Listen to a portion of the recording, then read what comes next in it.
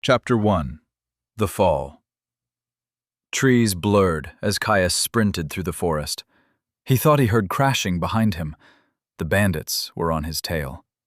He'd easily had a league's head start when he saw them on the top of a precarious ridgeline.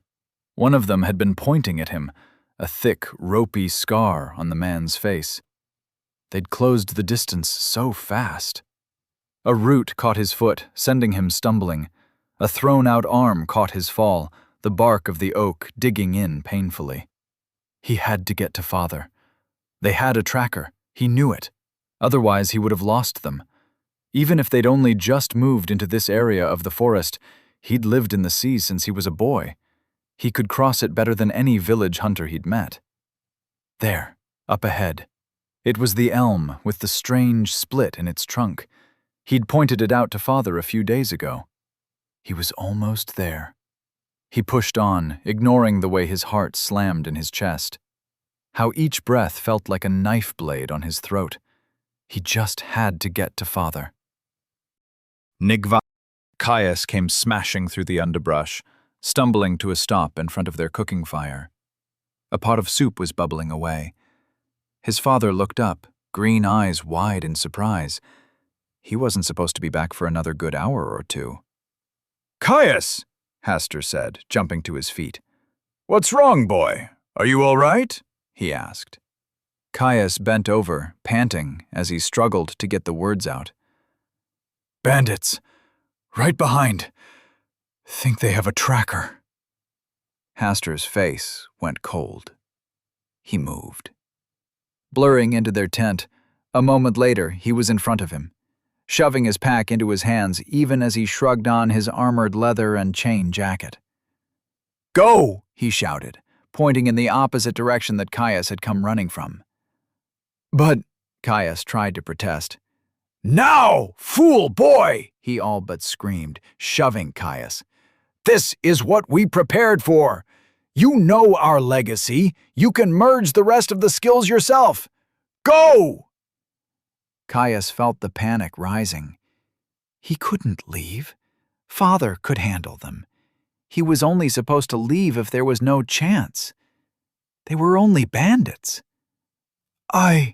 Hastur slapped him, the stinging mark bringing tears to his eyes. "Go! If I don't find you, I'm already dead. Go!"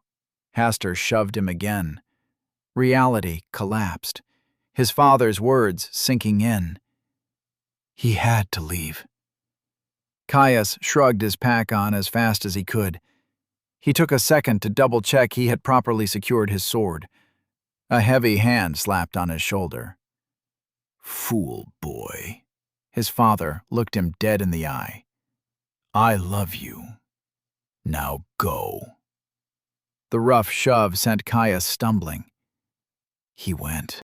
Notwithstanding, Hastur drew art in motion, the longsword gleaming as it caught the light. It was a masterwork, a strange blade with a section of diamond cutouts through its center, a blade that no longer fit him, not as reduced as he was. He'd always been wary of giving it up. He'd made the thing, after all. It would serve him well today. They'd finally found him. Of course, it had to be today. A few short years and the boy would have been gone. Such was luck. The lady had always had it out for him. For Unterstein. They arrived. Nearly 30 of them exited the underbrush, moving to surround the camp. He supposed he should feel flattered, sending that many for little old him. One of them stepped forward, into the edge of the camp. Garbed in thick leathers that had seen better days, he was a tall and imposing man, with a savage scar cutting down his face. "Yvesh, take Job and the archers. Go find the boy. Don't kill him. Just rough him up and scare the shit out of him. He's needed alive." The leader of the troop said, his eyes never moving from Hastur's own. "Yes, sir." A ratty figure fled, 6 men with longbows right at his tail. Hastur lunged for them. The leader of the bandits tutted, moving to block him as the rest of the bandits closed ranks. Hastur growled in fury. I don't know what you want, harassing a hunter and his son like this. If you think us easy prey, I'm sorry to tell you, but you are sorely mistaken, he spat.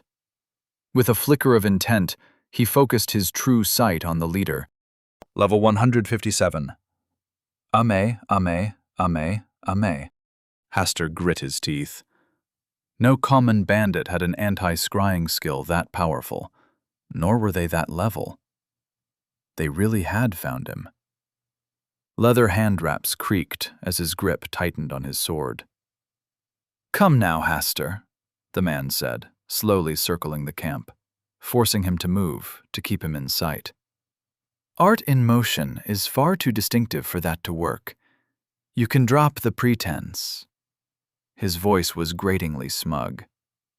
Hells, Haster swore. He knew he should have gotten rid of the fucking thing. I'll admit, you're a hard man to find, the leader continued. I had to search the whole of bloody Vostivar for over a decade before I found a lead in Deadacre. He smiled, sinister and bleak.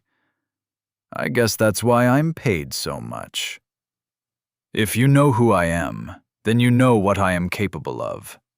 I suggest you leave. Haster's voice was flat, hard. Maybe once, Haster. Maybe once. But now? With your class shattered and your body ruined, the man laughed. I think you'll find you are much more manageable. I'm honestly impressed you can even walk after you were poisoned. Soul rend is nasty stuff, after all, he said with a sneer. Haster spat at the bounty hunter, spittle flying to splatter against the man's trousers. He looked down with disgust. Now that's just uncouth. He looked back up. Unbefitting of a risen house of Lacrua, don't you think? I tire of these games, the man continued. Teach me the method for acquiring the Unterstern legacy skills, and I'll let you and the boy go. On my honor as a professional. If you don't, I'll kill you and torture it out of your boy, the man said icily. You can fucking try, Haster ground out. He charged. Branches whipped Caius's face, stinging his tear-tracked cheeks. The depraved men at his tail hooted and hollered. He heard a cry in the distance. Was it his father? Or one of the bandits? Caius wanted to turn back, to stand his ground and help his father defend their camp. He grit his teeth and ran faster. Duty demanded his flight. His father, Haster, had drilled him for this moment for years. The knowledge of their family's legacy skills that they held was too valuable. One of them had to survive, to carry on the legacy. His father should be fine. Even crippled, locked out from the use of his class skills, Haster still had the tyranny of stats to lean on. So he ran. An arrow whistled past his head. That's it! Run, boy! The ingrates were laughing at him, taunting him as they leisurely kept pace. His head whipped back. He glimpsed a figure garbed in ratty leathers that could have been called quality a decade ago. He might know the forest better than their best. It didn't matter. They had a class. He did not. So he ran, faster and harder than he ever had before. Ding! Physical conditioning has reached level 13. Caius ignored the notification, pumping his arms harder. His longsword thumped into his hip with every stride. He longed to draw it and turn on his pursuers. He was practically guaranteed to be the better swordsman. Warforged was his second combined skill. Even if it was low level, its method of creation was a secret for a reason. All the skill in the world would matter little against 5 full-grown men, all of whom would be considerably stronger and faster than him. There was no way any one of them was under level 50. As the trees whipped by him, arrows consistently flew close enough for him to know they could have hit him, if only the archer wanted them to. Caius heard the growing roar of a river. Shit, he swore. He had forgotten about that. Too strong and swift for him to pass safely, it may as well have been a solid wall. The bandits certainly hadn't. They'd been herding him. He had no choice. He would hit the banks of the river soon. Already he could see the spray that was kicked off the rapids as it hit the light. He couldn't go left. The river quickly looped backwards, which would lead him back to the majority of the bandit group's forces. He would have to go right. It might kill him, but that was better than the only other option available to him. Planting his foot firmly on a tree root, he pushed off. Caius heard the muffled curse of one of his pursuers. They hadn't expected that. The roaring of the river grew louder, a cacophony that almost drowned out his pursuit. Sunlight streamed through the trees, revealing the edge of the forest line as it retreated from the banks of the river. Dipping and dodging, Caius wove through the trunks, arrows hitting home with a thwack as they landed around him. The bandits had given up their pretenses and were trying to hit him with real seriousness. He burst onto the riverbank and was confronted by a solid wall of mist and haze. Vision obscured, his only hint of his destination was a violent roar to his front. Ahead of him the land fell away, a sharp demarcation delineating earth and sky, like the ground had been cut free. The river howled as it shot straight over the cliff's edge.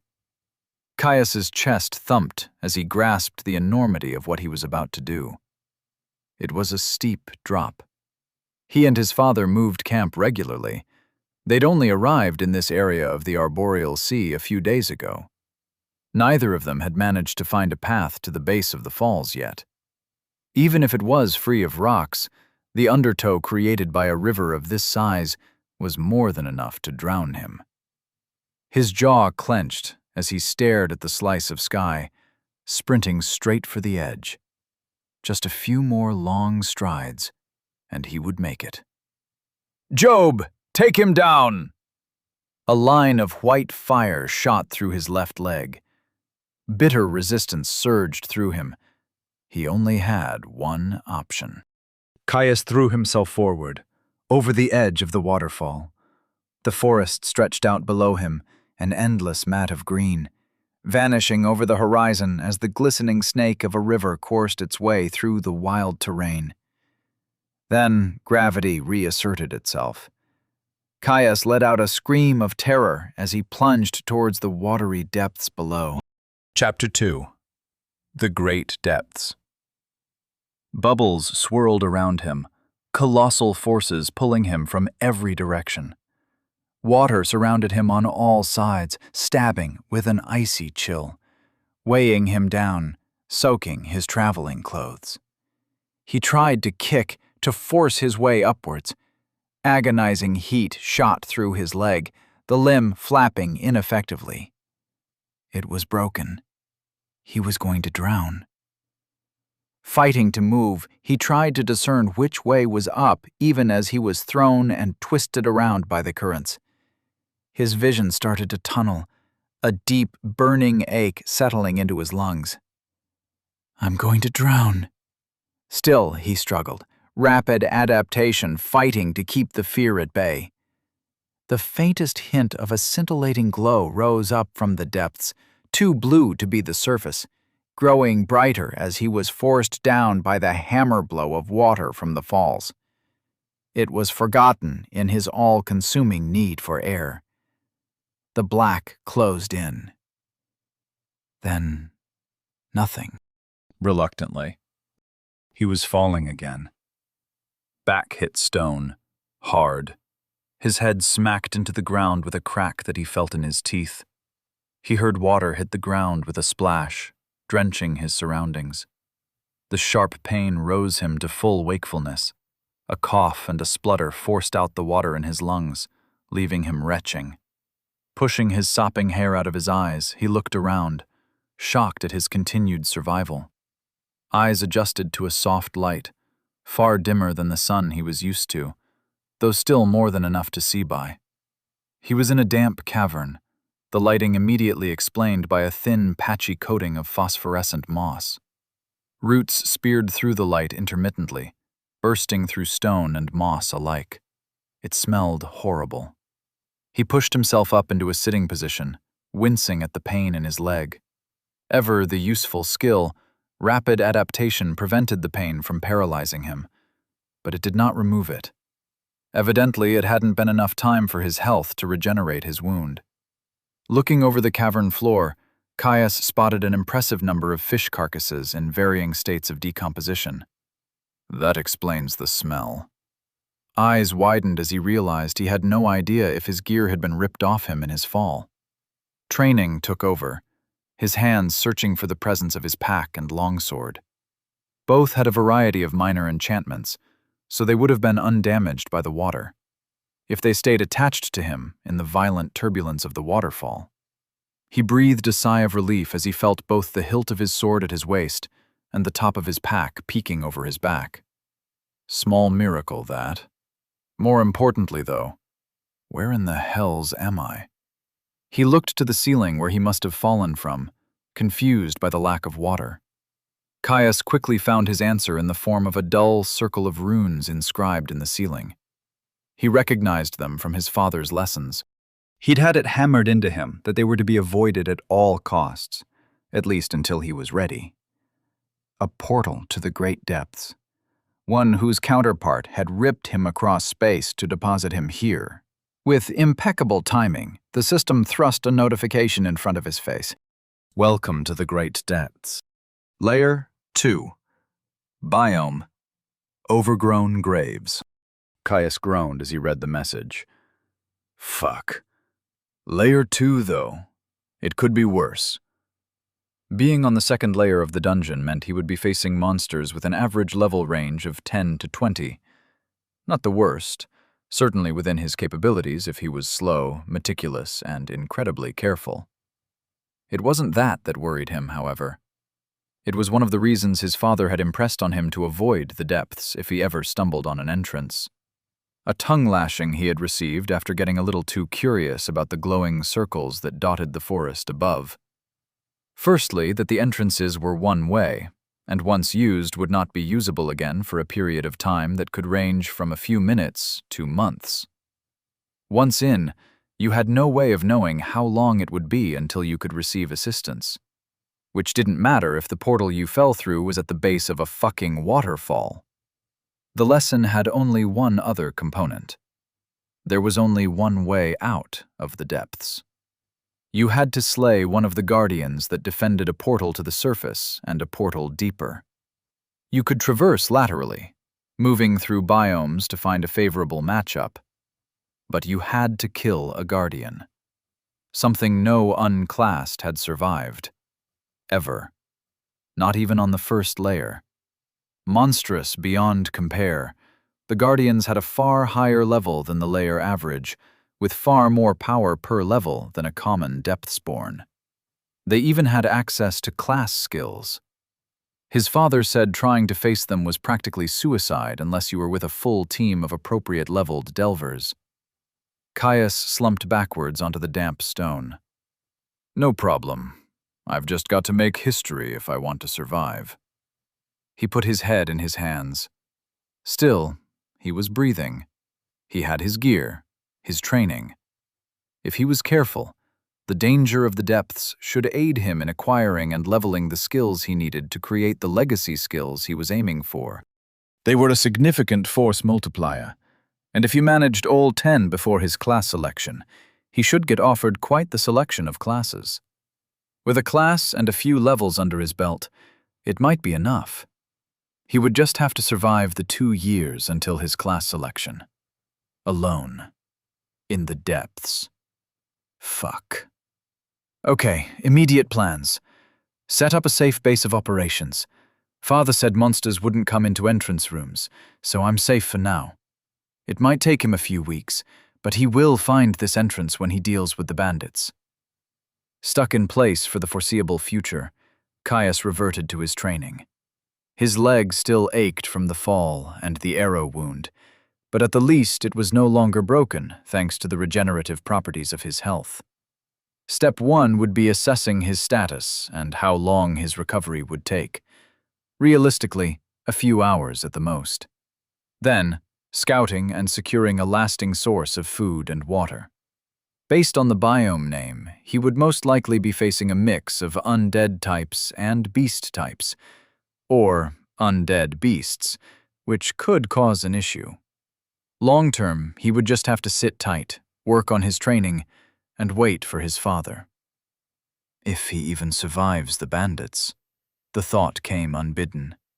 Caius tried to force the fear out of his mind, leaning on his skill to drive off its paralyzing grip on his throat. Hastur, father, would be fine. He was strong. In all their years of sparring, Caius had never even come close to besting him. Even now, he was a man grown, with a unique weapons skill. Father still trounced him easily. After all, he had the same skill at a far higher level, and had far more stats to boot. Hells, the hunters in the frontier villages that bordered the sea tipped him their hats in a deference they showed no others. But if he had a flare-up... The last one happened just yesterday. A racking fit of coughs and muscle spasms that had left him gasping and weak for hours. Caius scrunched his eyes shut. Status and survival first, he thought, letting out a slow and steady breath to calm himself. Status. Name, Caius. Dynasty, Unterstern. Age, 18.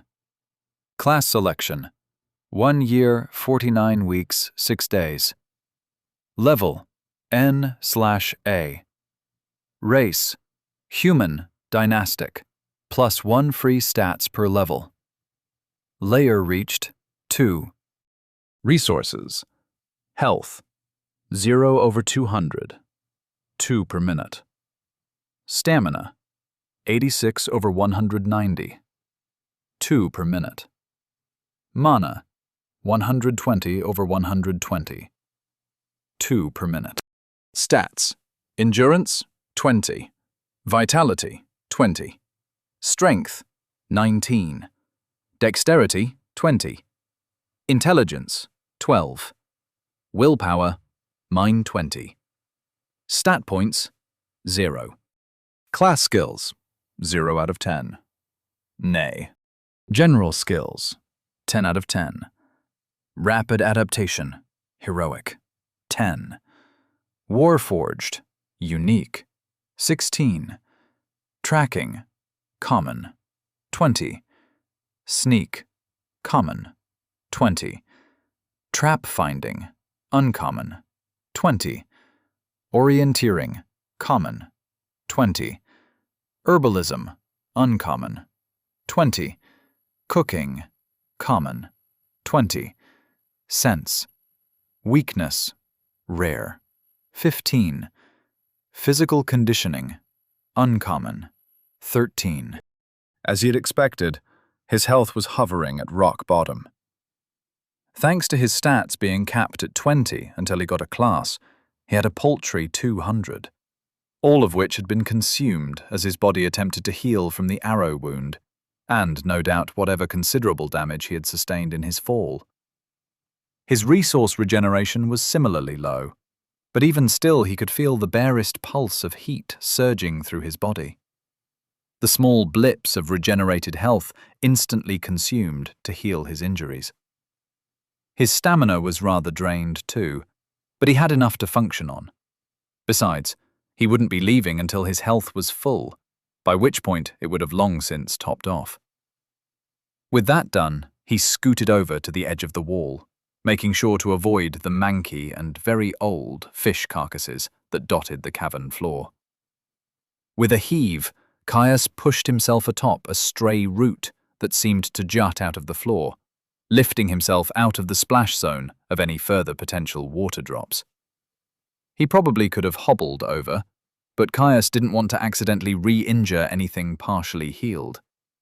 He didn't want to spend any longer than necessary waiting for his health to fill. Groaning in discomfort, Caius decided to inventory his skills in order to take his mind off his leg. His third legacy skill was coming along nicely.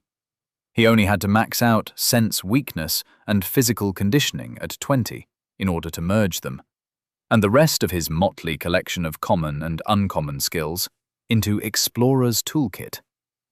Normally, that would have taken him a few more months. They were combat-focused skills. Sense weakness was self-explanatory, and the second slightly reduced the stamina cost of physical activity.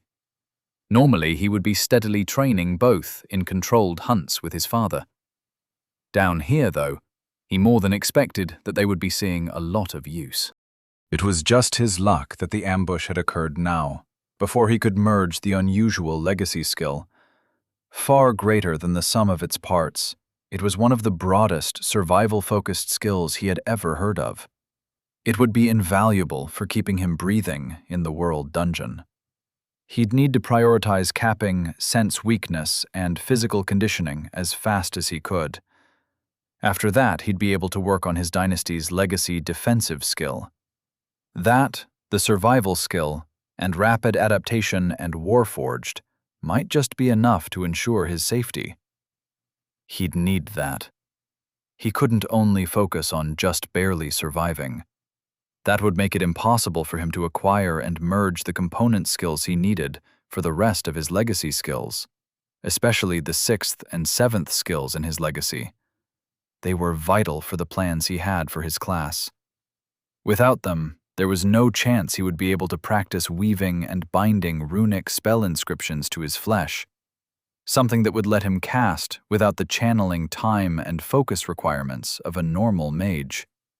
Without practice, it wouldn't influence his class.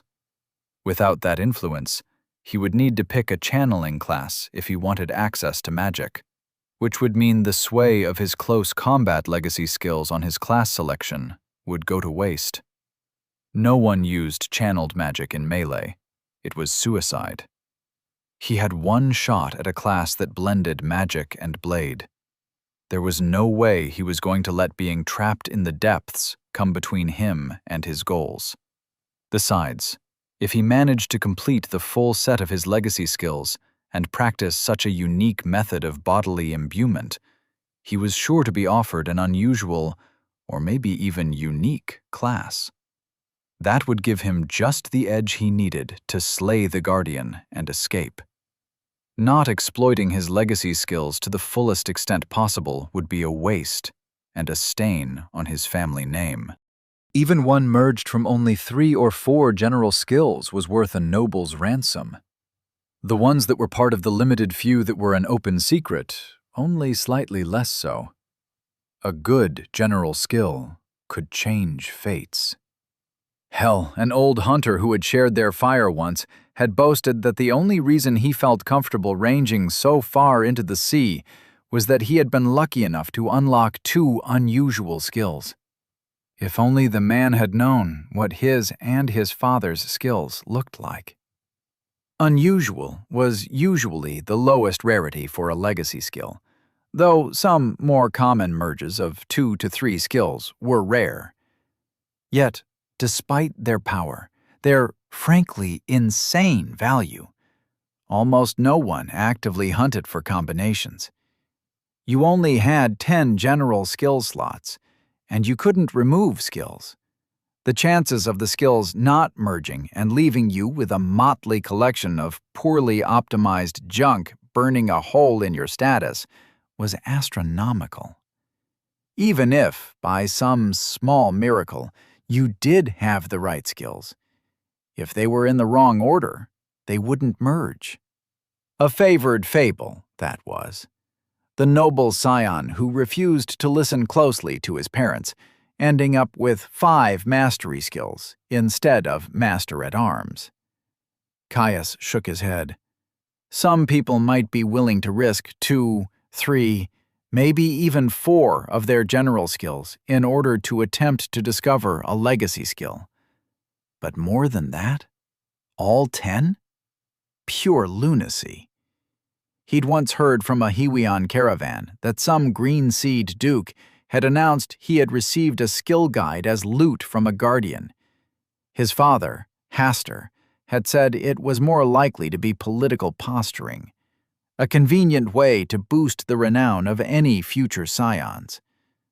Caius thanked the gods that he had the favor to be born into a dynasty with such an insanely valuable hoard of knowledge.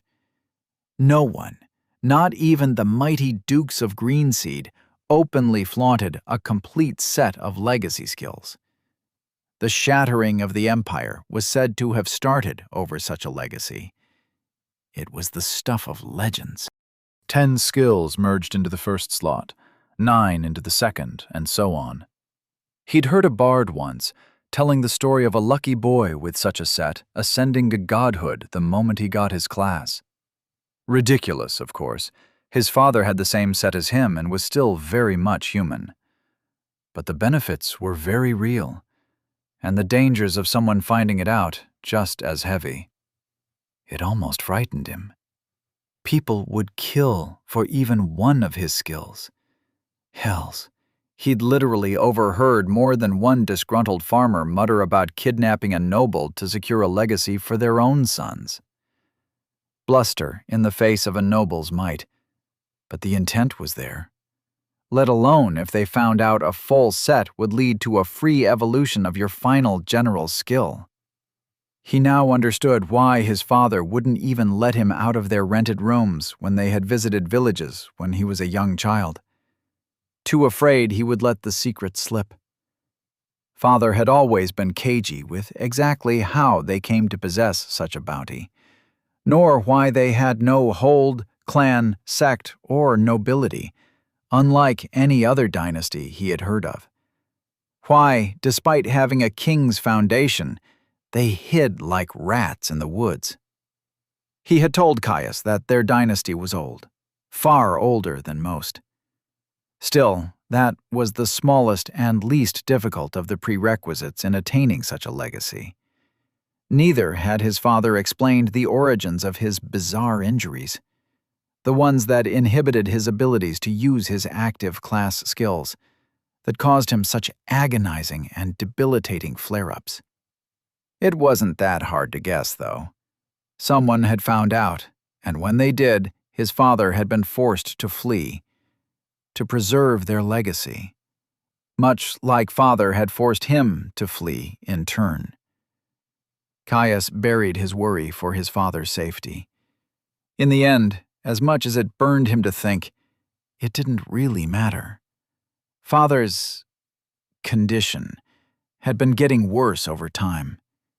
His father had done everything he could to stoke his desire to become a delver, to explore the world and grow strong, see sights unseen and carry the Unterstern name to lofty heights once again. Promising that, once they didn't have to hide his training, he would settle down in one of the frontier villages and stop pushing himself, in spite of his affliction. He'd just thought he'd have more time. Time enough to finish his foundation, and then later to obtain his class. Time to spend with his father. Days on hunt, evenings setting camp, nights sat around the fire. If those bandits had robbed him of that, there would be a blood debt. One he intended to repay with interest. He just had to get out of the damn depths first. Powerless, a figure lounged on a throne of rough-hewn stone, one leg tossed contemptuously over the armrest. He looked like he was chiseled from granite, all rough angles and hard lines, striated muscle barely concealed from view by a thin robe far too fine to be made of mundane silk. The chair hovered in an endless black expanse, vacuous space only broken by 1,000 dancing lights, moving to some unheard tune. "Report," the figure spoke, words barely scraping free, like he had nearly forgotten the delicate control it required. A light floated free of the swarm, drifting over to phase through his skull.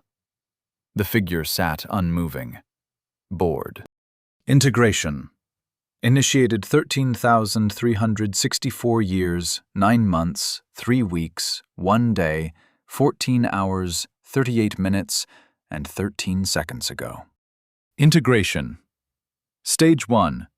Completed 13,289 years, 3 months, 4 days, 19 hours, 8 minutes, and 42 seconds ago. Integration. Stage 2. Pending. Useless. The words were forceful, bitter, an ancient frustration sending the dancing lights into a swarm of anxious activity. Summary since last report. Another light drifted free from the swarm, pulsing as it approached the figure. The light entered their mind. They blinked, a pensive expression crossing their face. A century of history parsed in an instant.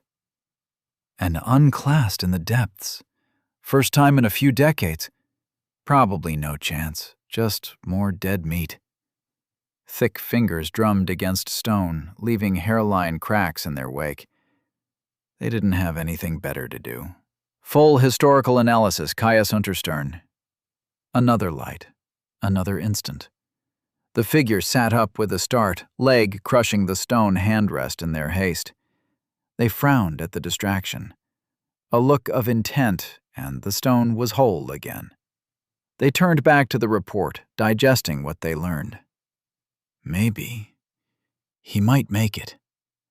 Observe the boy. Let me know of his progress. Attempt forced. Observation status?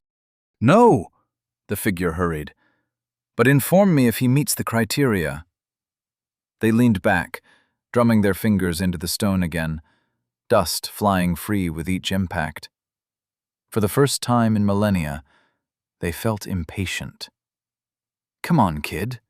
You might be my ticket back to the fold. Give me an excuse to put my finger on the scale. Powerless. Chapter 3.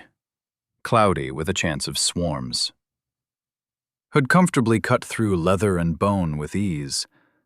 Durable, scalpel sharp, and perfectly balanced. Its enchantments only served to reinforce those points. Magics of an unbreaking and self-repairing nature. A honed edge that would never dull. Resistance to the elements and the passing of time. Father almost certainly could have enchanted the blade so the barest of nicks would have rent the life from his foes. At least, the sort of foes that he had any business facing in the first place. That would have defeated the entire purpose of the gift. It was a tool. Reliable and dependable, certainly, but not something that would remove all challenges he would face. Father had sat him down on the very first day he gained the ability to learn skills, explaining it to him. They grew through struggle and strife. The strength of your class offering influenced in much the same manner. There were no shortcuts. Even before he unlocked his access to skills and stats at 15, the entirety of Caius's life had been that of preparation. How to identify food and clean water, how to hunt and kill, 2 hours of running every morning, how to staunch an artery, and more. All with practical examples, though in the case of an arterial bleed, it had been his father who had suppressed his healing and opened his brachial artery. Too dangerous for a boy without health, his father had said. Not that that had made it any less traumatizing. He still remembered the way Father's face had gone slowly white while he was coated up to the elbows in his father's blood. It had been, and still was, the only way he would ever complete his skill evolutions and cap them at 20 in the measly 5 years between matriculation and class selection. With a good class, he would have had a ticket out of the forest, one that his father had wholeheartedly supported him on, promising that he had something lined up in 3 fields when that happened, that they wouldn't need to hide when there was no chance of somebody spying on his training. He'd wanted to be a delver. Now he had to be one before he was ready. There was no way he was going to let being trapped in the depths come between him and that goal. Hell, given the way skill leveling responded to danger, it would probably even be a boon. He'd had a level up for Warforged in the works for weeks now, and a single level might just be the difference that would keep him alive. A little training wouldn't hurt. Besides, there was no way he was going to explore the depths without his health topped off. He raised his blade into a high guard, flowing smoothly through his stances, weaving between imaginary enemies as his sword flashed out with blurring speed. A swift parry and riposte, twirling into an overhead strike that cleaved through an enemy attempting to sneak up behind him. On and on he moved, working out his feelings of frustration and uncertainty, feeling the rhythms of his movements and the slow burn of his muscles. Between his stamina and his physical conditioning, he continued for a while, a familiar, thrilling heat welling up within him. Ding! Warforged has reached level 17. Warforged, level 17. Unique. The pedigree of slaughter stretches far. From fist and rock to bow and spear, the history of violence reaches to time primordial. You have steeped yourself in its arts, skill that enhances technical mastery with all weapons and improves the lethality of strikes. Novel and exotic weapons require a period of familiarization that reduces with level. Each level moderately increases proficiency with all weapons. Each level slightly increases speed, control, and power of strikes. Merged from Unarmed Mastery, Improvised Weapon Mastery, Throwing Mastery, Dagger Mastery, Axe Mastery, Pole Weapon Mastery, Mace Mastery, Sword Mastery, Archery Mastery. Caius stopped halfway through his swing, his chest heaving. Finally, he thought. Despite the fact that levels slowed as skills reached closer to their cap, Caius was certain that the danger he was bound to face would only push Warforged to new heights. Walking over to a pool of displaced river water that was far away from any rotting fish, Caius rinsed the sweat off his face. A quick look at his resources told him he was nearly topped off. He was ready to scout. Looking into the dim exit out of the entrance chamber, Caius felt a mixture of dread and excitement flow through him. It would be the first time he would be entering danger without his father's watchful eye over his shoulder. Caius felt his breathing steady. Shadows that previously loomed to hide imagined foes, now wrapping around him to hide him in their embrace.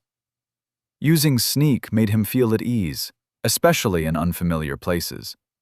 Common or not, the way it eased his movements, guided him on how to reduce his presence, was a rare comfort. Poking his head around the cave's edge, he surveyed the area.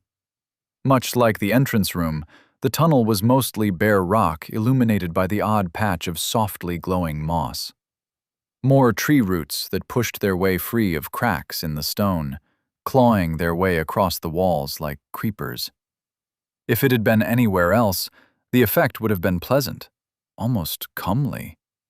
Growing up in a forest had made Caius rather fond of natural spaces, after all. Unfortunately, this was the depths, and the writhing shadows that the roots threw off in the slowly pulsing light grated at his nerves. Caius held his sword at the ready. Caius wasn't going to bet his life on Depthsborn making their presence obvious, even if it was common. If there was one thing his father had hammered into him, it was that the depths seemed to love breaking its own rules when it would put you most at risk. His father had told him about a brush with death he himself had had when a stone elemental had phased through a wall on the 15th layer. That wasn't the only thing he had to contend with either. Tunnel sections were notorious for being littered with traps. If he hadn't had trap finding, he wouldn't even step foot out of the entrance room. Unfortunately, a level 20 uncommon skill was far from enough to ensure his safety, and he had to leave the chamber anyway. Okay, overgrown graves. Already know that probably means beast and undead types, but from the looks of it, the tunnels are following a natural theme. Probably not going to be artificial traps then, I think. Caius scrunched his brow. His father had mostly focused on identifying the depths and parsing biome themes. Any actual lessons on delving strategies had been supposed to come later, once he'd gained his class. It was supposed to be his final lesson, a long-awaited send-off before his father settled in for the easy life of a runic inscriptionist. Something he could do without his class skills, and without straining his old injuries. Taking a steadying breath, he took a final look at the safety of the entrance room, double-checking that his pack was nestled safely off the floor on an errant route. While it had waterproofing enchantments, he didn't want to risk it being washed away if there happened to be another deluge while he was gone. He'd made all the preparations he could. It was time to leave. The passage ran off from the cavern, quickly splintering into a multitude of directions. He decided to keep left, the Delver's classic. It didn't take long for Caius to hit his first obstacle. A tangled mess of spider webs coated the cave from floor to ceiling, thick enough to almost completely obscure his view.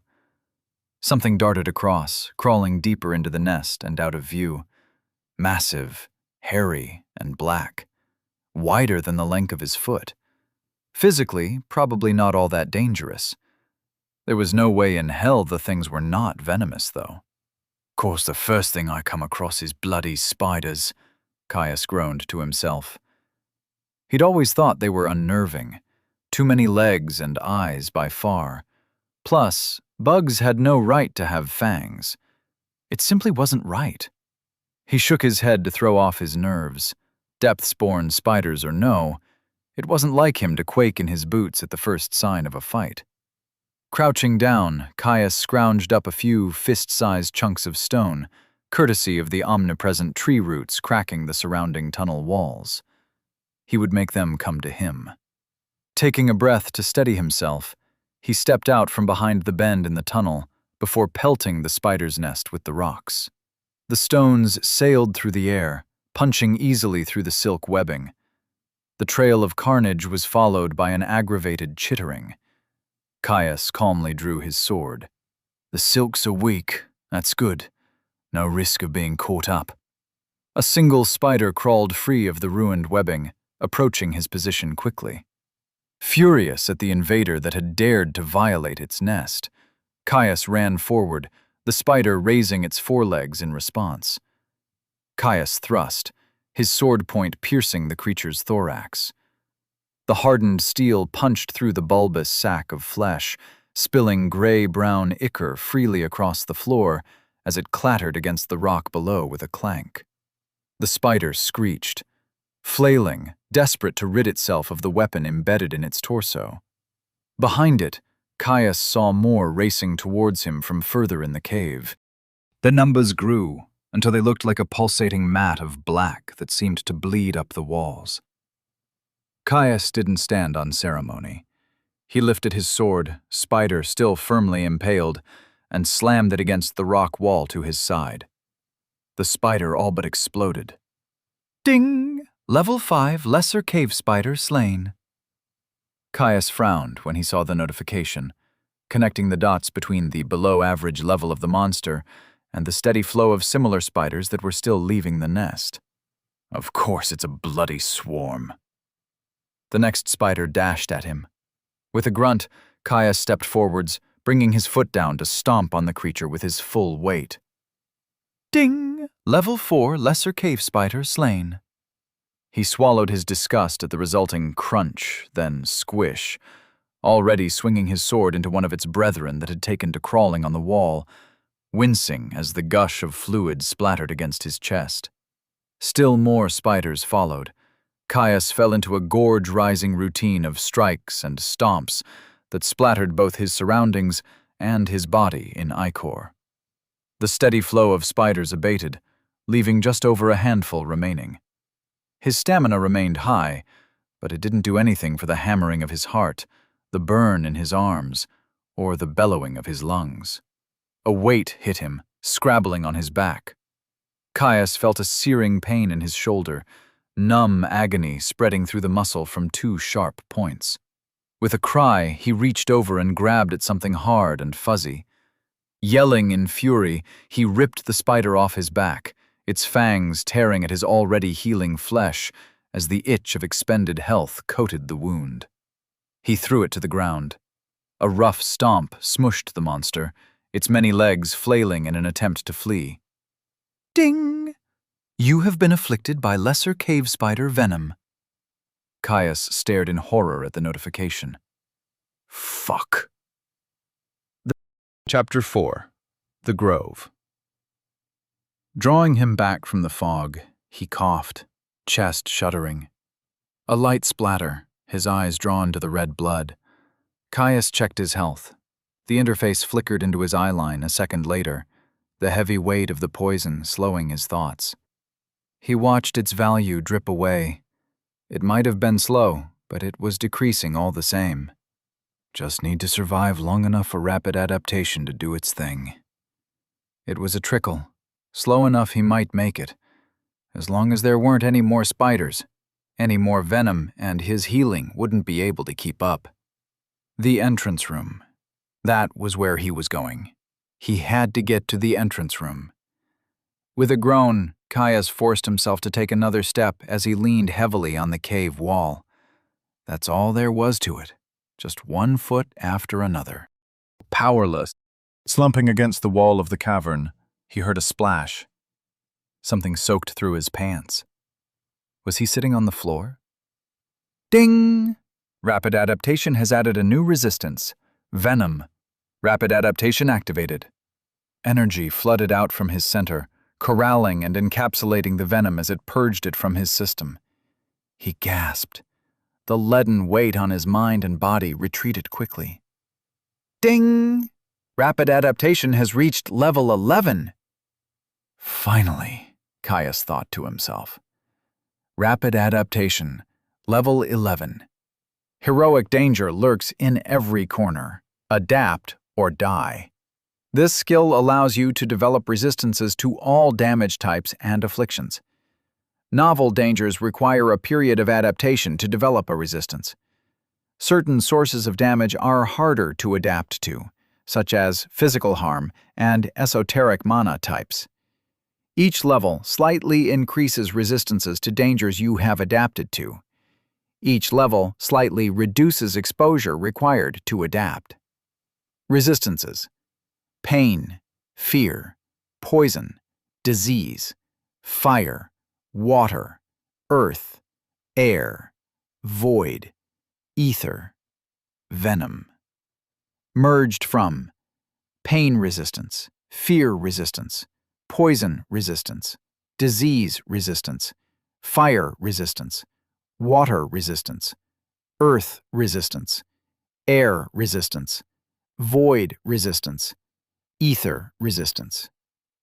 With a groan, Caius pushed himself out of the puddle he collapsed into. He walked over to where he had secured his pack, retrieving a rag. That was not fun, he whispered to himself, as he mopped at his slickened face. He could feel it there still. The waves of nausea and brain fog made sure he wouldn't forget it. But, having added venom to his list of resistances, he was in little danger of anything more than discomfort. He clasped his hands, thanking Ellentor that he had such a useful skill. When he was younger, he had often complained that it was far less flashy than the stories he had heard villagers tell. 10 skill merges were supposed to be flashy, weren't they? Like the hero Josan's astral strike. Oh, how he had loved to hear how he could pierce any armor, striking at a monster's very soul. Father had shaken his head at him. Resistant skills were powerful, he said, but too specific for most to make use of. The ability to grow resistant to anything, given a little time and exposure, he would appreciate it when it saved his life. It was one thing to know that Father was probably right, another entirely to have it proven in his first minutes in the depths. Caius shuddered as he thought back to the nearly 2 years of discomfort and agony it had taken to level its constituent parts. Each resistance incorporated into the skill had to be done delicately, lest his freshly integrated body give out. The final 2 skills he had to raise to their cap before he could merge rapid adaptation. Those had been truly hellish.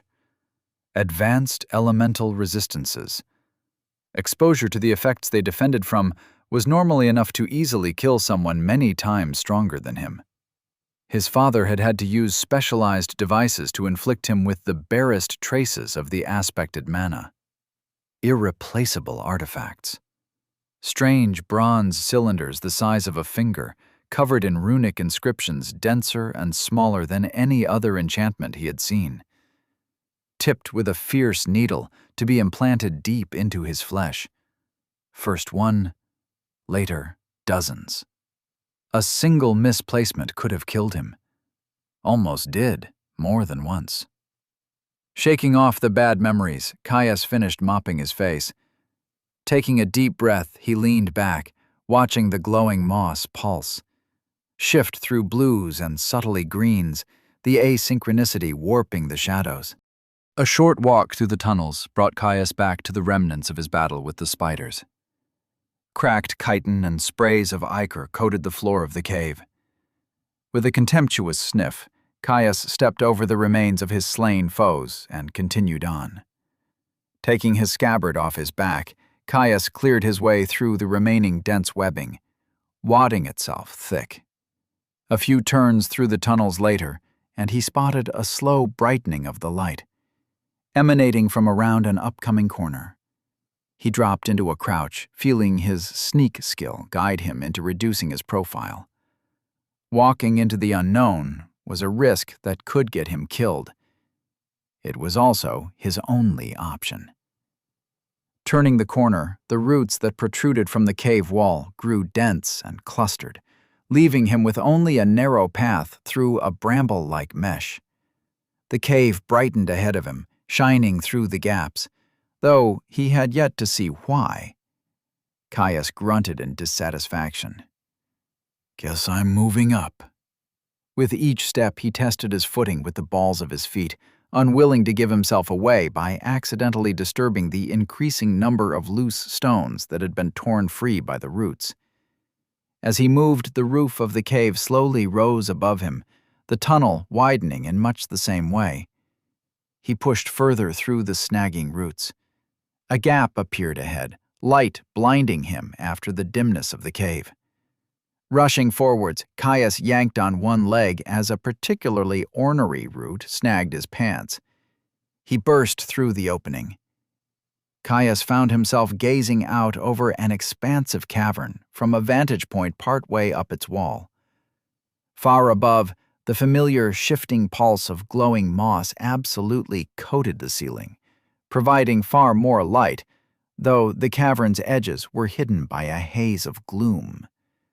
A gentle, if treacherous, slope of scree fell away before him, leveling out to meet the cavern floor. Caius stopped, transfixed, his attention drawn away from the space's immense size to the dense blanket of foliage that obscured his view of the ground proper. The stout tree's leaves glowed a dim green, though with less potency than the moss far above. A sea of green, stretching out further than he could see. A forgotten forest, potentially hundreds of long strides beneath the surface. A shadow of its cousin above, drowned in a strange fey light. Straining his eyes in the half-light, Caius drank in the sight. Was that? It was.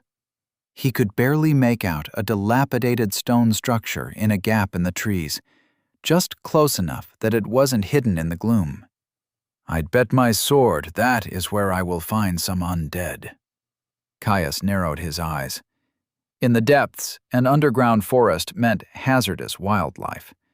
There was a small chance that he was off base and the wildlife would be undead, but the distinctly living nature of the swarm of spiderlings suggested otherwise. With how long he was going to be trapped down here, that meant he had a food source. The undead themselves were probably the true hazard of this biome. They would be the grindstone he needed to push his skills just that little bit further. Delving was a dangerous profession. You either took every opportunity you could to eke out another iota of growth, or you died. He might have started a few years early, but he refused to fall into the second category. He dashed down the slope, anticipation urging him forward faster than was wise. Chapter 5. Unnatural Encounters. The forest opened up, revealing a battered church that stood proud in a sea of gravestones, a low stone wall guarding the perimeter. While it might have once been grandiose, age had not been kind to it. Shattered tiles covered the roof, barely protecting it from the elements. Thin stone openings dotted its cracked walls, glass long since shattered. Only the rotten remnants of shutters remained to sway in the strange breeze that flowed through the cavern. Buildings were common enough in the depths. Apparently, as you got deeper, it was possible to find entire ruined fortresses, even cities. Rich in artifacts, forgotten language, and lost culture, it was almost impossible to believe that they were all creations of the dungeon. Did the depths create it all whole cloth? The creation of some dreaming intelligence? Or was it simply watching, creating twisted inversions of the world above?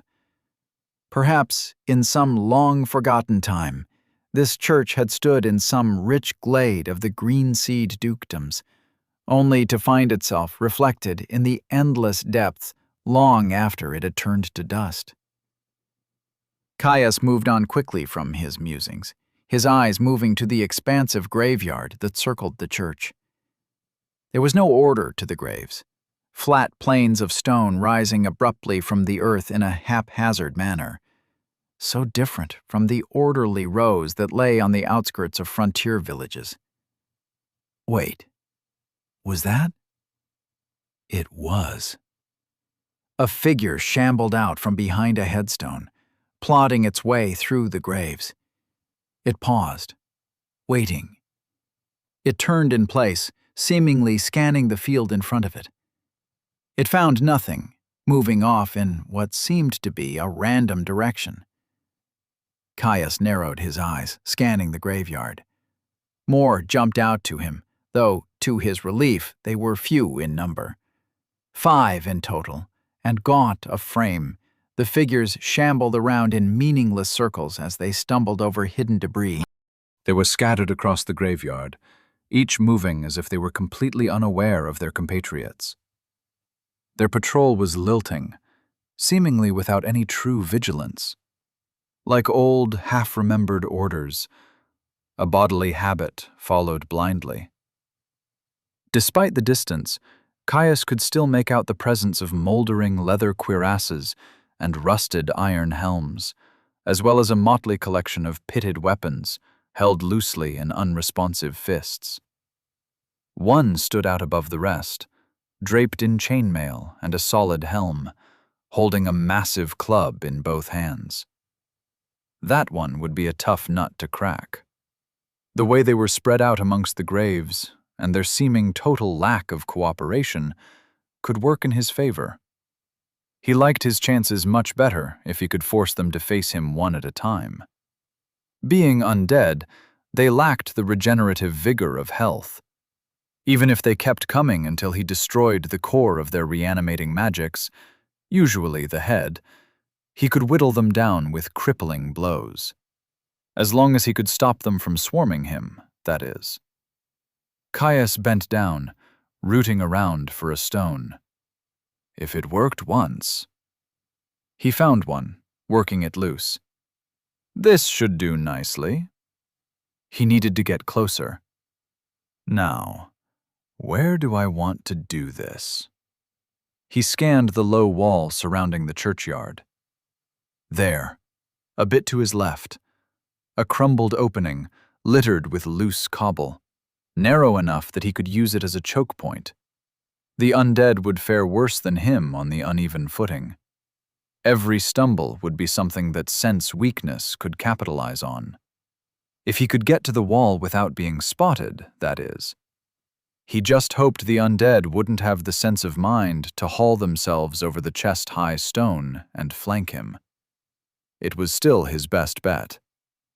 Each step was careful, as he stepped over loose earth and stray branches with ease, his passage near silent compared to the soft rustle of leaves shifting in the breeze.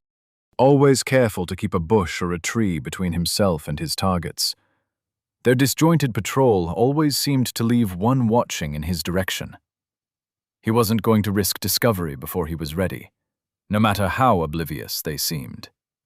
He stopped behind his final bit of cover, a scraggly little bush that just barely covered the majority of his person.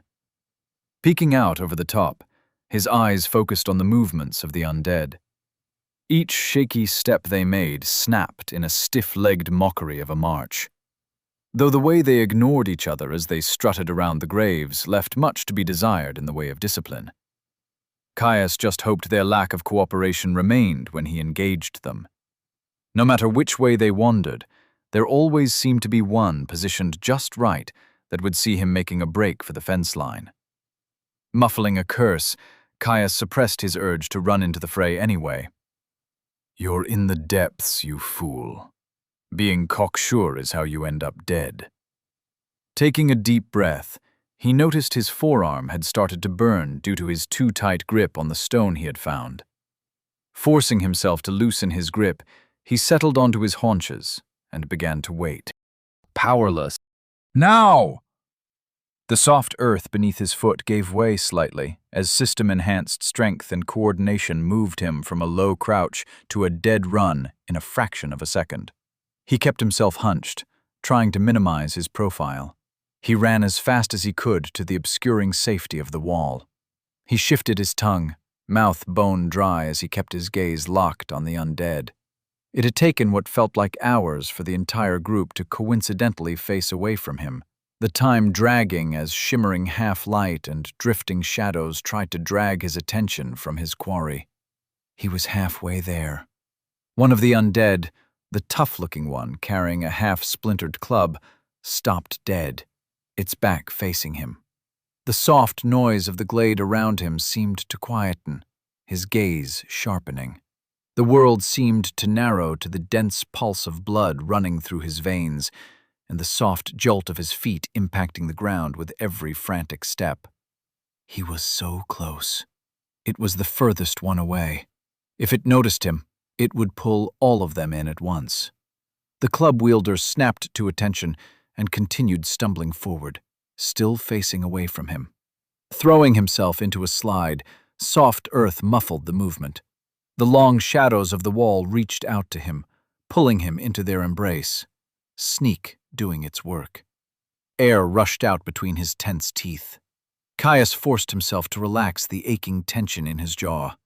He came to a rest in the shadow of the wall, the crumbling gap he intended to take advantage of only a few meters to his left. Shuffling back towards the wall, Caius held his sword ready, straining his ears for any hint of approaching movement, any indication he had been spotted. He got his feet under him, bracing his rear foot against the wall so he could bolt and reposition at the slightest sign he had been discovered. But nothing. With a soft sigh of relief, he set down his sword before unbuckling his pack and resting it gently down against the hard stone barrier. Picking up his sword with his offhand, he snatched the rock with his dominant. It would let him start the confrontation on his own terms. He rose, eyes barely peeking over the chest-high wall, taking in the undead. The closest one commanded his attention, his first target. Just close enough to be in range of his throwing arm. Gaunt and withered, it looked like a 2-week-old corpse had been left out on a smoking rack. Decrepit, but dry. No leaking sludge or flesh-melting sores. No decay. Moldering boiled leather clad its figure, while it clenched a pitted short sword between almost skeletal fingers. Sense weakness nudged him, made his vision drift higher. There, next to a shriveled ear, was a spot where something had ravaged the creature deep before whatever animating magic had stalled off its effects. The bone of its temple was exposed, sun-bleached and almost splintering. Caius's eyes narrowed, locked on that point.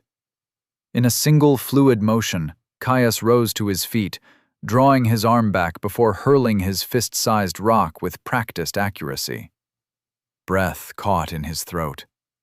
Caius watched the stone hurtle through the air as he palmed his longsword back to his dominant hand.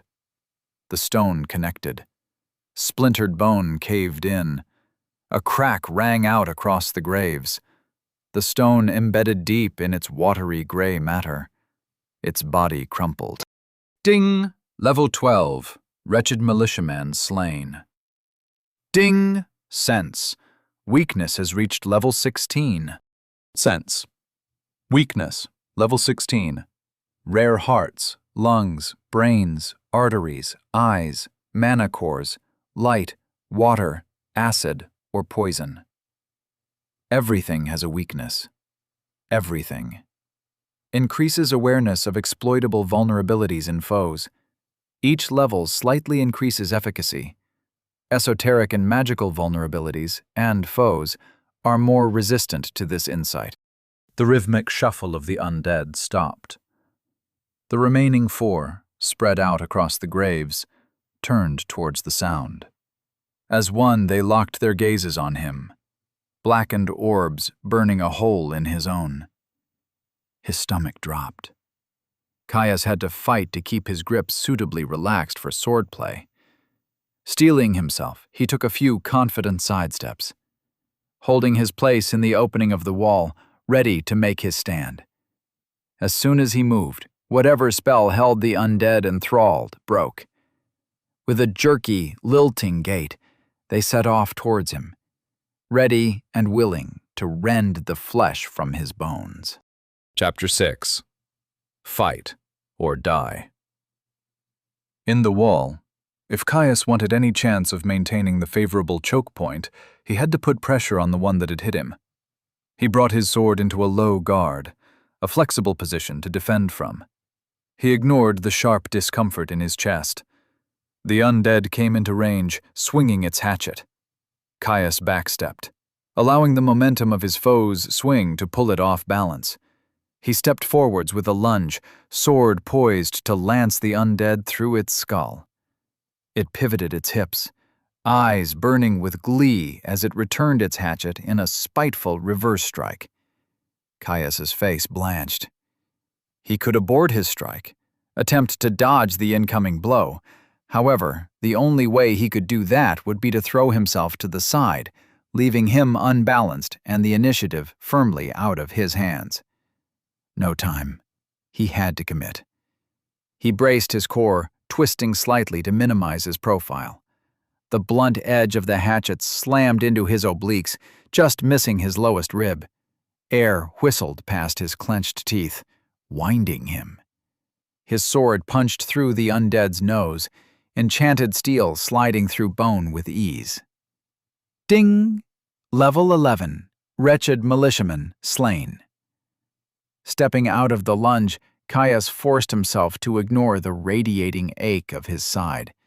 It was quickly joined by the crawling, dull itch of his regeneration. He forced himself to take a deep breath, his diaphragm spasming. The rest of the undead had arrived. He brought his longsword up, hilt pulled in tight to his armpit, floating point trained on the head of the leading militiaman that advanced on him. This one armed with a derelict straight sword and buckler. Right behind it, a companion encased in a pitted breastplate and wielding a spear. The final one trailed behind them, still making its way across the graves.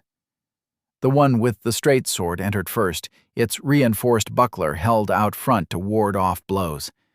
The one with the spear fell in behind it, hovering and ready to attack from behind its vanguard. Caius grit his teeth. "I've got this," he reassured himself. He stabbed forwards. The leading undead reacted instantly with a speed that contrasted its withered body. Its buckler knocked his sword away from its head, following through with a running stab towards his chest. Sense, weakness twinged. Muscle memory and war-forged enhanced skill capitalized on the burst of intuition.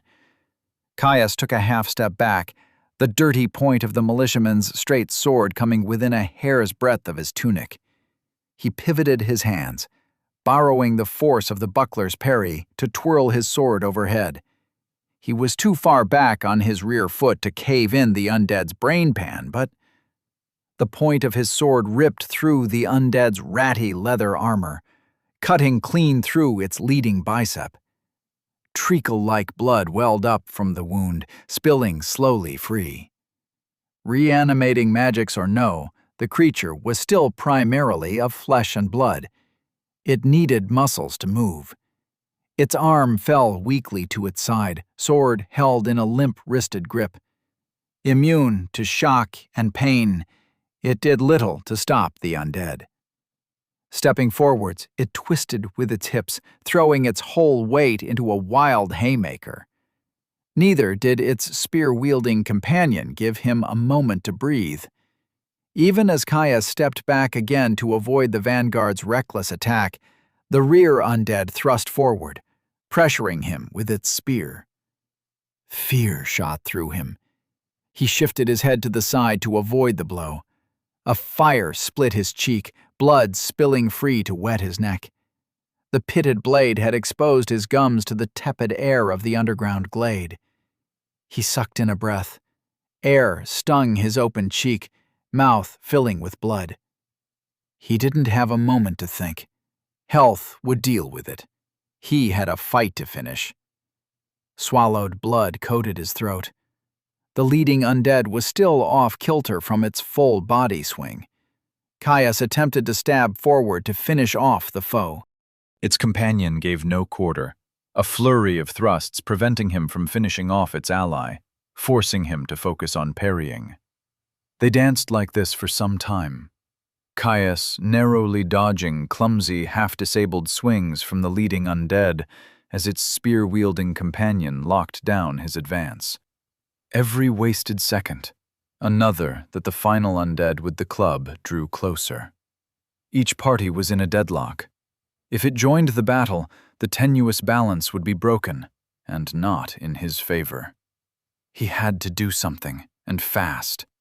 Worse, he was not fueled by indefatigable magics. His muscles burned, his chest bellowing with great gulping breaths, each one grating at the two almost healed chest wounds, every aggravation slowing down the healing process. Still, he was getting his measure of the militiamen. Furious, strong, and relentless they might be, their movements had an almost rote quality to them. Repetitive. Exploitable. He had yet to see any one of the undead do more than cycle between a few clumsy chops and stabs. With every stab and wild swing, sense weakness and his own combat knowledge shed light on more and more vulnerabilities. The leading undead threw its whole body into a swing once more. Its limp arm and the awkward weight of its sword pulled it off balance on the uneven terrain. Another opening. One he knew would be defended by yet another stab from the rearguard undead. Caius's focus contracted, blade spinning to parry the spear thrust that he had seen coming. Borrowing force from the collision, he pivoted his sword into a downward slash, taking the off-balance undead clean through the neck. Decapitated, its body fell limp. Ding! Level 14. Wretched militiaman slain. Without pause, his sword whipped back up, parrying yet another probing strike. And another. He advanced now, putting the pressure on the undead spear wielder. It retreated, attempting to gain sufficient distance to bring its weapon to bear. A stab, then another step, then a stab. Repeat. If he moved to attack, the spear came up. Warding its face, he twitched. Jerking his sword forward in a false stab, its spear came up. The moment was here. Caius slashed low. Blade met desiccated flesh, shearing through its knee. The undead pitched over. He carried his cut through to whirl into an overhead strike. His blade buried itself in the undead's brain pan. Ding! Level 12. Wretched militiaman slain. Ding! Sense. Weakness has reached level 17. Triumph washed over him. his mouth splitting into a feral grin that twinged the slowly shortening cut through his cheek. His eyes stayed trained on the sole remaining undead, tonguing the rent, feeling the air as his flesh writhed as it re-knit itself closed. Wielding a great club in both hands, it was garbed in a long shirt of surprisingly well-preserved chain, while a dented and dirty steel helm sat on its head. This one might be a tougher nut to crack. Caius took advantage of the momentary break in battle to survey his resources. Resources. Health, 94/200, 2 per minute. Stamina, 0/190, 2 per minute. Mana, 120/120, 2 per minute. Caius winced as he took in his drained stamina.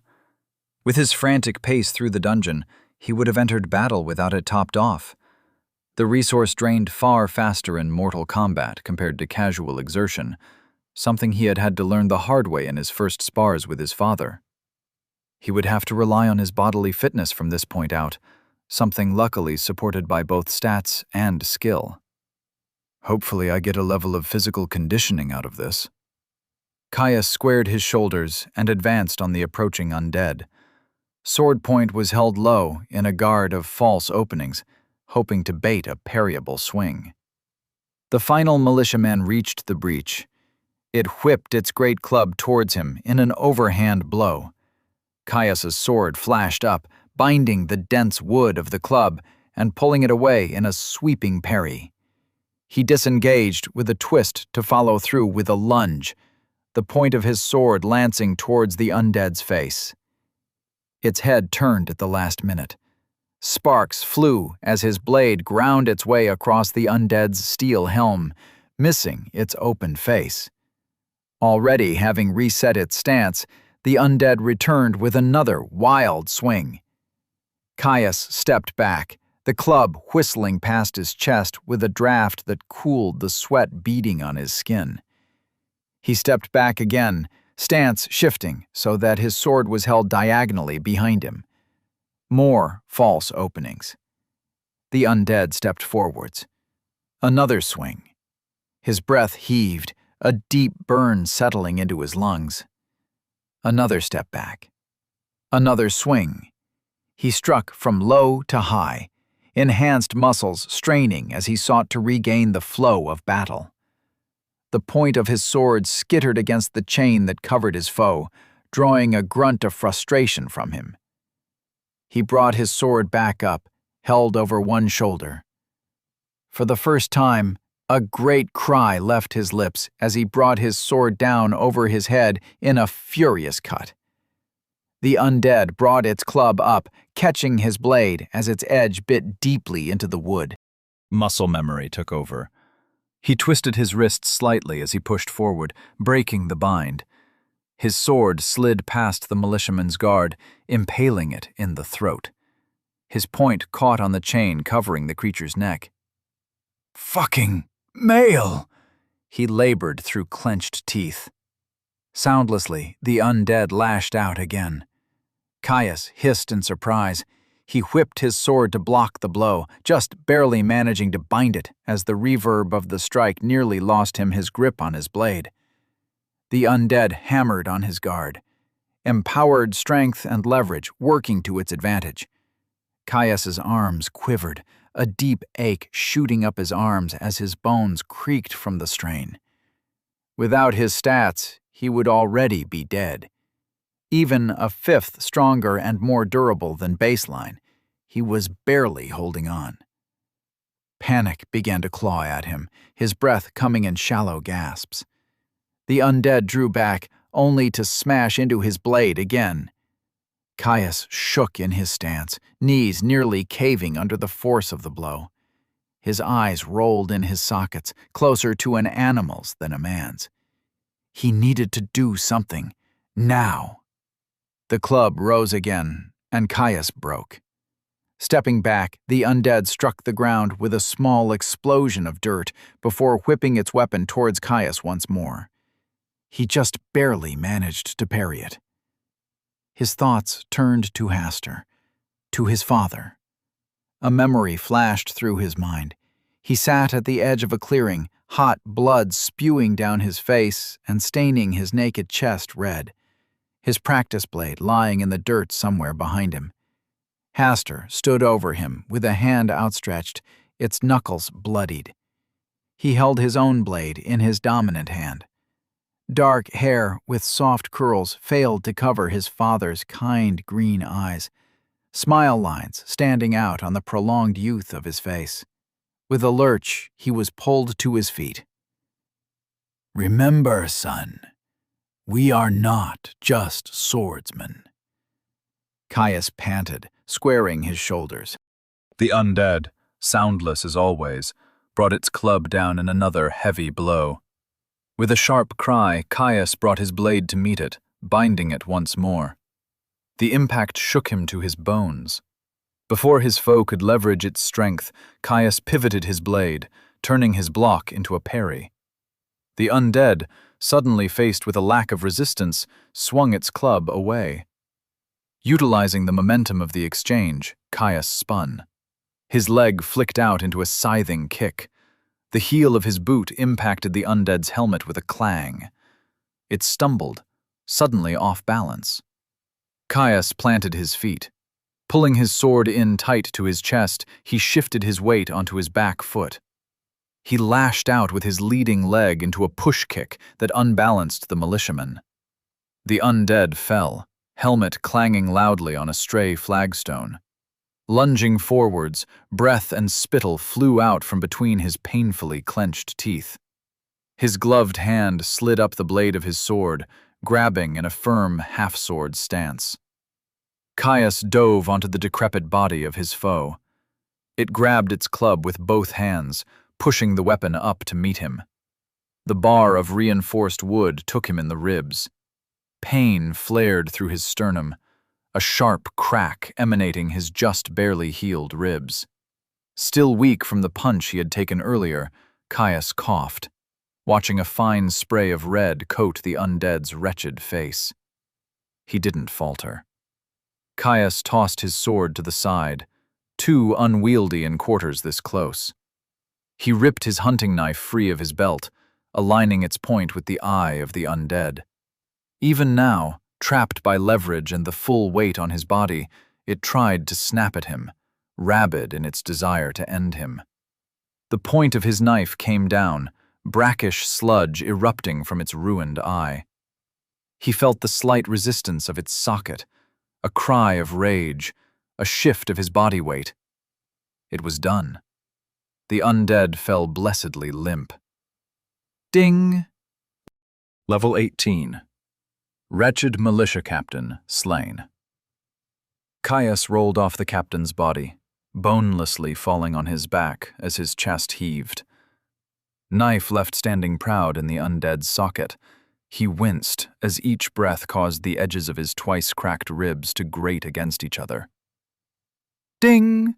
Physical conditioning has reached level 14. Ding! Warforged has reached level 18. Caius couldn't help it. He laughed, pain or no. There was something so singular about staring death in the face, succeeding, and being rewarded for it. It was the sweetest ambrosia, and the most decadent nectar. You were right, Father, as always. He smiled as we watched the softly glowing moss throw shifting shadows on the cavern ceiling. I'll be out as soon as I can, and then I'm coming for you. Chapter 7. Base Camp Tile Territory available. You need to make a plan, he thought to himself. If he was going to do this, he needed to be strict. Strict and smart. First step, securing a reliable source of food and water. He might have a few weeks' worth of rations, but they were non-perishable, and it would be far better if he could save them for emergencies and longer expeditions. They also weren't exactly the most pleasant things, tooth-splitting hardtack and some hyper-nutritious pemmican that coated the mouth with cloying fat. He also needed to merge his next legacy skill, Explorer's Toolkit, as soon as possible. There should, if his hearing was right, be beasts in the glade. Hunting them, truly hunting them, should both ensure his own safety and give him an opportunity to train sense weakness. The danger of stalking true beasts instead of mundane animals would more than likely supercharge his growth. Plus, the hearth that sat across the room from him seemed perfect to use as a smoker to start stockpiling jerky for longer-term storage. From there, in his downtime, he would work on physical conditioning the old-fashioned way. Grueling effort, sweat, and tears. If he devoted himself to the task, he might be able to finish them off in the next week. Then, it would be time to start collecting more skills all over again. He eyed the loose pile of armor next to him. The skills they represented would give him some measure of security, and once he had adamant body, he would finally feel a little more confident in truly delving the depths. Caius crouched on a sturdy tree branch, steadying himself on the trunk behind him with one hand. He was nestled in amongst the canopy, the long shadows cast by the soft lighting of the cave ceiling above, cloaking his figure in darkness. He had left his pack behind at the church, preferring to travel light for a simple scouting expedition. With sharp eyes, his gaze all but tunneled a hole into the boar-like creature that rooted in the dirt not more than a few long strides below him. It was a strange creature, strikingly dissimilar to the common boars he had seen in the forest he had grown up in. Yet in many ways it was still a boar. Roughly the right shape, tusks, a snout. It just had a row of spines, no hair, and almost no fat on its freakishly muscled body. It looked fucking frightening, if he was entirely honest with himself. Caius frowned, suppressing a shudder. At least it doesn't seem to have the same sense of smell as a real boar. One of those would have picked me up long before it saw me. His eyes roamed over the creature, its rippling musculature and thin skin hiding little from him.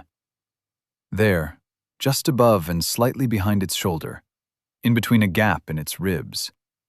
With each of the beast's heartbeats, he watched as the spot slightly distended and pulsed. An artery, most likely a major one with its proximity to the heart. At least if the thing was built anything like a normal boar on the inside. Sense. Weakness twinged. Caius smiled. Perfect. Reaching over his back, Caius drew his sword with painful slowness. He'd already dulled the shine of his blade with ash from the church's hearth, so the only thing that could give him away now was if he made too much of a racket.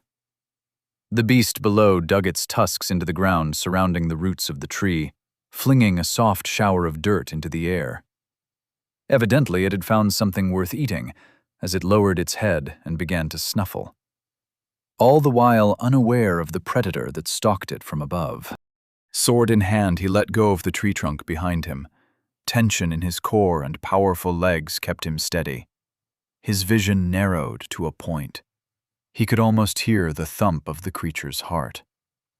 The soft background sounds of the glade faded from his perception, the point of his sword leveling at the spot that pulsed. He leapt. As the ground rushed up to meet him, his stomach dropped away. What if he missed? Sprained his ankle and found himself sprawling in front of some hell pig that would no doubt gore him at the first opportunity.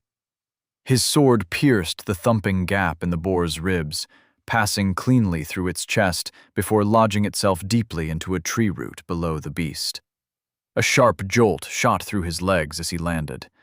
Caius dropped into a backwards roll to disperse his momentum, coming up in a crouch with his hunting knife drawn in a smooth, flowing motion.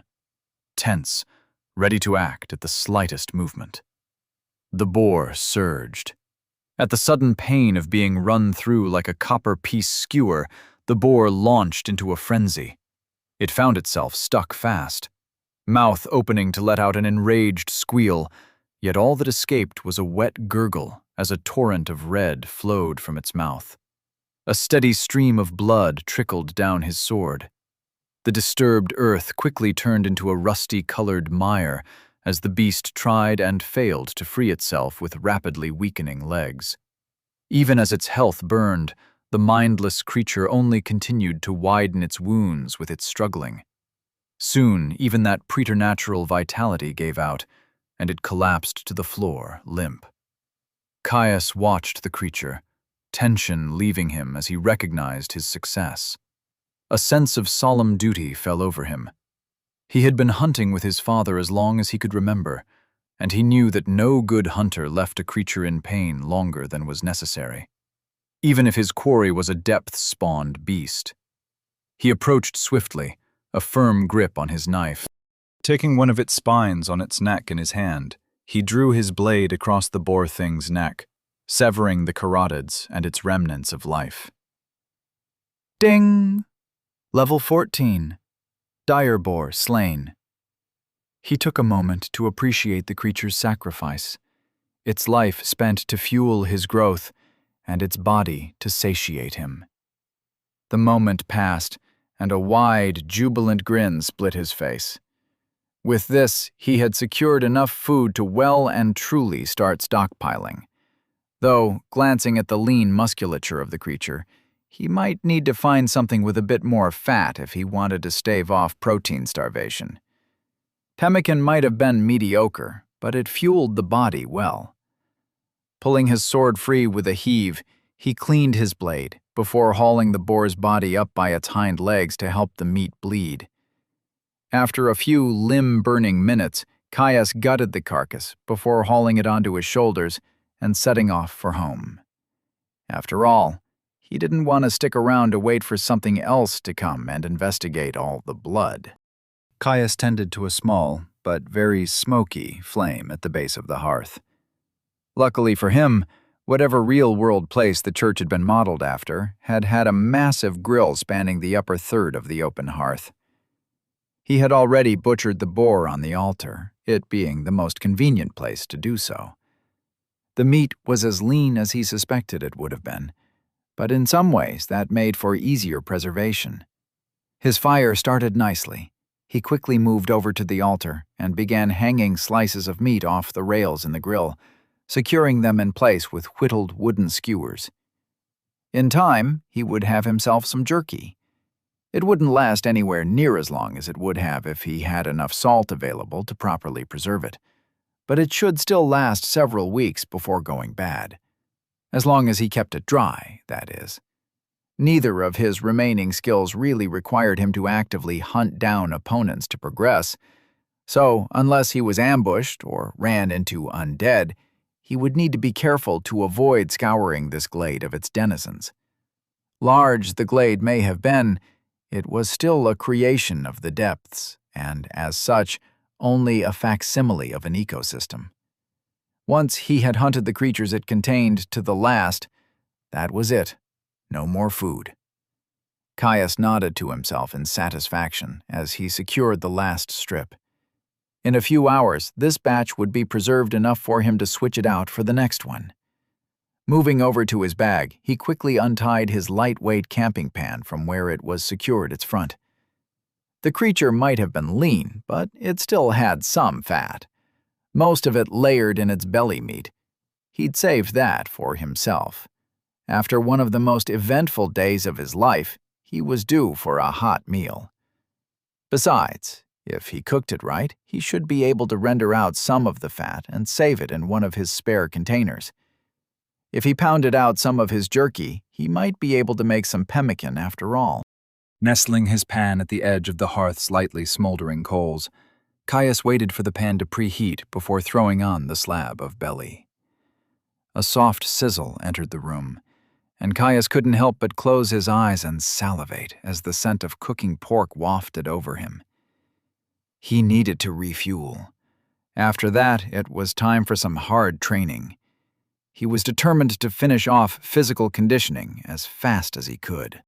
Chapter 8. Lightweight. Clee taken over by the burning itch of regeneration. Still he strained upwards. Again. Again. Again. His legs refused, one shaking knee buckling inwards as his legs totally gave out. His mind blanked, his narrow cone of vision and the ringing in his ears subsuming all of senses for just a moment. The stone slipped from his limp hands. The jarring impact of hitting the cold stone floor brought him back, as did the crunching sensation and blaring pain as the rock landed squarely on his right foot. "Fuck!" Caius swore, pushing himself upright as fast as possible to roll the stone off. Ding! Strength has reached level 20. Ding! Physical conditioning has reached level 15. Physical conditioning, level 15. Uncommon. The thumping of a heart that outruns a predator. Blood fueling muscles that burn with the savage delight of the hunt. Lungs that bellow, gaseous transfusion bringing necessary vitality. Life. It lives and dies on the basis of exertion. Each level slightly increases peak physical fitness.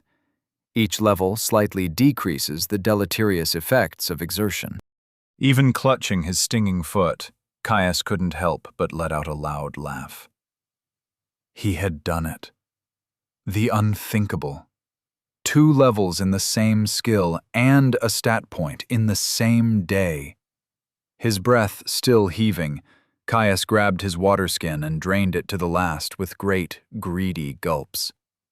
The cool water, faintly tasting of must and leather, soothing his parched throat. Once it was done, he shook the neck of the skin over his face, encouraging the last few stray drips free. With an unsatisfied sigh, he threw the skin to the side. It landed with a dull thwack. "Well, now that that's done, I guess it's time to find a water source." He winced as he shifted his leg, wounded foot and thrashed muscles complaining loudly. "Maybe once I've recovered." Caius then eyed the slowly smoking hearth, and the nearly complete batch of jerky hanging above it. "And maybe once I've tended to the fire and put on some more meat. Wouldn't want to risk it going bad, after all." He flopped onto his back, the cold support of the stone ground feeling like a prized feathered mattress to his overworked body. Ding! Physical conditioning has reached level 20. Caius lay on the floor, his naked chest heaving. Each ragged gasp he made scraped uncomfortably against his bone-dry throat. 2 days. 2 bloody-minded, grueling days. He'd worked himself until he puked, and then he'd picked himself up to do it all over again. Every type of exercise he could manage with his body and a few torturously heavy stones, switching things up to avoid monotony. A supernatural effort. The human body simply wasn't designed to push itself to true exhaustion even once, let alone consistently and repetitively.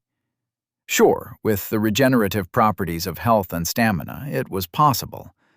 But the mental strain alone to push through the pain and fatigue was a demon in its own right. Caius was sure that without rapid adaptation and the resistance to pain that it brought, he would have had no chance. Certainly, the pain had been enough to push that skill up a level as well. Even then, even with his Herculean effort, it should have been impossible. Caius frowned. People just don't gain 5 levels in one skill and 1 in another in 2 days.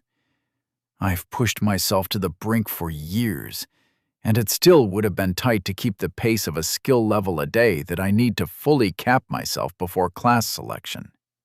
Father mentioned that classes increase skill leveling speed, somehow. But I don't have one. It can't be the combat multiplier either. He thought. It was a conundrum, a question with an answer he had no way of discovering. Caius sat up, reaching for one of his spare shirts to mop the sweat off his face and body. In the end, it didn't really matter. Whatever the cause of his increased growth, it was something that could only be beneficial for him. Besides, if this was something that happened across the depths as a whole, it would be something that was widely known, especially amongst the large community of risk-takers that plumbed its expanse. Whatever it was, his father must have kept it from him for a reason. Honestly, it wasn't even too hard to guess at. If it was a depths-wide effect, which he couldn't be sure of, he completely understood why the information was withheld from him. He would even understand if it was some greater taboo to share with people before they had a class. He had been brash at times when he was younger. The process of planning a full stack of general skills, acquiring them, and then leveling both them and your stats was an incredibly grueling process in the 5 years between matriculation and class selection. In many ways, it was far worse for those with legacy skills, and according to his father, most people with means had at least some access to an incredibly limited selection that were more widely known. He himself would be making use of a few of those. The fact he had a complete set of legacy skills was incredibly lucky, not just because of the sheer bloody rarity and power of it, but because, as a full build, it was an incredibly wide and flexible base. Not so specialized he was locked into anything, and not so disparate that he felt like he had a single tool from 10 different professions. It meant his path to classing up was relatively laid out, and he really only had to think about his final skill and the spellcasting experimentation he would have to do later. Even with all that, and a consummate prodigy of a father as a round-the-clock trainer, he had often felt like he was floundering when he was younger, that he wouldn't make it in time. If he'd known that he could accelerate it all, even if it meant he would be in immense danger, he couldn't lie and pretend he wouldn't have been tempted. And what if I was a poor peasant boy with grandiose dreams, pressured by my father to take the skills needed to have a stable life, taking over the farm, surrounded by monotony when all I really wanted was to live the life of those I heard in the solstice bard songs? Yeah, I can see why this would be kept secret. Overconfident young men and women would inadvertently kill themselves in droves. He thought. Caius pulled himself up, lurching with a wry smile as his overworked legs made their protest known by buckling slightly at the knee. Groaning in discomfort, he forced himself through a series of gentle stretches.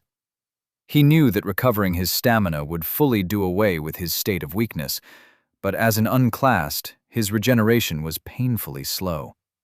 He may as well make himself a little more comfortable while he waited. After that, he would set off. He was overdue for a full scouting of the glade. With luck, he might find himself some more undead.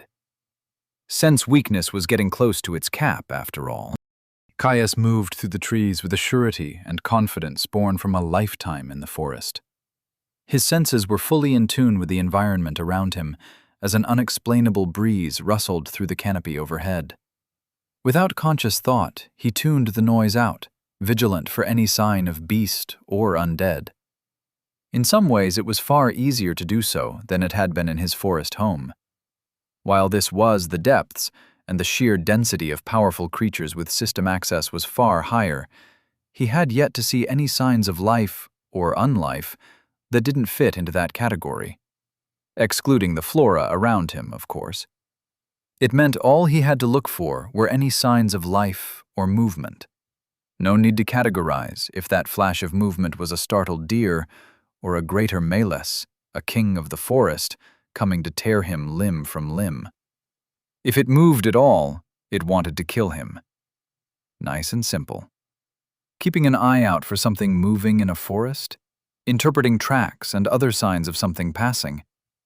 That was something he was very, very good at. It was how he ate. He'd been making his circuitous route through the glade for a few hours now, intent on building as thorough of a mental map as he could. Already he had found a few fruit-bearing trees, herbalism yanking at his attention. Strange, purple, globular things with a thick rind covering lighter reddish flesh. They didn't reek of magic, so they weren't reagents. Still, he'd grabbed a couple, stashing them away to test for toxicity when he grew tired enough to rest. Traveling light, all non-essentials had been left at his base camp. Currently, his pack contained a thin blanket, some basic medical supplies, and enough food and water to last him 3 days. He'd been lucky to find a stream when he'd taken a break from training physical conditioning and had been making intermittent trips. While Caius doubted it would take him that long to scout the glade, it was always better to be prepared than to be caught lacking. Beasts had already forced him to vary his path more than once. He had a different type of quarry in mind. Though he had taken the chance to observe and train sense weakness when he could do so safely. Currently, he was on the trail of what he assumed to be some more undead. He doubted there would be anything else in these trees that were wearing boots. From the tracks, he knew it was a group. However, their lacking intelligence meant that they moved without any semblance of formation. It made it hard to tell their exact numbers, what with the way they stumbled around and crossed lines every few strides. At the very least, it made following them easy. The path of disturbed dirt may as well have been a paved road for how blindingly obvious it was to him. Picking up his pace, Caius refused to let his focus slip. Each step he took was measured, if fast, from a lifetime of practice. With ease, he stepped over and around dry, brittle leaves and loose twigs, minimizing the noise from his passing. He was unsure exactly what sort of senses the undead had, whether they mirrored that of a living man, or if it was something of a more arcane nature. Either way, he wasn't going to allow himself to get sloppy on the mere chance that he might be wasting the tiniest modicum of effort. A short while later, and he caught up to them. He heard them before he saw them. Heavy footfalls crashing through the undergrowth in a clumsy staccato. The sound of it sent his heart rate thumping in his chest, a savage tension surging through him as his jaw tensed in anticipation. Quietly as he could, he swung his pack off, nestling it safely at the base of a tree. He drew his sword silently. His approach slowed as he started to move from tree to tree, eyes locked on the point from which he could hear the moving undead. Tree by tree, step by step, the sounds began to grow louder. As he drew close, the tension that weighed on him began to morph, changing into a savage anticipation of the clashing of blades, rent flesh, and a battle well fought. Caius felt his face go hot, a flush rising as blood roared through his veins. He could almost hear it. His father called it the blood song. Said it was common amongst those who delved the depths. Said you had to be a certain kind of mad to enjoy throwing yourself into death hour after hour, day after day. And you did have to enjoy it. Those who didn't quit or died. Only a few weeks prior, he didn't understand. Even a few days ago, his brush with death as he cleared the church had terrified him. That had faded. Oh, he was still scared. Only a fool didn't fear death. Fear kept you sharp. Now, though, it was paired with excitement. Nowhere else would he see the kinds of gains he had seen. Being trapped down here was a blessing. It might have been a blessing covered in thorns, but it was a blessing all the same. Peering out from behind a bush he was crouched behind, Caius saw them. 5 undead, in a distant and messy formation. The leading 2 looked to be carrying heavy boar spears, while of the ones trailing further behind, 2 were carrying hunting knives, closer in size to daggers.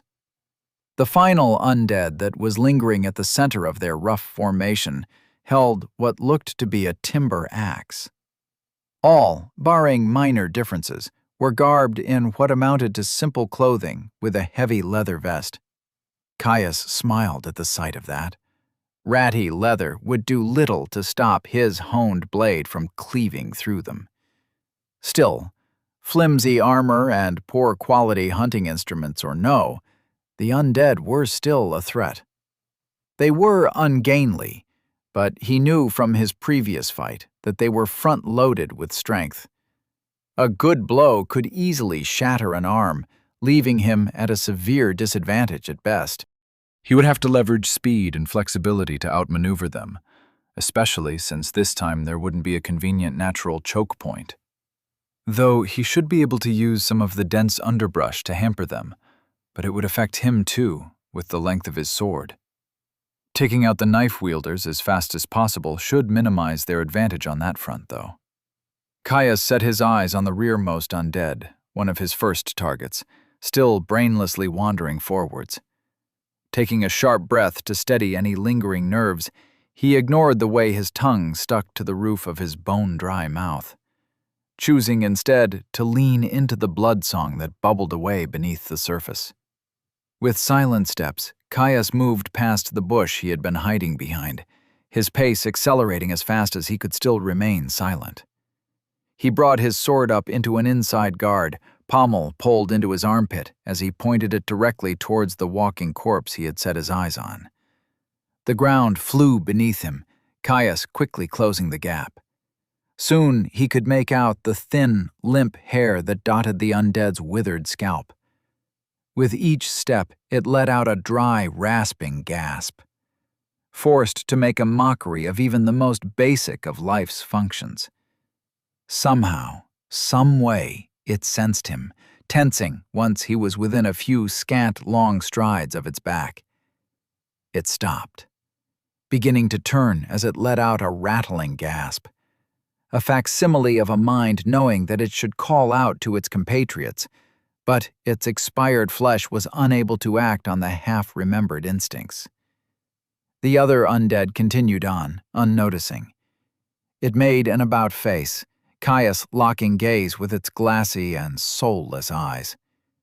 It was too slow to do anything other than that. From his inside guard, Caius's sword spun over his head, pivoting his lower body with the motion as he brought his sword down into an overhead swing. Magically honed steel cleaved through its brittle skull with a subtle crunch. Black blood and stinking gray matter coated his blade. Ding! Level 13, Undead Huntsman slain. He pulled his sword free, lurching into another run as he advanced on the next undead that held a knife. It was less than 10 long strides away, the gap closing fast. Behind him, the slain body of the first undead hit the ground with the sharp crack of a splintering twig. Caius winced at the sound. Almost as one, the remaining group stopped dead, slowly turning to investigate the sound. The remaining knife wielder saw him, a soft rattle of a war cry leaving its shrunken lips. It stepped towards him with its hunting knife held high. Caius didn't stop. It swung. He planted one foot solidly into the loamy soil, bringing himself up short. A sharp jolt of force shot up his leg, but the slight pain was quickly forgotten as the undead's blade sailed past his chest in a narrow miss. The failed swing left it wide open. Caius didn't hesitate. He speared it through the nose, a cold spray of jellified fluid catching him in the face. Ding! Level 13, Undead Huntsman slain. The heat of battle washed over him, a manic grin growing on his face as blood boiled in his veins. Spinning on his lead foot, Caius pivoted to face the rest of the undead. Slack-jawed and expressionless, they had wasted no time thinking on the death of their allies. No moments of panic or shock slowed their responses. They simply advanced on him, led by the one wielding an axe. Caius flicked his sword, rotten brain matter splattering onto a stray pile of leaf litter. The two undead holding boar spears had their points leveled at his chest, slowly advancing. The axe wielder had no such compunctions, working itself up into a stiff-legged run. Caius settled into his stance, happy to let the undead build some distance from its allies. It reached him with the fury of a runaway bull, swinging its axe in a savage horizontal swipe. Caius simply stepped back, letting the axe sail past him harmlessly. The momentum of the blow briefly pulled the undead off balance before it righted itself and quickly lashed out with an overhead. Caius parried the blow, a flick of his sword pulling the axe of center. A swift riposte cut a furrow through its chest. They were so clumsy. Caius struck for the head, eager to finish the fight quickly. The undead just barely managed to bring its axe up to block, its infernal might stopping his blow cold. Shoving back against his guard, it broke the bind, shifting its hands to bring its axe down in a short chop. Openings screamed to him. Strength, and a certain awkward speed it might have, but without control, without technique, it was useless. With a flick of his wrists, Caius brought his blade back around, binding the axe once more. A slight turn of the blade and a forward push, and he slipped through the undead's guard, impaling its head on his blade. Ding! Level 14. Undead Logger slain. Ding! Sense. Weakness has reached level 18. The corpse dropped like a puppet with its string cut. Caius's chest rose with each deep inhale, the exertion of battle impossible to avoid. Still, the burn in his muscles felt good. Seeing the undead lie inanimate once more, shattered and broken, felt good. Knowing that each one he put down was another step closer to his goals made his blood sing. He understood it now. The blood song. How it could drive people to such maddening heights. He leveled his gaze on the final two undead, still slowly approaching with their boar spears leveled. Only two left. Chapter 9. Fervor and Fury. Their bodies lacked the smooth, flowing balance of a trained fighter, wooden fingers struggling to rearrange themselves as they adjusted their grip. Even the points of their spears wavered through the air, as if uncertain of where to strike. With each step they took forwards, Caius took a calm one, backwards, holding his sword at the ready. The left one cracked first. Suddenly lunging, it drove its spear towards him with its rear hand, thrusting towards him in a great, extended stab. A snarl left his lips as he flicked his sword, pushing the spear away from him. He stutter-stepped forward, bringing himself inside the first spearman's guard. He grabbed the spear haft, capitalizing on the undead's sluggish reactions, to shove it upwards and knock away the second spear thrust that had been poised to take him in the chest. Yanking hard on the haft he held, he pulled its stumbling owner towards him. Caius pivoted on his leading foot, scything his rear leg outwards. His shin met the side of the undead's knee with a gruesome crack. Its leg gave out, and its grip slipped from the spear as it tried to arrest its fall. Its companion was not idle, their own spear already descending in a sharp cut towards Caius. His eyes widened. His kick had put him out of position, and with a sword in one hand and a spear held mid-haft in the other, he had no way to block or parry. Instead, he chose to give flesh to take bone. Twisting, Caius felt the half-blunted edge of the boar spear cut a line of fire from nipple to hip, a wet stream soaking his tunic in moments, quickly followed by the rapid itch of his health draining to heal the wound. It enraged him. He'd been overconfident again. A quick step took him out of reach of the downed undead that was even now grasping towards him, taking its spear with him. A few more took him out of the range of the still standing one. He took a moment to look down. His front was soaked, a deep red spilling across the dyed green fabrics and staining the hardened chestnut-brown leather reinforcement of his hunting clothes. It would take hours for them to repair themselves. They had been a gift. Caius narrowed his eyes at the standing undead, a vein on his neck bulging as he saw his blood drip off its spear point. Creating some more distance, he tossed his stolen boar spear up in the air slightly and reversed his grip. He hauled the heavy spear over his shoulder, raising his sword with his other arm to aim at the undead that continued to stumble towards him. Twisting and engaging the muscles in his back, he heaved. The spear flew. The undead attempted to bat the projectile out of flight. It missed. The spear smashed through the undead's chest, lugs ensuring its momentum was fully transferred. It fell. Caius let out a dark laugh. Running towards his downed opponent, he ignored how each step sent another lash of pain through his chest. By the time he arrived, the undead was already scrambling at the ground, hurrying to right itself. His downwards chop ended that. Ding! Level 13. Undead Huntsman slain. He turned to the remaining undead, advancing towards it. It was actively clawing at the ground, dragging its way towards him. Its empty expression infuriated him. The way its slack mouth revealed rotten nubs of teeth and a shriveled tongue. Its empty eyes betraying a total lack of thought, even of those primal functions such as hunger or rage. He spat on its face, then shattered its skull with a stomp. Ding! Level 14. Undead Huntsman slain.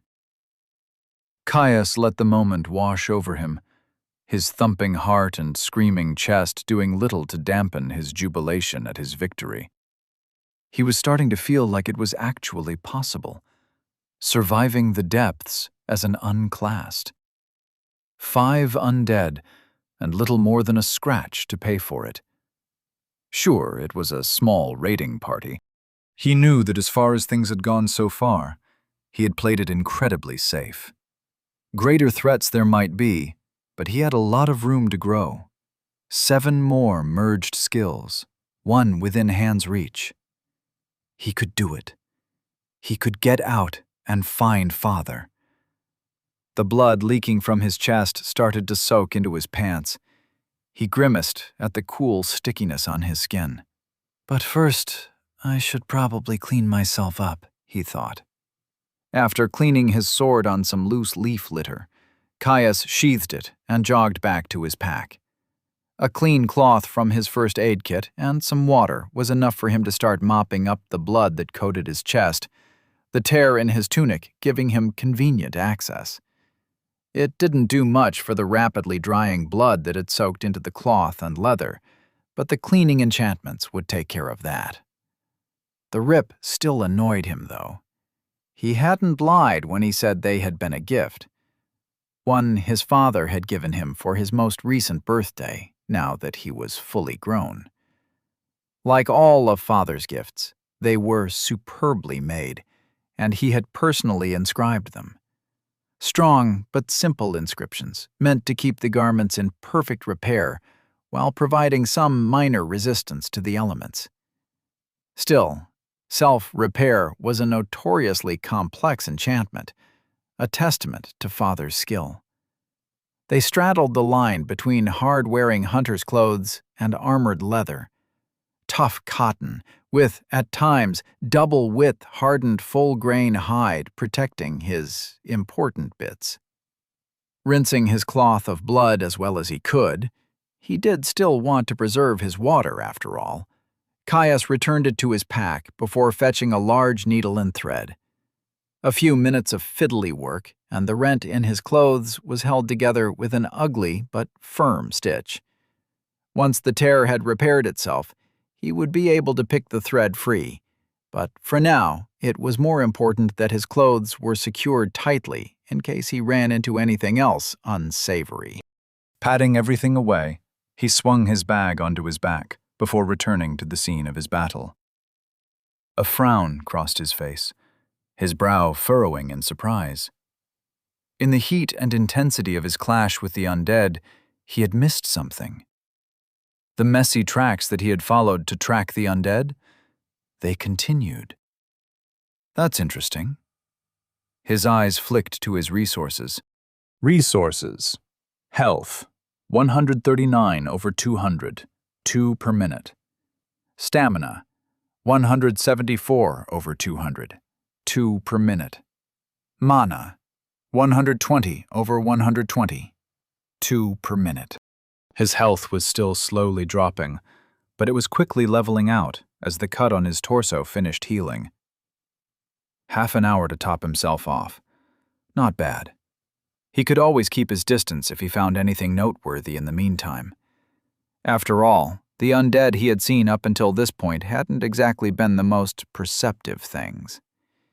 He eyed one of the discarded boar spears, the one that had slashed him through the chest. It could come in handy, having something with a bit more reach. Even if it was in poor shape, its stout construction meant it should hold up fine, at least temporarily. The fact that it wasn't covered in undead viscera like the one he had planted in its owner's chest helped too. New spear in hand, he set off, following the trail. It ended up being much longer than Caius had anticipated. Luckily, his new armament acted as a half-decent walking stick, even if it was a little cumbersome. Now Caius watched the looming cavern wall draw closer and closer. Wherever the tracks led, it seemed to be positioned at the base of the cavern wall. As he continued on, he was relatively surprised to find that the tree growth failed to thin out. The portion of the cavern that he had originally entered had been relatively sparsely populated by plant life. Still, enough to qualify as a sort of forest, but the trees were spaced wide apart. It had gotten denser as he had penetrated deeper into the thick of the glade, but he had thought that the lighter tree cover extended around the full circumference of the massive cavern. Apparently, he was mistaken. He closed the remaining distance to the looming cavern wall, leaving the trail to pass through densely knotted trees and bushes. He wanted as much cover as possible, though he stayed close enough that the undead's tracks were always in sight. Once he got within 100 long strides of the cavern wall, he found a suitably memorable tree, another one of those rare fruit-laden plants that he had seen in his travels.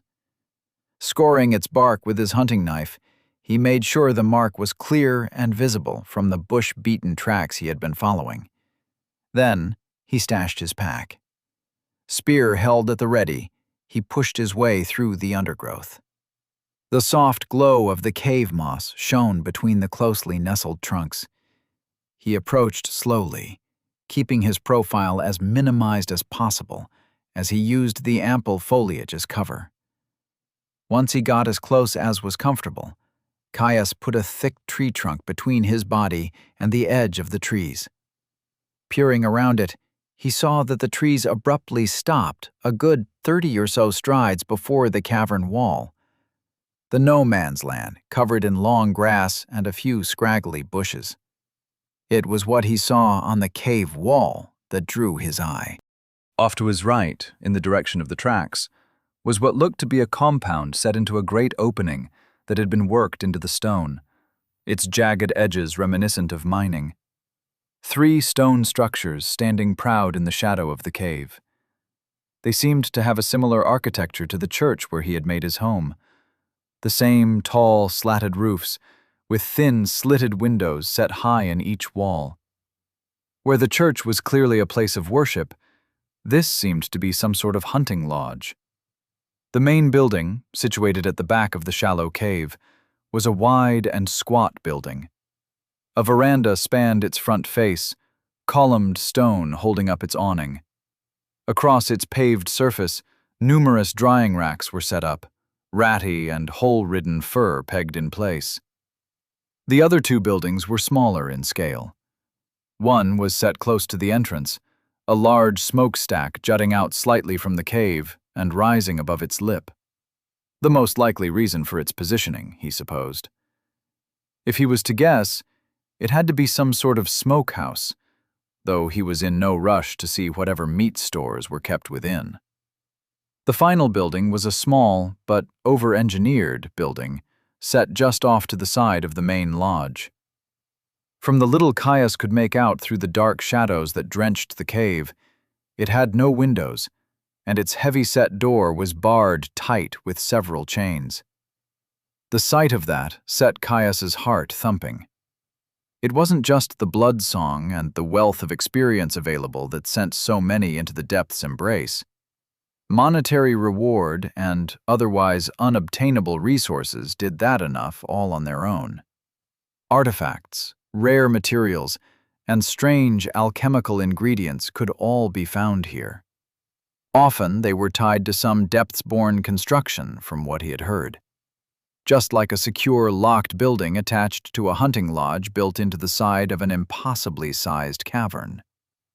"There's just one problem," he thought to himself. The entire place was crawling with undead. Chapter 10. Kiting the loot that made the risk so enticing, however. The pressure and push of facing so many foes at once would force him to the edge. He would have to capitalize on every single mistake the undead made. The urge to merge his next legacy skill had been a constant buzz in the back of his mind.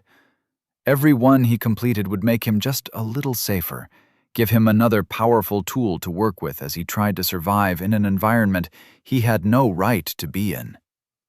The battle ahead was sure to level Scent's weakness, in all likelihood more than once.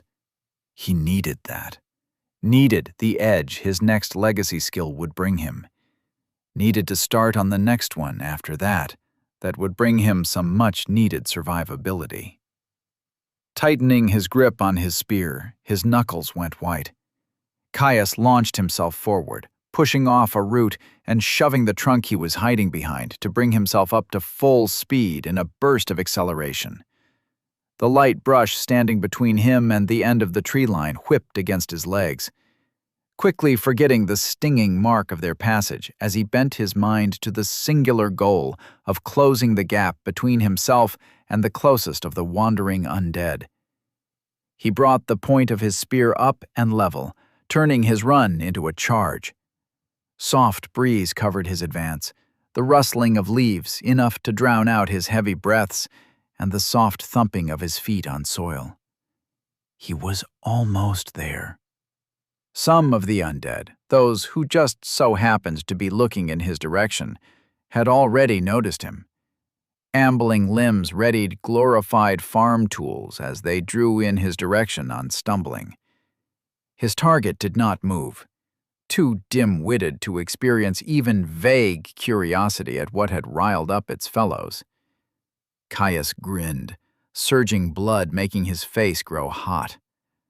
The point of his spear rammed into the back of its head with the force of a charging bear, driving deep into its liquefied brain. Black blood sprayed out as the undead was flung forwards from the force of the collision.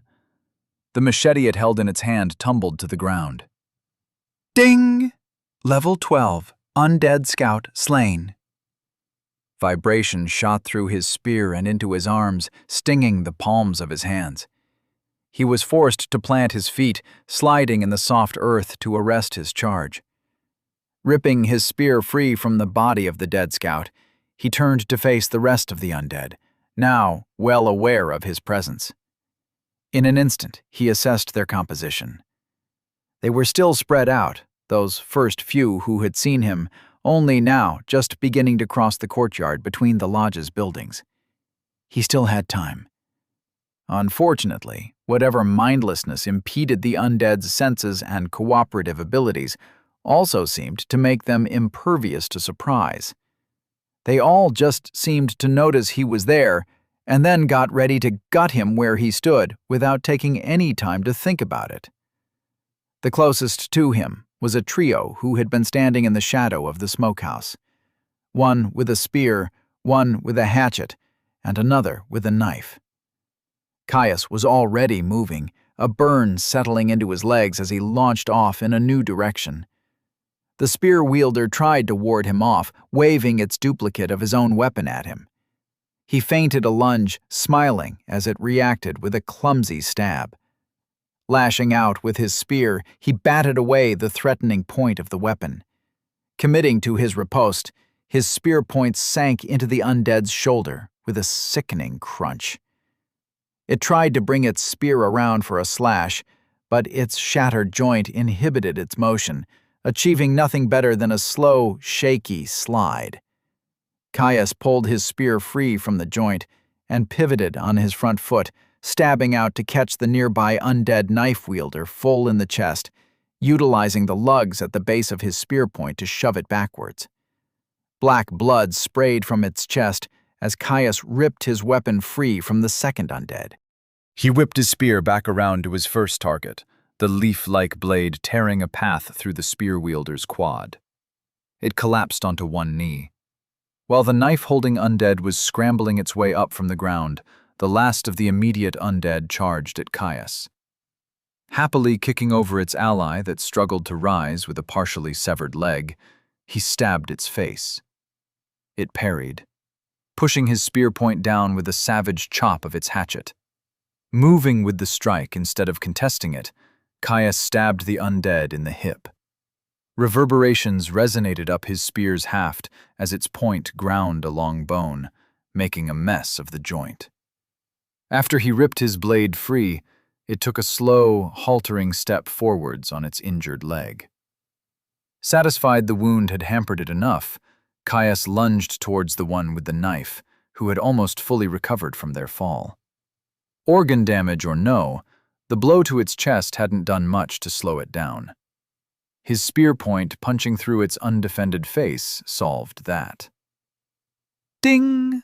Level 14. Undead Huntsman slain. The initial pack dead or disabled, Caius looked up to survey the rest of the lodge. The front-runners of the remaining 11 were getting uncomfortably close, with the rest not far behind. He decided to fall back, unwilling to tangle with such a large group while leaving even crippled allies at his undefended back. A few quick stabs left deep cuts on the remaining standing undead, nicking the muscle of its arms and hampering its movement. He would have liked to drop it where it stood, but it would take time to work his way through its guard. Caius jogged backwards, parallel to the cavern wall. Neither of the two still living undead he had engaged were able to follow him, their damaged knee and hip hampering their movement.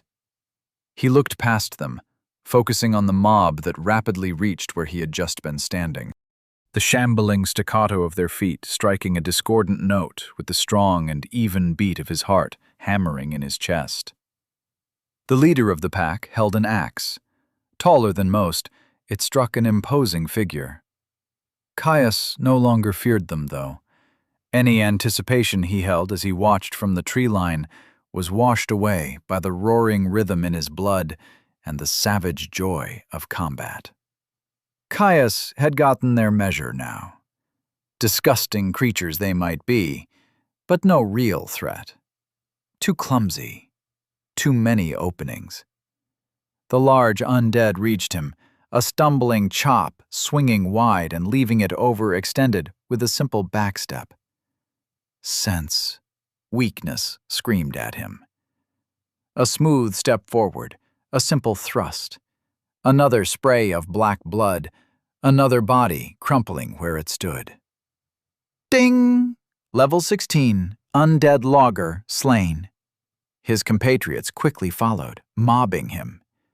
Wild, uncontrolled swings were avoided with tight and efficient movements. Those he could not dodge, he pulled off center with simple bats of his spear. The undead's numbers quickly began to work to their detriment, ungainly strength and dim-witted minds turning the rabble into an unreasoning pit of aggression more than any cooperative fighting force. None tried to force him into a corner. None tried to attack in unison or create openings for a fellow. Caius feinted, an undead with an axe taking a wild swing, only to elbow a fellow undead holding a knife, sending it reeling. A quick stab caught the flat-footed undead, returning it to the embrace of true death. Ding! Level 14, Undead Huntsman slain. Caius continued to back up, making use of the strip of open space that separated the veil from the edge of the cavern. So mindlessly aggressive, he thought to himself, as a spear wielder's botched swipe slapped an undead holding a machete who had committed to a thrust at the wrong moment. Unfortunately, the blunder didn't leave either of them opening for a killing stroke.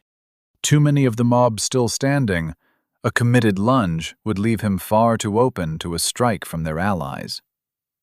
It didn't, however, mean he did nothing. A light thrust scoring a line across the offending undead's forearm, hopefully deep enough to hamper its grip. His retreat from the mob was slow, measured. All he had to do was wait. He had already seen so many openings. Sense weakness remained silent, no more than a low-level hum in the back of his mind. Too many opponents for him to capitalize on the failure of a single individual. Still, his time would come. He just had to be patient. Another avoided wild swing. The dance continued.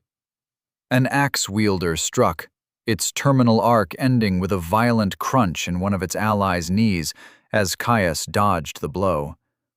The unfortunate undead pitched forward, mangled leg collapsing as it tried and failed to take another step. Sense weakness twitched in the back of his mind.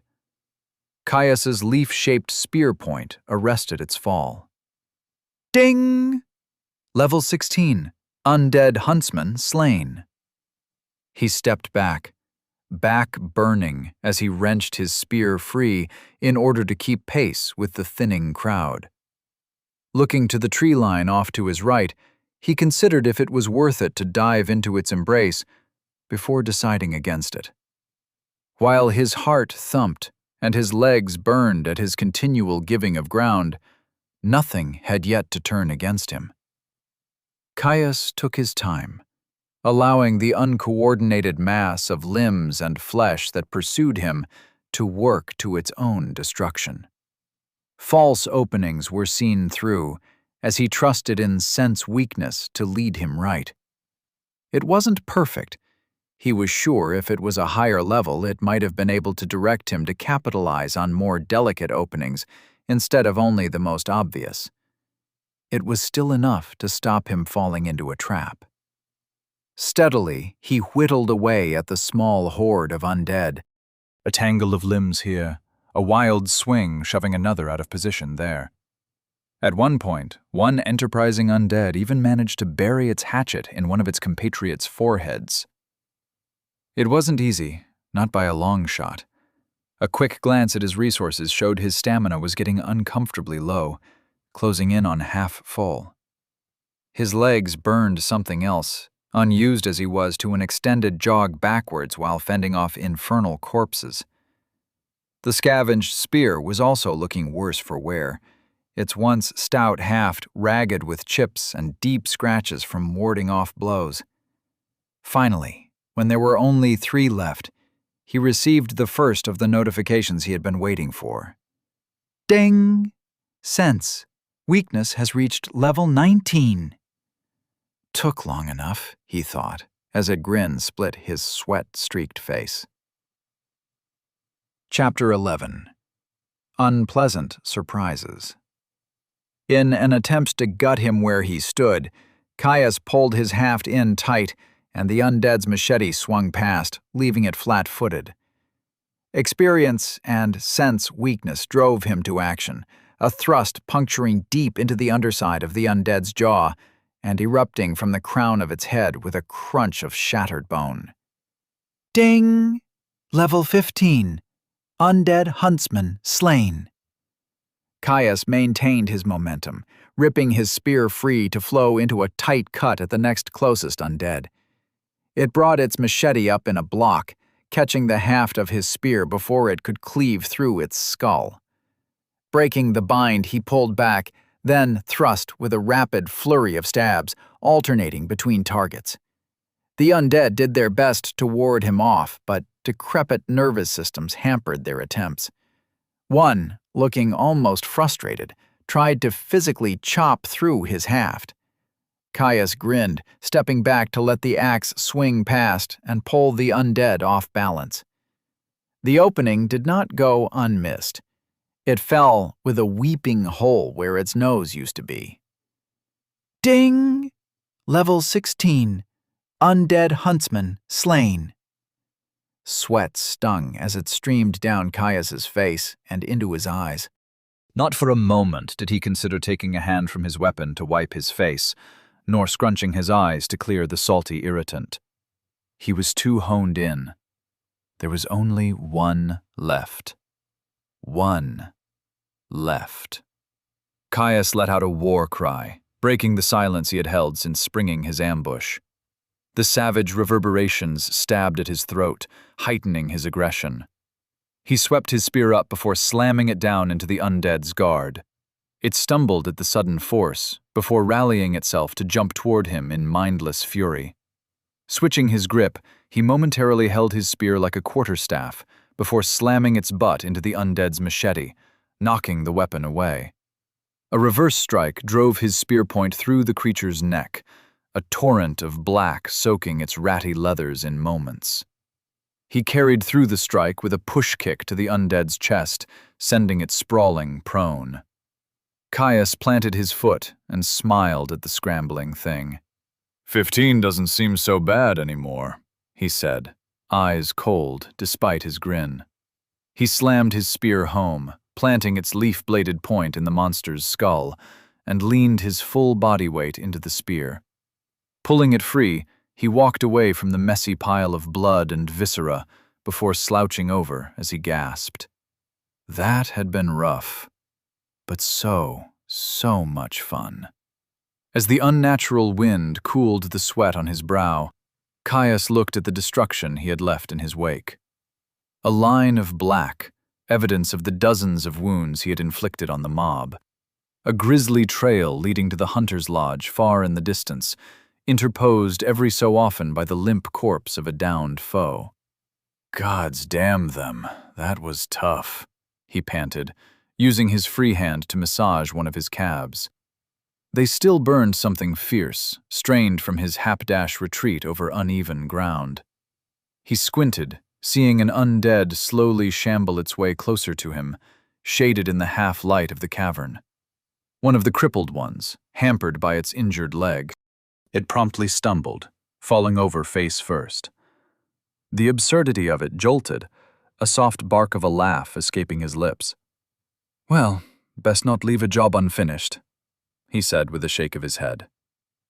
Standing up straight, he planted his spear point first into soft soil below, allowing it to stand freely.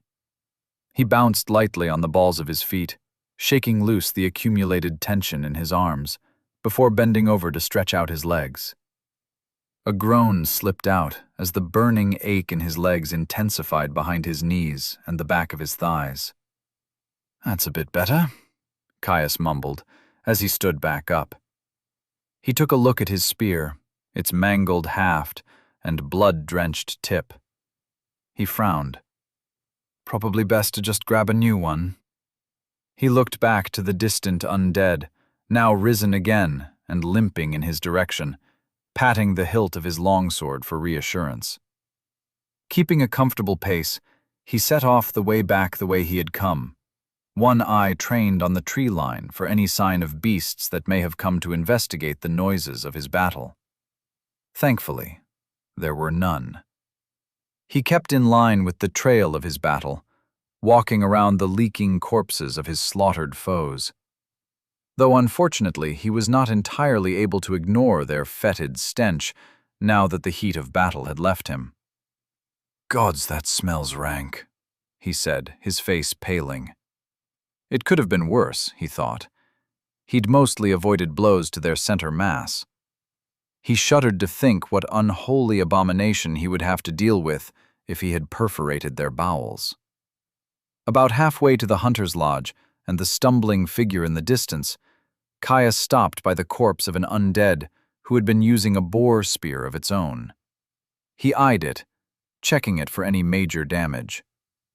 It was splintered and poorly maintained, but in a damned sight better state than his own.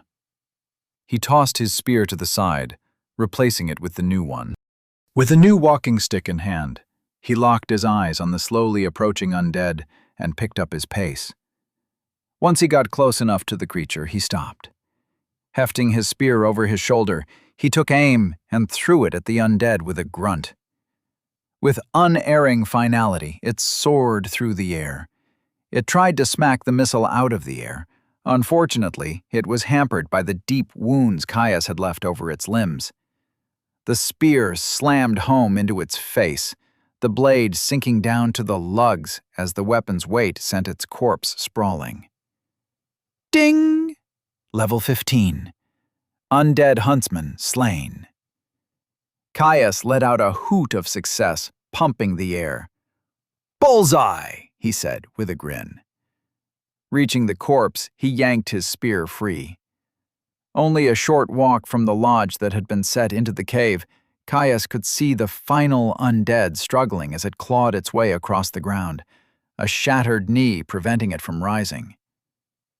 Pathetic things, aren't they? Caius said to himself, as he watched it haul itself across the dirt on one good arm. Finishing it off took even less effort than the walk over to it. Ding! Level 14. Undead huntsman slain. Pulling his spear free from its skull, Caius cleaned its point in the soft earth before looking over to the lodge's compound.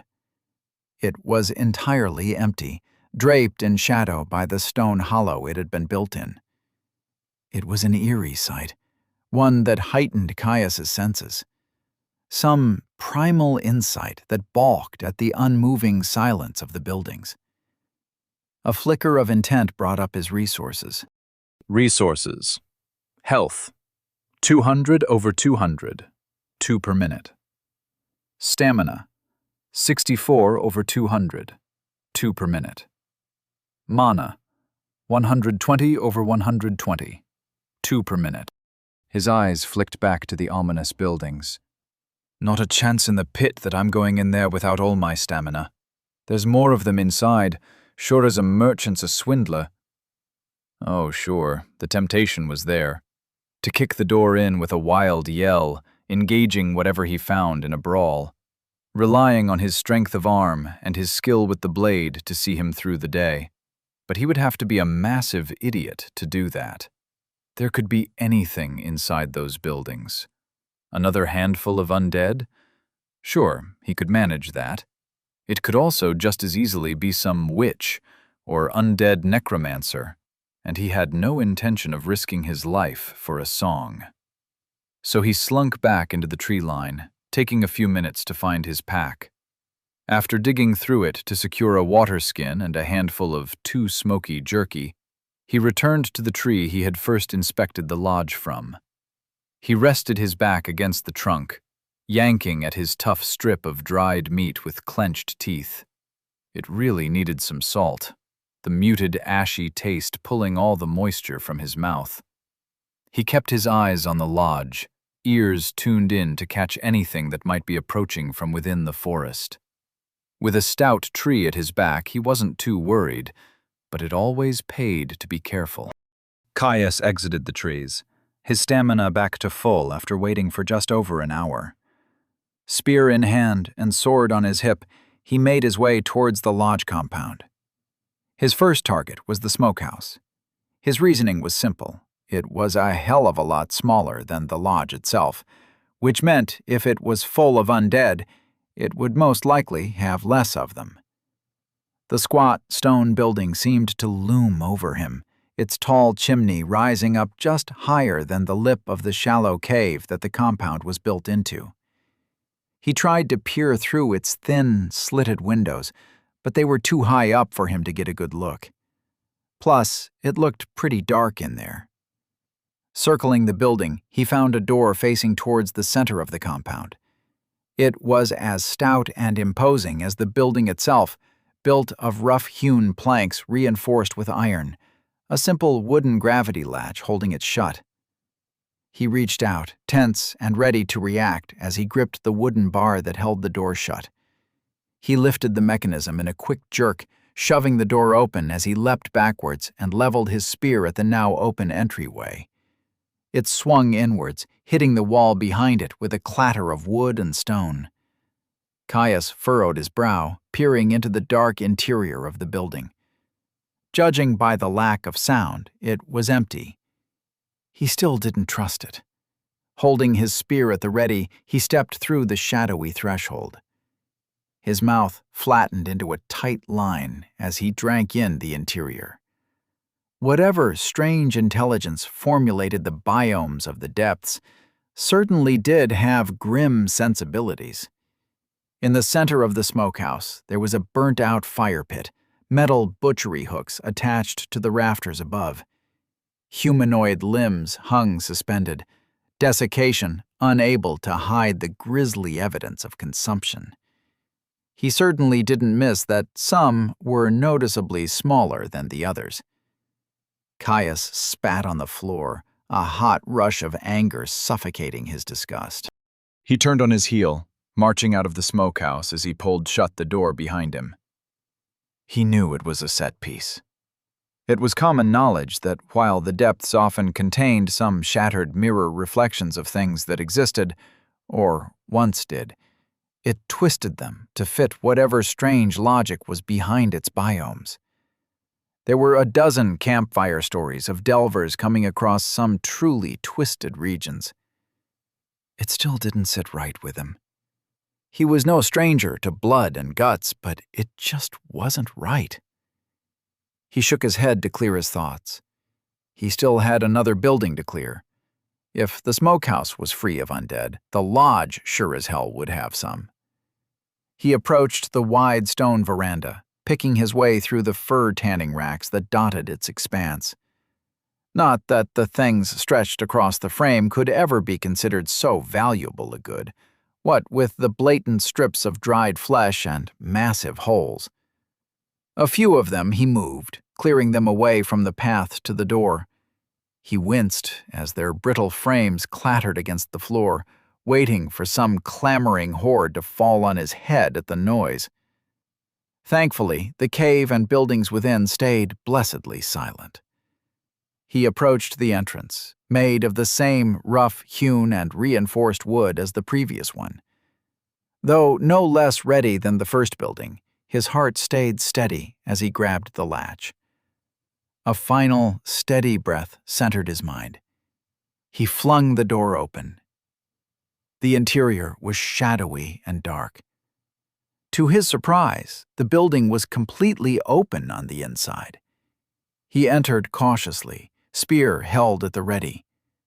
The moment his foot crossed the threshold, ensconced torches flared to life, throwing the interior of the building into stark relief.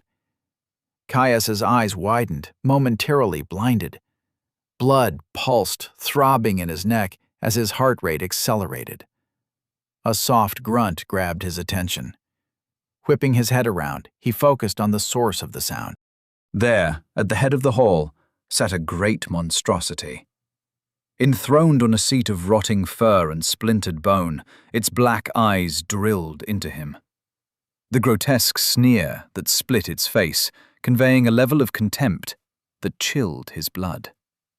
Its muscle-bound body had more draft than a draft horse, a complete lack of body fat revealing every single striation in its musculature, to the point it looked almost flayed. At least, the definition that wasn't marred by its diseased and pockmarked skin. Its black, unblinking eyes never left his own as it slowly reached down, grabbing a blood-stained cleaver that must have been the size of his thigh. A slow and purposeful rise brought it to its full height, the overly thick leather apron that covered its front rustling with the movement. It towered over Caius, easily a stride and a half taller than him, and he towered over the villagers he had met at a strapping 6.5 strides tall. This was no mere mindless undead. It smiled, rotten teeth poking out from behind scarred lips. Ding! You have challenged a champion, the Hungry Butcher. Shit. Chapter 12. The butcher's grip on his spear, firm but loose. Great gray fingers gripped the top of the lodge's doorframe, aged wood splintering as the sausage-sized digits clenched. Caius's stomach dropped as the champion stooped, bowing its head to fit through the building's entrance, its cleaver dragging along the floor with a terrible screech of tortured stone. It crossed the veranda, tanning racks shattering like kindling in the passage of its inexorable bulk. Standing at the threshold, it stared at him again, cold malevolence glimmering in its eyes as a rictus grin split its diseased face. Caius took a sharp breath, stoking the forge of battle lust that had been growing within him over every brush with death he'd had since getting trapped in the depths. "Meat," it spoke. The words rumbled across the intervening space, a timbre of tortured metal rattling deep in Caius's chest. The champion lifted its oversized cleaver with a slow grace, slapping the sharpened slab of iron into its opposing palm with a great thwack. A wooden stair splintered as it kicked off the veranda, the champion charging him with the unhindered momentum of a raging bull. Caius kept his eyes locked on the undead, ready to react. Its great strides ate up the distance between them quickly. It was fast. Raising its cleaver high, the champion chopped. Caius danced to the side. The slab of iron bit deep into the cave floor, stone shards leaving stinging bites as chipped stone showered his face. He counterattacked instantly, lancing the undead in the arm with his boar spear. Caius tried to follow it up with a second stab to its exposed face, but was forced to dodge when the butcher sliced at him with casual ease. He didn't even try to parry the blow. With its obvious strength, his spear might as well have been a toothpick. The champion lashed out again, air whistling as its cleaver blurred towards him. Dipping back, Caius repositioned, trying to harry the undead with a flurry of quick strikes. It managed to ward off some with sweeping parries, but for all its strength and increased coordination, nothing could make such a weighty weapon as deft as his spear. Small cuts and shallow stabs marred the chest and arms of the undead, small rivulets of thick, running blood leaking from the wounds. Caius watched the injuries intensely, relief washing through him when he saw that they didn't heal. Thank the gods for that. It would be challenging enough to whittle down the creature without having to burn through a pool of restorative energy. Lunging, the champion snatched toward him with a plate-sized hand, trying to grab him with a fatal grip. A sharp slide back just barely brought Caius out of its range. He quickly retaliated with a warding stab that ground against the bones in its palm. Roaring in frustration, it slammed its cleaver into the stone floor at an angle, showering Caius with stone shards and dust. His eyes welled up, forcing him to blink rapidly in an attempt to clear the sudden irritants. He threw himself backwards, a water-stained impression the only warning he had of the giant's follow-up slash. Landing on his side, he rolled with his momentum, rising to his feet in a single, fluid movement. The champion was already charging towards him. He took the momentary reprieve to clear his eyes, dodging another cleaver strike and retaliating with a slash that carved a line of weeping black through its pustule-ridden shoulder. All distractions were forgotten now. Blood running hot, his senses hyper-focused on the target in front of him. Caius fell deeper into the bloodsong with gusto, feeling the rushing need to fight. The butcher growled in fury, venting its malevolent aggression with a slash at his torso. Caius slipped to the side, the blow whistling past him. Before he could retaliate, it moved with the momentum of its swing, bringing its cleaver around again. And again. And again. Continuously, Caius gave ground to the depth spawn's fast flow of heaving strength and cutting iron. They moved around the natural stone courtyard, the champion unable to corner him, failing to force him into a position where he would be unable to dodge. Yet Caius was equally as unable to penetrate the whirling offense to punish the assault. Suddenly, the blows stopped, the champion's face twisting into an expression of hatred that chilled the blood. Its chest heaved as it opened its rotten mouth wide, shoulders pushing back as it inhaled.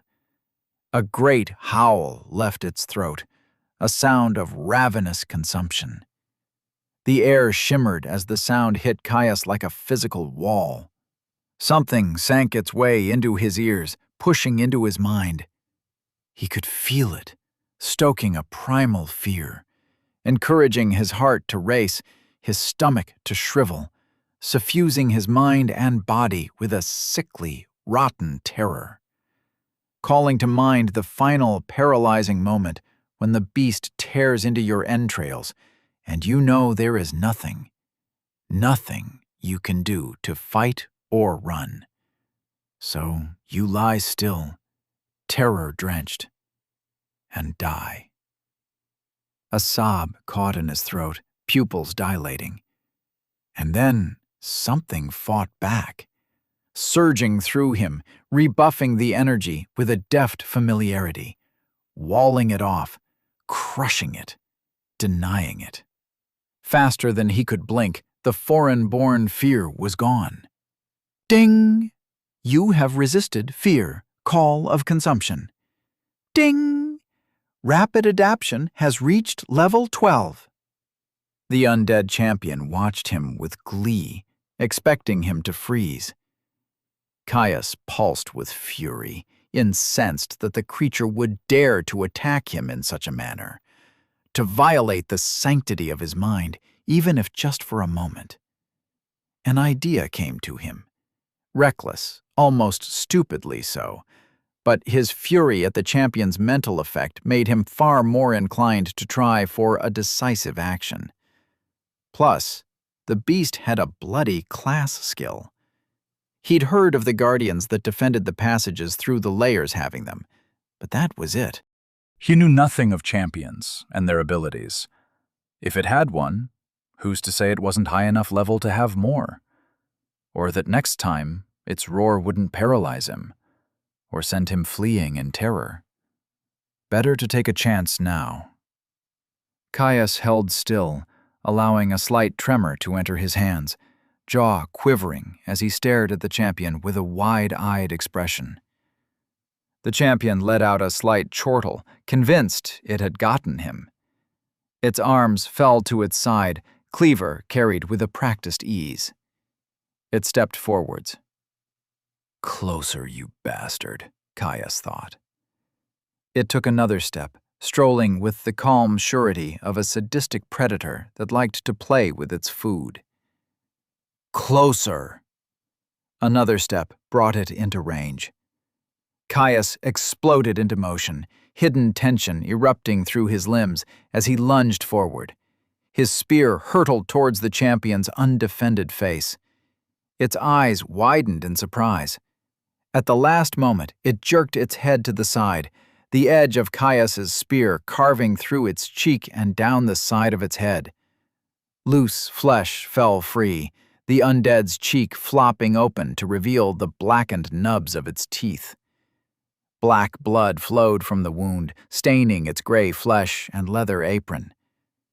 Caius looked in shock at the lacking result of his surprise attack and attempted to pull his spear back.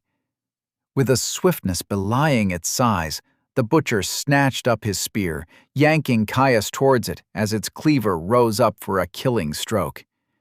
Forced to let go in order to not be pulled into the creature's reach, Caius stumbled back, palming the hilt of his inscribed sword.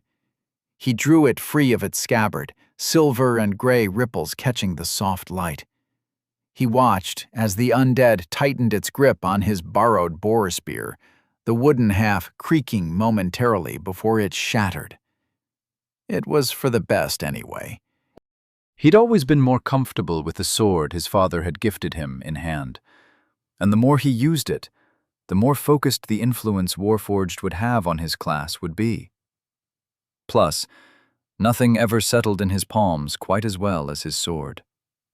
The champion stepped in, trying to catch Caius with a diagonal slice. He dodged to the left, bringing his blade to bear, slicing the giant and scoring a deep cut across its shoulder and chest. While his sword might have lacked some of the reach of the boar spear, its mana-drenched alloy and supernaturally honed edge made short work of the creature's toughened hide. Whipping back around, The champion brought down its cleaver in an overhead strike. Caius's eyes widened. It had moved faster than it had before. He didn't have time to avoid the blow. His sword came up in a parry, trying to push the slab of iron away. The oversized weapon's sheer inertia shoved him back. The cleaver skittered down his sword edge, refusing to bind. The champion twisted its wrist, guiding its blade to skirt past his crossguard with ease. He tried to disengage, but was too slow to prevent the tip of the weapon from cutting deep into the flesh of his forearm. Blood welled from the wound, spilling free to land on the cold stone with a light splatter.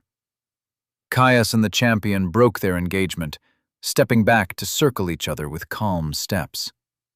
The undead's easy grin was made all the more grotesque by the flap of its cheek hanging down past its jaw. It shook its free arm, now dripping and stained with the fetid blood that spilled forth from the wound on its shoulder. He didn't miss the slight shudder as it tried to lift its hand to its front. He'd done some damage to the muscle. That was good. Nor did Caius miss the growing, itchy heat emanating from his wounded arm, so different from the burn of health, already expending itself to seal the cut. No, it was the withering furnace of a fever. Ding! You have been afflicted by blood rot, profane instruments. Another skill. That was bad. No less because he had no idea what blood rot actually did. He could only hope that rapid adaptation would see him through and keep him in fighting shape. At the very least, he doubted the butcher had anything else left up its sleeve. If it followed any normal sense of progression, it would have to be over level 40 to have another skill. He would already be dead if that was the case. Even as it stood, it was a lethal foe. Without his legacy skills, he would be dead a dozen times over. Not for the first time, he thanked the gods for the luck of his birth, even if it did mean he grew up in the wilderness, hiding from unknown enemies. He could feel rapid adaptation working, its bolstering energy flowing through his body to taste and sample the new threat, devising the best way to adapt and neutralize the deleterious force. He just had to hold on long enough for it to get there. His arm hot and swollen, Caius leapt towards the butcher, stabbing towards its face. It raised its cleaver to slap away his thrust, only to roar in frustration as he twirled his blade and cut deep into its shoulder. Its blade arm, this time. Caius stepped through with his blow, aiming to circle behind the butcher and cut off its avenues of attack. The undead whirled on him, lashing out with a cut that ripped another line of hot fire through the thin layer of fat that covered his belly. Ding! Affliction, blood rot, profane instruments strengthens. An explosion of pain that radiated out from the cut, followed by a welting and sickly heat. His abdominals tensed uncontrollably, and Caius felt his skill start to probe the new location. Continuing to taste the flavor of the energy, trying to take its measure. He could already feel the tendrils of rot seeping up his arm from the previous cut. Snake-like, using his veins as highways to ravage his body. He had to finish this. Fast. Chapter 13. Victory or Death. The butcher's cleaver followed its terminal arc. Wounded arm unable to control the momentum of the monstrous weapon with as much ease as it had before. The wild swing left it open. Caius was remiss to let the opportunity go to waste. Every second was another that his afflictions would continue to weaken him. Stepping forwards, he brought his sword down in a heavy overhead strike. The butcher lashed out with its free hand, trying to ward off his strike. It was successful, partially at least. Knocked off-center, his blade bit deep into its clavicle with a spray of rotten black blood. The undead howled, infuriated by the injury. It lashed out with its fist. trying to leverage its size and strength to crush him. Caius flicked his sword, biting deep into the butcher's forearm as he turned the blow, grating against the bone. He didn't fully escape unscathed, his wounded arms surging with agony from the force of the collision. A hiss escaping his throat, Caius disengaged. His health had already sealed his cuts, but whatever the undead's skill-enhanced cleaver had inflicted him with was fighting against the purifying energy, forcing a constant expenditure to keep the wounds closed. Something he couldn't afford. He barely had a pittance with the cap on his endurance. Drawing in another great breath, the champion released another fearsome roar. This time, the ability washed over him as pure, hateful noise. Rapid adaptation working quickly to rebuke the power before it could get its hooks into him. Ding! You have resisted fear, call of consumption. Caius moved through the wall of sound, swiftly engaging the creature while it was enraptured in the execution of its natural magics. He needed to cripple the beast, slow it down. He needed to go for its legs. Before it could snap its jaws shut, he lunged.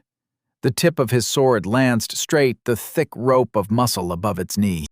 He withdrew and disengaged, watching as its leg buckled slightly under its prodigious weight. The champion's roar petered out with a squeal of pain and anger. It lunged, trying to sever him at the waist. The blow was still fast, still backed up by monstrous strength, but it was slower, more manageable. He watched the heavy blade waver slightly as damaged muscles failed to work as they should. He saw an opening, his skill twinging. Sidestepping the swing, he cut. His blade deepened the cut on the butcher's shoulder, parting flesh to grate against bone. He dragged the cut, stepping through to lengthen the incision and wrap it around the meat of the joint. Ding! Sense. Weakness has reached level 20. Caius ignored the notification, all his attention focused on the battle. The ruined remnants of its shoulder tore, and the butcher's swing collapsed, arms slapping weakly against its chest before dropping to its side. The massive iron cleaver clattered against the ground, the champion no longer able to lift its arm effectively despite keeping a firm grip on its weapon. With a howl of frustration, it swung at him with its free arm, stumbling slightly on its wounded leg. Caius turned the strike with the edge of his blade, allowing the undead's own strength to carry through the cut, biting deep into its forearm. He danced back to disengage, watching the champion's fingers on it grow lax. He must have severed the ligaments. Rapid adaptation surged, finally stalling the creeping affliction in his veins, getting its measure and stopping it dead. Slowly, it pushed back, consuming and destroying the corruption hair's breadth by hair's breadth. Finally, the battle had turned in his favor. Caius turned his attention to his resources, more than aware that the corruption instilled by the butcher's contagion had wreaked havoc on his health, forcing the energy to expend itself to ward off its deleterious effects. Resources. Health, 48/200, 2 per minute. Stamina, 109/200, 2 per minute. Mana, 120/120, 2 per minute. His eyes widened, shocked at how low it had gotten. It was well and truly a race now. With how quickly the blood rot had drained his pool of regenerative energy, it would wreak havoc on his body as soon as his health ran out. He could only hope that rapid adaptation would be able to purge the disease before that happened. The butcher scowled at him, thick, hairless brows scrunching over its unnatural black eyes. "Gonna eat you," it ground out, straining as if each word was a challenge. The champion lurched towards him, decidedly slower on its wounded leg. Caius slipped around a clumsy swing of its cleaver, the undead leaning into the momentum of its body to attack. He cut into the calf of its uninjured leg as he pressed an opening in its guard. More black blood joined the growing pool covering the stone floor. The butcher was unfazed. "Gonna flay you." Throwing its whole weight into a heaving swing, the undead's weakened leg slipped on the blood-slickened stone. It stumbled. Caius darted in, ducking under an outstretched arm poised to pull him into a deadly embrace. As he passed, he sliced with his sword, severing its hamstring. The champion fell. It tried to push itself up, only for its leg to buckle under its weight, returning it once more to the cold stone. "Crack your bones. Drink your marrow," it hissed, staring at him in open hatred. Caius watched the creature, face twisted with rage at the sick fantasies it had lost itself in. Abandoning its cleaver, it hauled its bulk forward on wounded arms, lame legs kicking weakly in an attempt to assist the movement. It didn't try to flee, lost in its own mindless hunger. "Split your skull. Mash your brain. Tear your veins. Drink your blood. Feed me," it wailed in impotent starvation. "Just fucking die," Caius screamed, the exertion making him feel lightheaded. Ding! Rapid adaptation has reached level 13. The notification flashed through his mind, joined by the sensation of his skill bolstering, burning out his infection with renewed vigor. It was almost there, close enough that he knew he would purge the effects of the champion's skill before the last vapors of his health dissipated. It didn't make the process comfortable. He could still feel the noxious power curdling in his veins, a feverish red heat radiating from the site of his almost healed wounds. Breaths came heavier than they should, and his limbs felt leaden.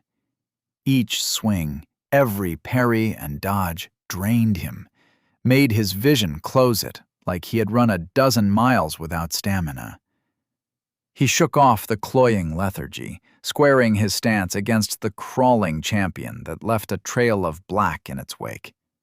"Meat," it said, staring into his eyes. Caius took a steadying breath and walked towards the butcher, careful to keep the point of his sword trained on the monster. The champion came closer. Closer still. Close enough. Caius threw himself into a lunge, his battle cry echoing through the cave as he dived into a fencer's thrust. The butcher heaved itself forward, uncaring of the sliver of steel that raced for its head. Its hand lashed out with a speed that could only come from a final, desperate attack.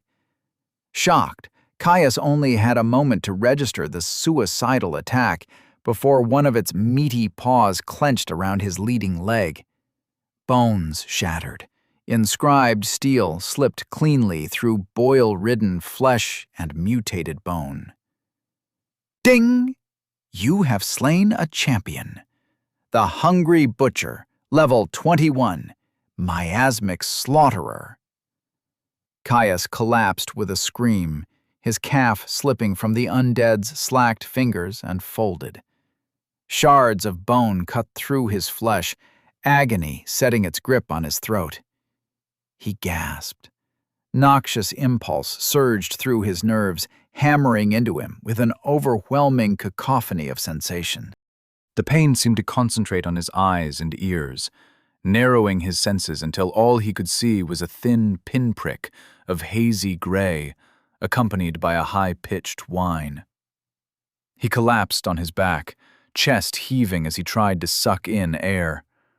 His vision blurred further, tears welling in his eyes. The final vapors of his health burned free, trying to set what it could of his shattered shin bone. It brought momentary relief from the initial stab of agony that accompanied an unexpected wound. A relief quickly followed by a terror-filled realization. The blood rot! His attention dove inwards as he pushed himself up onto his elbows with a start. He relied on the innate awareness that every thinking creature had of its soul space to search his body for the champion's magical disease. He found nothing. Rapid adaptation had cleared the inflection. Caius slumped back down with a sigh of relief, yelping as his jostling moved his still shattered leg. He looked at the twisted limb and winced. While he could just leave it to heal on its own, at least partially setting the break would drastically reduce the amount of health required to recover. Eyes drifting past his ruined leg, his attention settled on the limp form of the champion. His sword was still stuck fast in its head. A growing pool of black blood seeped forth from the corpse. He needed his sword. Injured as he was fucked if something came across him in this state and he had no way of defending himself. Caius growled, staring at his weapon. This is going to suck, he sighed. Nothing for it, I suppose. Balling up the hem of his tunic with resignation, he pulled on the material until he could comfortably bite down on the wad of fabric and leather. A few sharp breaths to steady his nerves, and he shoved himself upright. A hoarse yell escaped him as the movement shifted his leg. Refusing to give up the momentum, he gasped and snatched the handle of his sword, falling back to the floor to pull the blade with him. It slipped free with a wet squelch, clattering loudly onto the stone floor beside him. Just a little more. You can do this, he thought. He pulled himself up into a seated position and shuffled backwards, biting his wadded tunic so hard he half expected to hear the crack of a breaking tooth. Finger length by agonizing finger length, he hauled himself away from the growing puddle of blood that expanded from the butcher's corpse. Once he had made it a couple of long strides away, Caius collapsed back down, with tears streaking down his cheeks. He let go of his sword, preparing himself for what he had to do next. He sat back up, staring at his twisted leg with dread. He reached out towards it before freezing halfway. A frustrated growl was dampened by the fabric in his mouth. Last bit, then you're done. A sharp breath brought him focus, and he lunged towards his foot, twisting it back into position. A half-strangled scream sounded in his ears as if from a great distance, agony coursing up through his leg and shorting out his mind. Caius collapsed back down with a whimper. He spat out his tunic. Fuck me, he ground out, panting between words. Despite the agony, he couldn't help the low, rumbling chuckle that started from deep within his chest. Even if he did wince every time the movement jostled his slowly healing break, he had no right to have come out on top. The bastard even had a class. What the fuck was that? He'd never heard of champions in his life. He'd killed it.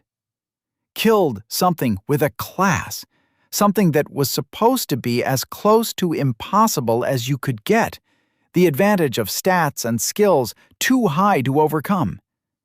Oh, sure, he knew that the guardian he was eventually doomed to face would have one, and would be exponentially harder than this battle.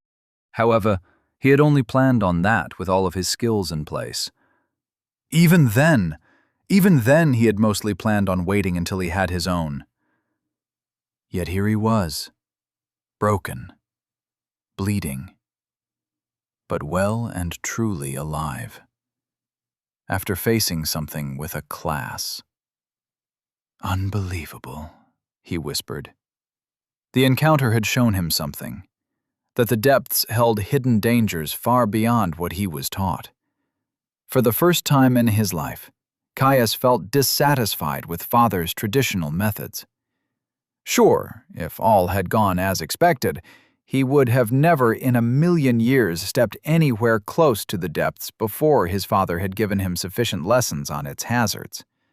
Lessons that were supposed to happen in the final months before his class selection, with practical training following it. Yet here he was, nearly 2 years early. Of all people, Father should have known to plan for the unexpected. Or was it a simple coincidence that they lived deep in the forest, weeks' journey from the closest small frontier villages, while having a perfect set of legacy skills? Caius snorted at the thought. Father had always been cagey, but he supposed the knowledge of exactly what had happened to their dynasty was another lesson that had been left until he was older. It hurt to think of his father's failings, after all he had done for him. But it was just so frustrating to think how different his approach would have been if he had known that champions existed. For one, he probably would have waited until he had merged his fourth skill. He might not have gotten so injured with adamant body. Caius's eyes widened suddenly. His skills. He'd leveled sense weakness. He was finally ready to merge the skills. A wide smile split his face.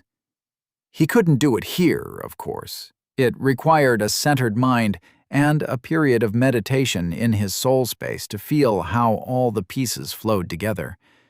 Something he felt very little confidence in doing here. For one, it would be impossible to do while dealing with a broken leg. He was also a little worried about beasts coming to investigate the blood and noise. No, it would need to wait until he was in the relative safety of his base camp. He also had something a little more pressing on his mind, other than healing his leg. Caius turned his head, twinkling eyes landing on the stout stone building that sat to the right of the lodge proper. Loot. Chapter 14. Rewards. He limped towards the large stone and wood building where he had first encountered the massive undead, the torches inside filling its hall with an orange, flickering light. As he crossed the threshold, he inspected the seat where the butcher had sat. Up close, it was even worse than the quick glance he had gotten earlier. Nearly as tall as he was, it was perhaps more accurately described as a throne than a chair. Though if it was to be a throne, its monarch had been a gruesome one indeed. Rotting, uncured furs coated the seat, damp secretions leaving an imprint where the butcher had lounged. The sight and the images it brought to mind made Caius wince. Turning his attention away from the nauseating sight, Caius explored the massive hearth behind the seat that stretched across the head of the hall. It was dusty, with low, glimmering coals slumbering inside. He'd missed it entirely on his first look, captivated by the threat the champion had presented to him. Above its mantel, a great deer skull was mounted, larger than any of the many thousands he had seen in his years living in the forest. He looked at its rack in awe. It must have been a truly impressive specimen in life, if it had ever truly lived. Finally, tearing his gaze away from the ornament, he scoured the mantel-top, where a glint of firelight on metal caught his attention. A key. Overly large and crudely wrought. Hopefully, it would be what he was looking for. Caius snatched it up and hurried his way outside of the building as fast as he was able. Returning to the chained storehouse, he grabbed at the thick padlock that held the door shut fast, interesting the key with a slight tremble. He jiggled it briefly as it got stuck. The lock clicked, the joyous sound sparking a short laugh of success as he popped it open. Chains rattled as he hurried to weave them out from the door's latch. He cast them aside, the links clattering as they hit the stone floor of the cave. Barely containing his excitement, Caius worked the latch and threw open the door to reveal a dark room. The only light entered through the open doorway, drenching the interior in shadow. He took a furtive step forward. Hidden sconces burst into flame as he crossed the threshold. Their flickering light revealed a lone plinth at the back of the room, topped by what looked to be some sort of strange rectangular belt bag. Caius approached quickly, snatching it up and turning it over in his hands to inspect it closely. Perhaps 2 handspans wide and half that deep, it was an interesting thing. Made of some sort of hardened leather that held firm in his hand. He rapped it with one knuckle, a soft knock resonating through its interior. It was a dark, burnt umber in color, a lighter trim capping its edges. The bottom 4 corners were capped off in brass, while it was held closed by a sturdy buckle of the same material. Caius turned it over, revealing a back with 3 loops along its top edge to thread it onto his belt. He furrowed his brow quizzically. All in all, Caius was a little disappointed. A bag wasn't exactly what you expected when you risked life and limb for a reward. He shrugged. In the end, at least it was something. He fumbled with the buckle for a moment before pulling it open. A glitter of yellow and silver metal immediately caught his attention. There, to the left of the bag, was 5 pieces of silver, and a single yellow disc sat in a jumbled pile. Impossibly round, each face was embossed with an incredibly complex swirling pattern. He pulled them out, feeling the cold metal as he rolled them around his hands. Depths coin. Impossible to doctor or forge thanks to some minor magic imbued into them during their spawning. They were practically a universal currency, and often the yardstick against which all others were measured. A bit too rare to be adopted as a primary measure of wealth, and they only came in 2 denominations, which hampered their use outside of large purchases. Caius grinned. A much more satisfying reward, he thought. He'd just found room and board for a year, if what he remembered of the prices that Hastur had paid at the Stout Oak was correct. Though he supposed that with 3 fields being a frontier village, it was probably more reasonably priced than most.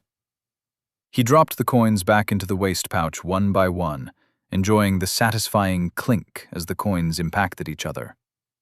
His attention turned to the other contents of the bag.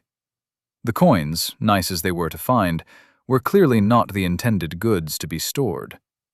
The interior of the bag was divided into 8 rectangular segments, one of which had held the coins. Of the others, 4 were occupied by tight-fitting, squarish glass bottles, their clear exteriors revealing a softly shimmering burnt orange liquid. Potions, in a conveniently standard bottle shape if from what he could see at a quick inspection. He pulled one free, surprised at how easily it slid out despite how firmly wedged it had looked. Unfortunately, much like the bag itself, he had no real way of knowing what these did. At least, not yet. Luckily, he did have something he could do. Uncorking the potion, Caius brought the bottle to his nose and breathed in deep. It smelled of spicy lilacs and sunshine. Somehow that was possible. Bloody alchemy. Herbalism, something he hadn't had much chance to use in the depths, came to life. The notes and scents of the potion swirled through his mind, bringing with it notions of growth, of life surviving despite the efforts of an uncaring world, of a stubborn weed handing on a destitute cliff. Probably some kind of restorative, though of what type and function I have no idea. Most likely not mana, he mumbled to himself, before corking the bottle again and returning it to the waist pouch. He planned on holding them in reserve, unwilling to potentially waste a powerful brew when he did not need to. If there was an emergency, he would risk it, but otherwise they would stay locked tight. Caius buckled the potion bag closed before taking the time to thread it onto his belt. It sat on his right hip, opposite his sword. It was surprisingly comfortable. Despite its hardened exterior, he could barely tell it was there outside of a comfortable and balanced weight. It was time for him to return to camp. Excitement bubbled in him at the thought of his next merge. It was always something he had celebrated with his father, another successful step on his preparations for a class. Caius left the shadowed hunter's lodge, his almost healing leg not enough to hamper the pep in his step. Stepping past the bodies of lesser undead, he dipped back down to the forest trail, spending a few minutes to locate the marked tree where he had stashed his pack. Collecting his belongings, he returned to the edge of the tree line. He decided he would follow the cavern wall back in the direction of his original entrance to the glade. The lighter vegetation would speed up his journey considerably, and he did still need to properly scout the massive underground environment.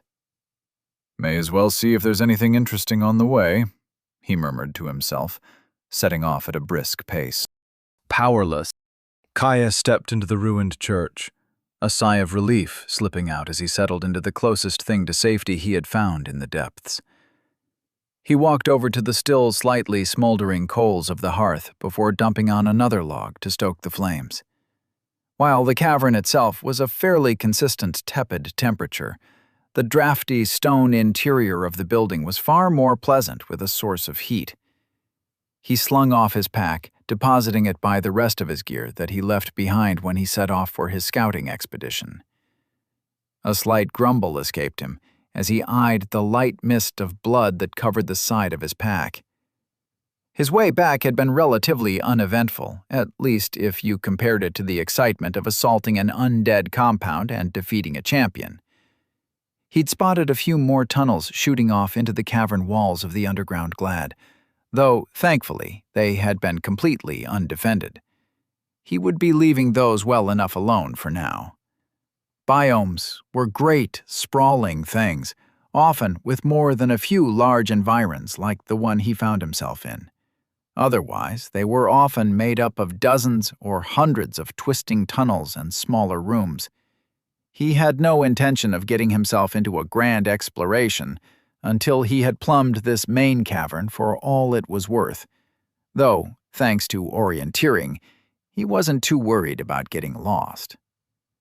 The stain on his pack had come from a particularly enterprising trio of dog-like creatures who had stalked him for some time. Luckily for him, they had picked up his trail a few hours into his journey, so he had been fully recovered before he was forced into another confrontation. He looked down to his pants, sighing as he saw the great rents where the beasts had latched onto his leg, the same one that the butcher had shattered in its grip. "Had some bad luck today, haven't you, friend?" he sighed, shaking the offending limb. The tear in his clothes annoyed him. Even if the leather reinforcement had helped to prevent worse wounds, having stray material flap around in the breeze was distracting and uncomfortable. Luckily, both the tear on his trousers and the cuts on his tunic should repair themselves by morning. Watching as the fire roared back to life, Caius took a seat in front of the hearth. He felt the radiating heat warm him, sinking into his bones. Slow, steady breaths resonated through him, his heart slowing to match the rate of his respiration. Slow inhale, hold. Slow exhale, hold. The meditative repetition of it continued as he lost himself in the reaches of his mind, his eyes closing as he dove into his soul space. He was ready for his next step. His mind drifted to tracking, its nodule in his center emanating 1,000 sights, uncountable impulses. Disturbed earth, a stray fiber, a scratched trunk. A million ways to see a forgotten passing, to see trails left in time, waiting to be unearthed. Most were still inaccessible to him, the skill needing to grow further, but they were ready and waiting. He moved to the next nodule that orbited the fire of his soul. Sneak. Shadowed nights and hidden scents. Eyes passing by unawares. Of hiding. Of stalking. Half-foreign instincts washed over him as he tasted its depths. He reached out with his will, feeling both centers of power. They were easy to link, threading a thin line of comprehension and personal understanding between them. A glowing wire that he spun from the burning conflagration of his soul. The two shards seemed to resonate, a growing attraction trying to pull their energies together. He clamped down on the motion with the full weight of his mind, halting the merge in its tracks. He knew if he allowed it to continue, they would create stalking, a lesser and relatively well-known merge. If that happened, his goal would be permanently out of reach, his plans ruined. Caius's focus wavered for a moment, unused to flexing his mind in such a fashion. The two skills wavered, fighting back against him in an effort to move together. He grabbed at them like a vice, forcibly stabilizing them again. It was the first time having to do such a thing, his first two mergers not having another valid outcome to contend with. He wasn't worried. He'd spent months of practice in guided meditation with his father, as much as they could squeeze into their usual fireside rituals. Not just on the mental skill needed to hold the merge stable, but the understanding of the ultimate result. The mindset and comprehension needed to link so many disparate parts. This, at least, he'd had practice with. Once he threaded in another, he wouldn't need to worry. He just had to get over this next hurdle. His metered breaths continued as he settled into the measured tension of holding the skills in place. Once he felt ready, he reached for the next one. As soon as he split his focus, tracking and sneak wavered again. Sweat beaded on his now furrowed brow. The third thin thread of power reaching out from his soul slowed, undirected without his focus to push it forward. He gritted his teeth, inching it forward as he tried his best to hold the first two skills steady. They rattled precipitously, screaming against his hold on them, professing their desire to merge into a new form. His soul touched the third skill. Chapter 15. Insight and Growth. Caius just managed to prevent tracking and sneak from merging, the skills rattling against his control as his soul touched trap-finding. Instantly, the previous two skills settled down, no longer having an easy route to merge their energies through the conduit of his soul. Trap-finding tasted of tension and exploration, the joy of exploring new mechanisms, and the fear of the deadly payload they held. 1,000 sights washed through his mind, most of them hidden deep within the depths, but not all. Bank vaults, siege defenses, mechanisms, physical, magical, and biological. How to identify likely placements. A suspicious mound of disturbed earth or a flagstone not quite flush. A necessary skill for those who would delve where they were unwelcome, those who sought to survive and thrive where others dared not to tread. His soul threaded his comprehension into the previous two. However, the link felt incomplete, a kit with missing tools. Next, he reached out to orienteering, something for one to feel at home in the depths and the vast wilds that coated the world above it.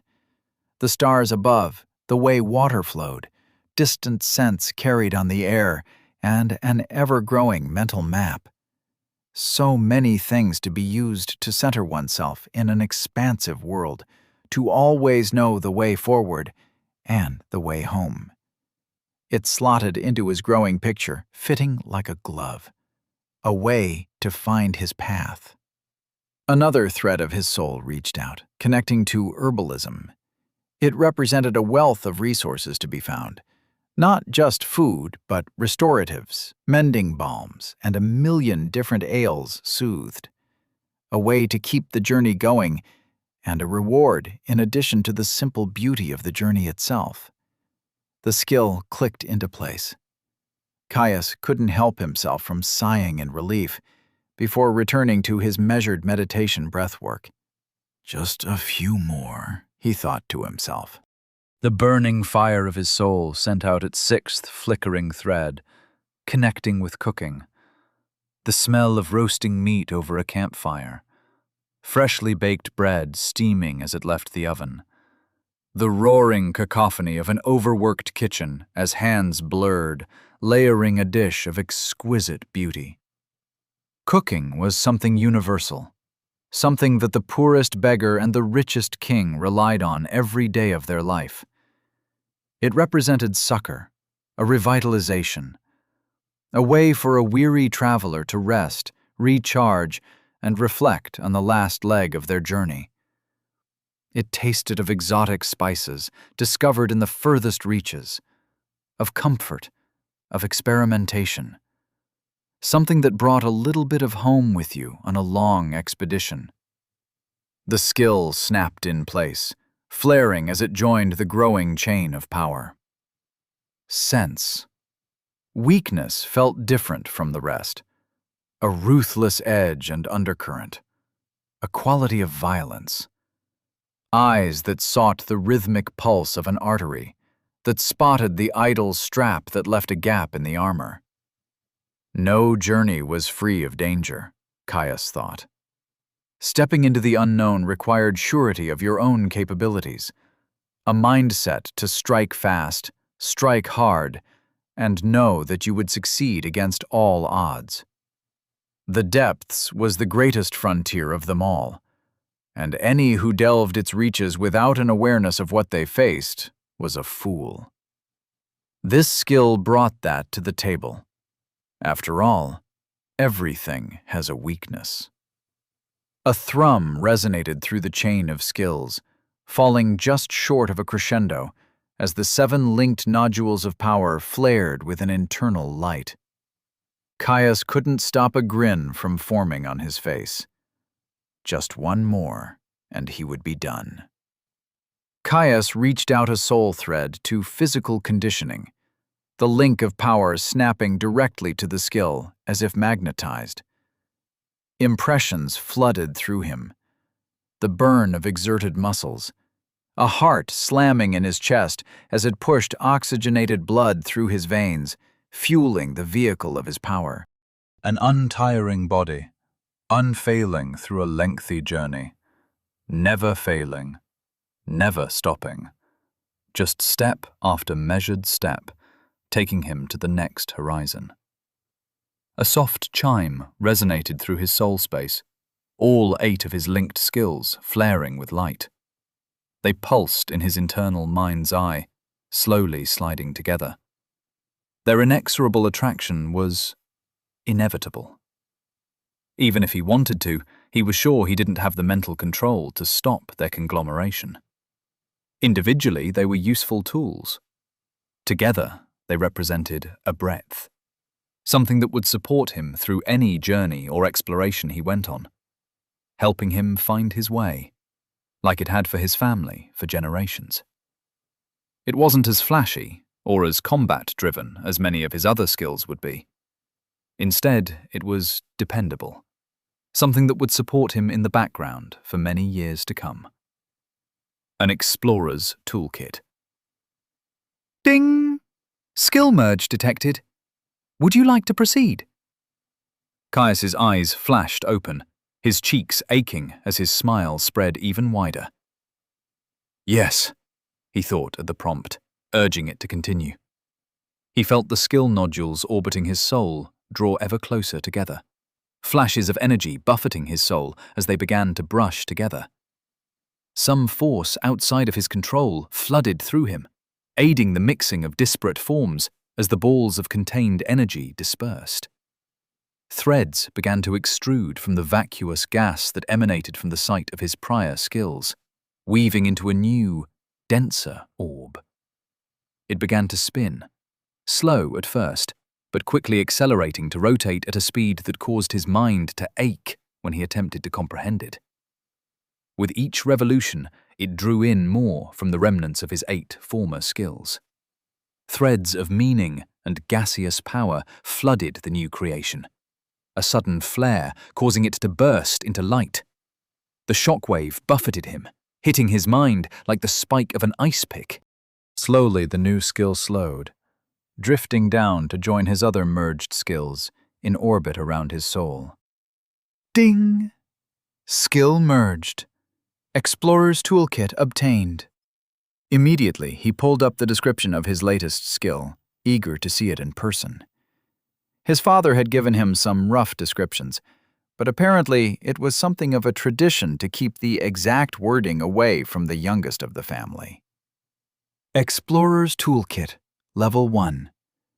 Unusual. Explorers are a rare breed, always seeking the next horizon, the next unseen sight, regardless of the challenges and dangers that lie between here and there. Rarely do they make it without sufficient skill and preparation. Luckily, you have a toolkit. Skill that improves a wide array of capabilities that are useful for wilderness survival and makes the user at home in most environments. Efficacy of the skill is reduced in inhabited environments. Each level moderately increases wayfinding capabilities. Each level moderately increases awareness of hazards and how to neutralize them. Each level moderately increases awareness of useful forage and reagents and how they might be utilized. Each level moderately decreases perceptibility while engaging in stealth. Each level moderately decreases the stamina cost of physical activity. Each level slightly increases positive effects of reagents and self-created consumables and aids in their creation. Each level infinitesimally adjusts the user's surroundings to support their needs. Merged from tracking, sneak, trap finding, orienteering, herbalism, cooking, sense weakness, physical conditioning. Caius whistled as he read his latest skills description. It was broad.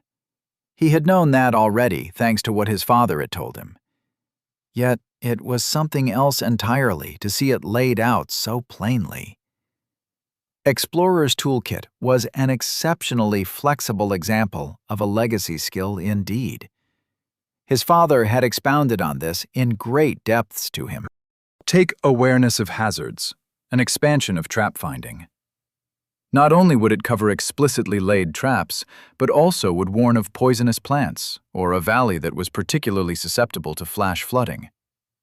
Neutralizing covered everything from detecting an open guard to how best cross a raging river. Hells, self-made consumables included food, meaning even if he never picked up alchemy, his meals would keep him fuller for longer. Eventually, with magically active ingredients and a high enough skill level, it would let him make meals that would provide long-lasting buffs. Individually, they would be lackluster, a poor man's alchemistry or wayfinding. Together, they represented a flexibility and breadth that was a vital addition to his limited skill slots. After all, general skills were usually best used in a supportive function. This single skill alone would help him cover a dozen different bases without stretching his foundation too thin, and while inevitably flavoring his class with a certain level of self-sufficiency. All in all, he couldn't have been more happy with the result.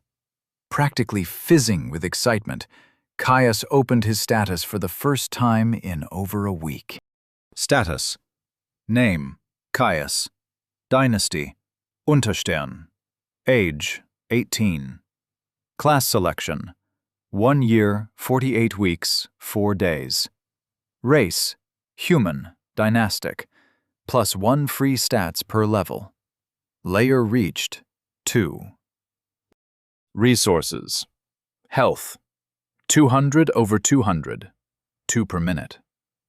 Stamina, 200 over 200, 2 per minute. Mana, 120 over 120, 2 per minute. Stats. Endurance, 20. Vitality, 20. Strength, 20. Dexterity, 20. Intelligence, 12. Willpower, -20. Stat points, 0. Class skills, 0 out of 10. Nay. General skills, 3 out of 10. Rapid adaptation, heroic, 13. Warforged, unique, 18. Explorer's Toolkit. Unusual. 1. It was strange to see so many empty spaces in his general skill list, after so many months of it being cluttered with a random hodgepodge of survivalist skills. His next goal would be much more focused, something more immediately useful for his survival in this danger-ridden hellhole people called the depths. Something that would shore up his defenses.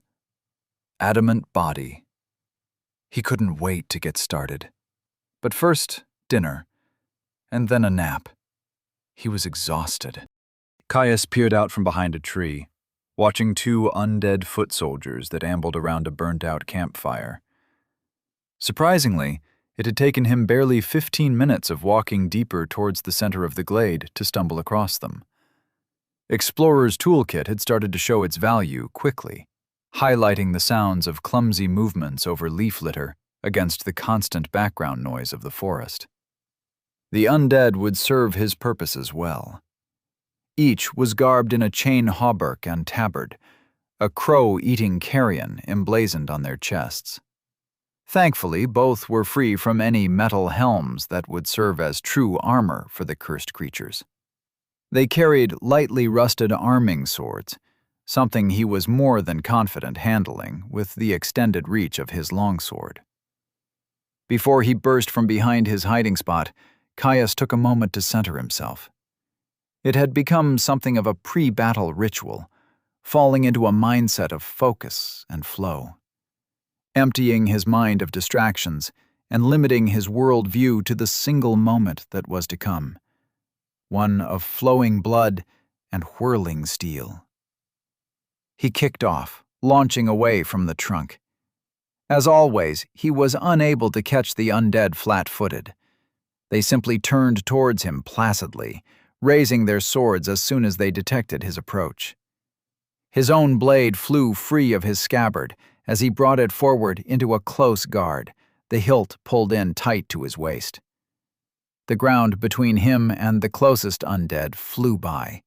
Raising its arming sword, the footman cut towards him, its blow fast but ungainly. Caius brought his sword up, aligning his edge to catch the blade in a bind. Rather than try to turn the undead's sword with a quick parry and riposte like he normally did, he defended with a straight block, twisting his whole body into the action to brace against the collision. The arming sword crashed against his own, the dreadful sound of shearing metal hammering into his ears. The infernal strength of the undead ground against him. Before it could batter through his guard, Caius stepped back and disengaged, whirling his sword into a heavy overhead that tore through the footman's crown. Ding! Level 17. Undead armsman slain.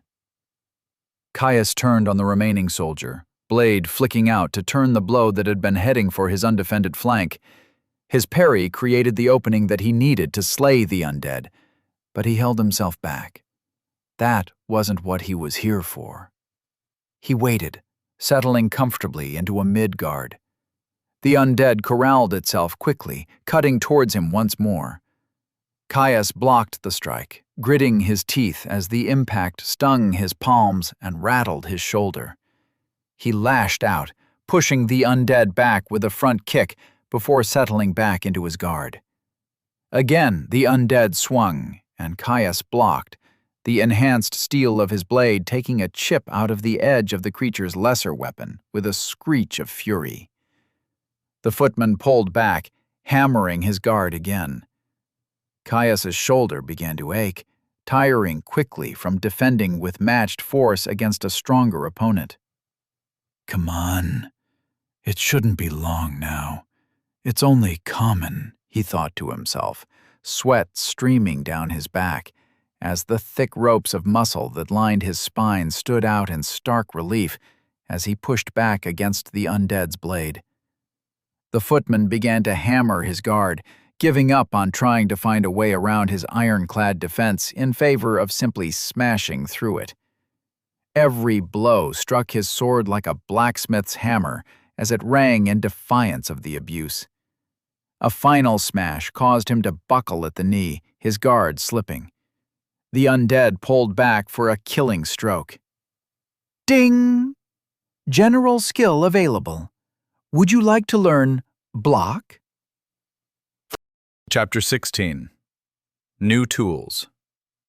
Ding! General skill available. Would you like to learn block? Common. Yes, Caius thought, accepting the notification instantly. With a grunt of fury, he dug his feet into the ground, regaining his collapsing defense. He flicked his sword, catching the incoming blow of the undead's blade and turning it away in a textbook parry. The footman brought its arming sword once more, mouth hanging open to reveal blackened nubs and sore-ridden gums as it swung at him in mindless fury. Caius was ready, his blade moving smoothly to arrest the undead's swing. A twist of his wrist sent the arming sword skidding down the spine of his sword, safely sailing past him. Getting frustrated at its impotent offense, the undead footman flew into a harried flurry of blows. As uncoordinated as it was, its bodily power lent a furious speed to its swings. It took all of Caius's skill to maintain his defensive stance, giving ground as the assault forced him back. His parries lost all ornamentation, all unnecessary flourishes falling beneath the simplicity of a simple economy of movement. The moment came when the undead tried to go for a decisive stab to his chest. Caius transitioned from a mid-guard to a high one, the body of his blade catching the incoming assault and drawing it towards the canopy above. The clang of clashing swords was matched with an unmistakable ring that echoed through his mind. Ding! General skill available. Would you like to learn parry? Common. Caius accepted the offered skill without hesitation, pushing the undead back with a boot to its chest. He stepped back, creating distance from his opponent, even as the undead tripped over the burnt logs of the fire that dominated the center of the cleared camp.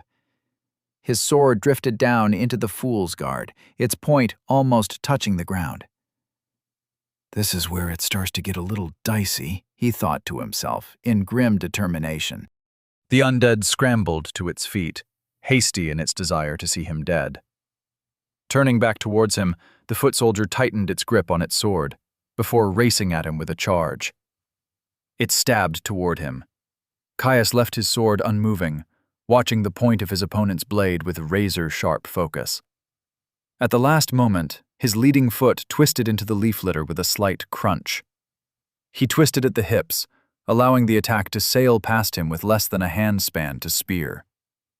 The undead still came barreling towards him, unable to get its momentum under control.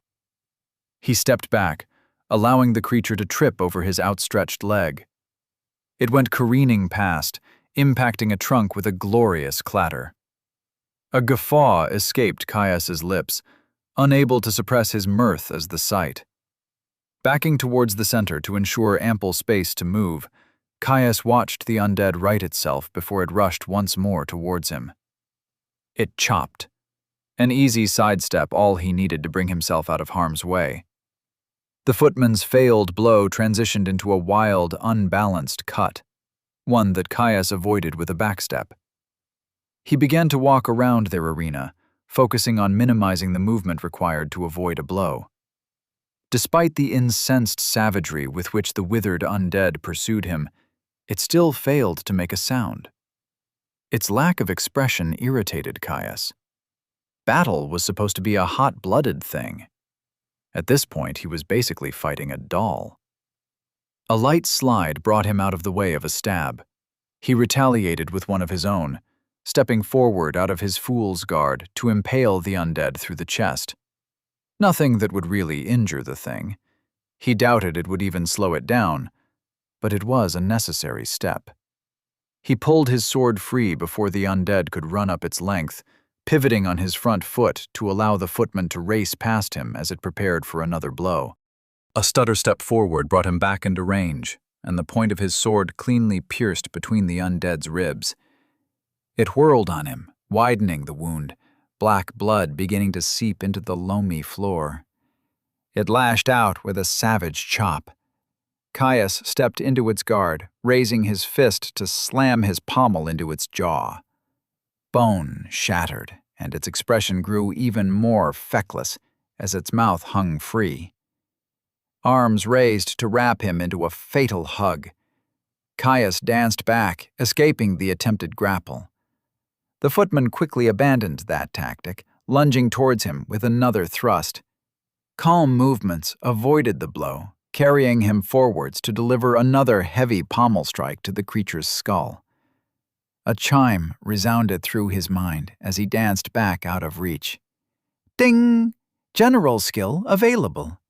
Would you like to learn footwork? Uncommon. A wild grin split Caius's focused expression, and he took a moment to mop at the sweat that had been beading at his brow with his offhand. Just one more now, though probably the most dangerous. He was not looking forward to the wash he would need after this. Things were about to get messy.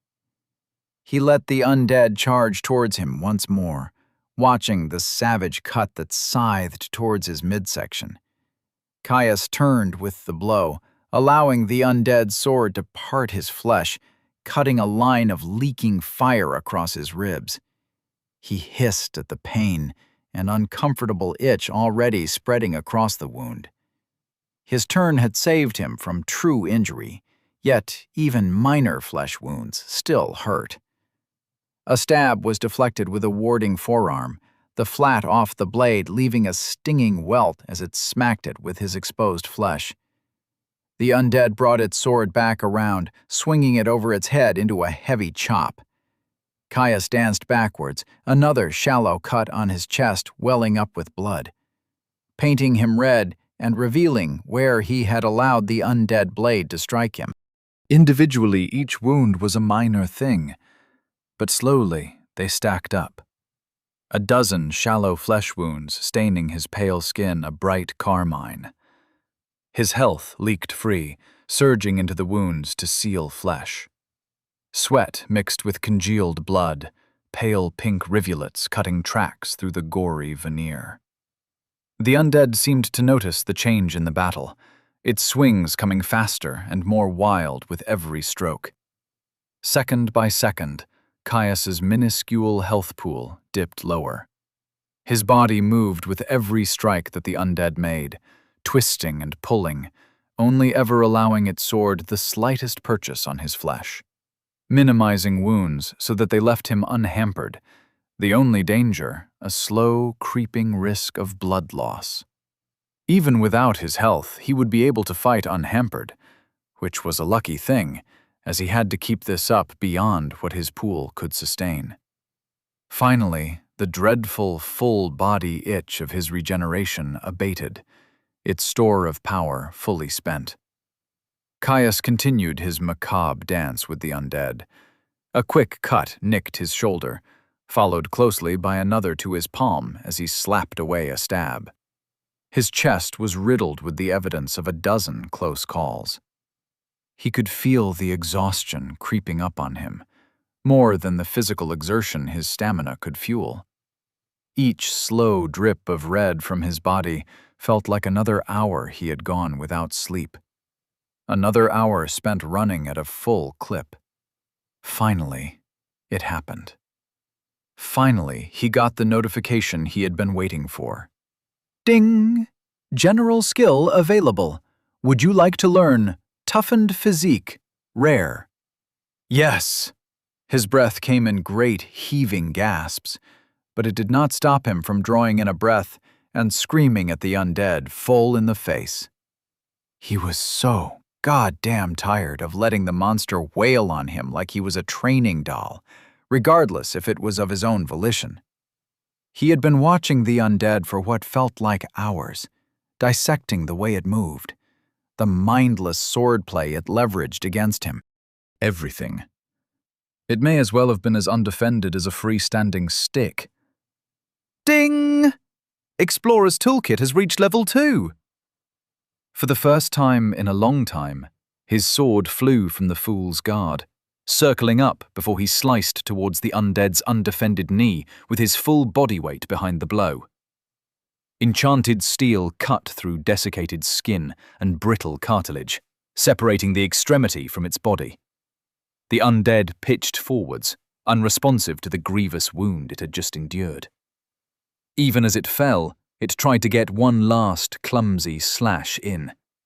Caius batted the blade out of the undead's weakened grip, sending it spinning off into the undergrowth. The footman hit the ground with a dull thump. Without standing on ceremony, he drove his sword point clean through the back of its skull. Ding! Level 17. Undead armsman slain. Caius stood over the corpse, chest rising and falling rhythmically with his heavy breaths.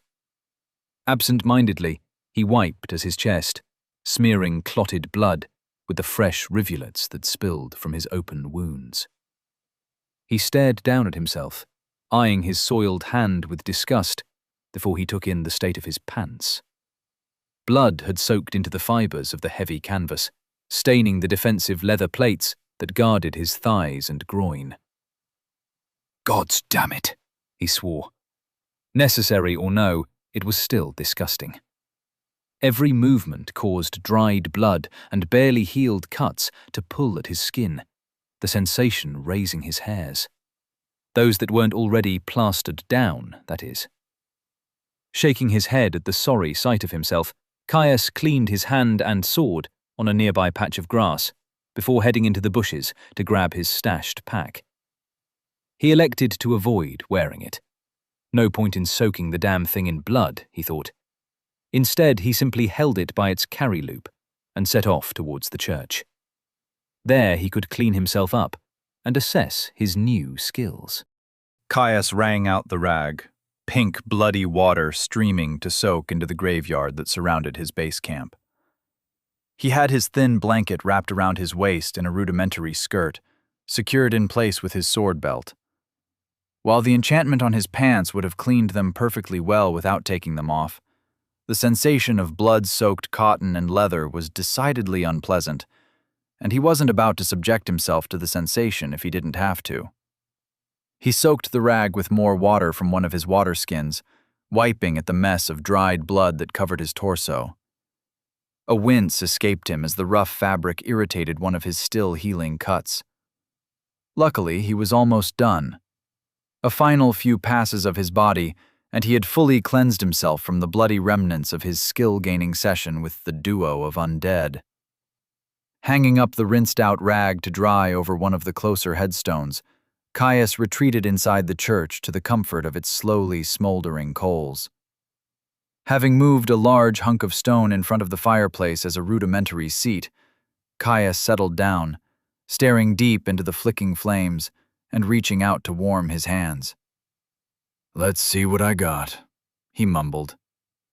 While it was endlessly annoying that his father insisted on the tradition of not explaining more than the broadest outlines of a skills function as it pertained to his family's skill set, he did have to admit that it preserved a lot of the excitement and majesty of gaining a new skill. While he would never be envious of those who did not have the luck of birth to be born into the possession of a full set of merged skills, he did privately admit to himself that he could see the appeal of the freedom to pick and choose as one wished. Though he supposed that almost everyone had to deal with pressures regarding their family's expectation of skill selection, and very few had anything close to what he had to show for it. Shaking his head to clear his idle thoughts, Caius pulled up the description for block. Block, Level 1, Common. The art of defense is as old as the art of war. With enough skill, might, and courage, even the most overwhelming onslaught can be endured. Skill that improves technical mastery of blocking and aids in negating the physical forces of your opponent's attack during a block. Each level slightly increases blocking proficiency. Each level minutely decreases forces opposing a block. He nodded as he read the skill. It was simple and direct, but that was what was expected from common skills. Even uncommon ones were still basic and straightforward. It was only when you got to rare, but mostly unusual and above, that skills truly started to get interesting. Not that he had heard of anyone getting a skill higher than unusual without a class. Even getting offered one was about as rare as having legacy skills, the well-known ones at least. Still, that didn't mean a common skill was useless. Anything but. If he had had block at a high enough level, he wouldn't have had to be so reactive against the butcher, if what he thought about the skill decreasing the force of collisions was correct.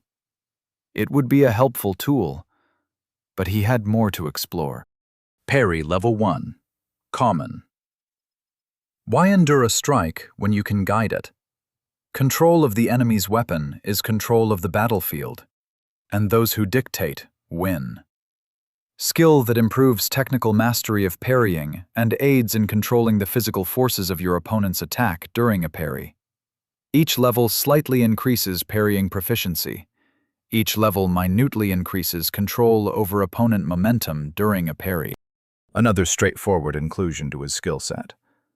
It wouldn't change anything about the way he approached fights, as it wasn't truly transformative, but every level would make him slightly more effective in combat. Though capped to 20, the influence wouldn't be all that much until he merged the skill. He brought up the next skill.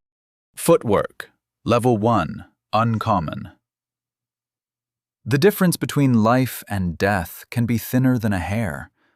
The wrong twist, the slightest flinch, a leg slightly out of place, all can spell your doom. Watch your footing. Skill that improves reaction, bodily control, and speed when repositioning during combat. Each level slightly increases capabilities when tactically repositioning. A fine addition, Caius thought. Already he could see the next piece of his inheritance coming together, and could picture the way each skill slotted into the overall picture. He knew it would most likely be at least a couple of months until he could merge them, even with the increased skill growth thanks to being in the depths. He could probably grind it out in a few weeks if he had a sparring partner, but alas, he did not. He only had one more skill, and then he could get to planning his next move. Chapter 17. Snacks of the Unwise. Caius sat on his rather uncomfortable seat in front of the hearth, enjoying the radiating warmth that slowly dried him from his earlier clean. His skill list had been growing nicely, though he still had 2 more components to add to his list before he could relax.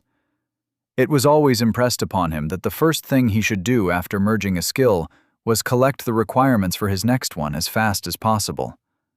Technically, the system wouldn't add a skill to your list without asking. However, in practice, it was unfortunately possible to accept a skill that you didn't want.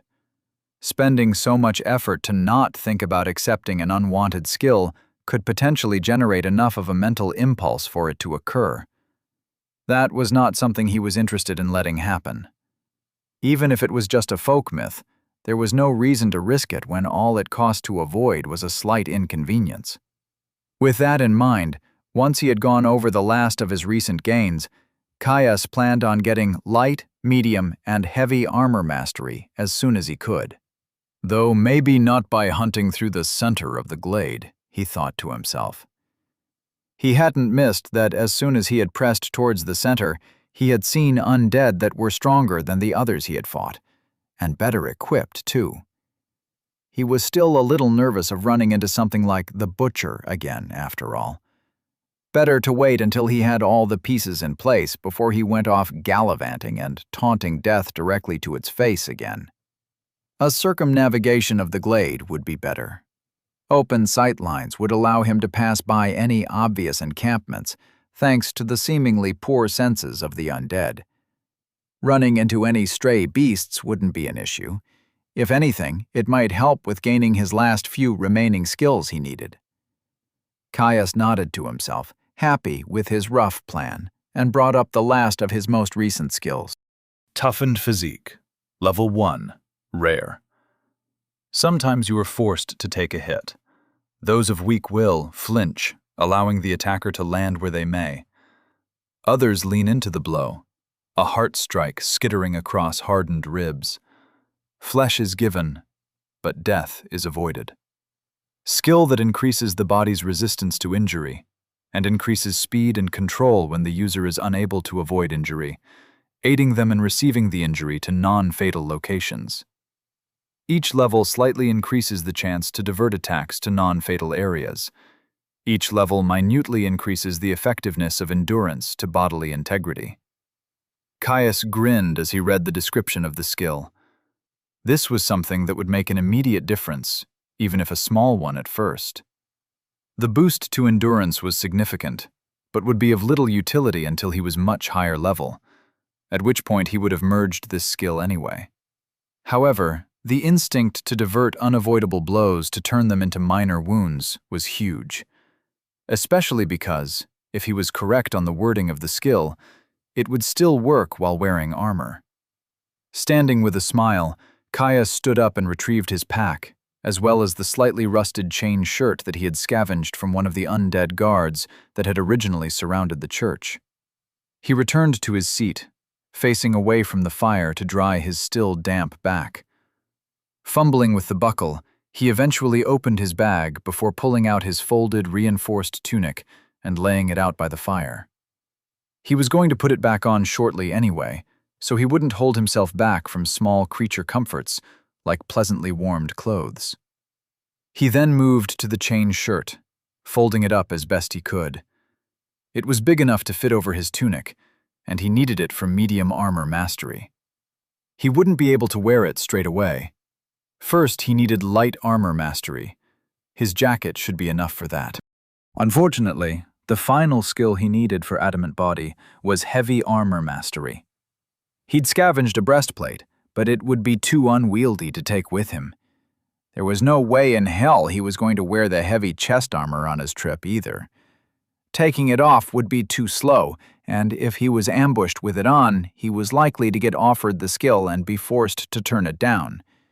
It'd make reacquiring it difficult, the system more unforgiving when you had already rejected its gifts once. Unfortunately, even just bringing the chainmail would be a challenge. It didn't fold quite as easily as canvas and leather. Caius cocked his eye at the sizable lump of metal. "Now, how am I going to make you fit?" he muttered. The weight wasn't much of an issue. At most, it would be a stone and a half. It was his pack that was the issue. It was a big bag, large enough for him to carry all he needed for an ongoing journey. He still needed to empty it a bit first. Caius reached into the bag. The first thing he decided to leave behind was his bulky medical kit. While it was a vital resource, he ultimately still had his natural health regeneration. Plus, he thought that in a true bind, he could always gamble on one of the potions he had gotten for defeating the butcher. Next was a redundant water skin. While he was definitely bringing it with him, he could always string it to his belt. As Caius pulled the water skin from his bag, something rolled free with a soft thunk. Peering in curiosity, Caius spied one of the strange purple fruits he had found in the glade. Pulling it out of the bag, he tossed it in the air, appreciating its solid weight as it impacted his palm with a satisfying thwack. "I'd forgotten about these," he thought to himself. In all the excitement of clearing an undead encampment and slaying a champion, it had completely slipped his mind. Setting the fruit down in front of him, he reached back into the bag, rummaging for its compatriots. 4 more of the almost fist-sized orbs joined the first one. They certainly didn't look dangerous. A thick, almost scaly exterior showed a virulent purple through the cracks. Caius tore at one with his hand, a light and almost bready flesh bleeding a soft violet juice as it revealed a cluster of slimy seeds at its center. He sniffed. It smelled sweet, almost like an apple, but more floral, with a strong, robust, earthy undercurrent. Explorer's toolkit tickled at the back of his mind, pulsing a low and lazy warning about the fruit. Caius eyed the fruit with suspicion. Normally, at least with herbalism, a truly dangerous fruit or berry almost screamed out at you. He licked at a thin trail of juice that had rolled down his arm, an indescribable sweetness radiating across his tongue. Explorer's toolkit pulsed another warning, almost lazily. Caius decided to risk it. He bit into the soft interior of the fruit, a trail of sticky juice streaming down his jaw. As the soft, delicate flesh of the fruit hit his tongue, his eyes widened. It was delicious. Like jellied stone fruit, like a summer orchard in full bloom. Ding! You have been afflicted by Glade Plum lethargy. His jaw half distended. Halfway through his next bite, Caius stopped dead. He sent his focus inwards, surveilling his inner realm.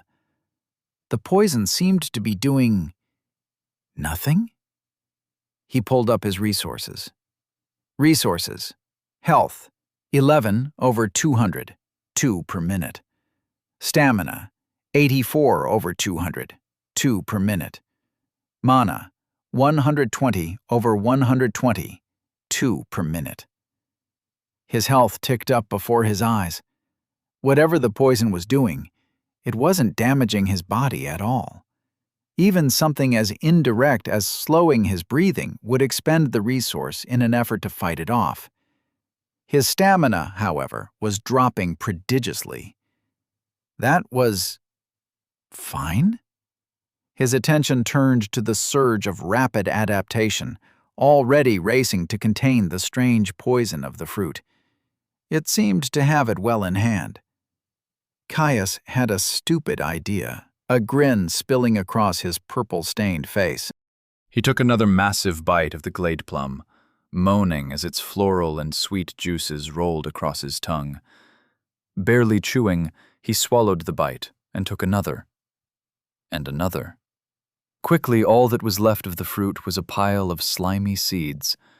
He snatched up another, devouring it with similar gusto. After weeks of dried jerky, the succulent glade plums may as well have been godly ambrosia for how their sweetness enveloped his mouth. After a few minutes, he moved to the next one. The growing well of mild toxin built up in his stomach, slowly overwhelming the containment that rapid adaptation had created. His stamina bottomed out, and by his third fruit, his eyes began to droop. By the fourth, every limb felt like it was weighed down by a particularly hefty oxen. Even chewing became a struggle. Caius could help but let out a large yawn. Slumping off his seat, he sprawled out in front of the hearth, the fire-warmed stone feeling as soft as a fleece-filled pillow.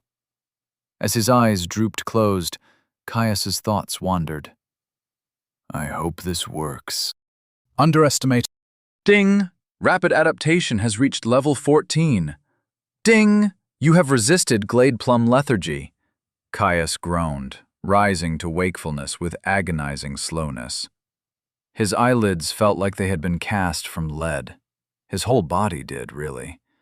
Forced to squint, he blinked rapidly in an attempt to clear the indistinct blur that coated his vision. He lifted his head, straining against the weakness that held him stuck to the floor. Slowly, control of his body returned to him as his skill eliminated the last remnants of the poison that had incapacitated him. He shook his head to clear the drowsiness, clicking his tongue against the bone-dry roof of his mouth. Need water.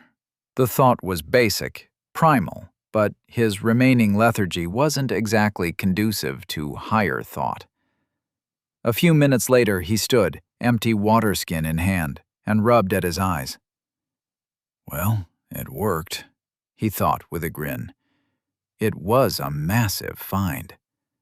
The biggest struggle with rapid adaptation was that most methods of leveling it by their very nature carried a deadly risk, especially since most things capable of afflicting him also had a vested interest in turning him into a corpse through significantly more active efforts. It was far too dangerous to infect himself with unknown afflictions in combat. If the worst had come to pass, and he had still not capped the skill as his class selection closed in, he would have been forced to take drastic measures. He was no masochist, but pain would have served to level the skill in a controlled manner, as gruesome as it was. The plums represented another avenue, something that he thought he would never get access to in the depths. A poison that didn't physically harm the body. That was the original plan, up in the forest below, if, in the months preceding his class, he hadn't capped the skill naturally. They had planned to travel to one of the larger frontier cities and enlist the skills of an alchemist. Though completely disabling myself for who knows how long is not exactly what I would consider safe. Caius thought, looking at the aging, barred door that secured the church. The plums were too useful, too plentiful, and too plain delicious to ignore. But next time he would have to make some preparations to ensure his safety. Quietly, with more than a little abashment, Caius admitted he might have been a little hasty. In his defense, he didn't think that they would have quite so potent of an effect.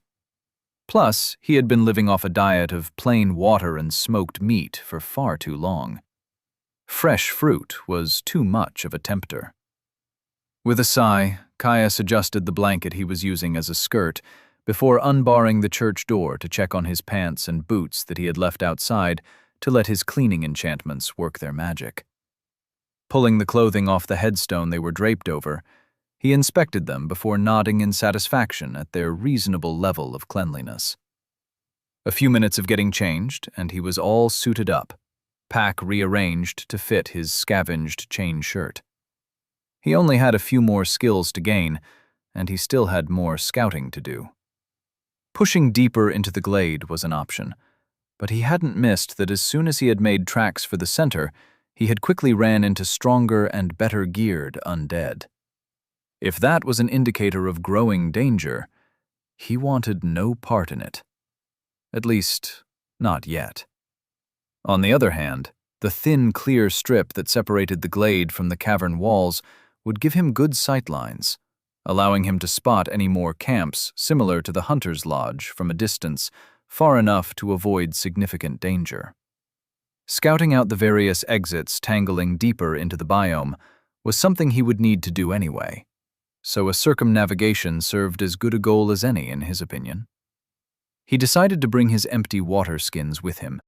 It had been a few days since his last trek to the stream, and he was down to a single one, half empty at that. Rolled tight, he managed to squeeze them under the flap of his pack. May as well start where I came in. It's close to home, and as recognizable a spot as any. He mumbled, leaving the church and vaulting over the small stone wall that surrounded its boundaries. Underestimate. Caius strode along the thin stretch of grass that existed between the glade proper and the walls of the immense cavern that held the glowing forest deep beneath the earth. He kept close to the tree line, happy to let the canopy and endless wall of trunks break up his figure as his feet ate up the distance beneath his feet. He'd been walking for some time now, moving counterclockwise from his start, and already he had passed a couple of exits from the immense space. Much like the tunnel he had entered from, these passageways were relatively small, maybe big enough for 3 men to walk abreast. They were covered in rooty vines. Barely lit by the luminescent moss that was omnipresent in this biome of the depths, they quickly turned off, barring him from deeper insights into their destination. He had simply noted them and moved on. He'd already decided that he wasn't going to leave the glade until he had at least acquired his next merged skill.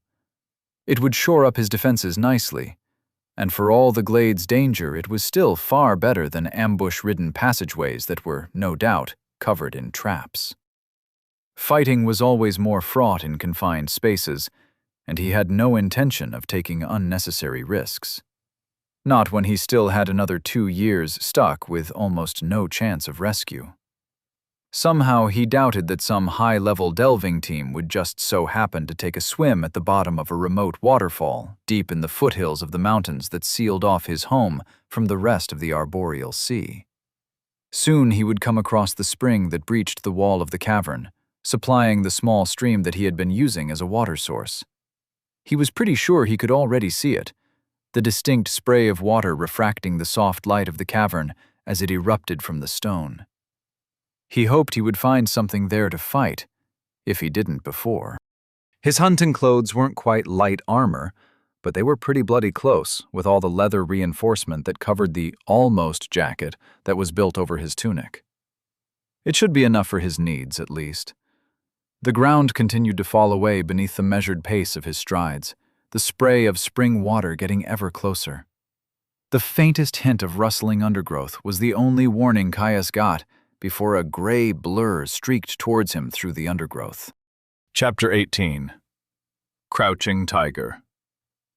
Caius reacted instantly to the sound of something crashing through the undergrowth.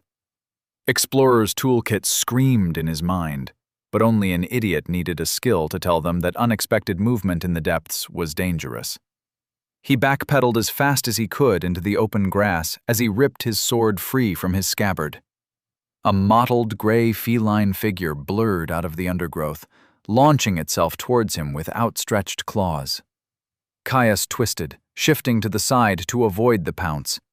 One of the beast's paws scythed out to catch him, forcing him to pivot on his feet.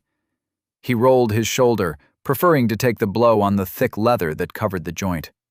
The claws skittered on the pseudo-pauldron, cutting a deep line into the thickened material, but saving his flesh from a worse wound. The force of the impact knocked him back, forcing him to adjust his footing lest he get knocked prone. The beast landed softly, quickly spinning as it hunched down, its muscles rippling under its fur as it readied itself for another confrontation. Caius brought his longsword up into a mid-guard, ready for the beast's next charge, as he quickly slung off his pack and tossed it to the side. He stared hard at the beast. It was far less twisted than he expected, considering all the hellish-seeming dire beasts he had seen so far. Roughly the size of a wolf, it was big enough to nearly reach his hips. A short, mottled coat barely served to hide the thick muscle that stood out in stark relief under its skin. Almost like one of the mountain lions that he rarely saw in the forest above. The lion's chops drew back, revealing sharpened canines as a deep, threatening rumble echoed from deep in its chest. In an instant, it went from motionless to a dead sprint, claws driving deep into the earth to launch itself towards him. It reared up once more, batting towards him with lethal intent. Caius brought his sword up, blocking the first swing with the edge of his sword.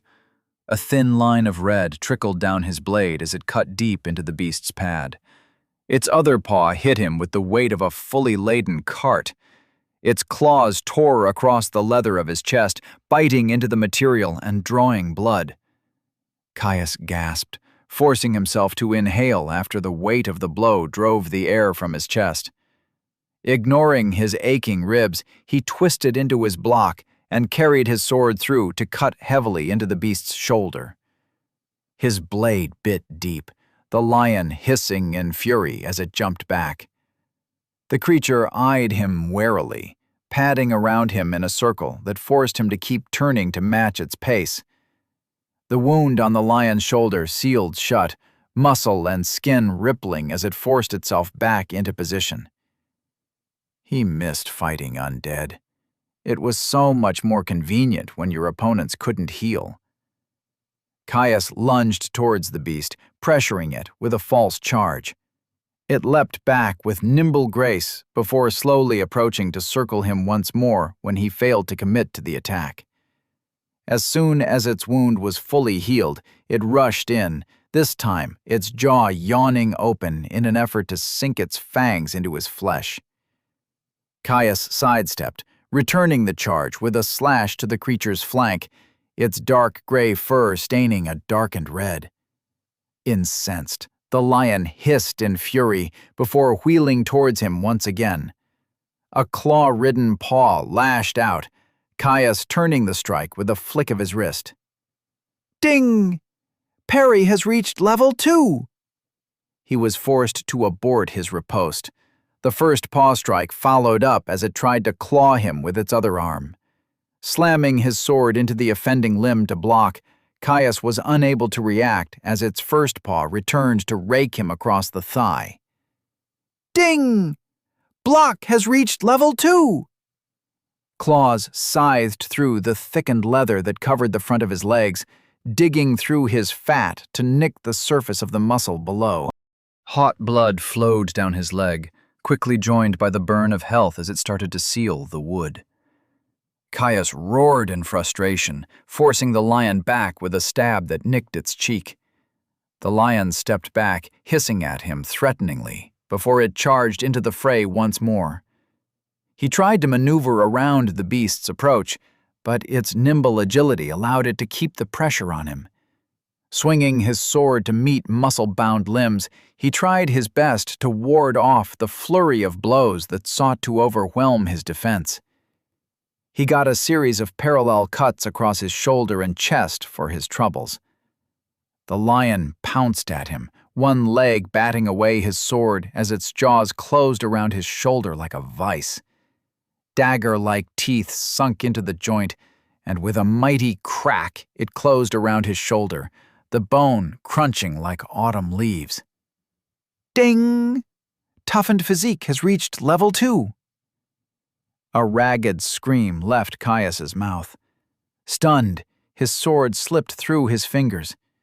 With a heaving yank, it used all of the muscles in its neck and back to pull him to the ground.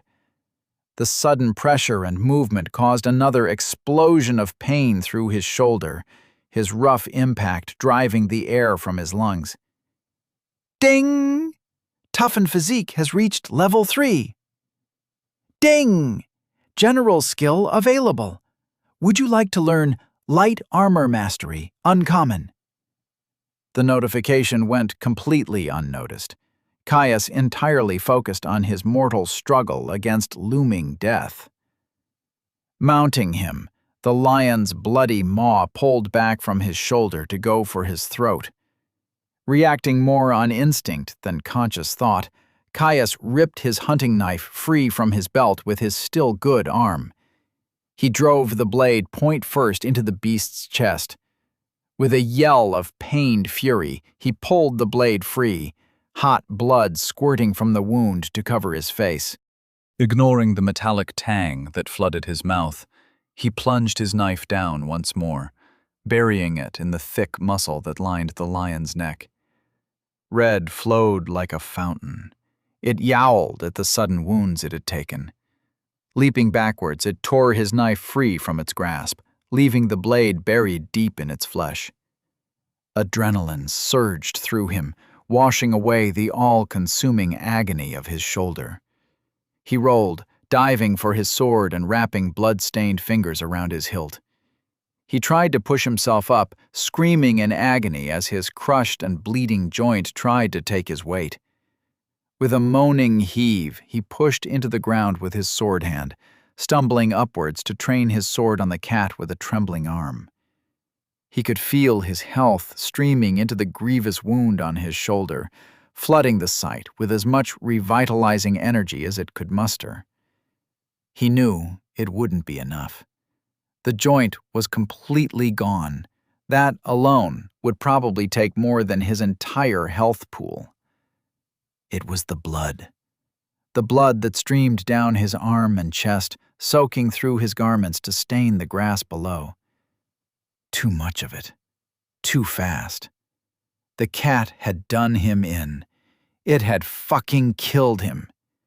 A roar of fury left his throat as he stared at the beast that even now scratched at the knife lodged in its throat as its own lifeblood poured free, only serving to widen the wound, draining away what was left of its health as it continuously reopened the injury.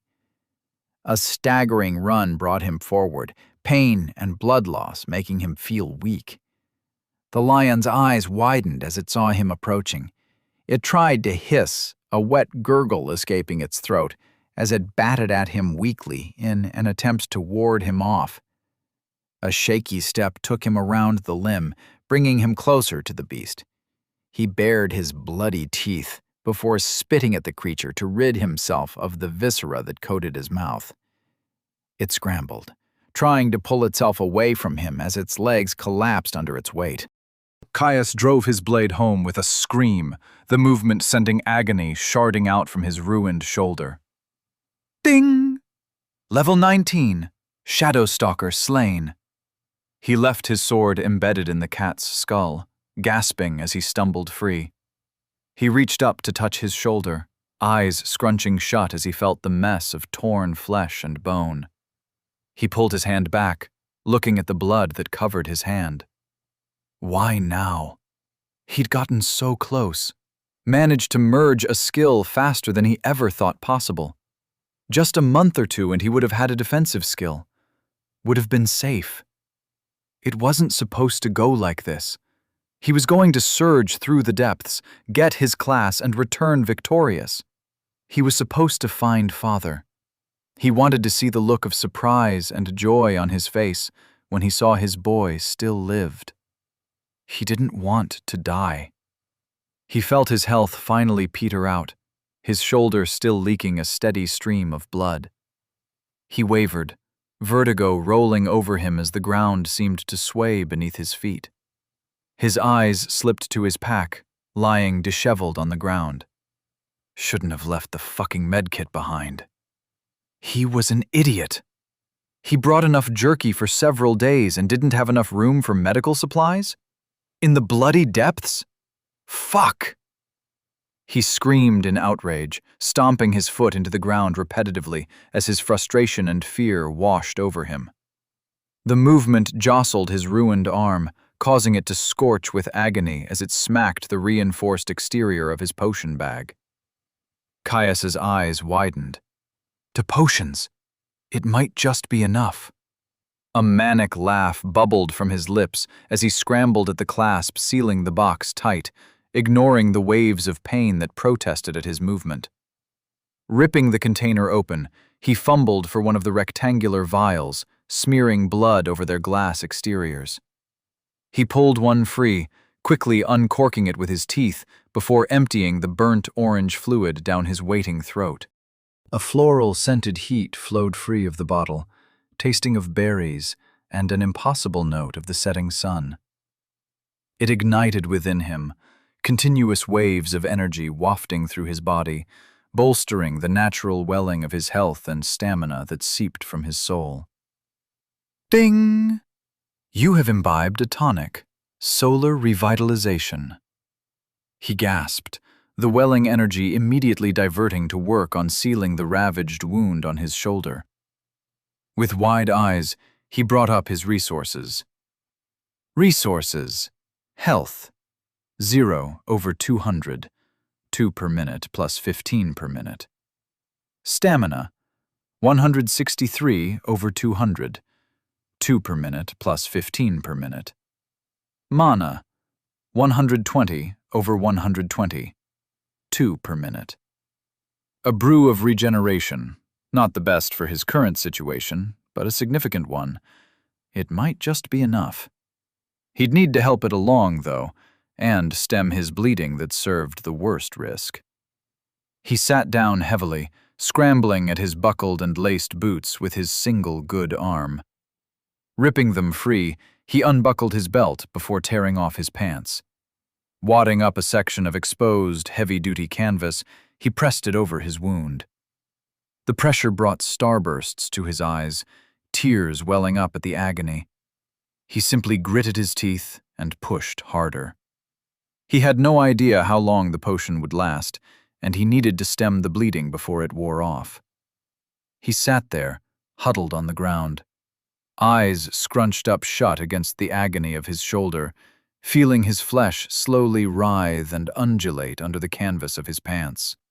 Hot blood soaking through the fabric, staining his hand red. For the first time in years, he prayed.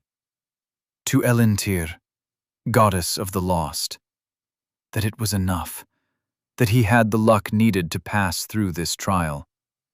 He was a traveler, damn well lost, and most likely an orphan. It had to be enough for a little bit of luck. He pleaded that it was enough. He felt heavy, far, far too heavy. A ragged gasp fell out of him, his body betraying him as he fought to keep down the rising panic. It would be enough, he reassured himself. He had survived a fight against a champion. He could survive a brawl with a glorified house cat. His breath started to steady.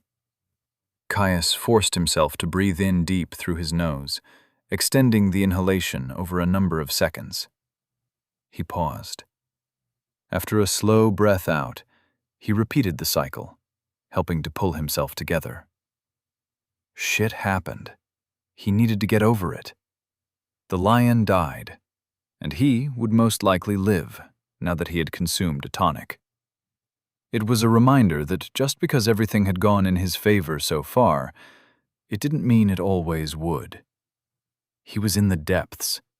He had to be bloody careful if he wanted to make it out of here.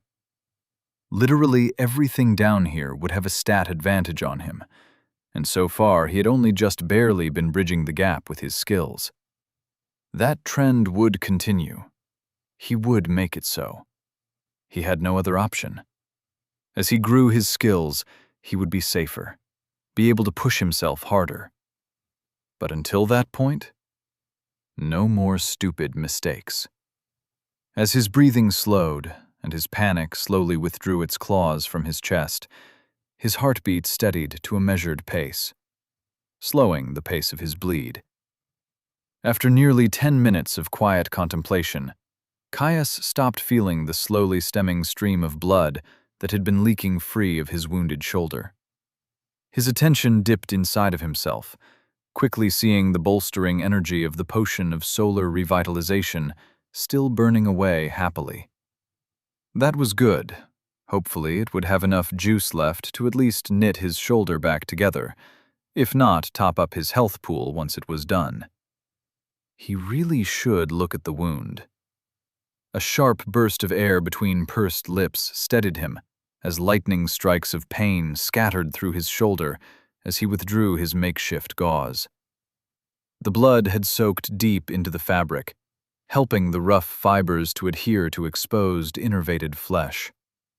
He stared dutifully ahead, placing his pants on the ground as he avoided looking at his shoulder.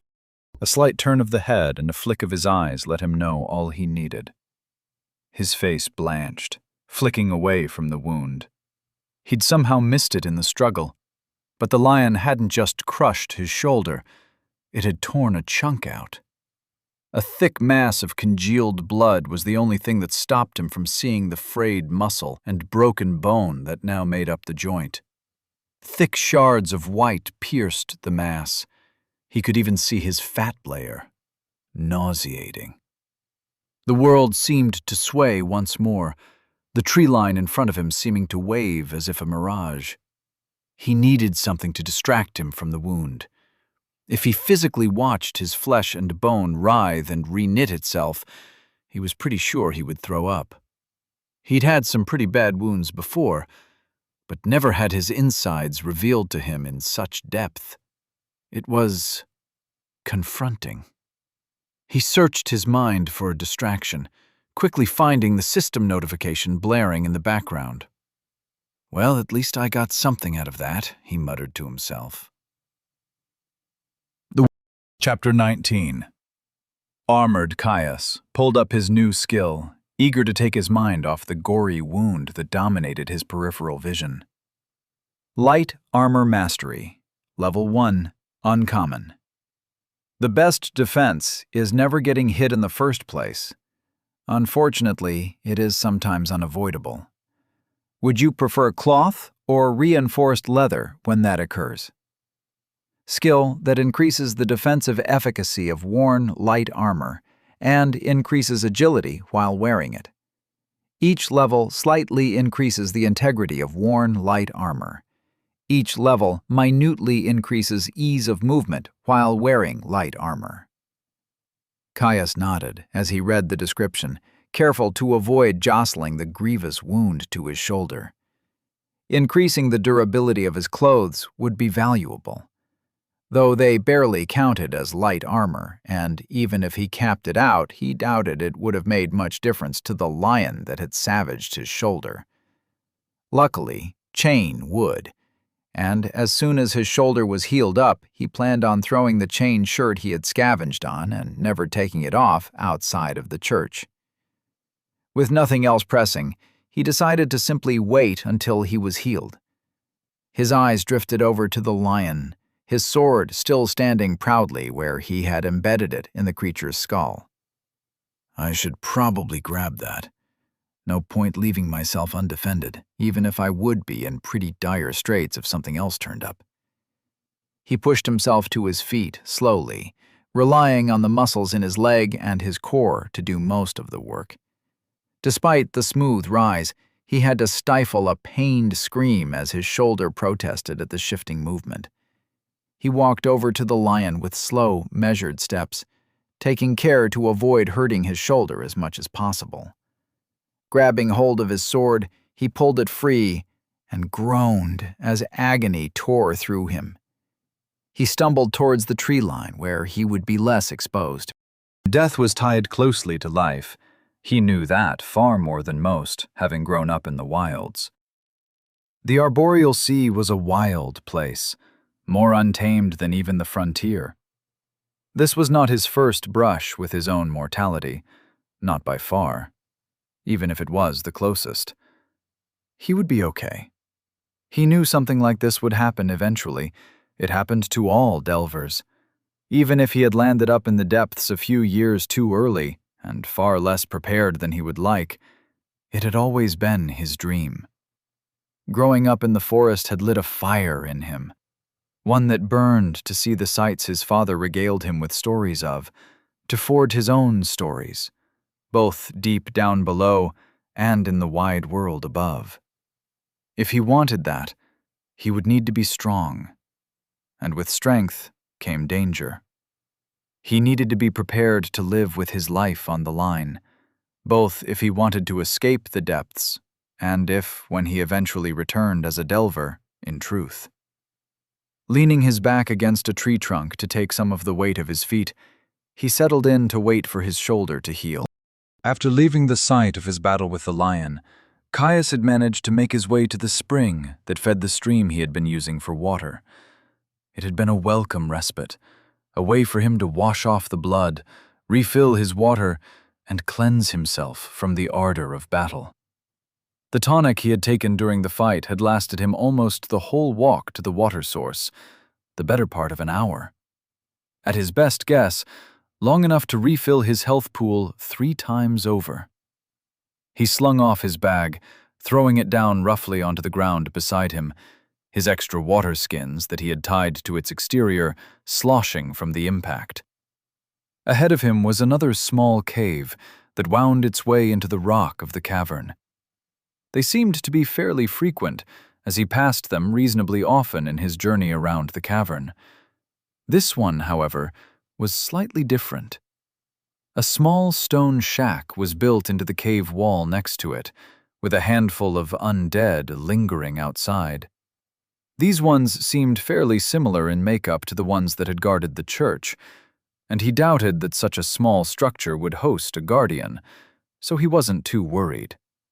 Perfect enemies to focus on a little skill training, and to help him gain medium armor mastery. He could already feel his excitement rising at the prospect. The more time he spent down here, the more he craved the violent clash of steel and the explosive growth it brought.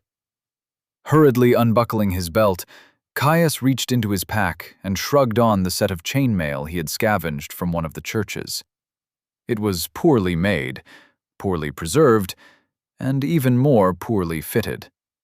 While his reinforced tunic did well to prevent any chafing, the armor constricted his arms slightly and pinched horribly in the armpit. It was worth it. It was armor. He'd been lucky. The clean sightlines of the clear strip at the edge of the glade had let him see the undead far before they had seen him. It gave him time to prepare. For a moment, he considered trying a stealth approach, but the even lighting and lack of cover quickly disabused him of that idea. Free of the weight of his pack, Caius simply approached them openly. He'd decided against using a similar tactic to the one he had taken at the hunting lodge. The undead didn't really have the numbers to force him to use a fighting retreat, and a full frontal assault was much more likely to aid him in his skill growth. "It'd be quicker this way anyway," he muttered to himself, drawing his sword in a smooth motion. Setting a brisk pace towards the undead that loitered outside the cave entrance, the distance dissolved beneath his feet. As one, the group acknowledged his presence with a stiff-legged turn, vacant gazes training on him with unnerving synchronicity. As a collective, they raised their motley weapons and charged. They were garbed in a ragtag collection of armor, mostly leather with the odd bit of chain or rusted plate reinforcing their vital areas. Apart from two that were wearing helms, the armor was a bit pointless. Even a blow through the heart wouldn't slow them down. None of them had anything longer than an arming sword either, further satisfying Caius that a frontal confrontation would not put him at too much risk. They met his charge with a haphazard run of their own, weapons rising in mindless violence to meet him in a crash of cacophonous steel and whirling blades. Caius parried one of the undead, turning away its pitted mace and returning the favor by driving his sword through its face. Ding! Level 12 wretched militiaman slain. He stepped back quickly, trying to avoid being gutted by an arming sword. Swift footwork saved him from the full force of the blow, but he was unable to avoid it completely as the tip of the sword skittered along his chest. The dull blade screeched horribly as it skittered along his chain shirt. Though the chain saved him from the worst of the injury, the sheer strength of the blow still caused him to wince as it bruised his flesh. He retaliated with a stab that was quickly batted away by an undead holding a short sword. Borrowing the momentum of the parry, he twirled his blade over his head before cleaving into the leftmost undead's unguarded head. Ding! Level 11, wretched militiaman slain. There were only 3 undead left now, including both of the ones who were wearing helmets. He focused his attention on the 3rd undead, holding an ancient-looking battle axe. Both of the helmeted undead stabbed towards him with their arming swords in a surprising display of unity. He parried the first thrust, but was forced to twist around the second blow, unable to bring his sword to bear in time. Its rust-spotted edge crashed along his ribs, his chainmail saving him once again from suffering anything worse than a deep bruise. Ding! Parry has reached level 3. Ding! Footwork has reached level 2. I fucking love armor, he thought to himself with a grin, spinning away from the advancing sword-wielding undead to engage the remaining monster, already bringing its axe down in a savaged chop. Caius's back stepped out of range, allowing the weight of the swing to pull the undead out of position. With its head unguarded, he slew it with ease. Ding! Level 11, wretched militiaman slain. He pulled his blade free of the creature's skull to intercept a slash from one of the remaining militiamen, the sudden movement causing a spray of black blood to trail from his sword point. Pivoting into the movement, he avoided yet another thrust from its compatriot. He lunged forwards, the failed stab having left the undead open. He took it through the eye, the open-faced helmet doing nothing to protect it from a frontal lunge. Ding! Level 13, wretched militiaman slain. Caius settled in. With only 1 undead remaining, it was time for him to enact his plan. He had a skill to earn, and he intended to get it without another unnecessary brush with death. The last undead charged him, raising its sword before bringing it down towards his unguarded head. With a flick of his sword, Caius turned the blow. Instead of flowing smoothly into a riposte, he simply reset his stance with a backstep, falling into a flexible mid-guard. Re-engaging him with a wild diagonal swing, the undead tried to cut him through the shoulder. Caius's pupils narrowed to points, still shaken from the previous injury he had taken to the joint. He clamped down on the rising feeling of concern, discarding the unhelpful panic. A smooth step took him into position, and he shifted, allowing the sword through his guard. Its point skittered harmlessly across his mail. The strike still stung, small amounts of health siphoning away to heal the quickly forming contusion the arming sword left in its wake. Ding! Footwork has reached level 3. Another slash he allowed to glance off his shoulder, while the undead's follow-up thrust cut harmlessly against the chain that defended his ribs. It tried to go for his head again, but Caius simply parried the blow with the extra reach and power a two-handed sword gave him. Immediately, the undead tried to follow up with another heavy overhand chop. Caius decided to try something a little different. After all, he still needed to level his newest skills as often as he could. He stepped into the swing, bringing his sword up to catch the weak of the undead's blade with his strong. The edge of his blade bit into the mundane metal of his opponents, binding their blades. The force of the collision caused Caius to grunt, engaging the muscles in his legs and back to keep himself stable. His legs started to quiver, feet digging deep into the soft earth. Even holding a position of greatly favorable leverage, with 2 arms to the undead's 1, the creature's infernal strength was undeniable.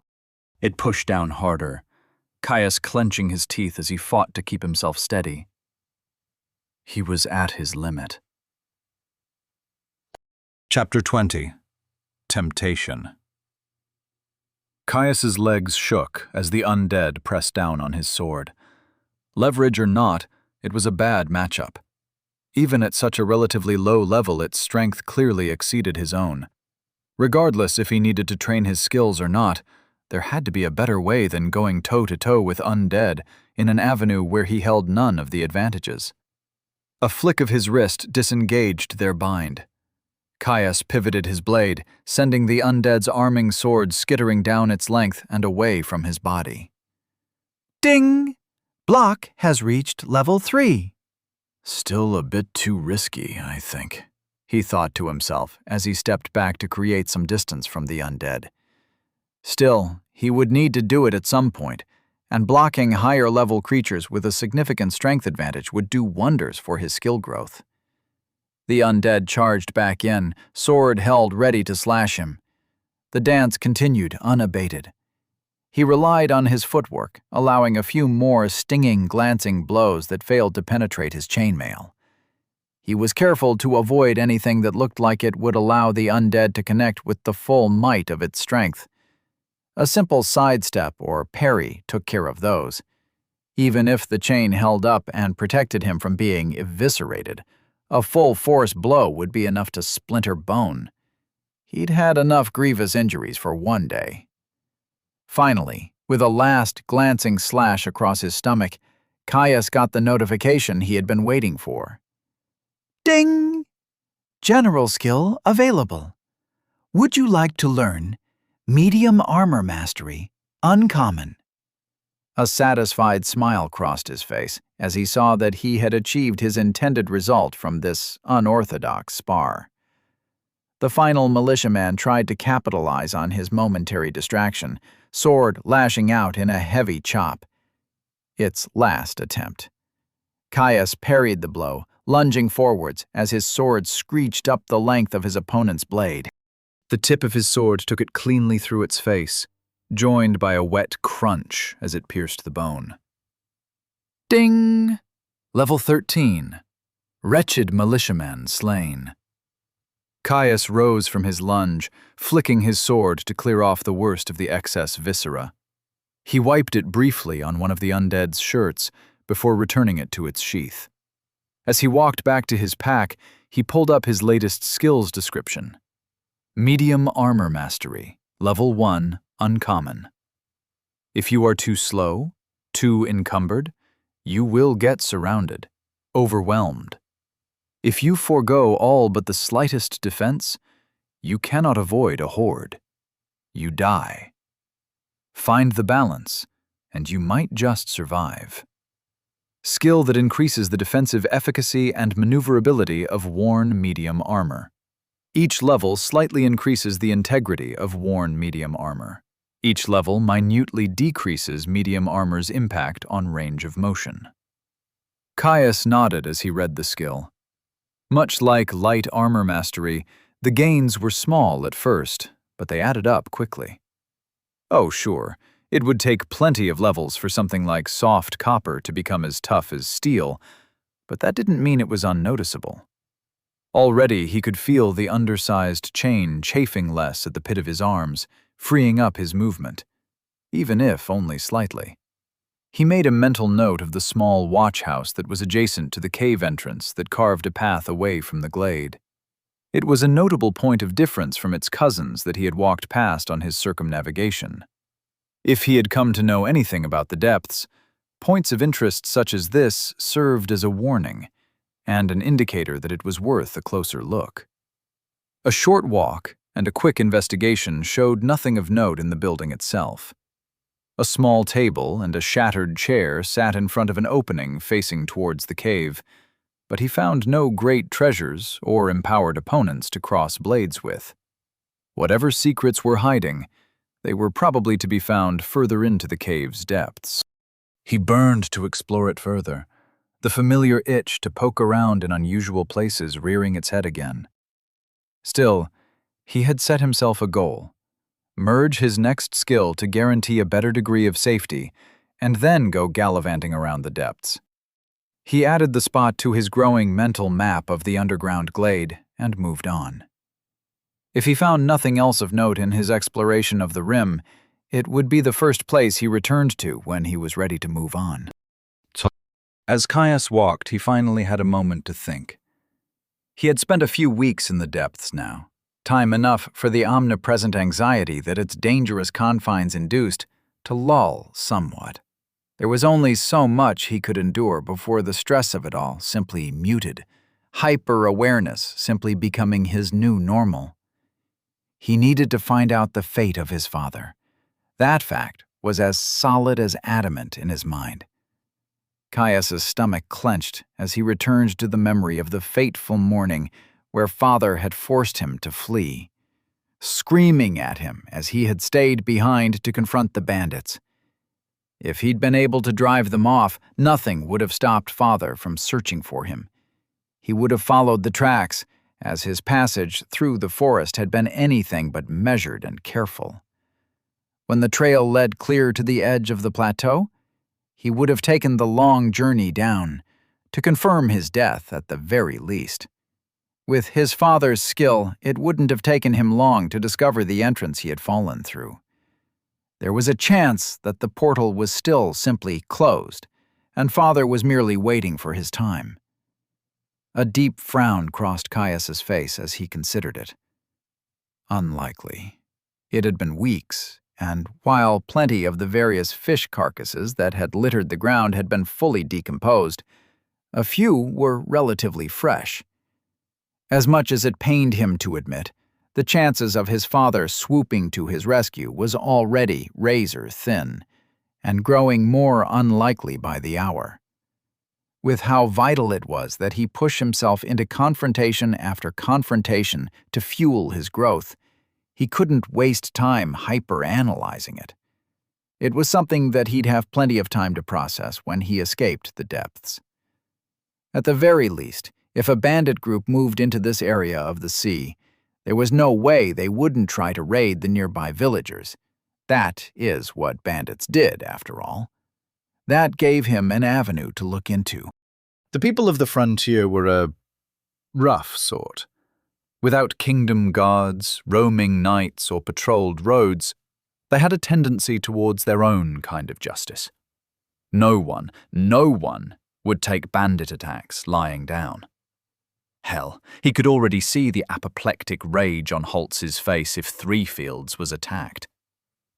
Caius couldn't help but smile as he remembered some of his own interactions with the short-tempered man. The head of the constabulary was harsh, and had given him more than a few choice words when he was younger. In his defense, he hadn't been quite used to the social mores expected from him when in town. They still considered him one of their own, even if he and his father only visited any given village a few times a year. They'd help him, even if just sharing what they knew. Leaving the small watch house, Caius made a good pace in his exploration, only briefly interrupted by an overly aggressive direboar that had tried its best to gore him. The beast had been far more difficult to fight than the one he had gotten the drop on in his first forays into the glade. In the open space, it had relentlessly pursued him with aggressive charges, forcing Caius to rely on a slow accumulation of glancing strikes that bled it dry. At the very least, it had been good training for his footwork skill, managing to garner himself another level. He expected his meteoric growth to peter out soon. The early levels always came the fastest. As Caius came further around the gentle bend of the glade, the clean line of the cavern wall was abruptly disturbed by a pile of rough boulders erupting from the stone, having previously been occluded from his view by the dense vegetation. Caius slowed, dropping from a brisk walk to eventually stop as his eyes narrowed in on the disruption. He palmed the hilt of his sword, loosening it so that he could draw it at a moment's notice. He was still a good way off, but he had learned more than once that a moment of carelessness was all it took in the depths. Stepping deeper into the tree line, Caius dropped into an easy stalk as he approached the disruption to the monotony of his surroundings. As he approached, the boulders parted to reveal a massive cave entrance, easily 3 times his height. He flexed his fingers, hand instinctively drifting closer to his sword as he stopped dead once more.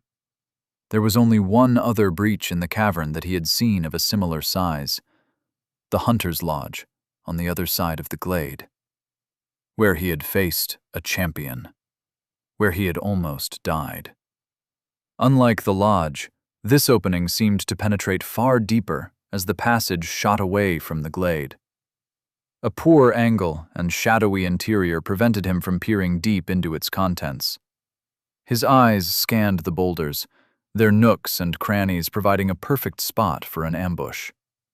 He found nothing. Without any evidence of hostiles, and with Explorer's toolkit being notably silent, Caius forced himself to approach, ready for a horde to come barreling towards him at the slightest hint of movement. Dipping slightly deeper into the trees for greater cover, Caius brought himself closer with agonizing caution.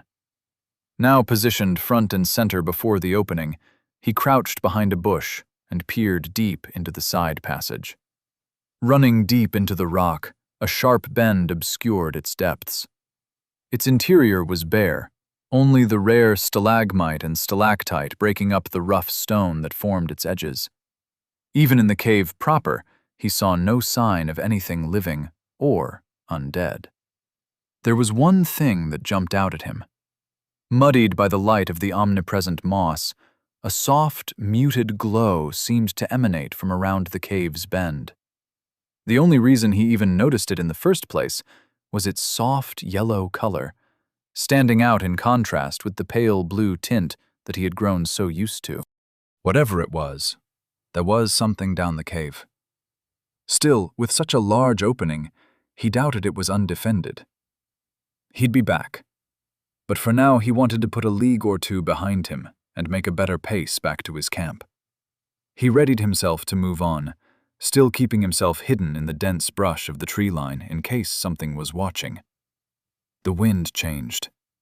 A soft, warm gust washed over him from deep within the cave.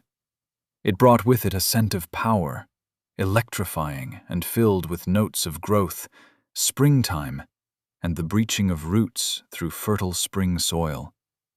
The scent of magic, alchemy, and natural wonders. His skin puckered, hairs rising as a cascade of sparks ran up his spine. Ding! Explorer's Toolkit has reached level 3!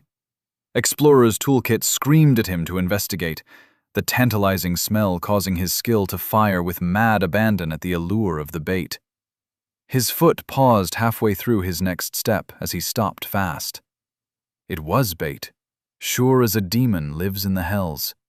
Nothing that could set off a treasure sense skill with that much power would be undefended, let alone in the depths. I really shouldn't, he thought. He would have to be a moron to go in there. Even if there was something good, it wasn't going anywhere. He could return, stronger and more prepared to face down whatever horrible creature waited to rip his throat out. On the other hand, a powerful reward could change everything, even the kinds that you would find on the second layer. Fuck it. Caius turned back to the cave. Chapter 21. On the nature of curiosity and death. Caius slowly approached the cave entrance, relying on Explorer's toolkit to aid his furtive movements, as shadows subtly bent to hide his form. He had his sword drawn and ready, expecting something to jump out at him at any moment. He watched the boulders that crowded its entrance. Piled in a rough, haphazard manner, they presented plenty of nooks and crannies for any number of beasts to hide and make their dens in.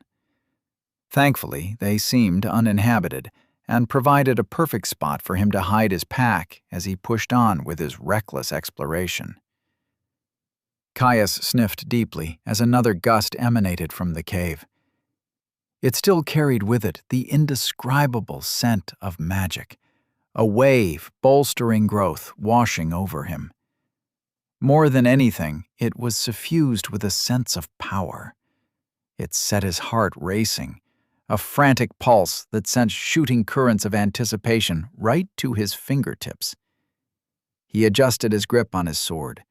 His only other example of such blatant bait had ended up with him facing down a champion. Conventionally, he knew a pattern of one was not enough to go on. The deep tension he felt down to his bones protested otherwise. Whatever I find in here, I'm not getting it without a fight, he thought. As he approached the rear of the tunnel, it started to curve gently away from him. With his back to the soft radiance of the glade outside, a resplendent yellow glow washed over the far reaches of the cave. With each creeping step into the cavern, the scent of magic grew stronger, stoking the rising urge that emanated from his skill. The passage opened up before him, his eyes widening as he dropped deeper into his crouch and slunk closer to the cave wall. Peering around the edge, Caius looked into a sizable cavern. Compared to the truly immense one that held the glade outside, this one was admittedly tiny, maybe 100 or 200 strides in diameter, made up of craggly and jagged rock. Unlike most of the other tunnels and caves he had seen, this one was not lit up by the moss he had grown so used to. Instead, towering out of a small pool at the center of the room, there was a towering oak glowing with an internal golden light. Breath held in wonder, Caius's eyes traced up its stoat trunk where shifting geometrics danced. At its crown, flat and broad leaves soaked the surrounding stone in a warm radiance. From a single branch, a gleaming fruit sat heavy, weighing the limb down until it was deeply bowed. Its glistening skin seemed to shimmer, colors shifting as it swirled between the brightest vermilion and the most resplendent yellow. As soon as he laid his eyes on the treasure, his heart rate quickened, mouth drying as his focus sharpened. It was only the quiet insistence of Explorer's toolkit that stopped him from rushing out to snatch the fruit. Barely a moment later, frigid fingers of ice shot up his nerves as he heard a slow, rumbling exhalation from inside the cavern. Revealing itself with the noise, Caius's gaze instantly trained on the occupant of the chamber. There, half hidden behind the bulk of the oak's trunk, was a truly momentous bear. It was nestled on its stomach, resting by the small pond that held the tree. Every few seconds he watched its chest rise and fall, the hard stone catching and amplifying the sound of its breaths. Easily outweighing even the largest of mortal bears that he had seen, the creature was clearly a beast. For one, its large size was bolstered by an excessive degree of muscularity, one poorly hidden by its dense gray and gold-tipped fur. Caius stopped fast, staring at the creature with an equal mixture of awe and trepidation. "That is a big boy," he thought, palms growing slightly slick. Asleep or no, Caius knew fighting a mundane bear with a longsword would be a struggle, let alone what was likely to be a system-enhanced champion. Even with the element of surprise in his favor, it would be a hard battle. For a moment he considered backing out, leaving the cave to return when he was better prepared. It would be the smart thing to do, the safe thing. He had more than enough challenge to satiate his growth in the glade proper. With a few more skills under his belt, and higher levels, he could return and slay the tree's defender with far less risk to his person. His eyes drifted back to the shining fruit. He didn't want to take the safe route. In all likelihood, the fruit was simply some sort of alchemical reagent. There was, however, a slim chance it could be a natural treasure. They were vanishingly rare, more something whispered about over a flagon of ale as someone recalled stories about a friend of a friend of a friend who had once shared a meal with someone who had caught a mere glimpse of the things. They were a unique reward of the depths and could be found nowhere else. Objects of empowerment that worked directly through the system, divvying out boosts to skills, improved constitutions, and stat points galore. If it was a natural treasure, something he was inclined to believe by the way Explorer's toolkit screamed at him to retrieve the fruit, it would be invaluable to him. At only the second layer, it would be a slight boost. At least, it would if he was a normal delver. He was an unclassed, one stuck in a hostile environment. A couple of stat points could let him increase his health by a significant fraction of his total. And for my class, he thought, staring longingly at the swirling fruit. He couldn't even imagine what such a boost would do for his selection. He'd asked after them before. When he himself first heard of them, whispered over a drink of the stout oak on a trip to collect some extra supplies before winter. Father had thumped his way down the stairs, finished with storing their supplies for their journey back. When he sat down at the table, Caius had asked him about the treasures. Asked why they weren't funneled to scions before they gained their class.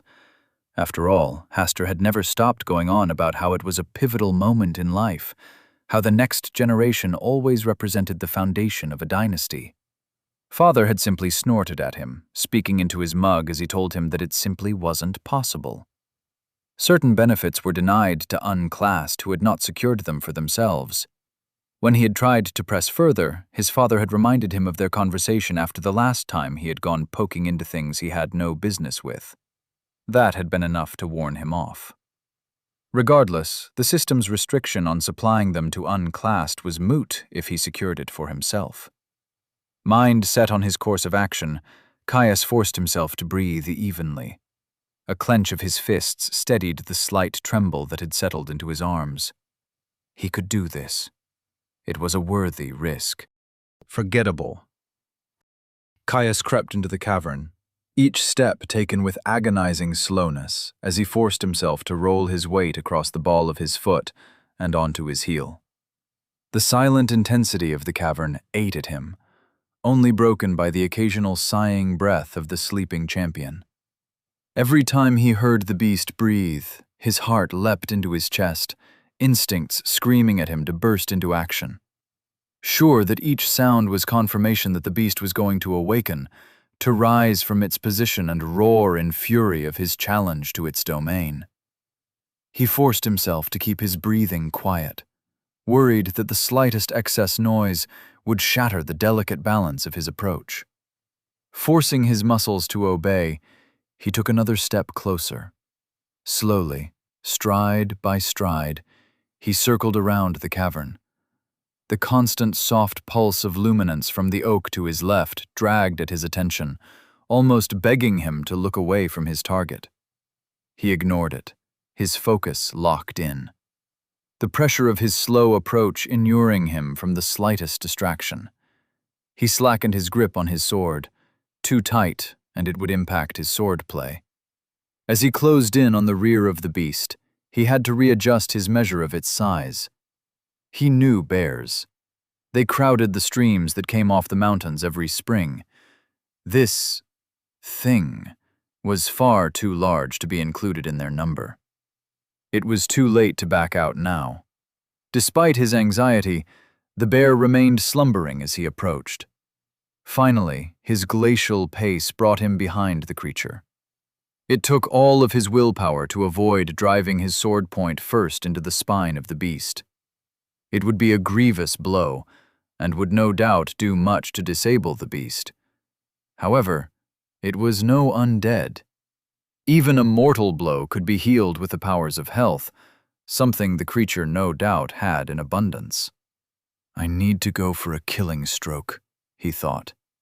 Something that will disable it, even if it survives. Health could let you survive many things, but it wouldn't make you move if your spinal cord was severed. His blade trembling slightly in anticipation, Caius crept up the bear's side to approach where its head rested on two plate-sized paws. He got into position, lining up next to the beast's thick neck.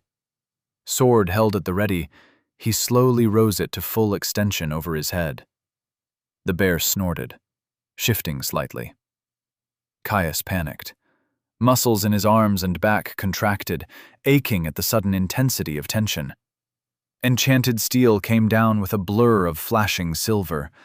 The edge of his blade cut through the thickened hide with ease, deep red blood spraying as he cut through the chunky muscle that supported its massive head. The blade hit the spine of the beast and stopped fast. The bear's eyes snapped open, howling in fury and pain at the violent interruption to its slumber. Blood poured from the rent on its neck as muscles rippled beneath its fur, hauling its bulk upwards. Ding! You have challenged a champion, Sunborn Cave Bear. Caius stared in horror at the failed strike, yanking on his sword to free it as he backed away from the rising creature. Lifeblood that poured from the rent in the champion's neck slowed, flesh rippling as its health was consumed at a prodigious rate to heal the wound. Should have stabbed it in the bloody back, he thought, as the creature wheeled towards him clumsily, still disoriented from its abrupt and violent awakening. Explorer's toolkit pounced on the weakness, highlighting its cloudy eyes and disoriented manner with razor-sharp precision. He dived back into the fray, refusing to let such a vital moment pass uncapitalized. The bear batted towards him, a twisting sidestep letting him dance past the powerful blow. The rising dread of anticipation was gone. All that was left was the rush of battle that heated the blood. He brought his blade up in a rising strike, cutting a deep furrow across the champion's ribs. Razor-sharp steel skittered across the surface of empowered bone, preventing access to the vulnerable organs in its chest. He followed through with the strike, pivoting into a heavy cut that severed more of the thick muscle that lined the creature's spine.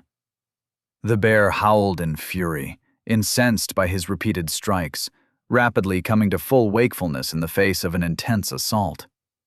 It spun towards him, snaking one massive limb out to smash him flat. Caius was forced to jump back, skillful footwork forgotten in the face of overwhelming speed and power. The bear reared back, rising to its full height. Caius punished the opening, a deep stab to its midsection, only serving to infuriate the champion further.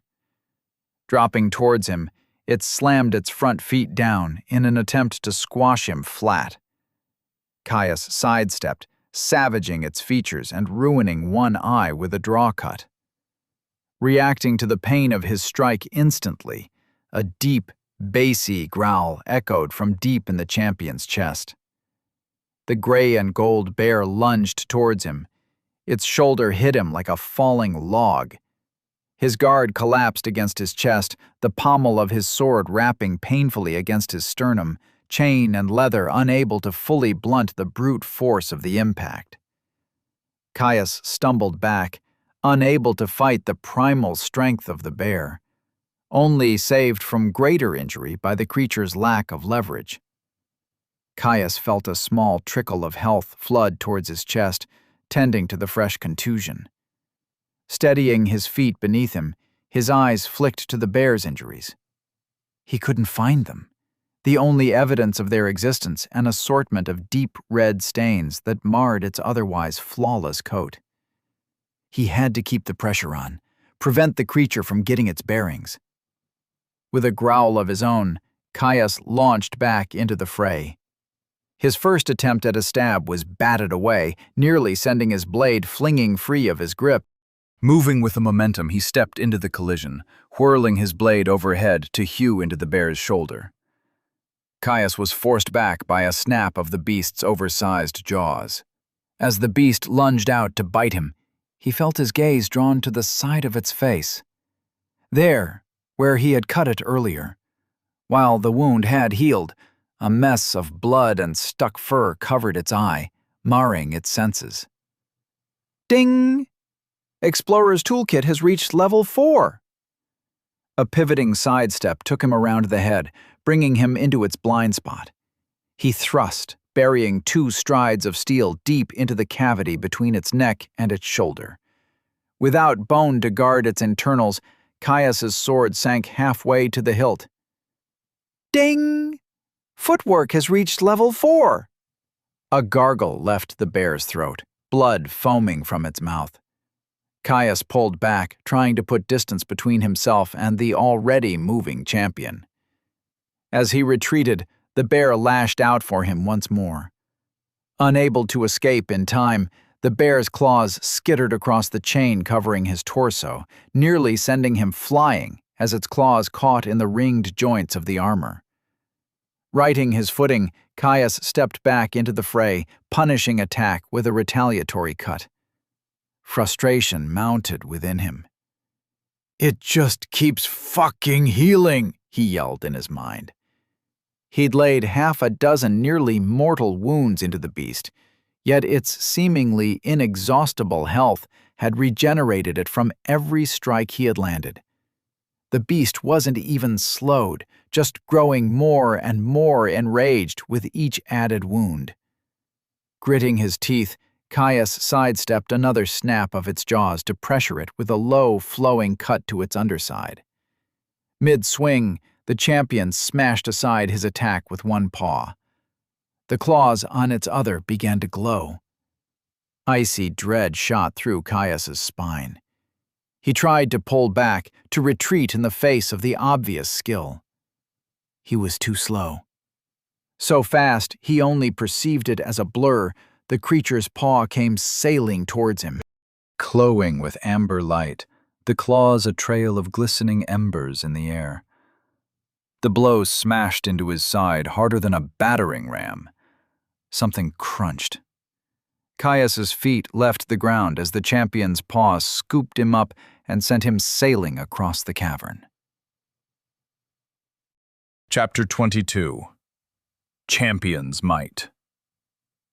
The champion's paw lashed out with a skill-enhanced swipe, smashing into Caius's side as its claws trailed floating embers of light.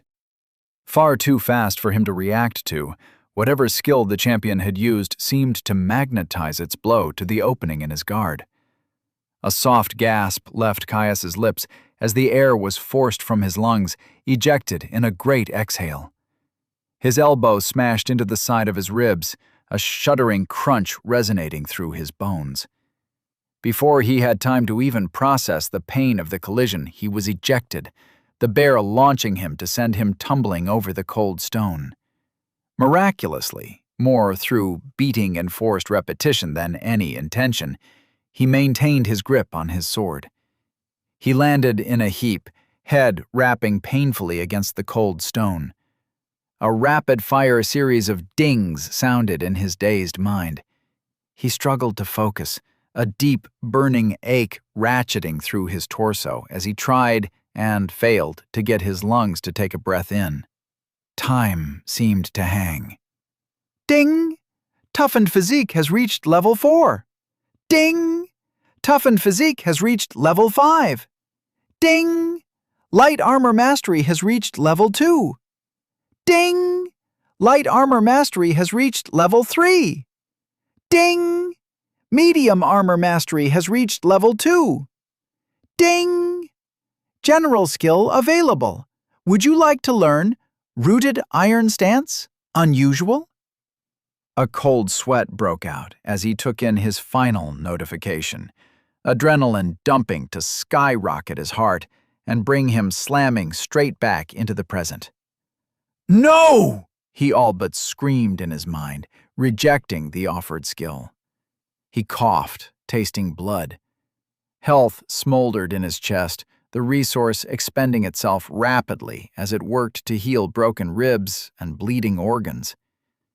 Caius grit his teeth, the heat of battle and adrenaline-filled veins allowing him to push the pain to the back of his mind.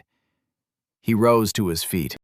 Across the cavern, the champion roared in victory, rising on its hind legs as its massive jaw hung open, a chest-rattling roar pouring forth. Caius settled back into his stance, wincing as his ribs ground together at the movement. With his free hand, he dropped to his potion pouch. They were a valuable and limited resource, but if now wasn't an appropriate time to use one, he didn't know when was. The buckle opened smoothly, and in one motion he pulled free a tonic. Uncorking it with his teeth, he poured it down his throat, the taste of sunshine forgotten in his locked focus on his opponent. Ding! You have imbibed a tonic. Solar Revitalization. Caius discarded the bottle. The clattering sound of reinforced glass on stone drew the attention of the champion, who tilted its great head to watch him intently. Caius calmly rebuckled his potion pouch as the bear dropped to all fours. Dropping his hand back to his sword, he rose into a high guard. "Not dead yet, you bastard," he spat out, venom and aggression flowing easily into his voice. Already he could feel the tonic working, a bolstering reserve of energy that supplemented the natural welling of regeneration from his soul, stalling out the drain to his reserves caused by his ongoing healing. The champion roared once more, settling into a loping gait as it charged him. Caius held his ground, staring down the beast with a cold fury. Leaping towards him, the bear widened its arms to catch him in a fatal grab. Caius sidestepped, ducking through his rotation to fly under its outstretched paw. He slashed, the bear's own momentum and trajectory allowing him to deliver an agonizing incision from shoulder to flank. Ding! Footwork has reached level 5. Caius's face whitened in agony as, bracing against the collision, caused his core muscles to contract around his injured ribs. He finished the cut with gritted teeth, pivoting on his front foot to face his opponent once more. The bear landed hard, howling in fury. Caius brought his sword back around for a crushing chop, his blade glancing off the creature's hip bone, cutting a jagged wound. Eyes drinking in everything he could from the bear's posture, he quickly noticed the sagging cut he had left in its side was already beginning to wriggle, flesh tightening to seal the wound. He still hadn't drained its health. The champion growled, pink spittle flying free from its clenched jaw. Spinning towards him, it rose up on its hind feet before slamming down with a snap of thumb-sized teeth. Caius whirled away, just quick enough to avoid its bite. Not quick enough, however, to avoid its follow-up swipe. Glowing claws cut through the air, light trails adding to the golden light emitted from the oak overhead.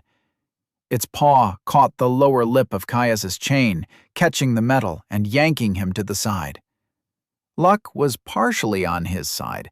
The poorly wrought metal failed under the stress of the collision, the caught rings snapping free. Ding! Medium Armor Mastery has reached level 3. Landing heavily on his wounded side, Caius cried out in agony as a lightning strike of pain coursed through his chest. With a pallid face and a sweat-streaked brow, he rolled to his feet, unable to take a single moment to collect himself lest the champion capitalize on his weakness. He leapt to the side, just barely avoiding the bear's charge as it rushed to finish off its downed opponent. He managed a scything cut into its flank as it passed, but he was off balance, unable to transfer his weight into the blow. Caius watched the bear arrest its momentum with gasping breaths. It came to a slow, skidding stop, its heavy bulk having a hard time gaining traction on the hard stone floor. Its chest was heaving, every deep pant thrumming through the open expanse of the cavern. It turned to face him. Caius drank in the sight of his opponent, even as it stared him down with violent intensity, lips retracted to show its bloodied teeth in all their glory. Caius took the moment to flick his awareness to his resources momentarily. Resources. Health, 84/200, 2 per minute plus 15 per minute. Stamina, 147/200, 2 per minute plus 15 per minute. Mana, 120/120, 2 per minute. His health seemed to be stabilizing. Already the drain from his chest wound had slowed to a trickle. Whatever was left was most likely due to the worsened bruising from his close brush with the second use of the bear's skill. The tonic was doing its work, his resources rising prodigiously. At least, that is, in comparison to their pitiful standard rate. Another big hit like the first one could easily kill him. In all honesty, the first one should have killed him. If he'd had the time to react and brace into the blow, it would have broken far more than just a few ribs. He was lucky that most of the bear's impressive power had been expended on sending him flying across the room. He'd gotten lucky. That wasn't good enough. A scowl crossed Caius's face, and he made the first move to close the gap. A low rumble echoed from the bear as it tensed at his approach, readying itself for another charge. Caius picked up his pace, moving into a run. The bear reacted in kind, iron-like claws scratching horribly against stone as it forced its impressive weight to move at an almost impossible-seeming speed. The gap closed. With an outstretched lunge that brought him down into a low crouch, Caius dove into a fencer's thrust. The point of his sword took it in the chest, nearly wrenching his blade free from his hand as the bear's momentum brought it barreling up its length. It wheezed in fury, paws rising to crush him beneath its bulk.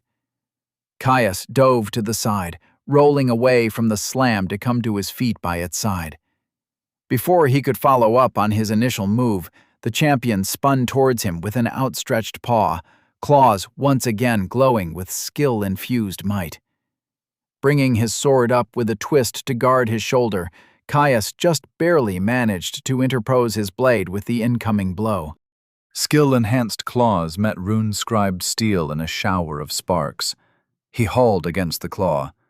Rather than making a futile attempt to divert the blow, Caius tried to divert himself, letting his feet slide against rough stone as he pushed himself back. The blow still rattled him, every joint and bone in his arm aching from the force of the collision. Ding! Parry has reached level 4. Ding! Parry has reached level 5. Refusing to let something as mundane as stinging pain and numbing reverberation steal the moment to retaliate, Caius pivoted in his slide. His blade slipped free from the bear's paw, the deadly limb continuing its light show past his torso. A twist of his hips, and he cut deep into the neck of his opponent, a great torrent of blood falling free to join the growing pools that littered the gray stone.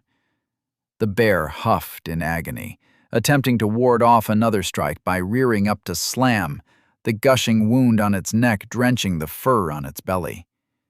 Caius rewarded the attempt with another probing stab to its undefended midsection. The thrust caused the champion to abort its slam early, yelping in pain as it snapped at him. Caius danced back, watching the wound on its neck. With a start, he realized that its wound had stopped writhing, only managing to seal itself half shut. Its health was depleted. Wait, Caius thought, staring closer at the wound even as he stepped around another furious palm strike. The healing might have drastically slowed, but it had not stopped. His eyes widened. The vitality required alone, he thought to himself in wonder. No, it must have been bolstered by a passive skill. To regenerate health so fast at such a low level. Such an investment of stats would have left it weakened in all other areas, even for an empowered Depthsborn like a champion. Something that was clearly not the case. The bear roared, voice coming through strong and pure as its voice box recovered. Whatever the reason, it meant he could not rely on his usual tactic of whittling down an otherwise stronger foe, depleting their resources until they were bled dry. He needed to press the attack, to keep the pressure on the beast. A step forward and a twist took him inside the champion's guard, narrowly missing another savage bite that snapped at his arms. Now facing the beast, Caius slashed his sword. He allowed its momentum to work against it, a savage draw cut parting the flesh of its side. Volume was important now, anything he could do to add to the burden that its monstrous regeneration was trying to heal. To his surprise, the bear kept running, creating distance as it tore off to the other side of the cavern. Before Caius could start to chase, it wheeled back around and roared in fury. It dug its claws in and charged, impressive bulk heaving against the stone as it approached him at a barreling pace. As it crossed the floor of the cavern, it left a streak of red blood that darkened under the yellow light. Caius's sword dropped behind him as he moved into a rear guard. He readied himself for another slash, hoping to go low and disable one of its legs. The bear drew close. Caius sidestepped. The bear's claws glowed. In an instant, empowered keratin bit into stone, its limbs straining against its bulk to radically change its direction. Where he would have slipped past the charge, the champion's altered movement slamming into him, one shoulder driving heavily into his sternum. It knocked the wind from his chest, his ribs shuddering as they creaked ominously. Caius fell back onto the stone, gasping mutely as his jaw worked ineffectively to draw breath. Ding! Light armor mastery has reached level 4. Leather padding or no, the blow hurt, phantom pains of his earlier injury flaring up like forgotten embers fed fresh wood. The bear reared up, slamming down towards his prone form. Caius rolled, just barely avoiding the chest-caving stomp. He rolled again when it followed it up with a swipe, heart hammering away at the instinctive rush of adrenaline that came with being in such a compromised position. Mid-roll, he pushed against the ground, launching himself up. As soon as he got traction on the stone, he kicked off, trying to create distance. Sweat drenched his brow. The bear was having none of it, roaring in triumph at finally having caught him off balance. A heavy swipe of claws raked across his chain-coated back, tearing through the poorly wrought armor and tracing dripping lines of white-hot fire across his flesh. The blow sent him stumbling, a ragged cry slipping from his mouth as his feet raced under him to prevent another fall. Ding! Medium armor mastery has reached level 4. Caius skidded to a halt, just barely getting control of his stumble. He turned to face his opponent, leaping to the side to narrowly avoid a crushing blow. Shit, he thought, slipping under a follow-up strike to leave a dripping cut on the bear's front. If he'd been any closer, that last wound would have ended him. The champion's strength more than enough to snap his spine in two. Squaring off at each other once more, Caius and the bear circled. Padding feet matched the heavy impacts of the bear's paws, each trying to spot a weakness.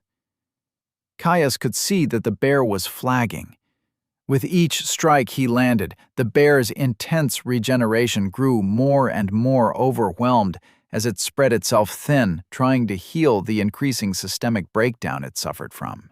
Its fur, once a luscious coat of granite and gold, now hung limp and ragged. Those few parts not drenched in its own vital fluids were slicked with sweat. Wounds crossed its body, revealing thin fat and split muscle. When he looked closely, he could see the growing tremble in its arms. The exhaustion of extended combat, the burden of its wounds, and its own body size working against it, draining it of its ability to fight. Caius knew that this was it. Whatever came next, the champion would be pulling out all the stops. The final confrontation. Chapter 23. Slugging Match. Caius faced off against the champion, eyeing its battered form with an intensity that only came from knowing that his continued life required it. The once regal creature was a sorry sight, its coat sodden with blood, great rents parting its flesh to reveal muscle and bone beneath. He couldn't see it healing anymore, its regeneration too spread thin to have a noticeable impact on any one individual wound. It was a testament to both its physicality and its sheer bloody-minded spite that it kept fighting despite the state of its wounds. Caius knew he wouldn't have looked much better. He was utterly soaked in sweat. Despite his tonic being enough to keep his stamina topped off, the resource did nothing to prevent the sheer exertion that a fight to the death brought. Every system within him was in tune, pumping nutrients and adrenaline-ridden blood to his muscles, soaking his skin to cool him down, down-regulating unnecessary organs. His back ached, the healing scratches and torn muscles in his back steadily re-knitting as his bolstered health burned to seal the injuries. It did nothing for the blood that had fountained down his back, soaking his clothes and gumming up the ringlets of his mail. The more it dried, the more uncomfortable and painful it became, skin and fabric merging together into a singular monstrosity that pulled at his wounds with every movement. It held no sway over him, his entire mind bent with fanatic focus at the bear as they circled each other. With a roar, the bear broke first, hauling itself forward, one paw scythed towards him, its claws leaving a now familiar trail of glimmering light.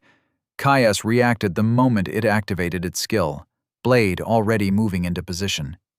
He dropped into a hanging guard, sword high in front of him as he met the incoming blow. Once again, he levered off the power of the strike, capitalizing on the bear's flagging energy to divert the slashing claws just enough to send it sailing over his head. Ding! Parry has reached level 6! The system notification did little to distract him. He swept through the parry and landed a devastating chop against the bear's shoulder, savaging the joint to its core. Once again, his blade glanced off the bone, the bear's empowered body too reinforced for even runic steel to contend with. The bear moaned in agony, favoring its left leg as its wounded one fell limp, too injured to take its weight. Another torrent of vital fluids joined the growing collection of wounds that the champion sported. Caius eyed the beast, watching the way its chest rose and fell with heavy breaths, the way it shook, unexplainable by its latest wounds. He had noticed it earlier, the way it paused to collect itself after every use of its skill. Now, the difference was exaggerated. It looked drained. It must have emptied its stamina with that last one. It's fucked, Caius realized, his mouth twisting into a sinister grin at the turning fate of the bear. Advancing with a limping gait, the champion approached him. Any mortal animal or magical beast would have long since fled by now. Only the omnipotent conditioning that constrained all depths-born monsters forced it onwards, ensuring it would fight till its last breath. Despite the ruined leg, it was still fast, closing the distance between them with a snarling snap of its jaws. A slide of his back foot had its teeth chomping at empty air, Caius using the close distance to drive his sword home into its chest. He whirled away, the bear's snarl quickly petering out into a wheeze as foamy blood frothed from its mouth. It forced its failing body towards him, unnatural rage giving it just enough energy to raise up and try to swipe him with its remaining paw.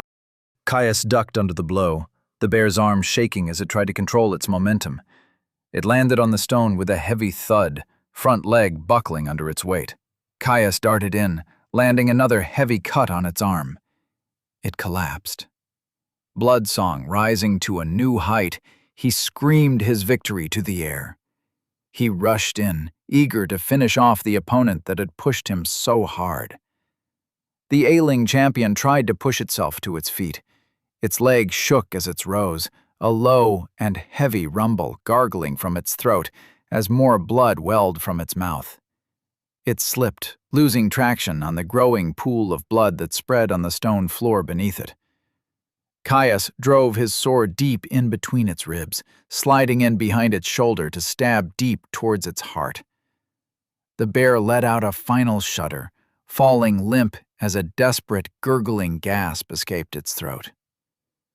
Ding! Warforged has reached level 19. Ding!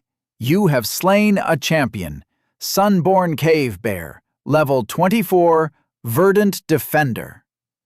Caius watched the still body of the slain champion, 1,000 aches dragging at his attention. He ignored them, taking a moment to bow his head in solemn respect for the creature that had put up such a fight. The visceral glee of violent combat left slowly, his heart rate slowing. In its wake, it left behind leaden limbs, a heavy exhaustion settling over him. Thankfully, the tonic he had consumed still boiled away inside of him, expending its energy to bolster his recovery. It did nothing for his fatigue, more rooted in the mental strain of his focus being stretched to its maximum for so long rather than in any physical malady. Stumbling away from the corpse of the champion, Caius approached the pool that housed the glowing oak at the center of the cavern. He couldn't help but stare at it, soaring so high overhead. Scintillating geometrics shifted and pulsed over its bark, hanging over the scene of his battle like some ageless observer. Arriving at the pond, he collapsed to his knees, wincing at the impact. Pulling off his stained gloves, he cleaned his blade in the water. Methodical as he washed the steel, his hands dipping into the frigid water to pour it across his blade's length. It played on the soft glimmer emitted from the runes scribed on its blade. Endurance, hone, permanence. Simple things, Yacardian, some of the first he had been taught. His father stood in front of him by a split boulder. They had found it a few weeks prior when they had packed up camp to move to a different section of the forest for what had felt like the 1,000th time. Father had been ecstatic. It meant another excuse to avoid a trip into town. No need for paper when you've got a bloody rock. Frustration bubbled up, Caius failing to suppress his slight scowl at yet another month of being denied another chance of trying Elendra's fresh bread while he relaxed by the stoat oak's fire. "You listening, boy?" his father asked with a gruff voice. He jutted back to the split stone with his chin, thick brown beard swaying in the wind. "Pay attention." He gestured to what may have well been a swirling knot of string traced out in charcoal for all he could make sense of the image. "You asked me to do this, so now we're going to commit. Or would you like more resistance training?" Father asked him with a slight grin. Caius blanched, rapidly shaking his head. "Good. Now, Yacardian is a relatively simple dialect. Strong, self-contained sigils, large vocabulary. I think it could be a good contender for you." Caius forced himself to stare at the image, regretting ever telling his father his plans for his class. It was all curving lines, with the odd, hard, straight line carving through the mess. Though it's got a messy syntax, and is pretty terrible for higher-order networks. he continued, arm sweeping to draw a pointing line at some section of the rune that was indistinguishable from the rest. If it's bad for networks, wouldn't it be a bad choice then? Caius asked with a furrowed brow.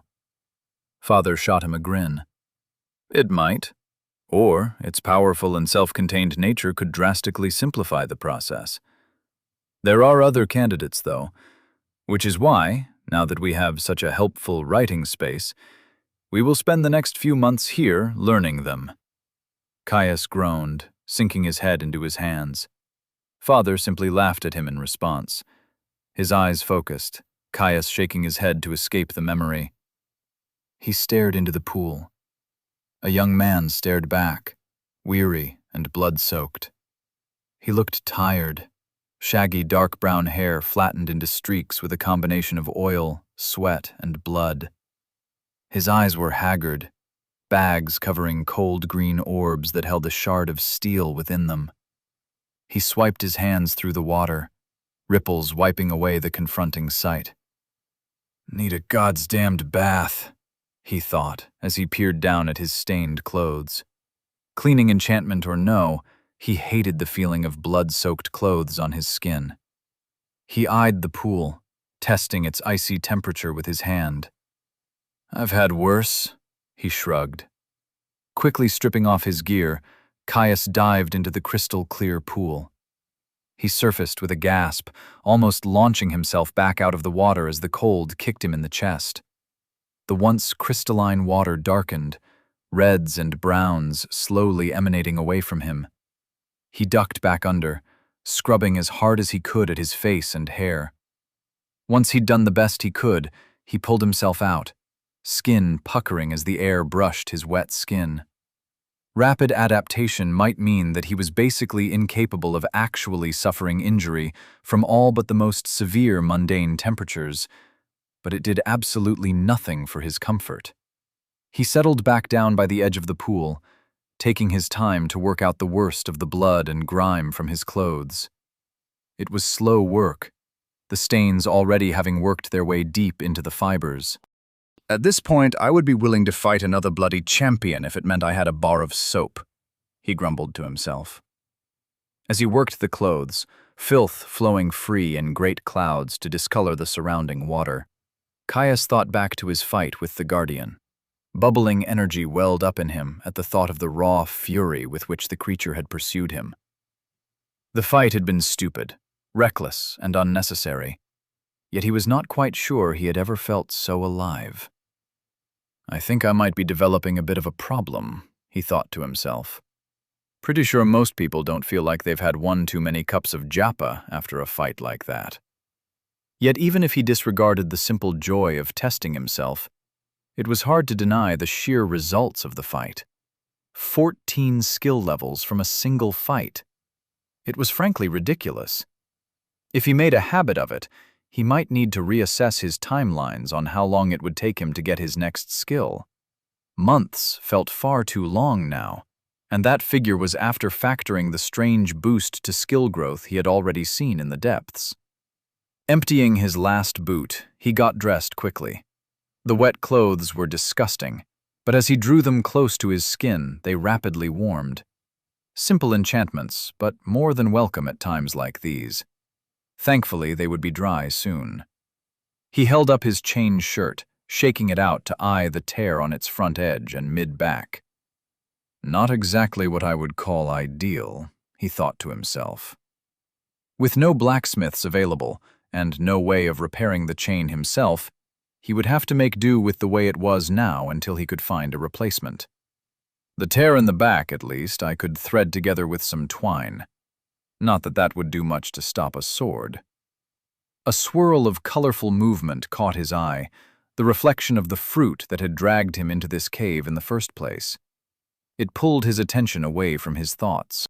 He hastily threw on his chain, hopping slightly on the spot as he shrugged it over his head.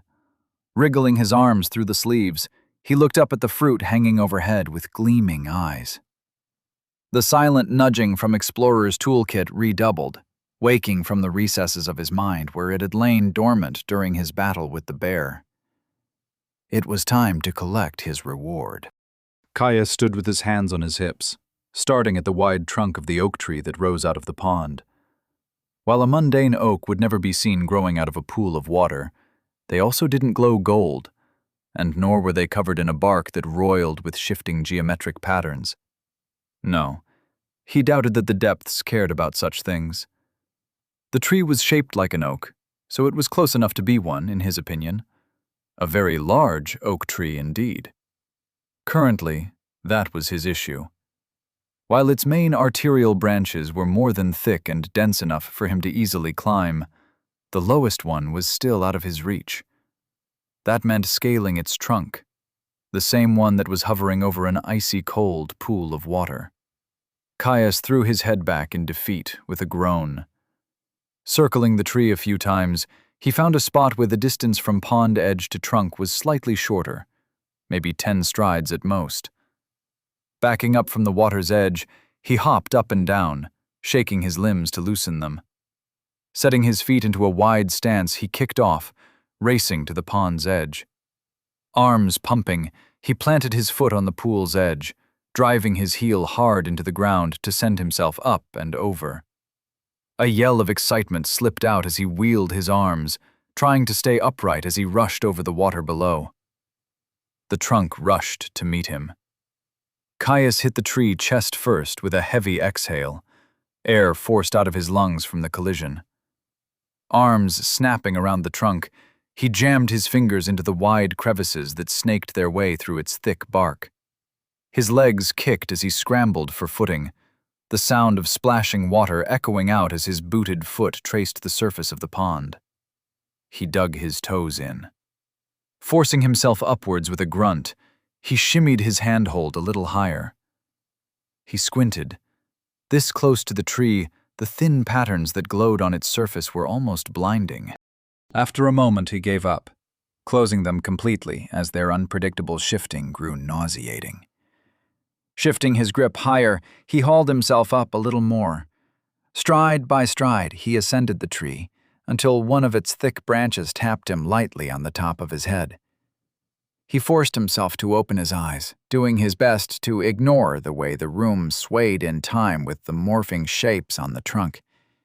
He looped his hand over the branch, his back burning pleasantly as he hauled himself up onto the limb. From there, it was simple for him to clamber from branch to branch, finally reaching the one that held what he hoped was a natural treasure. He crawled outwards, keeping himself low and centered.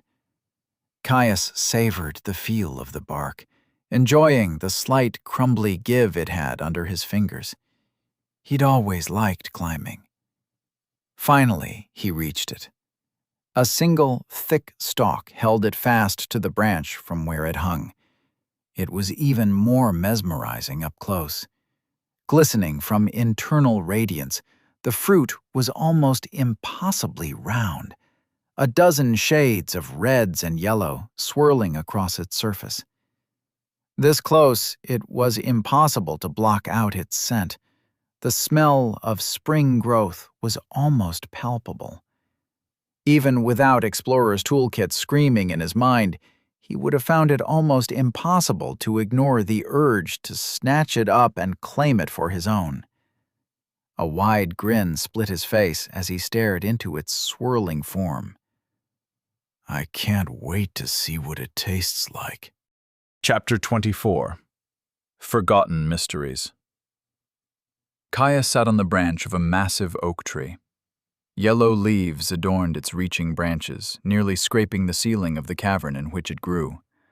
All over its bark, shifting geometrics glowed with a pulsing light. Now that he found him so close, he couldn't help but squint through the distracting light. He leaned over the branch, peering down at the swirling red and yellow orb that held his attention so closely. This close, the waves of palpable magic that wafted from the fruit were almost overwhelming. He could smell it, the alchemical power. He'd first encountered the strange effect when he had been young, shortly after first acquiring herbalism. Stumbling across a deep red toadstool deep in his forest home, he'd been attracted by its bizarre smell. that of a cliff crumbling with time, a tree aging into deadfall as the years ground away at its prodigious vitality. Impossible smells, almost closer to dreams than sensory inputs. His curiosity, not for the first time, had nearly gotten him killed. Father had yanked him back, smacking him upside the head with a sharp rap that had made his eyes sting with tears. Magic, he had said, something that young boys shouldn't trifle with. Grandchild's lament, he had called it, storming away from the mushroom with a tense back and a too firm grip on his arm. A reagent prized by certain alchemists for the poisonous tonics that it could be used to produce. After that little stunt, Father had them pack up camp, dragging him on a hike that lasted weeks, refusing to pause no matter how much he felt like his legs were going to fall off. Each time they stopped, it was only to inspect another alchemical oddity, forcing Caius to hone his understanding of their emanating magic until he could identify which ones were dangerous by scent alone. It was imperfect, but until he had an observational skill, it was enough to stop him from killing himself. The fruit below him absolutely stank of new growth, incomparable to anything he had seen before. If he was lucky, it would be a natural treasure. That alone was enough to stoke his excitement to unbearable heights. Caius pushed himself up, scooting his legs underneath him to lie across the top of the branch. Leaning over the edge, he stretched out to grab the fruit. His hands touched its skin, glossy and almost slick. The size of two of his fists, and slightly slippery, he had to use both hands to secure it. A tingle shot through his palms, magical potency enough to send a charge racing up his limbs. The sudden jolt made him flinch, but he held his grip firm.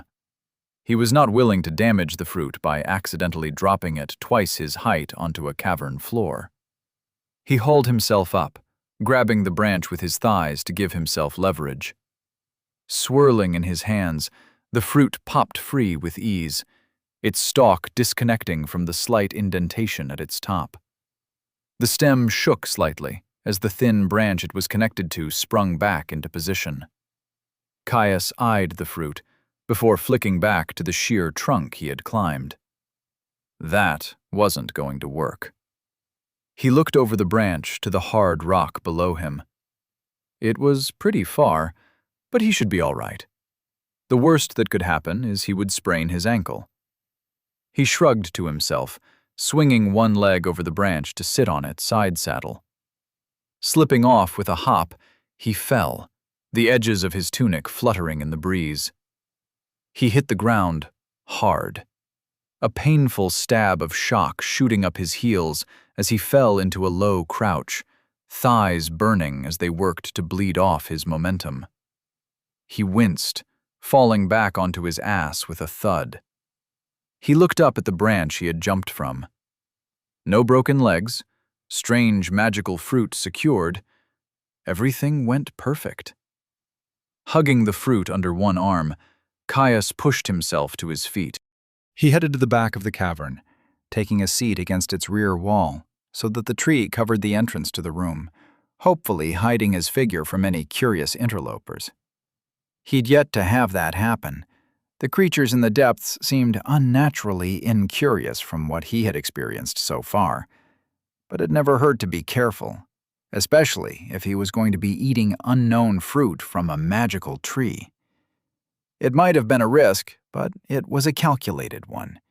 He'd spent more than enough time around magically active ingredients to know that, at the very least, this one did not smell of danger. He didn't stand on ceremony, bringing the fruit to his mouth and sinking his teeth into its shifting exterior. Thin skin parted beneath his bite, juice welling up to run down his chin. Its flavor exploded. Every facet of magic he had picked up from its scent was intensified, swirling around his mouth and down his throat. Cramming more of the fruit into his mouth with abandon, Caius barely chewed before he reached for more. The more he ate, the more the magic intensified within him. Strange visions came to mind, carried on the verdant currents of power that coursed into him. A strange, cat-like creature bounded across tree branches, eyes locked on a brown blur streaking across the ground far below. Pupils dilated, the creature pounced. Claws dug deep into thick hide, strong jaws wrapped around the back of a neck. A snap. That same cat-like creature eating its fill. Muscles rippled, the creature growing larger with a yowl as its joints contorted. A seed dropping from a high burrow to bounce on stone, rolling before it came to a rest in a small tributary.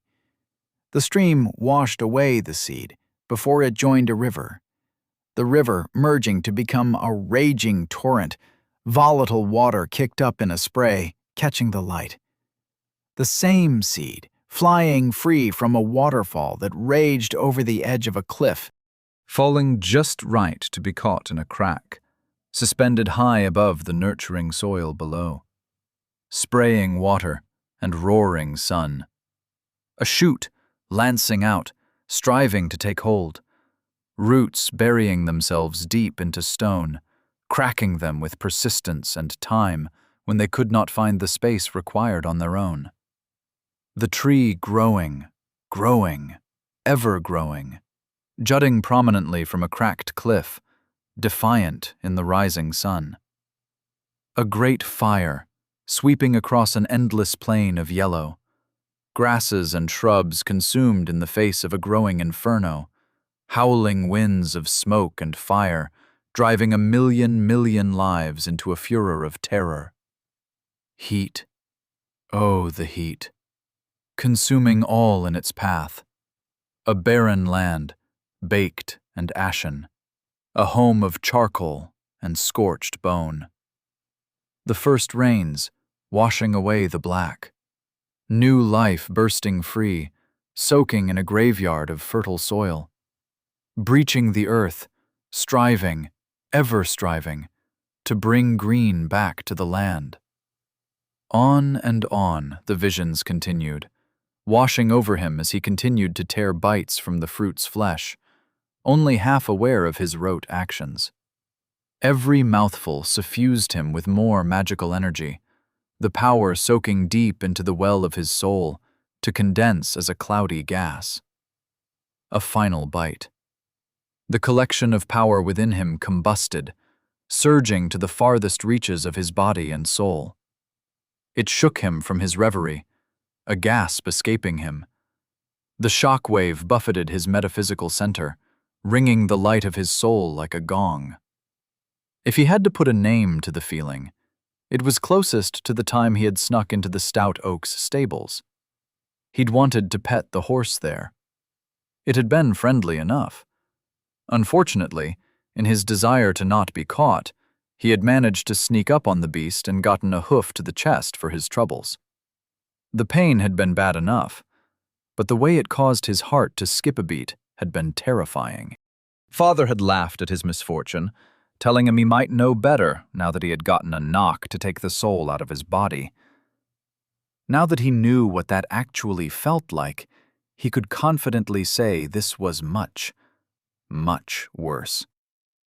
His soul quaked, and for a moment everything felt wrong. He switched rapidly from feeling like he was observing himself from a distance to feeling like he was puppeting a stranger's body with an uncomfortable intimacy. The roiling energy breached the shell that protected his soul. For a moment it stilled, and everything went muted. Then a roaring sensation of suction started, his innermost center clawing at the energy, drawing it deep into the confines of his soul. In seconds it was over. Every scrap of the foreign influence was consumed. As the last trail of vapor entered his well of power, his soul snapped shut. At that very instant, Caius slammed back into full awareness of his body. Once damp clothes were soaked with sweat, fabric sticking to his skin with uncomfortable intimacy. He felt hot, the glowing oak before him swaying in his vision, while his heart hammered an uncomfortable rhythm in his chest. His throat spasmed, and he forced down a heave. "What the fuck was that?" he moaned softly, slumping over to press his face against the cold stone of the cavern floor. The pleasant pressure of the hard surface on his face helped to stabilize him, to slow the spinning of the room as he breathed deep. Time passed, and his gorge slowly subsided as his nausea faded away. He pushed himself back up, turning his attention to the urgent prodding that accompanied a waiting system notification. Ding! Natural treasure consumed. Ding! Unclassed detected. Scanning for external interference. Ding! No external interference detected. Assisting with absorption. Ding! You have consumed a natural treasure. Rune-forced apple of change. 10 stat points gained. Achieved noted. You are being observed. Caius sat up like a rod of iron had been rammed into his spine. He ignored the confirmation that access to natural treasures was restricted to unclassed by the system, glossed over the fact that he was monumentally lucky enough that the fruit even was a natural treasure, even the fact that he had gained a prodigious 10 stat points for the risk he had taken. His entire attention zeroed in on his last notification. That was impossible.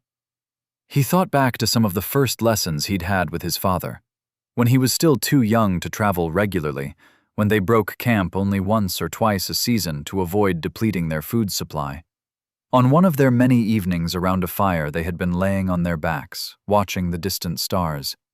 He had been young then, young enough that the only thing his system displayed was his name and time, until he unlocked partial access to the full interface. Like all children, the magical construct that hovered at the back of his mind had been fascinating.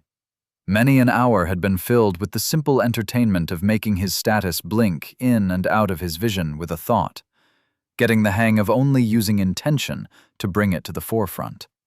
As they lay there, nestled behind a natural windbreak formed of loose boulders, he had wondered at the strange magic. Wondered, and asked about its origin. Father chuckled at the innocent question, before he was cut off by a racking cough. He thumped his chest a few times, before taking a deep breath and leaning back against the stone behind him. He stared up into the stars high above. "That's a tricky question, that," he answered with a deep, gravelly tone. "Nobody truly knows. Not really." "What? How? Wouldn't someone remember?" Father smiled. "Not necessarily. It was a very long time ago. All we know is that mana density was far less stable. Smarter men than me have measured that.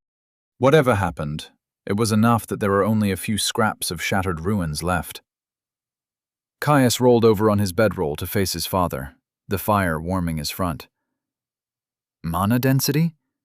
Like what keeps us safe from the monsters?" he asked. Father turned his head to face him, shooting him a smile that hid something else. "Yes, like that. Though there are some stories. More myths of myths than anything else." Father raised an eyebrow in his direction. Excitement surged through Caius. He loved stories. "Really? Would you tell me?"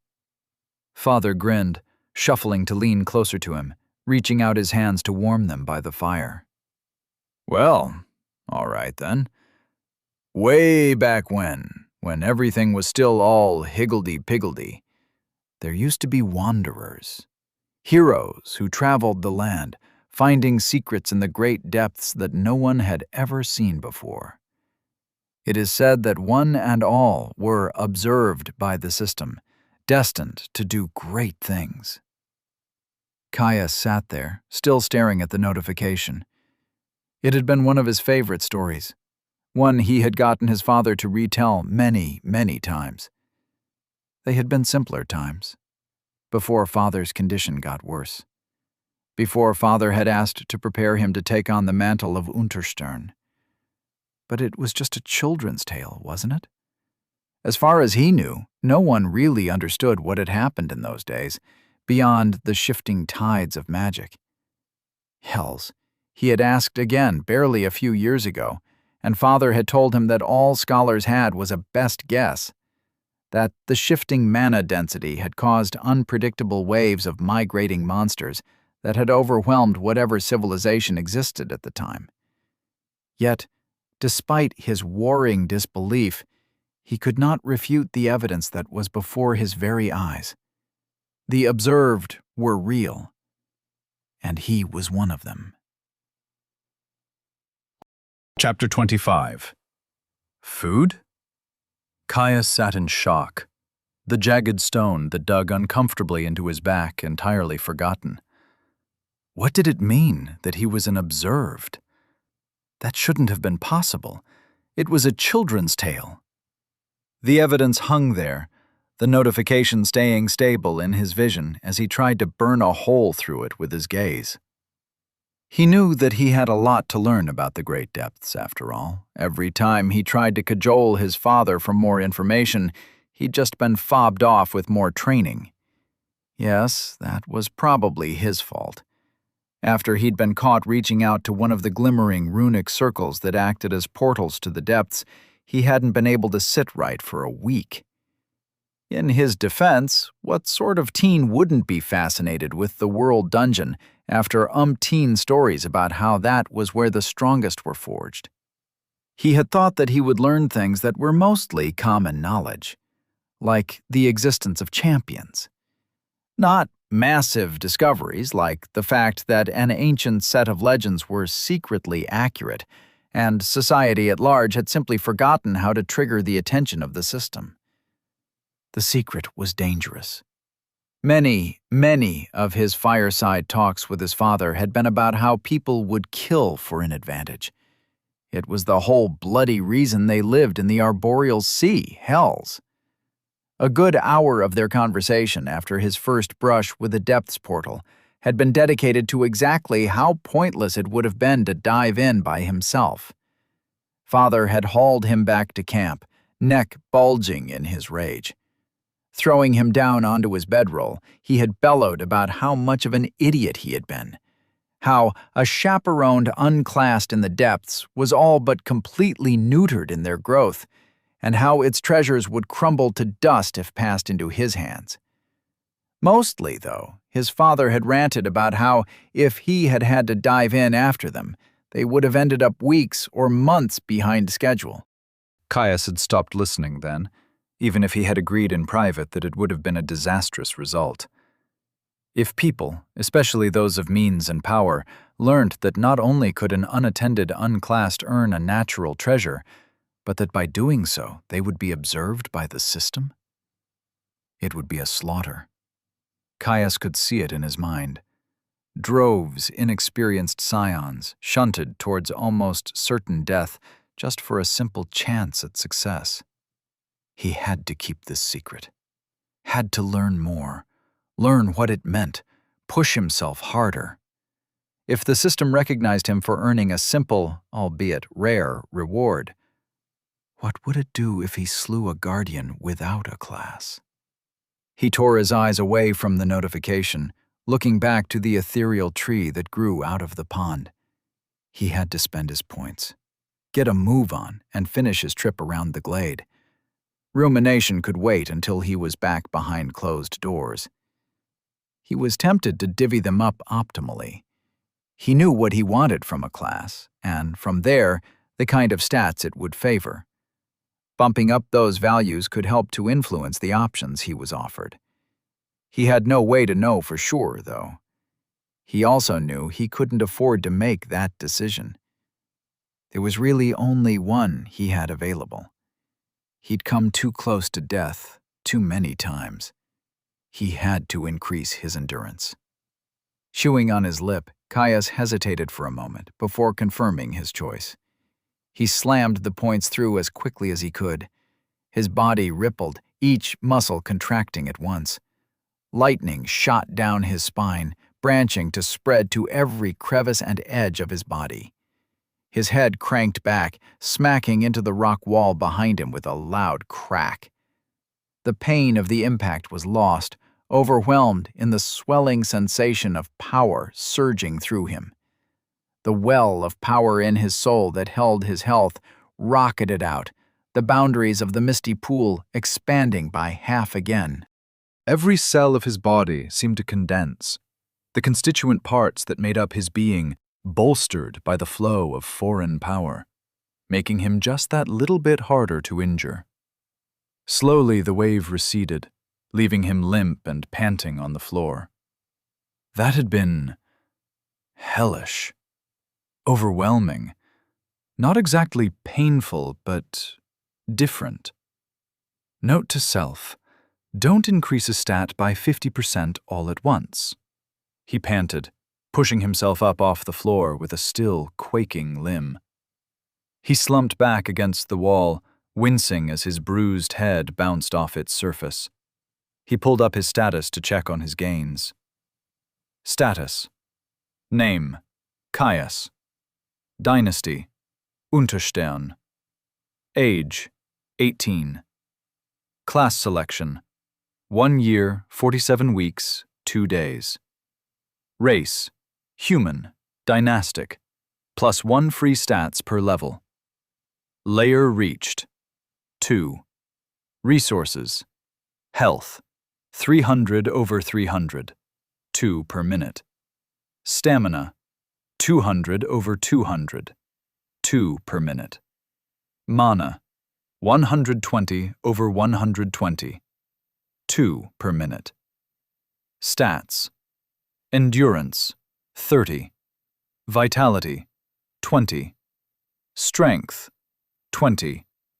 Dexterity, 20. Intelligence, 12. Willpower, -20. Stat points, 0. Class skills, 0 over 10. N/A. General skills, 9 over 10. Rapid adaptation, heroic, 14. Warforged, unique, 19. Explorer's toolkit, unusual, 4. Block, common, 2. Parry, common, 5. Footwork, uncommon, 5. Toughened physique, rare, 5. Light armor mastery, uncommon, 4. Medium armor mastery, uncommon, 4. Caius looked over his sheet, smiling at the gains he had made in such a short time. The increase to his health was going to be massive, and once he managed to cap out toughened physique, it would help to decrease the amount of the precious resource that he had to spend. Every scrap of health counted. He knew, deep in his bones, that he wasn't going to be able to avoid taking risks now. Both champions he had faced had provided invaluable resources. The potions he had secured from the butcher had saved his life twice over now, and the natural treasure had just given him an edge he might be able to leverage into future gains. It was always about balancing risk. That much had been a focus of a lot of his training. Being punished for messing around with strange mushrooms and portals hadn't been because it put him in danger, but because it did so for no benefit. He remembered the moment when he first learned pain resistance, the first skill he had ever learnt. Father had told him that it was a choice, that no matter how much he wanted him to take up the mantle of the dynasty, he couldn't force him. That the first few skills were a risk, one that many of his ancestors hadn't survived. It hadn't even taken him a second to agree, burying his hand into a biting nest of ants up to his wrist. He had kept it there, trembling as 1,000 stinging bugs crawled over him, not retreating until he went numb from the shock. It had been worth it. He had never regretted that decision. not even when the tortures grew more extreme over the coming years. The champions were the same. He could afford to wait until he had his next skill, but after that, he would hunt them. Their rewards might give him the edge he needed to get out of the depths alive. Caius left the cavern with the radiant oak, making sure to collect the potion bottle he had discarded mid-battle with the bear, and retrieved his pack. Setting off around the rim of the glade, Caius made what he thought was good time. Without access to the sun and stars, he had no reliable way to tell the time, but by his reckoning, he had been walking for what felt like just under half a day. That is, if he considered his forced nap after consuming a glade plum night. The cavern, which held the impressive underground woodland, was roughly circular as far as he could tell, though it was hard to make any halfway accurate measurements with the just brighter-than-twilight glow doing little to penetrate the fog of distance. He doubted that the glade was much bigger than a day's walk, though if he was wrong, he did have enough supplies to last a night. Climbing a tree to bed in safety from ground-bound predators was never fun, but he had done it often enough. Walking through the thin strip of borderland between the cavern wall and the tree line, he passed several more tunnels that wound their way into the rock. So far, only one more had shown any differences like the passage with the watch house had been. The undead defenders had been a breeze to push through. These ones had been dressed as miners, clad in rough canvas and armed with picks. The clumsy weapons and lack of armor had left them too open, too easy to kill. After his monstrous growth in his fight against the bear, he found himself a little disappointed that he hadn't gained a single skill from the confrontation. Nor had he from the smattering of beasts that had charged him from the trees, most of them only slightly more dangerous than their counterparts in the forest above, at least to him. As the hours ate away, his legs began to ache. Health and stamina not enough to soothe the mundane discomforts of long travel. Finally, his eyes widened as he saw a familiar sight far off in front of him. A yawning opening in the cavern wall, a squat building made from stacked stone poking out of its entrance. The Butcher's Lodge. He picked up his pace, glad to be back in familiar territory. He should be back safe and sound in a few hours now. Luckily, he had been right on the money. By the time he arrived, it should be just about time for him to get some rest. He was exhausted. The lodge opened up to his right. The shadow-cloaked stone buildings, rotting furs, and general disrepair of the place cooled his enthusiasm. He stared at the corpse of the butcher, still laying where he had put it down in the center of the space between the buildings. Its gray, boil-ridden flesh had decayed further, undead body quickly collapsing in the preceding days without its animating magics.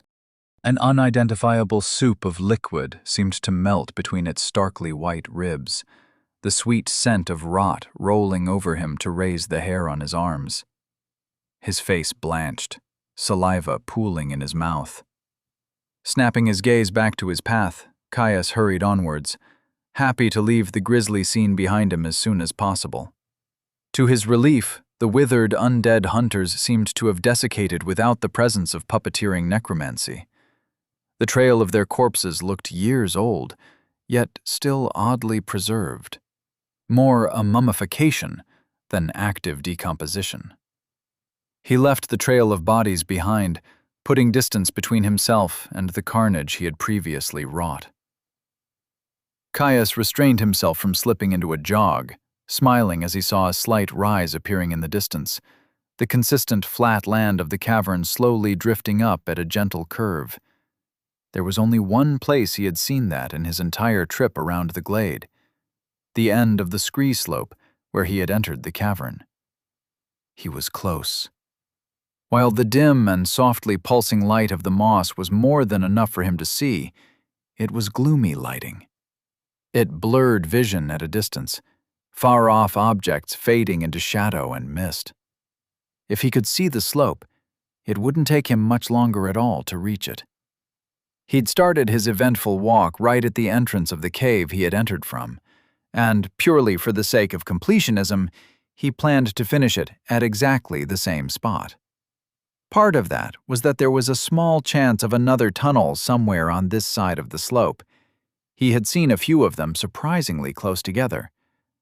Mostly, though, it simply didn't sit right with him to leave things unfinished. Father might have been a harsh taskmaster, but never once had he complained about Caius's work ethic. Hells, he remembered how surprised his father had been when he had been training for Warforged. Day after day, he had woken early, even earlier than his father, going through his routine of stretches to limber himself up for a day of sparring. It had been a point of pride when Father had broken first, asking him if he wanted to take a day off to go swimming in a lake they had found. In hindsight, Father had probably been worried that he had taken some sort of mental damage from the process of acquiring rapid adaptation. The reality was much simpler. He had committed to gaining the skills of his dynasty before his class, and after his first skill, a little weapons training had practically felt like a holiday. Caius hit the slope at pace, lengthy strides eating away at the gradually increasing slope. Eventually, he hit the scree, forced to clamber up on all fours in order to keep traction. So far, no extra cave exit, just more dusty rubble and jagged rock walls. As he grew closer, the far-off ceiling of the cavern came into greater relief. 1,000 roots pierced through the solid rock of the roof, playing off the light of the pulsing moss to create shifting shadows. Tendrils grasping, undulating in the lightning like the limbs of some massive beast. From the bottom of the slope it looked far different, a simple mat of light. The tree roots confused him, like they did every time he saw them jutting out of a cave wall. He didn't claim great knowledge of the depths. It could be very literally underground. He hadn't exactly ever gotten a shovel and dug to find it, yet even if it was, trees didn't lay down roots to bedrock, and they certainly didn't burrow through it. Though, from what he had heard of other biomes, rocky caverns and glowing plants was by no means a universal feature. Maybe it was all just dressing? Like the church and the lodge. An idle curiosity, but one that kept grabbing at him. He would have to ask around when he got out. Someone had to know. All of a sudden, slightly up the slope and off to his left, Caius heard a roar of crashing water, quickly followed by a squeak of panic. Caius's eyes snapped to the source of the sound. It had come from the cave that led to the entrance room. Interlude 1. Voyeur. The figure paced over an endless void. 2 fine silk robes billowed in a non-existent wind, pressing close to his body. With every step, a thin stone platform appeared beneath him, vanishing as soon as his naked feet lost contact. Swirling lights surrounded him, dancing through the air in a silent symphony of movement. They trailed after him like a cloud. He hadn't felt this constrained in far too long. It was easy to languish in immobile solitude when there was nothing to hold his attention. It would still be tens of millennia until the safeguards kicked in and he was returned to the greater universe. It still infuriated him. It wasn't supposed to be like this. The chances of a world stabilizing after the first stage were vanishingly small, even for a world that had already had magic like this one. The whole integration, the creation of the depths, was supposed to incite a ravenous desire for growth, supposed to push them. Instead, it seemed like they just stopped trying. As soon as the mana density stabilized, as legacy skills were found and dynasties forged, they had just stopped. Space started to ripple, the very fabric of reality beginning to boil. It was enraging, an affront to the system. Where were the people pushing themselves to the brink, forcing themselves to adapt. They were supposed to advance to the second stage far before mana stabilized. There were 11 triggers, and not one had been activated in over 12,000 years. Astounding. It should have taken a millennium at most for the integration to run its course. At the very least, they should have had the grace to fail and die, rather than leaving him trapped. Undue punishment is what it was. Bloody excessive for a non-violent crime. But now, there was a chance. The boy just had to not die. A cloud of lights drifted down from the greater swarm, circling his head. The figure looked at them with interest. "Report!" They streamed into his mind, knowledge absorbed instantly. A system notification pinged. "Caius Unterstern is under observation." A wide grin split his face, individual jaw muscles rippling under translucent white skin. With a thought, he returned to his throne, falling back into it with languishing ease. Good. Let's have a look, then. His mind pierced through the space out of time, surveying all of Vastivar in its gaze, focus zeroing in on one small section of the great depths. Oh, a natural treasure while unclassed. That's a lucky criteria to meet for observation. I had my bet on 3 champions solo, the figure said happily. It was a boon, something that would greatly assist the subject of his interest with his defeat of a guardian. That was the key. He had to ensure it happened. It was a pity that the feat didn't come with an honor, but the fruit was reward enough in its own right. I probably can't swing you another one of those, but otherwise I'm sure I can load the dice, so to speak. He wouldn't be able to influence the guardian he was destined to face, nor could he interfere with the Depthsborn. The construct had absolute control over its confines. A mere glorified supervisor such as himself had nowhere near the authority to influence the challenge of the trial. The rewards? Now that was something he could affect. He couldn't exactly choose what the boy received, but he would be able to lean on the overseer mind to be a little more favorable and generous. Even if it cost him 1,000 years of psi accumulation, it would be worth it. After all, if the boy failed, he would have nothing but time to cultivate it once more. Chapter 26. Attack. Badger. Friendly? The sound of crashing water echoed out across the cavern, petering off slowly as the residual noises slowly faded. Faint but unmistakable, Caius heard a squeak of panic, almost drowned out by the noise of water crashing against stone. His head snapped towards the source of the sound. It had come from up the slope, directly from the cave which led to the entrance portal that had teleported him into the depths. Whatever had triggered it definitely hadn't been a person. Maybe some startled deer had gotten itself caught in the river's currents, a lucky undertow from the waterfall pulling it into contact with the entrance. Deer meant venison. His stomach gurgled at the idea of something different to his poor attempt at boar jerky. He started salivating, imagining the gamey taste that he was so fond of. In the forest above, it was a major staple, but even with its abundance, he had never grown tired of it. He redoubled his pace, turning to scramble in the direction of the cave. The scree gave way under his over-eager movement, sending him a half-step back for every stride he climbed.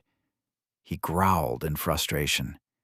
This close to a change in the menu, he wasn't going to let a bloody scree hill beat him. Reaching the top, Caius bent over and panted.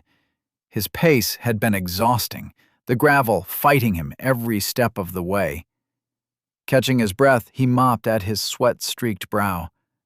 Another panicked squeak drifted from the cave. Caius's eyes narrowed. It didn't sound like a deer, Not now that he was closer. He drew his sword, blade twinkling in the soft light, and stepped into the cave. He moved slowly, ears straining to catch any further hints of what might have found itself trapped in the entrance chamber. While he lived far from the frontier, the arboreal sea was enormous. The region that he and his father had staked a claim on was still thoroughly considered the outskirts, a region of lower mana and comparatively few truly magical creatures. Chances were it was something mundane. Perhaps a young bear. He couldn't think of any beasts that lived in the outskirts that would squeak. Roots erupted from the cave's edge, curling around him like the finger bones of some covetous giant as he pushed deeper. There it was again. Definitely not a bear. At least, it wasn't a noise that he had ever heard come from one. Too loud, too forceful for something small, and with a strange timbre that gave it an almost gravelly texture. Caius passed where he had fought the swarm of spiders, gingerly stepping around the dried pools of ichor, eyes staying dutifully ahead, avoiding looking at their cooking pot-sized bodies, legs curled in close to their thorax. He wouldn't say he was afraid of the creatures, but they definitely unnerved him. Bugs were not supposed to be hairy. Still, the sight of his battle meant he was close. Slowing his pace, Caius started to roll the weight on his feet, softening his steps to suppress any noise of his approach. He could hear it. Claws scrabbled at stone, raking across the surface again and again as the dull, scratching sound rolled through the cave. Its breathing, deep and heavy, hastened to the edge of a pant in the ways he had only heard from a snared meal. The entrance room came into view, an opening in the cave up to his right. He crept forwards, keeping his breathing low and even so as not to give away his position, despite his growing curiosity and excitement. Approaching with care, Caius pressed himself close to the edge of the wall, where it turned inwards into the portal room. He held his sword to his side in a sort of half-fool's guard, out of sight, but ready to be used in a moment's notice. The sounds of panicked movement continued, unabated.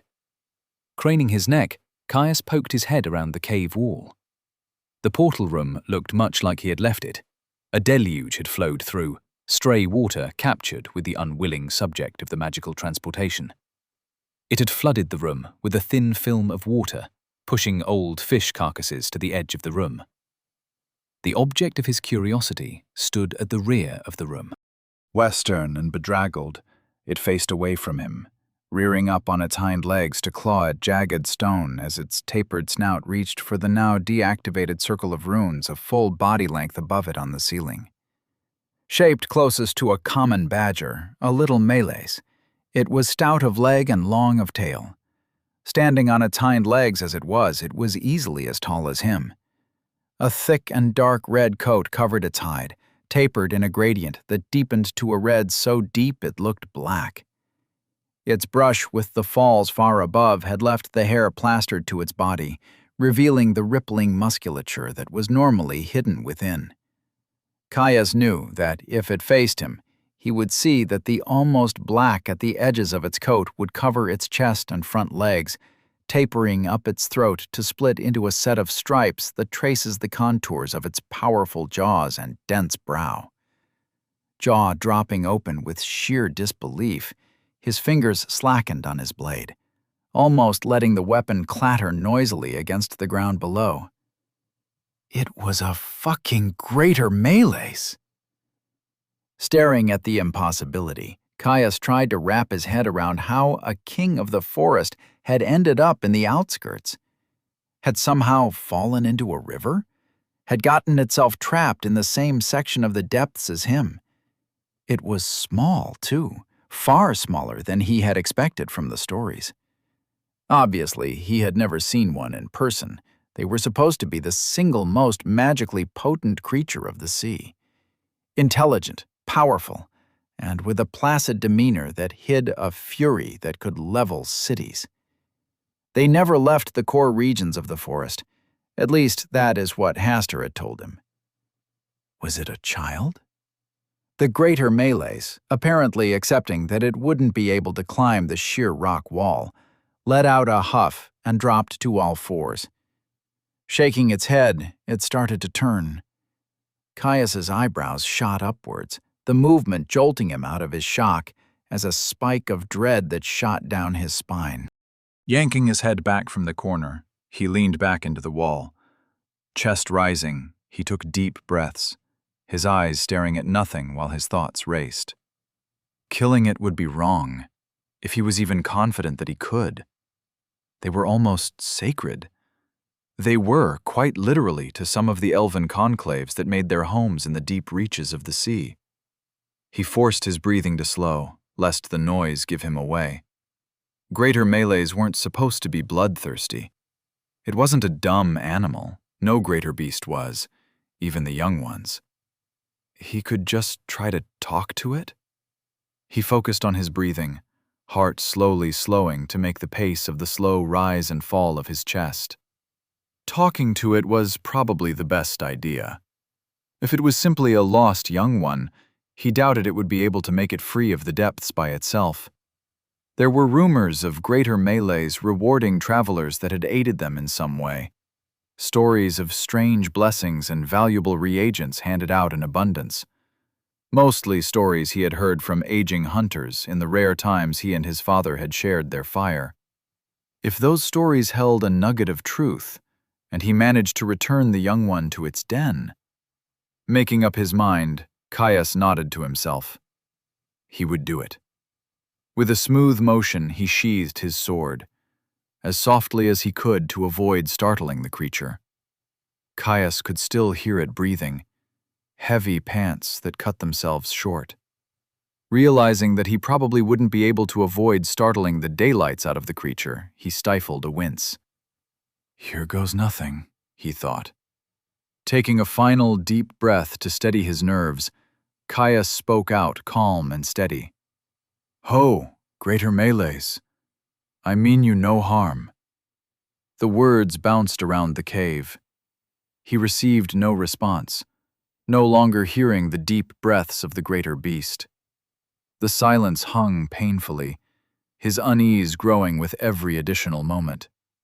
Head bowed as he scrunched his eyes, Caius hoped and waited for some sort of reaction. His head came back up. He had to show himself, make sure it knew he wasn't a waiting threat. Gnawing at his lip, Caius forced himself to step forward, turning to face the portal room. Arms reached out slightly to his side, palms spread to show empty arms. He stopped at the threshold. Across the cavern, the badger-like creature had backed up against the stone wall. Baring its teeth, the Malays held up its considerable bulk on stout legs. Its position was held with ease, staying far more stable than a rearing bear. Its bulky arms were held at the ready, tipped with thick black claws designed to tear through earth and stone. Just like he had expected, its front was coated in an almost black red, excluding the few sections of deep orange red that peeked through the lines on its face. Its legs were trembling, and its nostrils flared with disconcerting speed at each panicked breath. Caius went to take another step. The Malays barked, a concussive blast hitting him in an instant to ring his ears. He stopped, foot hovering over the stone. Easy. I don't want to hurt you. I've been trapped here for weeks. His tone stayed even and calm, seeking to placate the creature's fear with a soft smile. The Malay's hackles rose, a deep rumble starting in its chest. Something smacked into his mind, forcing aside innate defenses, bringing with it a confusing jumble of images. He saw himself standing there, backlit by a sinister blue halo of pulsing light. His posture was all wrong. Hands outstretched, poised to grapple and tear, teeth bared in an open threat. He loomed in the entranceway, speaking a predator's lies that were only half understood as he tried to worm his way in for the kill. Shocked, Caius snapped his mouth shut, pulling his arms down into his sides. He took a step back. Whoa. I'll stay over here. I'm serious. I grew up in the forest. I would never hurt one of your kind. Dark amber eyes drilled into him, the Malays responding to his statement with a snap. Another deluge of strange sensory information washed over him, too colored by scent and sound to be parsed easily. An impression, clear and strong, ran over his strange connection with the Malays. Lies, it seemed to say. Eyebrows furrowed, confused at the accusation. Why would I lie? Caius said evenly, focusing on keeping his posture as still and neutral as he was able. Images flicked across in a rapid-fire blast. Distant mountains, a warning to never cross their peaks, of poor hunting grounds and unsavory persons. A burning curiosity silenced with a heavy paw. Setting off alone, a Malay's groan, to explore the strange place. A cacophony of scents, thin air almost absent of the ever-present thrum of roiling mana. Of seeing figures garbed in woven plant material and the skins of their kills, so similar to the elves he had seen a time or two. The hot bite of flying twigs, burning cuts and leaking wounds. He saw himself corralled, hunted for the first time in his life, fleeing as fast as his paws could carry him, throwing himself into the depths of the river, struggling to keep his head above the raging rapids that ripped him away from the shore. His gaze focused on the figures that skidded to a stop at the water's edge, focusing on them with a dizzying clarity. The leading man was a lanky figure. Holding a naked saber in one hand, he was garbed in leather amour, high quality but poorly maintained.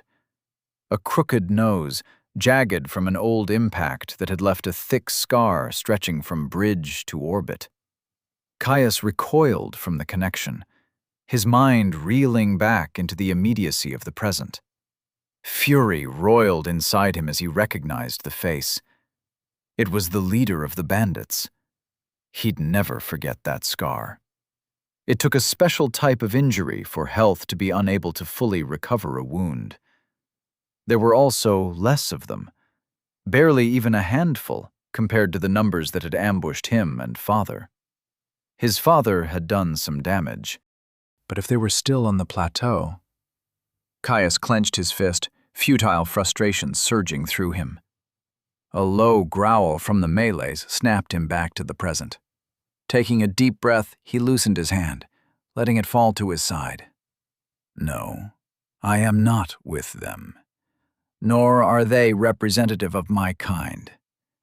I lived on that plateau for years, and know far better than to hunt a greater Malays, Caius huffed, his shoulders slumping before looking back up to look back into amber eyes. No, those men hunted me too. I was driven over the falls, chased off lest I let them kill me. My father stayed behind. I'm not sure if he made it. His eyes drifted downwards, burning as he thought of the potential fate of his father. The hackles of the Malays fell, its growl petering out. It was still tense, still ready and willing to barrel towards him at the slightest provocation, but it had paused at his words. Its mental connection reached back out, tentative as it brushed his mind. Tell me. Chapter 27. How to Win Friends and Influence People. Caius sat on the cavern floor, jagged rocks digging into his back. The natural stone made a poor backrest, but his chain vest saved him from the worst of discomfort. He'd moved over from the entrance to the portal room, shifting to the side so as to not block the Malays from an exit. He was, after all, trying to convince it he was friendly. So far, it had gone okay. The greater beast sat across the cavern from him. Thin pools of stagnant water and the corpses of fish in varying stages of decomposition layered the ground between them. Remnants from both of their entrances to the depths and those of prior ones. Settled down onto its haunches, the Malays eyed him with a quiet intensity as it rested its head on its front paws. As they had talked, the creature's fur had begun to dry out, returning to a dense, fluffy halo of red tapering to black. He, Caius reminded himself, looked so bloody soft. The flickering mental connection that the Malays had forged between them pulsed as it transmitted more thoughts and sensations to him. As their chat had progressed, Caius had been getting better at parsing the information into something resembling language. That, or the Malay's sharp mind had been able to pick up on how he structured communication and was making it easy for him. "So they chased you from your hunting grounds, challenging your patriarch without honor?" The almost words echoed with notes of indignation for the bandits' offense. Caius nodded emphatically. "Yeah, and now we are trapped down here, at least until I am strong enough to deal with the Guardian. If I wait for my class, that's going to be about 2 years," he responded, frustration creeping into his tone as he thought of the yawning length of time ahead of him. "You are not yet grown, but you are larger than those vermin that trapped us down here." The Malay's words carried overtures of confusion, a biting venom suffusing its emotions as its mind had drifted over the bandits. Caius laughed. One he quickly cut off as the Malays jumped slightly at the sudden noise. "Sorry about that.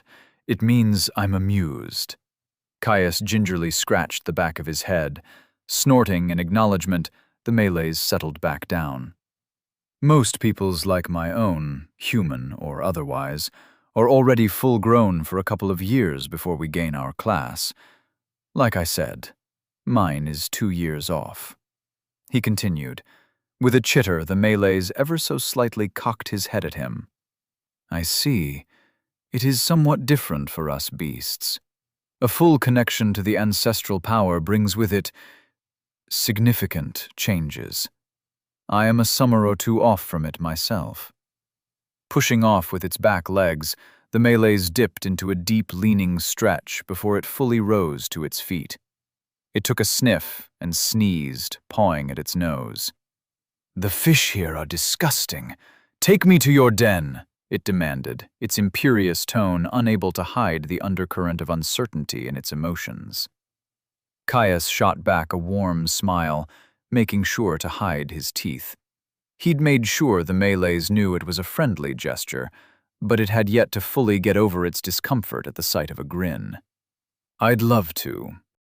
Caius stifled a chuckle as the Melas huffed in frustration, as its heavy body slowly skidded down the scree slope, a great cloak of dust billowing out behind it. He found it impossible to forget what the creature was, but he also couldn't deny just how young the creature came across as.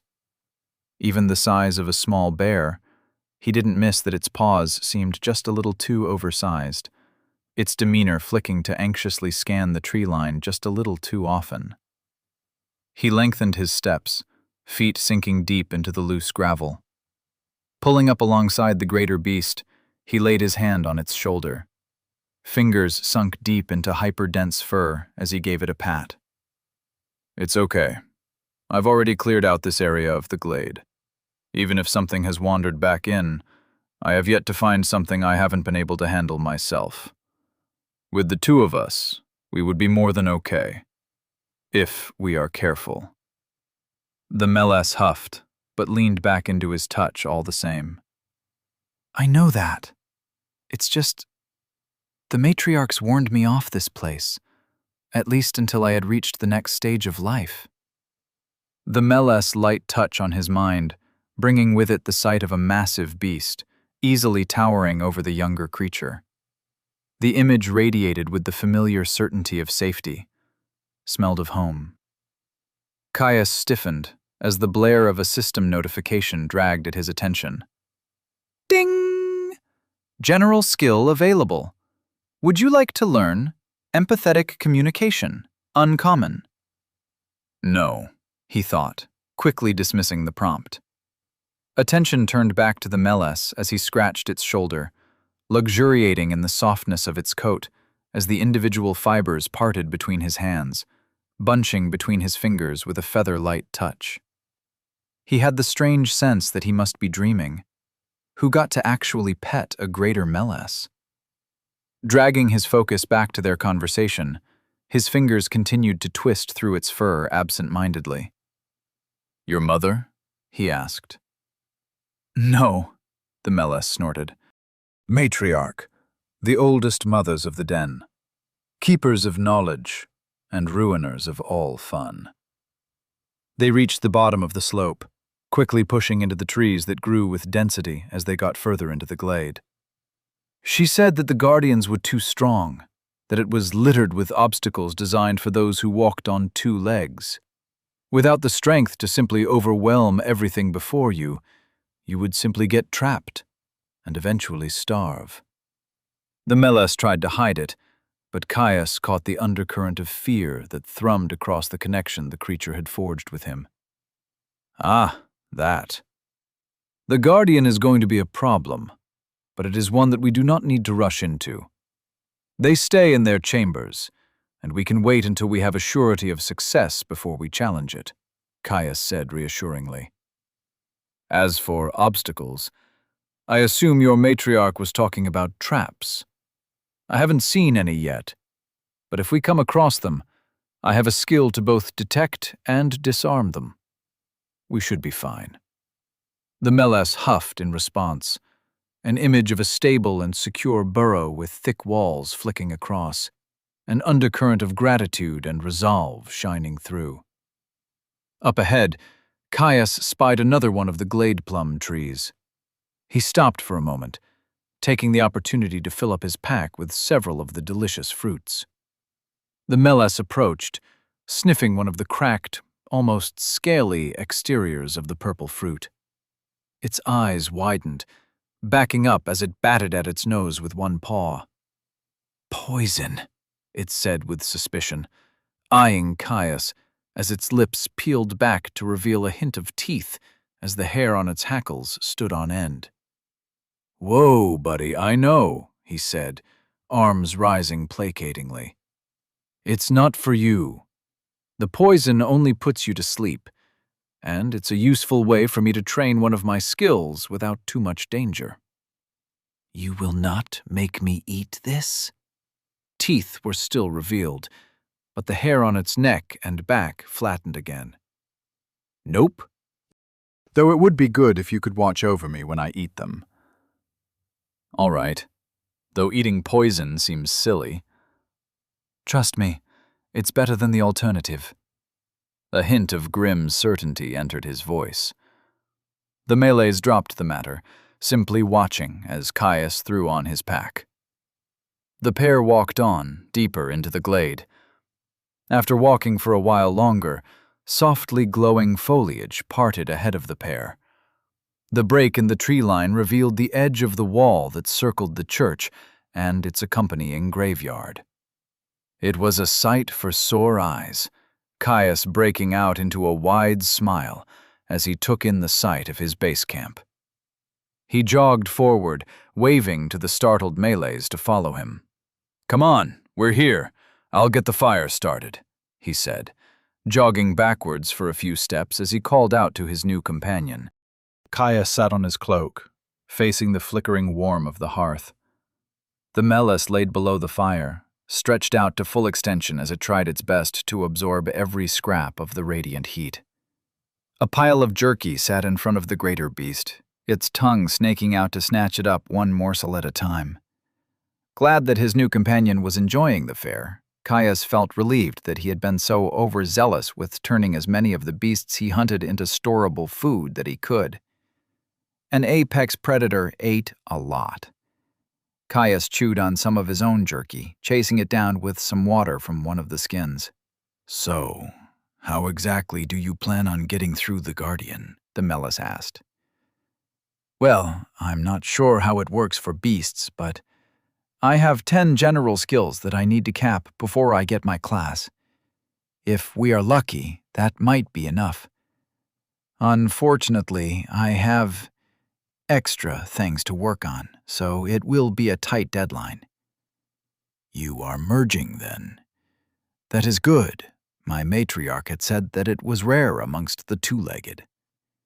You know of legacy skills? Yes. The Mellis looked up from the pile to cock its head at him. Beasts have general skills too, though, unlike you, we are born with access to the system. I merged my set years ago. I have just been waiting to find the right skill for my final slot. Caius sat dead silent, shocked at the revelation, but also disconcerted with how easily his secret had been revealed. Do you have a full set? I don't think most of mine would work for a two-legged, but I am happy to try if you do not. The Mellis continued, unnoticing of Caius's surprise. Do not share that with anyone else, Caius blurted out, the intensity of his words causing the Mellis' ears to flick back. Caius sighed, softening his voice. I appreciate the trust, but that is dangerous knowledge. Merged skills are jealously guarded amongst my people. There's a chance that the whole reason those men were looking for me and my father was for our skills. His shoulders slumped. The Malace pushed itself up, plodding over to lie by next to him as it set its massive head in his lap. I am sorry. I did not know that. It makes little sense to me, but we are den mates now. I will keep your secret. Caius scratched the creature behind the ears, watching as its eyelids half closed. He had only known the Malace for a handful of hours, but it had no reason to lie to him. He wasn't even sure if its mind worked that way. He supposed, in many ways, that the creature was as starved for company as he was. Lesser Malace, the black and white critters, were intensely social beings. From the memories the greater beast had shown him, it was much the same for their distant regal cousins. He decided to trust him. It is strange to say this out loud. Caius's voice faltered, admitting his deepest secret felt wrong. I do have a full set, but I am only working on my fourth. Thank you for your trust, Caius. The Malace communication was faltering, a sense of trepidation and uncertainty emanating from across the link. You're not used to names, are you? He said with a half grin. The Malace huffed. It is not my fault. I am me, you are you. Names only make sense if you try to talk through air. Mind connection is so much easier. Frustration bled through the link. His laugh belted out across the interior of the church, causing the Malace to look up at him affronted. Well, as someone who does have to speak through the air, I'm going to have to give you a name. I can't keep calling you the Malace in my head, he said. Do as you wish, the Malace said, settling back down. All right, Moody. May as well call you Pork Chop if you care that little, he muttered, the words barely making it past his lips. The Malace flicked its ears. Heard that? Pork Chop works. It will make people underestimate my might, Pork Chop said with a flash of enthusiasm. Caius laughed. Somehow I think it won't work quite as well as you would hope. But Pork Chop it is. He thought back to what the Malace had said earlier. How on earth have you already merged 9 full skills? I already told you, us greater beasts gain access at birth. I have had them for years. Most of the time it took me was spent on deciding which ones I wanted. Wait, you got to pick? His voice was incredulous. The idea of merged skills being in such abundance that choice was a valid concern was entirely foreign. Of course, the den is old, and the matriarchs often trade them like choice hunting grounds during meets. You did not? Pork Chop asked. Caius spluttered, shocked at Pork Chop's unknowing privilege. It took him several tries to eventually get across that, yes, he really did just have one set. And no, he really could not just trade his knowledge with others. According to Porkchop, trading skill knowledge was common amongst the greater Malays. Every few springs, dens would meet in a great congregation.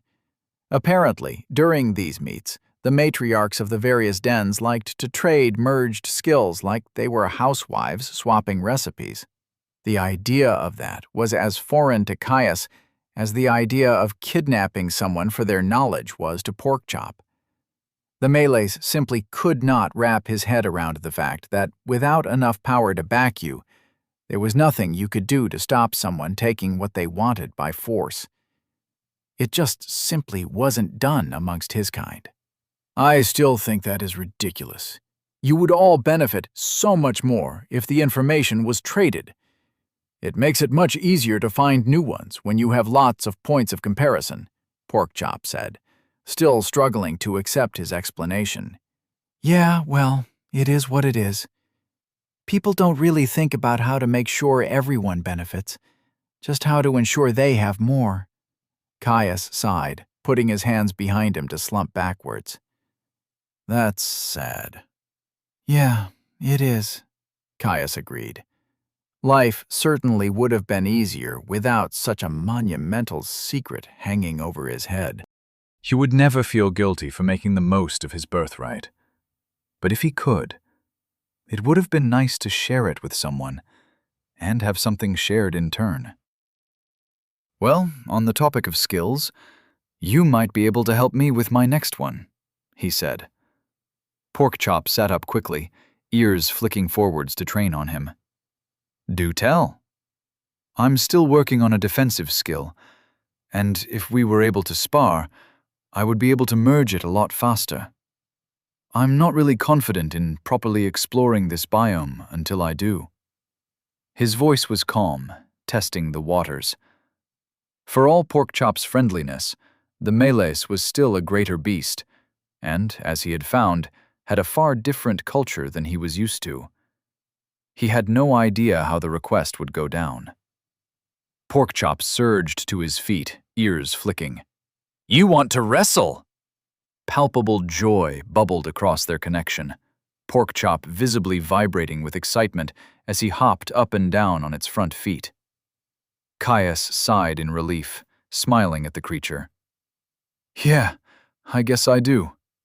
Tomorrow, though, I only just got back from walking around this entire glade. I should probably take a nap.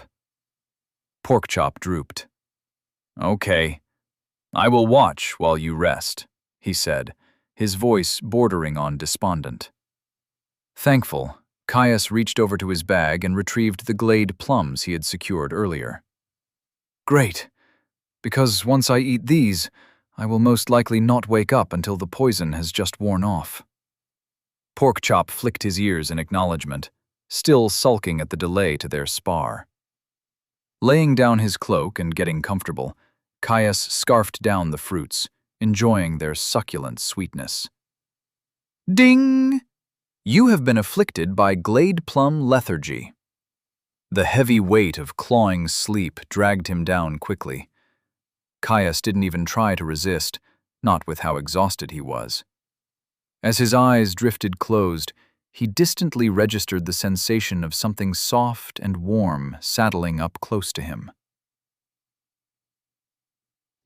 Chapter 28. Wrestling. Standing in the graveyard in front of the church, Caius held his sheath in both hands like a sword. It was just as well made and enchanted as the blade itself, so it could more than stand up to the abuse of a spar. Porkchop stood across from him, the massive, badger-like creature almost bouncing from foot to foot with excitement. Together, they had managed to clear a large section of headstones. Porkchop had used his digging claws to uproot the slabs of stone, while Caius heaved them away on aching limbs. He'd managed to squeeze into the old breastplate he had scavenged from one of the undead guards of the church. Much like his chain, it didn't fit well at all, pinching and scrapping at his chest. He wouldn't want to use it in an actual fight, but he should be able to gain his skill fine in a spar. Ideally, he would cap off the skill quickly. Heavy armor had never been his style, far too constricting. It slowed him down. Judging by the deluge of playful energy that bled across their link, Caius didn't think that Porkchop would mind that all too much. "Wrestling!" his new companion barked. Yeah, I know. Remember, the idea is for you to try to knock me here," Caius rapped his knuckle against his breastplate, "while I try to defend myself with this thing here." He waved his scabbard at the melees. "Wrestling!" Yeah. All right, buddy. I'm ready when you are." Caius settled into a close guard, pulling his mock blade into his armpit. He'd have to hold back a bit. No need to sour a budding friendship by bludgeoning Porkchop too hard. Porkchop hoofed in excitement, rising onto his rear legs to quickly slam back into the ground. Claws dug in. The melees blurred. Something hit him in the chest, hard. His breastplate clanged, driving into his sternum with a winding force. Caius sailed backwards, shoulder catching the dirt, sending him into an uncontrolled, rolling flail. His arm caught under him, wrenching at his shoulder terribly as his scabbard flew free of his grip. He skidded to a stop, lying flat on his back, wondering what the fuck had just happened. "Caius!" Panic flooded his connection with Porkchop, the creature bounding over to him. Pushing himself up with a wince, Caius felt his health flood out to heal a dozen scrapes and bruises. He held up a hand, waving off the melee's concern. Porkchop ignored him, shoving his nose at him, checking to make sure he wasn't too injured. "I'm all right, buddy," he said, patting the melee's head. "What the hell was that, though? I didn't even see you." Porkchop pulled back, expression impossible to read on its animal face. "Wrestling?" The connection made the emotion clear. He was bloody embarrassed. Caius couldn't help but laugh. "That is what you call wrestling? Hells, I'm so screwed." "Do you want to stop?"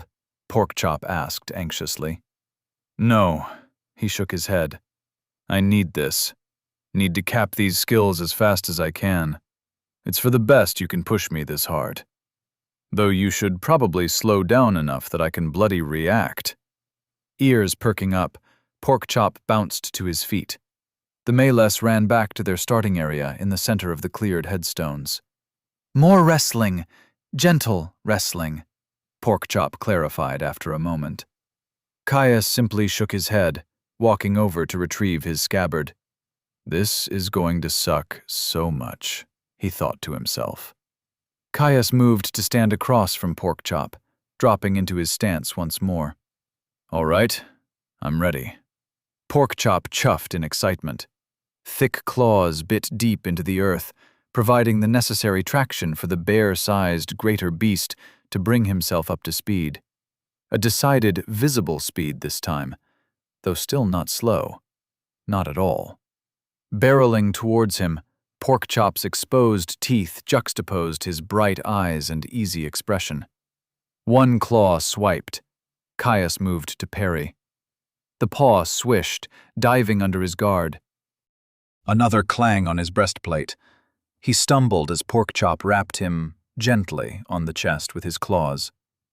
Caius tried to step back, pivoting on his front foot to slide around his new friend's guard. Porkchop was too fast, advancing on him to smack him in the ribs, a little harder than the last. Claws scrapped on metal with a squeal, sending him stumbling to the side. Frustration mounted. He should be able to do something. This was embarrassing. Lashing out with his scabbard, Caius tried to smack him over the head. Porkchop reared up, one paw blurring to intercept his attack. He braced, ready for the collision. It didn't help. Porkchop smacked his scabbard away with ease. The melee slashed towards his chest with his other paw. He brought his scabbard around, trying to block the swing. Well-positioned defense wasn't enough. Porkchop simply crushed his guard, sheath and claw crashing heavily into his chest together. The blow drove the air from his lungs, sending him reeling back. Caius fell backwards, thick chest plate doing little to stop his head from smacking painfully into the ground. "You holding up okay?" Groaning in response, Caius sat up. "Hell's pork chop. How are you so goddamned strong?" "Stats work on the body, and I have a good body." His tone was undeniably smug. "Plus, good skills." He grunted. It made sense, didn't mean it was any less bullshit. Caius hauled himself to his feet, leveling his scabbard once more. Porkchop flicked his ears with excitement as he settled into a crouch. "Again!" "Yay!" "Ding! General skill available. Would you like to learn Heavy Armor Mastery, Uncommon?" Caius gasped in relief. Half an hour. Half a bloody hour of being tossed around the graveyard like a chew toy. Porkchop was relentless and seemingly full of infinite enthusiasm for smacking him around. "Wait! I got it!" Caius hurriedly called out. Porkchop halted mid-swing, halfway through sending him tumbling across the dirt. Again. "Aw, what'd you get?" Porkchop asked, dropping to all fours. "Heavy Armor Mastery. Now I just need to finish capping the skills," Caius replied, gleeful that his next legacy skill was within reach. The spar had already done some work on that front, earning him another level in footwork and 2 in light armor mastery. That last one had surprised him. As best he guessed, the way his armored jacked was softening the blows he had been taking to his breastplate was enough to count. "More wrestling?" Porkchop asked, Caius's shoulders slumped. "Yeah. Not right now, though. I want to check on my new skill." "Okay," Porkchop replied, clearly excited at the prospect of more spars. Caius dropped his hand to his friend's shoulder. The duo walked over to the church, where Caius planted his back against the wall and slid down onto the ground. He ached. The breastplate had done its job. None of Porkchop's heavy strikes had done enough individual damage to really drain his health, but each smack had done enough to leach a few points. Over the course of a whole spar, he was down to half. His stamina, on the other hand, was completely drained. Exhaustion had well and truly set in. Reaching out to snag a water skin he had left by the wall earlier, Caius splashed a little on his face, the tepid water soothing his flushed skin. A few quick quaffs quenched his throat. He poured some into Porkchop's waiting mouth, chuckling as he struggled to not spill the water. He'd need to get some sort of bowl or trough for him, though either way they would probably have to make a daily trip to the river with how big he was. Looking over the graveyard, Caius relaxed into the wall and pulled up his latest skill. Heavy Armor Mastery, Level 1, Uncommon. Proper defense, the kind that lets you stand on the front lines, has weight. It's hefty, restrictive, and burdensome. It's also the only thing that will keep you and your allies safe in the face of a pouncing Gygax beast. Skill that increases the defensive efficacy of worn heavy armor and decreases armor weight. Each level slightly increases the integrity of worn heavy armor. Each level minutely decreases the encumbrance of worn heavy armor. "Is it good?" Porkchop asked, nudging him with his nose when he didn't respond. Caius tilted his hand back and forth. So-so. The final skill will be. It's a broad defensive skill. It'll help a lot regardless of which armor I will use. A lot of my general skills are like that. "What's your goal?" Porkchop asked, curious. Caius looked quizzically at his new companion, surprised by the abrupt question. "What? Like, after we get out of here?" he responded. "No, your class. You talk about the broad base, not what you wish to use it for," Porkchop explained. Oh. Caius supposed he had never really talked about it. It was something he had been working on for a while, had workshopped with his father. Father had gone the route of a runic inscriptionist, a rune write. Large workings that took time and preparation. It was a strong class in its element, but he had heard enough stories from his father to know that its lack of immediate force projection had forced Father to rely on his general skills far more than not. He loved runes, found them fascinating. Yet casting held his attention just as much. Many considered both to be incompatible. Casters channel. Inscriptionists spent hours, days working on formations. Worse, focusing on either for his class would relegate Warforged and his upcoming skill to a supportive role. A stopgap measure. No, he had something else planned. He drifted to the memory of when he had first told his father. Father walked beside him, pushing away an errant branch that was just low enough to brush his head. Body formations? Niche things. What's with the sudden interest in runes? His father looked at him with a questioning look and a cocked brow. Caius squirmed under his gaze. It was a stupid idea. Well, you mentioned that some delvers carry single-use formations, primed spell effects that were too niche for a dedicated skill, but would take too long to make with free-form channeling when they were needed? I was wondering if you could do something similar with tattoos, he answered.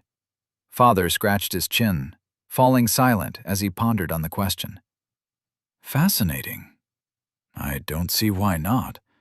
It could solve the issue of anything more than a cantrip needing far too much power for a trinket.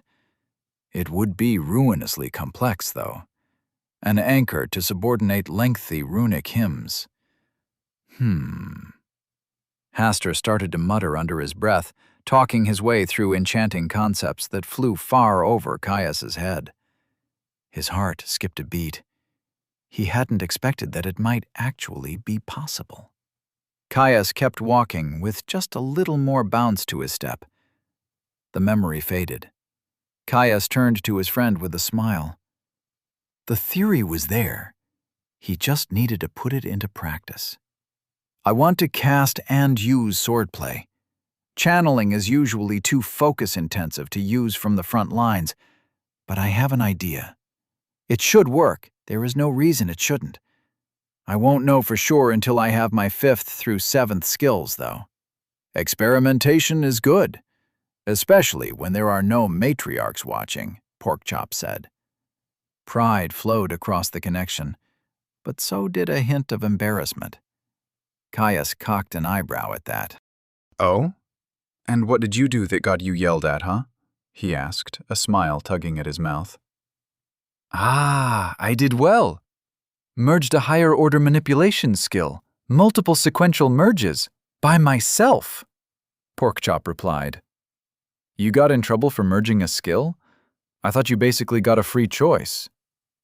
Ah, that, Porkchop said, a little embarrassed. I may have not asked the matriarch, and we had already known how to merge crystal? I thought she might eat me. Caius laughed, deep from his belly. You didn't think to ask? He said in disbelief. No. In my defense, I had already picked metal, and crystal is pretty close to metal, only one step higher. Reckless, Caius said, shaking his head. Porkchop huffed, nudging him roughly enough that he had to stick his arm out to stop from toppling over. You sound like the matriarchs. Chuckling, Caius pushed himself back up, playfully shoving Porkchop's head off him before he asked what was on his mind. And what of you? What do you wish from your class? Or whatever it is that you beasts get. Porkchop shook his head. It's a little different. We commune with the ancestral blood. Body changes, skills tied to new form. Not so flexible as a class. I will most likely always be a forest king. The voice will only give me options that would suit me. I am happy to just pick what looks best when it happens, he explained. Caius leaned forwards in interest. It wasn't every day that you got insight into how the system worked for greater beasts. Sounds nice. More time with your general skills. No need to stress about influencing your class. Time to just enjoy life, Caius said, envious. Porkchop snorted, shoving his cold nose into Caius's cheek. No being grumpy. You can change. That is bigger than you know. Becoming more than a greater Meleys is almost impossible for me. Becoming more than just Caius only requires work. Grunting in acknowledgement, Caius batted his friend away. He knew that Porkchop was right. It still grated at him. He wanted to be done now, to slay the Guardian and escape. He'd already been down here for weeks. He had years left. Years. At the very least, when he had finished this skill, he would actually feel confident pushing deeper into the glade and the depths as a whole. The whole glowing trees thing lost its shine after the first few days. After that, it wouldn't be too long until he could start his experimentation with magic. A familiar swell of excitement welled up in him, filling his limbs with a bubbling energy that made him want to hop on the spot. Magic. He couldn't wait. Hey, Porkchop. Yeah? I've been avoiding pushing into the center of this glade for a while now. I've been waiting until I have my next skill.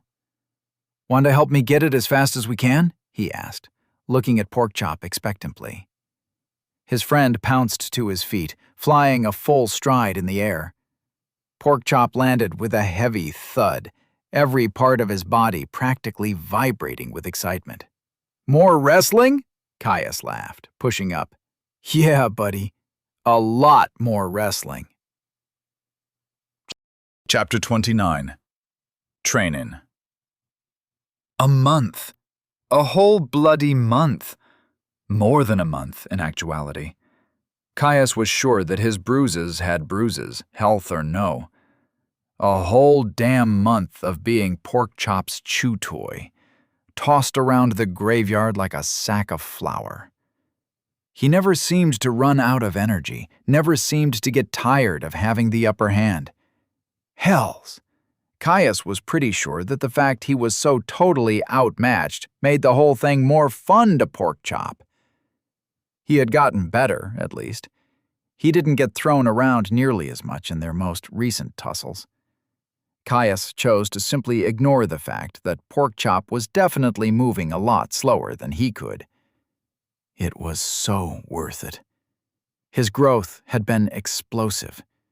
At first, he had been worried that without the mortal threat of true combat, his skills would stall, that his timeline would be set back, no matter how much sense it made for his safety. The sheer physical superiority Porkchop had over him had reduced that drawback to almost nothing. The Meleys was seemingly a prodigy at controlling his strength. No matter what he did, the Meleys was just that much stronger and faster than him, pushing him to his absolute limit. As Caius's skills had grown, so had the pressure. Caius improved his parry and footwork just enough to start avoiding blows. Porkchop sped up. His armor and block skills improved to let him hold his ground. Porkchop would hit harder, forcing him back. Now, he only had a few more levels left before he was ready to merge his next legacy skill. He stood out in the opening they had created in the graveyard, Porkchop directly across from him. He'd discarded his breastplate in favor of chain. He'd fully capped heavy armor mastery over a week ago, the process leaving the metal of the armor bent and dented, almost entirely useless now. The field was torn to shreds, great gouts of earth ripped free from the ground from the way Porkchop dug his claws in to gain traction. Shattered cobblestones littered the edges of their impromptu area. They'd done their best to clear them, but he'd been thrown through more than one after an overzealous blow. "Last one, yeah?" Porkchop asked, anticipation flowing over their ever-strengthening link.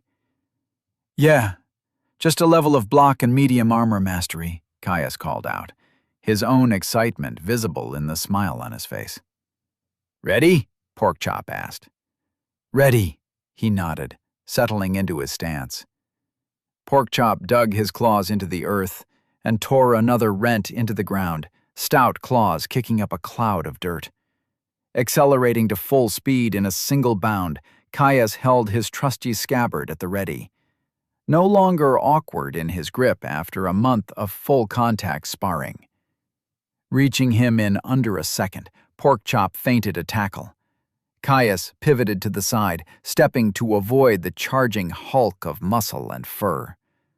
Dragging his claws on the ground, Porkchop used the leverage to bring himself up short. A heavy paw lashed out, coming down over Caius's head. He reacted, slamming out with his blade to block the strike, maximizing his leverage by catching the blow close to his hands. Porkchop simply pushed down harder. The weight of the beast was overwhelming, forcing Caius's guard back, his hands shaking. He was allowed to struggle for a bit, to strain into the block. Then Porkchop smacked him with his other paw, claws raking against his chainmail. He wasn't gentle, even when pulling his blows. Caius stumbled back, gasping from the impact. Steadying his footing, he dove back in, warding Porkchop off with a stab to the face. He reacted like it was a naked blade, darting to the side before closing in to batter Caius once again. Claws clattered on Caius's sheath, a hasty block that barely held. Porkchop gave him no quarter, slamming his other paw towards him.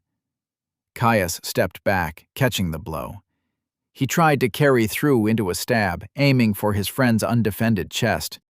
Porkchop dropped back down to all fours, drawing back and then throwing himself forwards into a heavy shoulder barge.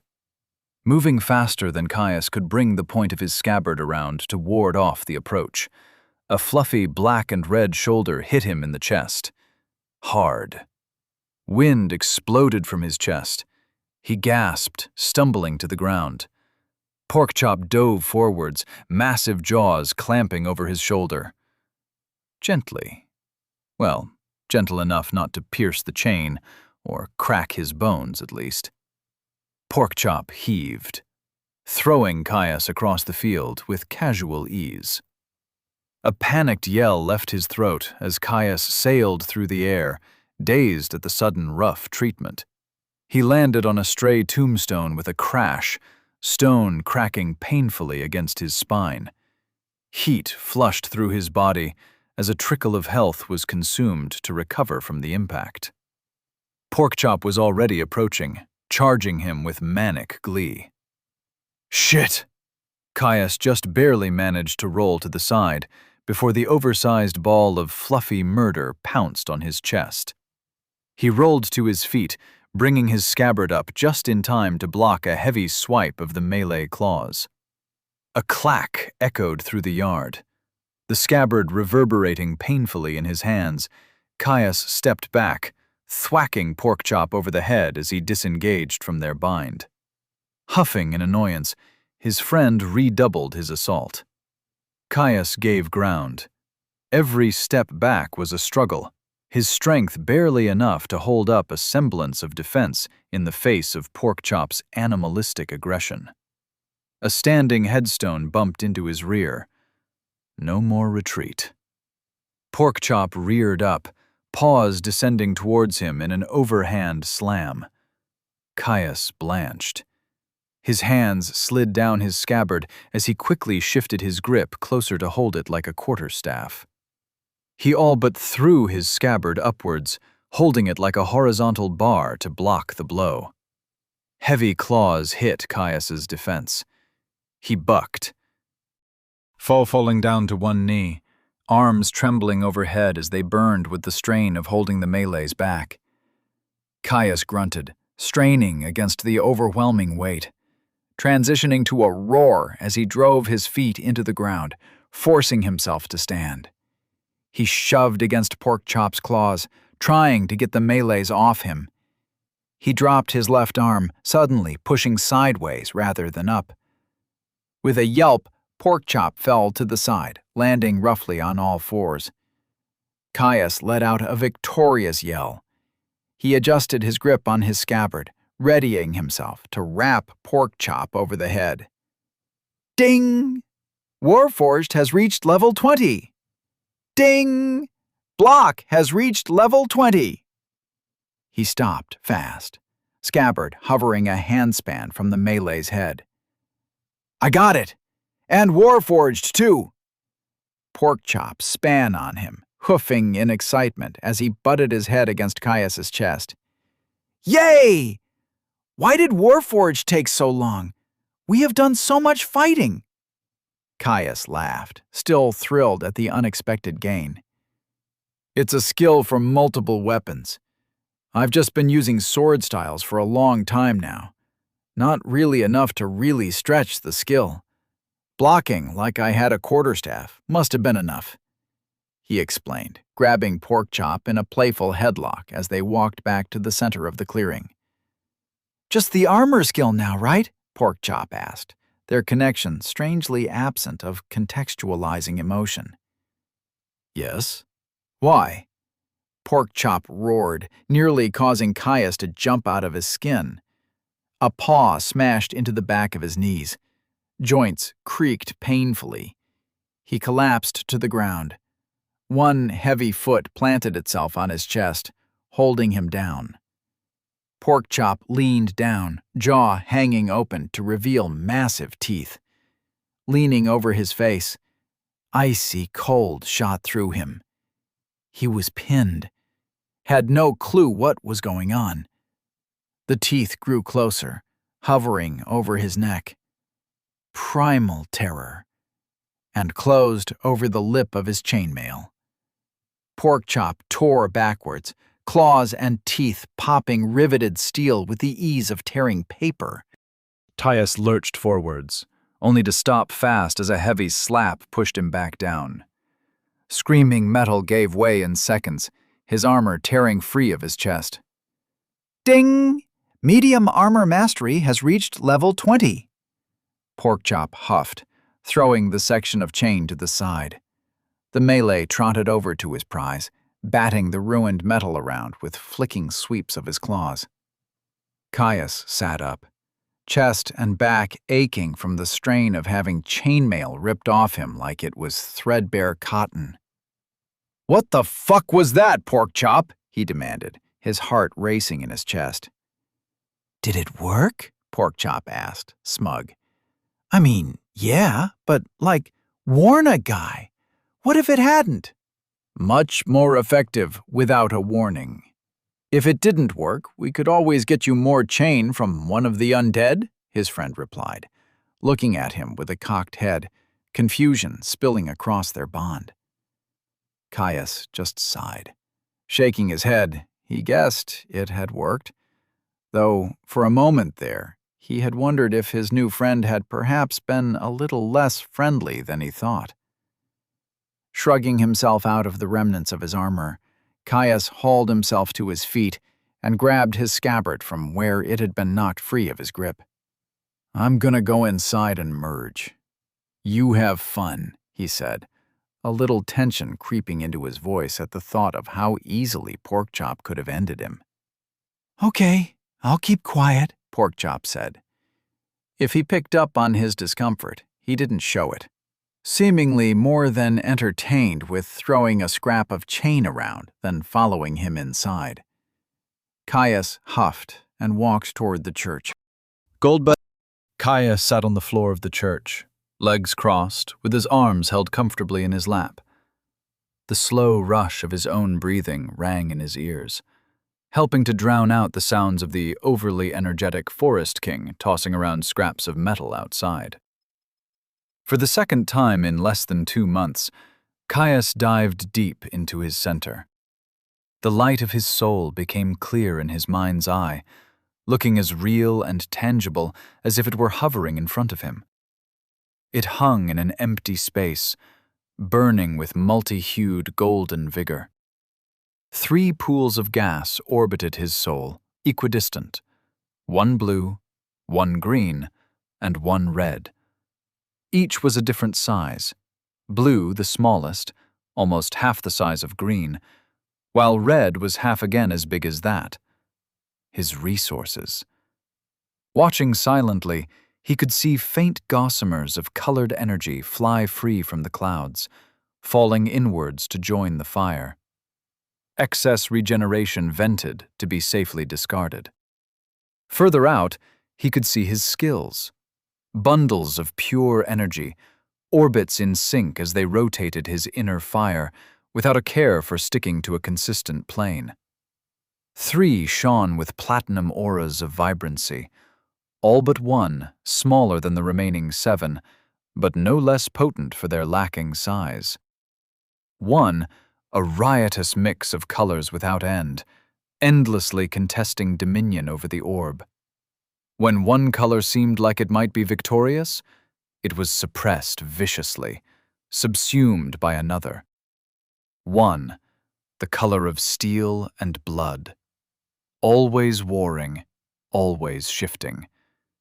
The orb seemed to physically pulse, as if disdainful of being locked to a single shape. The final of the 3 was more peaceful, shining greens and blues, calling out in the joy of freedom. Rapid adaptation, warforged, and explorer's toolkit. His 3 legacy skills. Another would be joining them shortly. His attention drifted to their less glamorous siblings, honing in on the first one to require his touch. A thin tendril of energy stretched from his soul, looking like flowing golden amber. It quested, wavering around the empty space. Reaching for the first skill, it connected. Sensations slammed through him. A mighty blow aimed for the head, impossible to avoid. A shield interposed, reverberations stinging from the impact. A stream of magical energy sent with intention to injure and kill. Absorbed and rebuffed. At first, the smallest force was almost impossible struggle to endure, before later, earth-shattering impacts were shaken off with ease. The surety and simplicity of a pure defense, withstanding the mightiest of blows. Block. Simple, but powerful. Caius felt the flavor of the skill, submerging himself in its essence. It was a good tool, one that was a central skill of many soldiers. But it could be so much more. Another thread stretched from his soul. Impressions followed quickly. Almost a brother to block, so often used in tandem, so complementary. Where block held fast, this skill diverted with fluid movement and guile. A shattering blow firmly guided to safety. A gaping opening left behind in its wake. Less brute strength, more smooth action and control. Control of yourself and of your opponent. Steel flashing, clanking together, guided on a merry dance that left you whole. Parry. The skills thrummed, resonating as threads of soul fire linked them to his center. On to the next one. Another burning thread cutting through the void, pure mastery of self. The simple joy and pleasure that you are always exactly where you meant to be. Just out of reach, inside their guard, slipping past a hasty thrust. Just in range to get access to their throat. Wherever you must. Where block and parry relied on furious confrontation, this skill was mastery over the terms of engagement.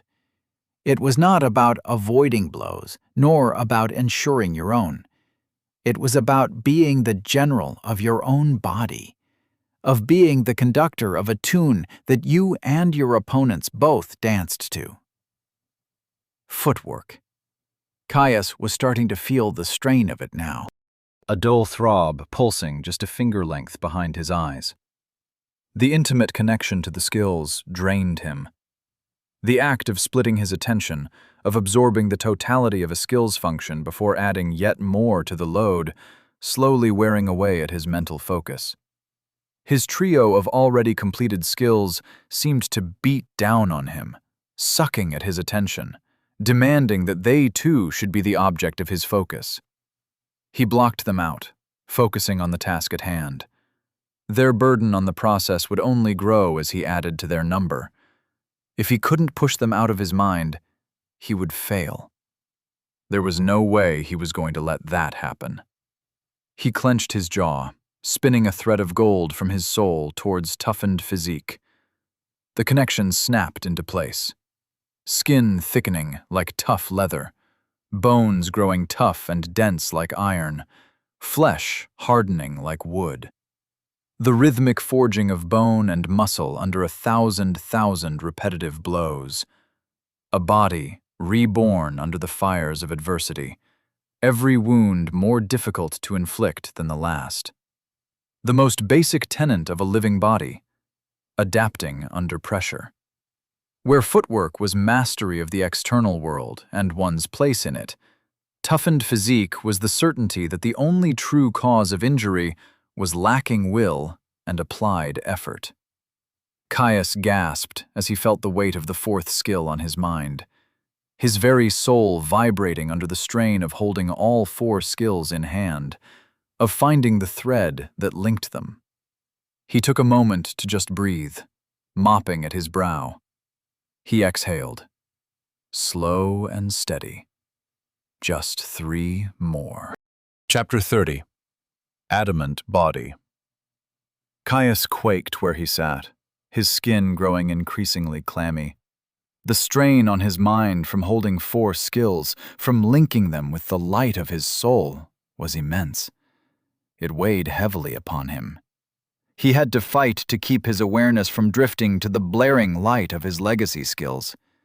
They beckoned to him, inviting him in to survey their potent depths. It was a trap.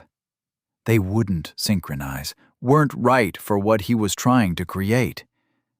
That didn't stop them from calling him. With every skill he merged, the problem would grow worse. It didn't matter that he would be merging fewer skills as he worked his way through the list. The collection of completed skills that orbited his center would grow and grow, until the focus needed to merge his last would be almost too much to bear. That was a problem for his future. Now he had a skill to finish. Straining, he stretched out his soul to the next skill. The thread of soul stuff quaked, threatening to dissipate as its increasing length caused it to grow thin and unstable. The link snapped into place, conduit thickening with a flash of light and a thrum of power. Light armor mastery sang to him, showing him sights of all it was capable of. Speed and agility, dancing around blows that were too hard, too strong to resist. Everything stripped down, honed to a point, unnecessary weight discarded. What could not be avoided only needed to be slowed to avoid death. Speed was defense, turning mortal wounds into glancing blows, barely felt strikes that did little but mar boiled leather. A skill for those quick of blade and light of feet. Caius tasted iron in his mouth. Just a couple more. Another tendril stretched from the conflagration at his center. It was a wispy thing, liable to unspool at any moment. Straining towards the next skill, struggling against the growing demands of the shining trio that watched on in fury. Every finger length was hard fought. A rumble grew in Caius's ears, his back aching against the illusory weight that pressed down on his brow. Snap! The tendril shot back into his soul, the force of the collision buffeting his center. The fire flared, his remaining links to his skills shaking, threatening to come apart at the seams. If he didn't do something, they would break. He would lose the merge and be hit by a backlash, unable to try again for weeks. Unacceptable. He bore down on his soul, pressuring it with the full weight of his mind. Something cracked. Pain was forgotten. His only thought was to stabilize the connections that he had forged in a tenuous balance. A stream of gaseous red flew free of the cloud of his health, rushing past the boundaries of his center to restore him. Slowly, ever so slowly, the ripples eased. He could try again. This time, he took his time, reeling on the thread with excessive care, accepting exhaustion as an easy price for his growth. The thread grew thinner and thinner, barely spider's silk catching the light. It touched the skill. Power thrummed across the link, thickening it, stabilizing. Medium armor mastery felt similar to its predecessor, yet with marked differences. It acknowledged the necessity of agility. No armor was inviolable. There were always blows that anyone with sense sought to avoid, yet to sacrifice protection on the altar of speed? Foolish. Defense was an art of balance. Wasting energy on avoiding a blow better dealt with a thin layer of chain was as bad as layering on so much metal to leave one immobile. It was always about balance. Something was running from his eyes, stinging them in his sockets. A thin stream of red fog still left his center, revitalizing his body. Unimportant. There was just one more. Caius tore at his soul, gripping a flickering wire of amber with all of his mental might. It burned, searing his mind. He tugged it, forced it outwards, ignoring the yearning call of the trio of skills that ached for his attention. He could do this. The last one. The ore bloomed, drawing close. Just a little bit more. It hovered there, a calm ball of hardened steel, indomitable. The thread was thin now, cutting him deep as he tried to unravel it further, threatening to snap. He reached it.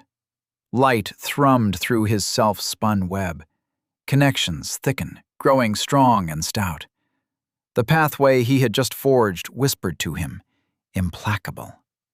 It was a heavy thing, steel and iron, layered thick, an impenetrable bulwark that stood fast, defending all with ease. It wasn't a fast thing. It didn't need to be. What use was avoiding a blow when it stood no chance to harm? To be able to wade through an innumerable horde with full surety of safety was true defense. A carapace of steel, a true ward against death. Heavy armor mastery. The skills stabilized. Caius slumped, barely avoiding collapse at the sudden reduction of mental strain. His head rang like a bell, and he could still feel blood weeping from his eyes. He didn't have the time to check himself over. Just one last step. He felt the resonation of his skills, the way they thrummed with unrealized potential. He stretched another stream of soul fire, this time starting from block. One by one, he connected his skills in a chain of power, completing a loop. Each nexus that he linked caused a pulse of inner light to emit from the previous skills in the chain. Snapping the last link into place, Caius felt his inner world sing. Inexorably, the skills slid together as they pulsed. They strained against their bonds, eager to join in a union. They represented safety, control, and surety in his own body, an inviolable testament in the face of would-be harm. Ding! Skill merge detected. Would you like to proceed? The skills touched, scattering into ash and dust. Attractive force yanked the shreds of meaning left behind by the dissolution of his skills, weaving the threads into a new form, spinning them, growing denser. A moment later it was done. Ding! Skill merged, adamant body obtained. Caius collapsed bonelessly to the floor, his chest heaving. He opened his eyes, finding himself having to blink rapidly through a stinging blur. He wiped at them, hands coming away red with blood. Hills. He looked down, finding a fist-sized stain on his tunic where the blood had fallen free. He grunted. Pushing himself to his heat, Caius walked over to where his pack was stashed. He washed his face with a rag and a little water from his skin. He still felt slow, thoughts coming at a bare trickle. It did nothing to prevent his budding elation. Another skill down, another step closer to his class, and his attempt at an exit. With adamant body in his back pocket, he finally felt comfortable to really push himself, to stop dipping his toes into the depths and start wading in to plunder its wealth with both hands. The skill was still capped at 20, but the first level was always the most impactful. Already he could feel his body growing tougher, hardening under the effect of the newborn nexus of power that orbited his soul. He would be coming for the champions. The two he had bested so far had rewarded him with invaluable treasures. Every one represented safety, a growth of his capabilities, something so valuable considering the punishing limits of an unclassed. He walked over to a loose chunk of masonry, taking a seat. It was time to see what he had earned. With a thought, he brought up his latest skill. Adamant Body, Level 1, Unique. Forged in the fire of broken bone and rent flesh. A body honed to its limit, directed to the primal need to survive. A carapace unbending, folded steel and toughened leather. All burdens forgotten. True power is the surety that not even a falling star can impede your path forwards. Skill that increases effectiveness of all defensive movements, bodily resistance to injury, and defensive properties of armor and other implements of protection. Weight and movement restrictions of worn armor are reduced. Does not affect magical sources of defense. Each level reasonably increases speed, power, and control of defensive movements. Each level moderately increases integrity of worn defensive armaments. Each level slightly increases maneuverability of worn defensive armaments. Each level slightly increases the effects of endurance on bodily integrity. Merged from block, parry, footwork, toughened physique, light armor mastery, medium armor mastery, heavy armor mastery. It was perfect. Exactly what he needed it to be. Something that would help to ensure his safety as he pushed himself to the edge from here on out. With Adamant Body, he had completed the first phase of his skill mergers. Alongside Rapid Adaptation, Warforged, and Explorer's Toolkit, they were a strong foundation for his physical capabilities, massively enhancing his strength in a direct confrontation with foes. They would provide him with a launching point to exploit the depths for all it was worth. Between them and Porkchop's prodigious strength, Caius began to feel like he might actually make it out alive. More importantly, it also meant he was moving into the next stage of his build. He was almost ready to learn magic. His next skill would be an ocular one, laying the foundations for his experimentation by revealing the world of mana to him, and so much more. After that, runes and manipulation. Each one would bring him a step closer to his goal, binding runic incantations to his very flesh. He itched to leap to his feet, to grab Porkchop and push deeper into the glade. He'd spent far too long here. Once he had explored its center, it would be time to move on. First, though, it was time to survey his status. Status. Name, Caius. Dynasty, Unterstern. Age, 18. Class selection, 1 year, 42 weeks, 5 days. Race, human, dynastic, +1 free stats per level. Layer reached, 2. Resources. Health, 291 over 300, 2 per minute.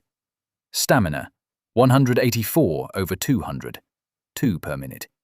Mana, 120 over 120, 2 per minute. Stats.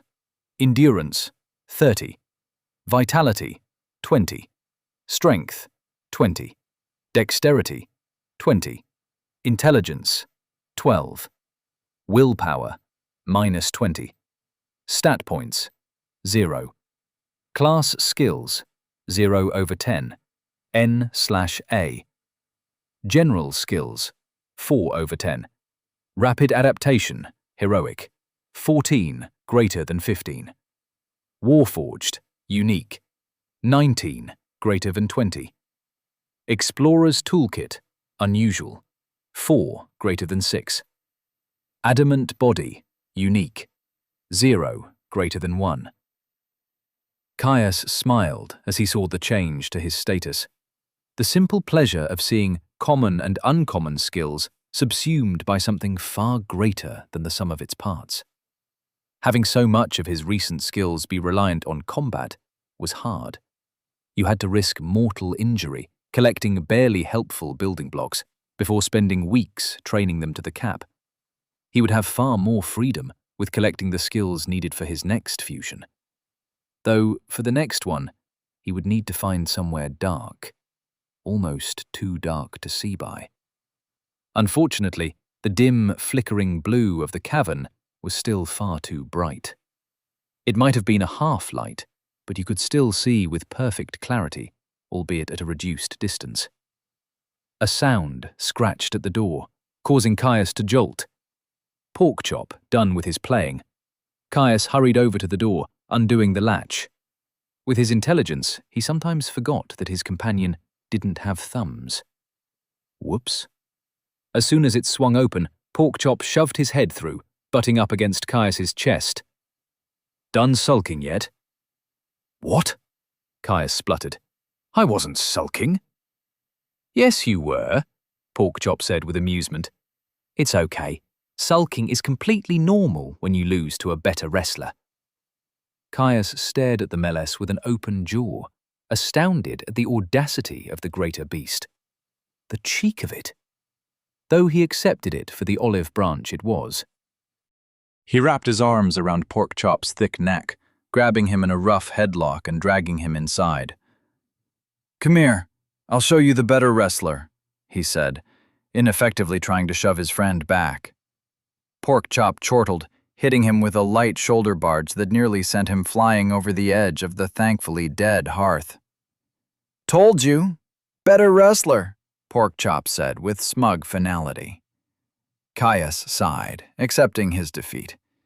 Padding over, Porkchop nosed at his hand, encouraging Caius to scratch his ears.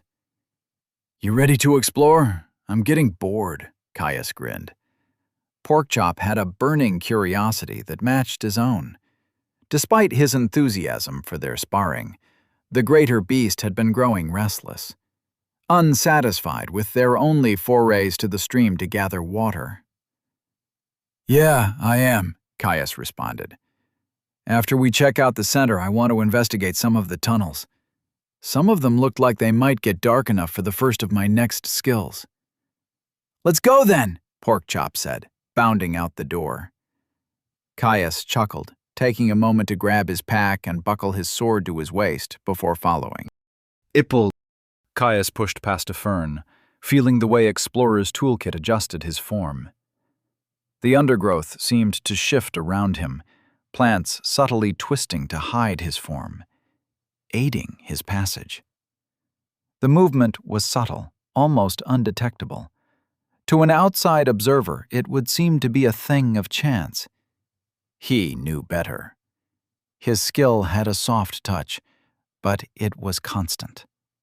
Padding along to his left, Porkchop was just as graceful as he moved through the trees. Not a single scrap of lichen crushed underfoot. At first, it had surprised Caius. After all, he was as large as a bear and twice as mean. It made sense once he thought about it.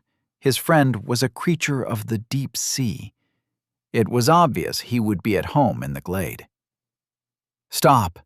The message passed through their connection. "What?" Caius called back, his voice low. "Smell them. Rot and death," Porkchop replied.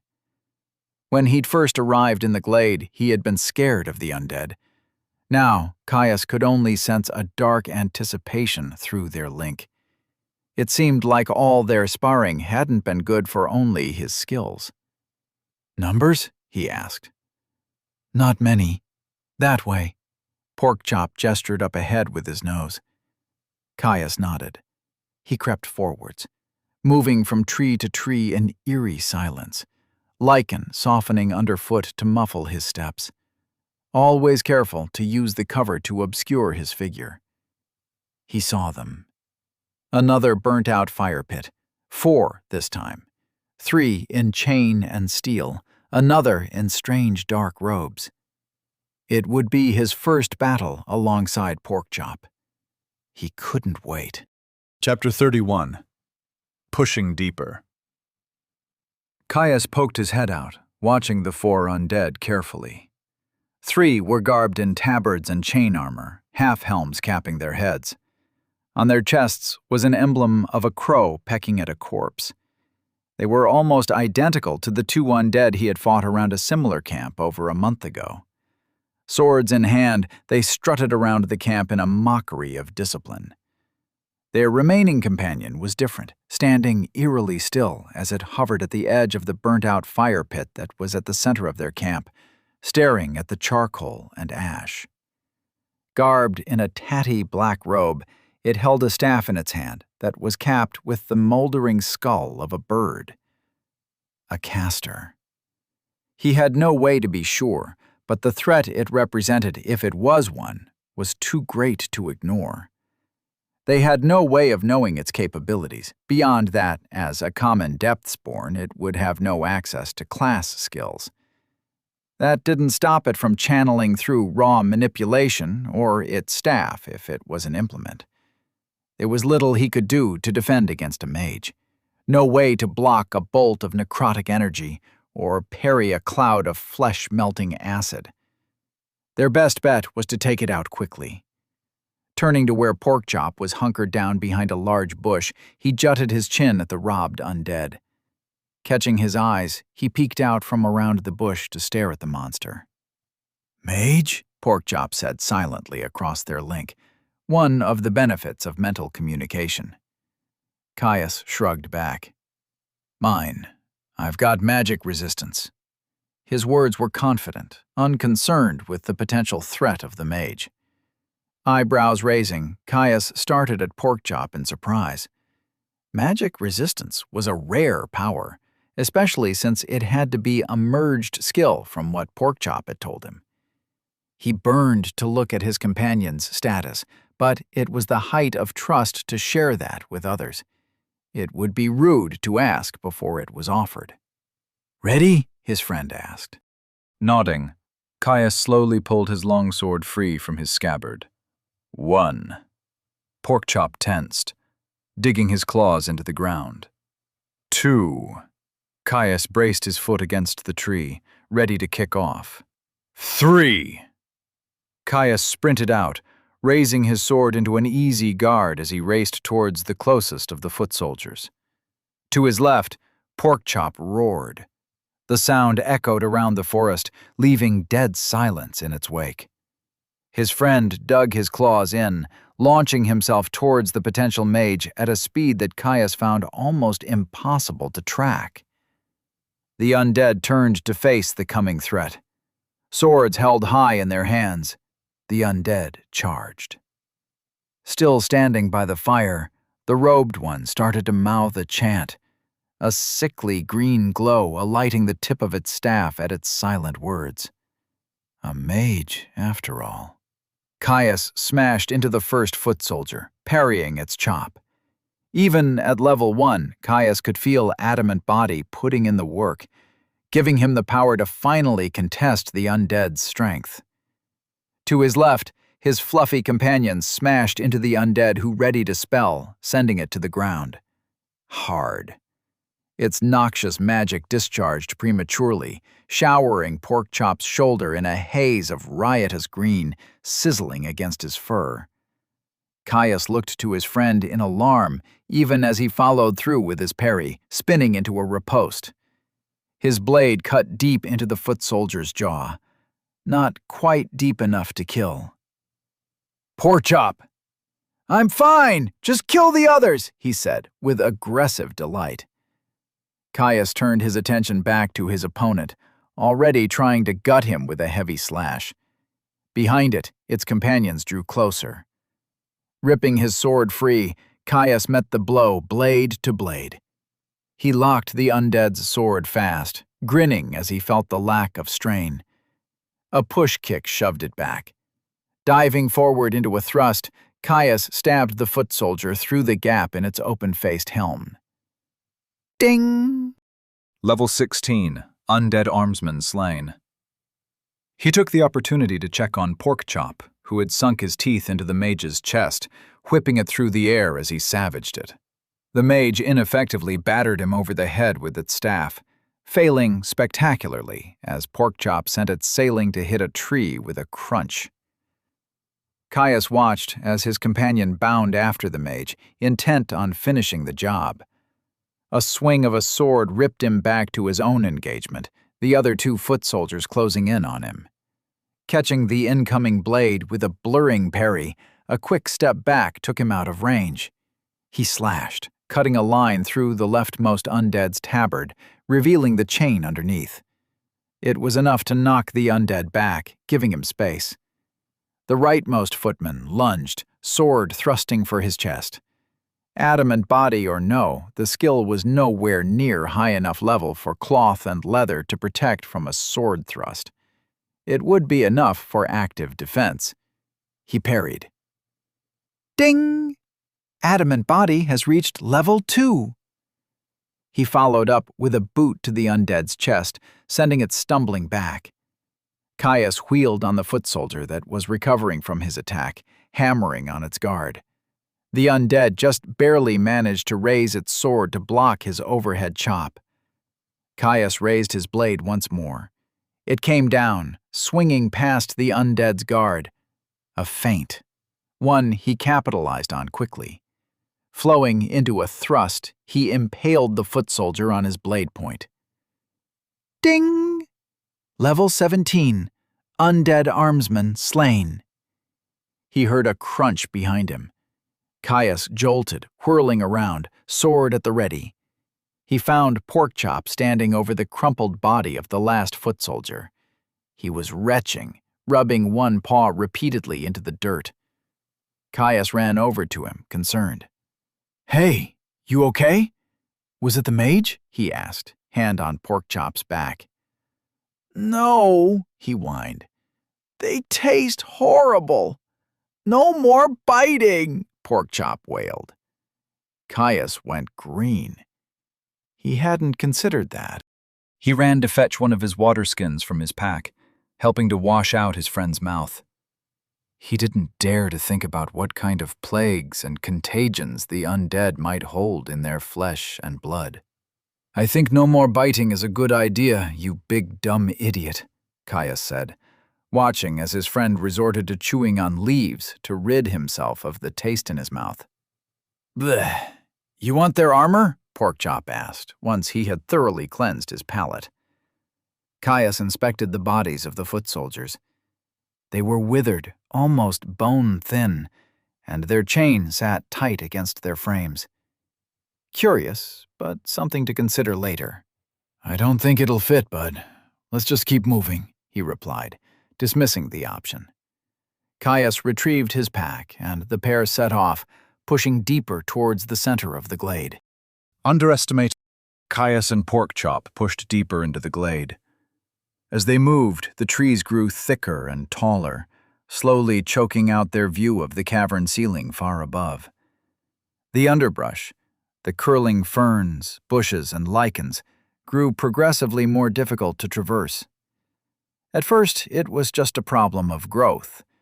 Too many plants too close, slowing their journey. Eventually, it got so bad that Caius had to resort to using his longsword as a machete, bushwhacking their way deeper. That was just the start. The bushes, once springy things with flat leaves, grew knurled and twisted, growing thick thorns that stabbed through dense fur and thick canvas alike.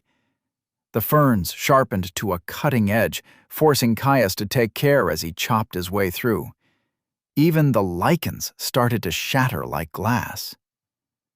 Explorer's toolkit could do little but ease the worst of the discomforts. Worse, as the woods grew sinister and twisted, the ever-present ethereal glow of the canopy above began to dim. Almost unnoticeable at first, the effect grew until the glade was drenched in an ominous half-light. Not even the light from the moss-covered ceiling far above was able to penetrate the gloom, the canopy too thick to let the balming presence of light pass through. The wind stilled, the sudden absence of the sound of rustling leaves setting Caius's teeth on edge. He stopped, listening. Nothing, not even the far-off hoot of some beast. The deep glade was utterly surrounded by dead silence. "I don't like this." Porkchop's words carried with them the distinct feeling of unease. He could see it in the tension of his shoulders, the way his ears constantly flicked, searching for the slightest sound. Porkchop's pupils had widened, dilated so that it was impossible to tell if it was a reaction to the light or fear. "I don't either," Caius called back behind him, clearing a path with heavy swings of his sword. Enchanted steel cut through the underbrush with ease, the blade impossible to dull despite his constant abuse. They pushed onwards, the glade growing darker and more sinister by the minute. Soon the trees towered far above the duo, providing a dim gloom that Caius struggled to see through. The floor of the glade started to change. Brambles and ferns started to hide headstones, and each step through crunchy lichen regularly revealed the cold stone of a grave cover. "Ding! General skill available. Would you like to learn pruning? Common?" Caius turned down the skill with a grumble, cutting through another bramble. He grabbed the twisted branches, hurling them to the side to open the way forward. As soon as it was open, he stopped fast. In front of him lay an open path, scything through the dense knot of thorny plant life that now coated the glade floor. He could barely make it out, the heavy shadow of the deep glade preventing him from seeing more than 15 or so strides in front of him. Flagstones lined the gap in the brambles, a walkway rapidly splitting off in both directions. "I found something. Be careful," he said, creeping forward with his sword held at the ready. Porkchop huffed from behind him, stepping in close to cover the rear. "Don't smell anything. Can't see anything either." "Stand up and check, would you? Can barely see my hand in front of my face, it's so dark," Caius asked. Porkchop had far better night vision than him, at least for now. Any hint of where the path led would help them immensely. Porkchop huffed. Rearing on his back legs, he strained to look through the darkness, swinging his head left and right. Caius saw his head snap to something, to their front and left, before he dropped back to all fours. "Saw something. A building," Porkchop explained. "I can't see the path there, though. Too many bushes. Want to let me go first? Don't need you to clear the way anymore." Caius nodded, stepping forwards onto the mossy flagstones to let his companion pass. Porkchop took point, leading them left down the trail they had found. Grumbling at the lacking light, Caius scanned the area around them, watching for threats. So far there had been nothing, but now that they were heading for a structure, they were bound to run into obstacles. He hoped he could unlock low-light vision before then. There was only one problem.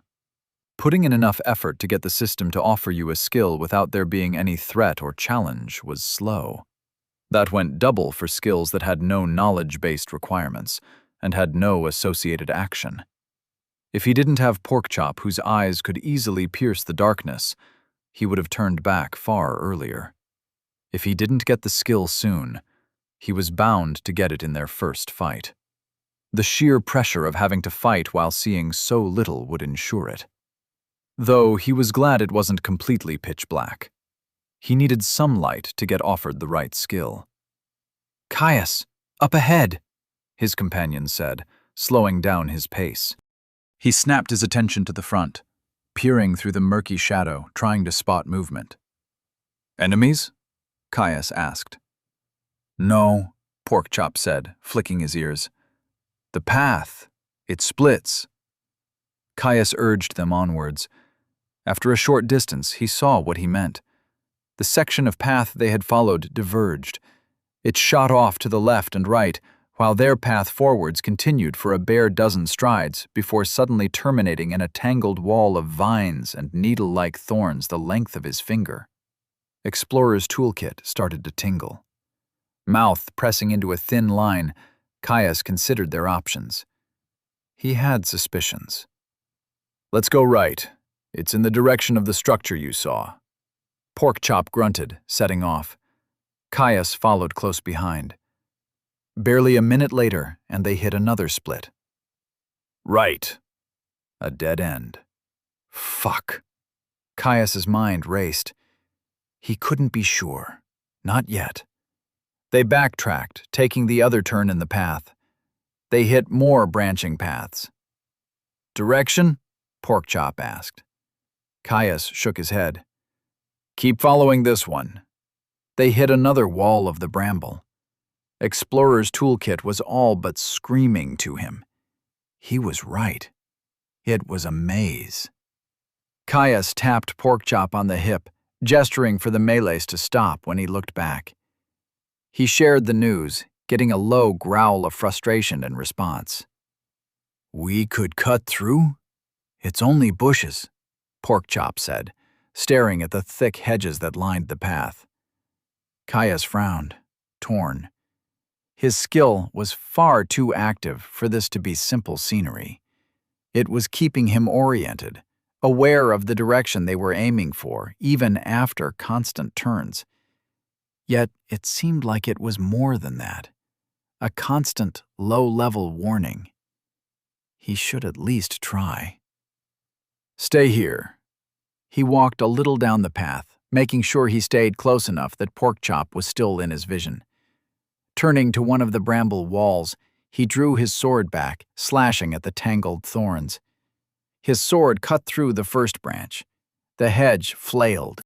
Thorn-ridden vines unraveled, thrashing through the air like tentacles, lashing in the direction of the biting steel.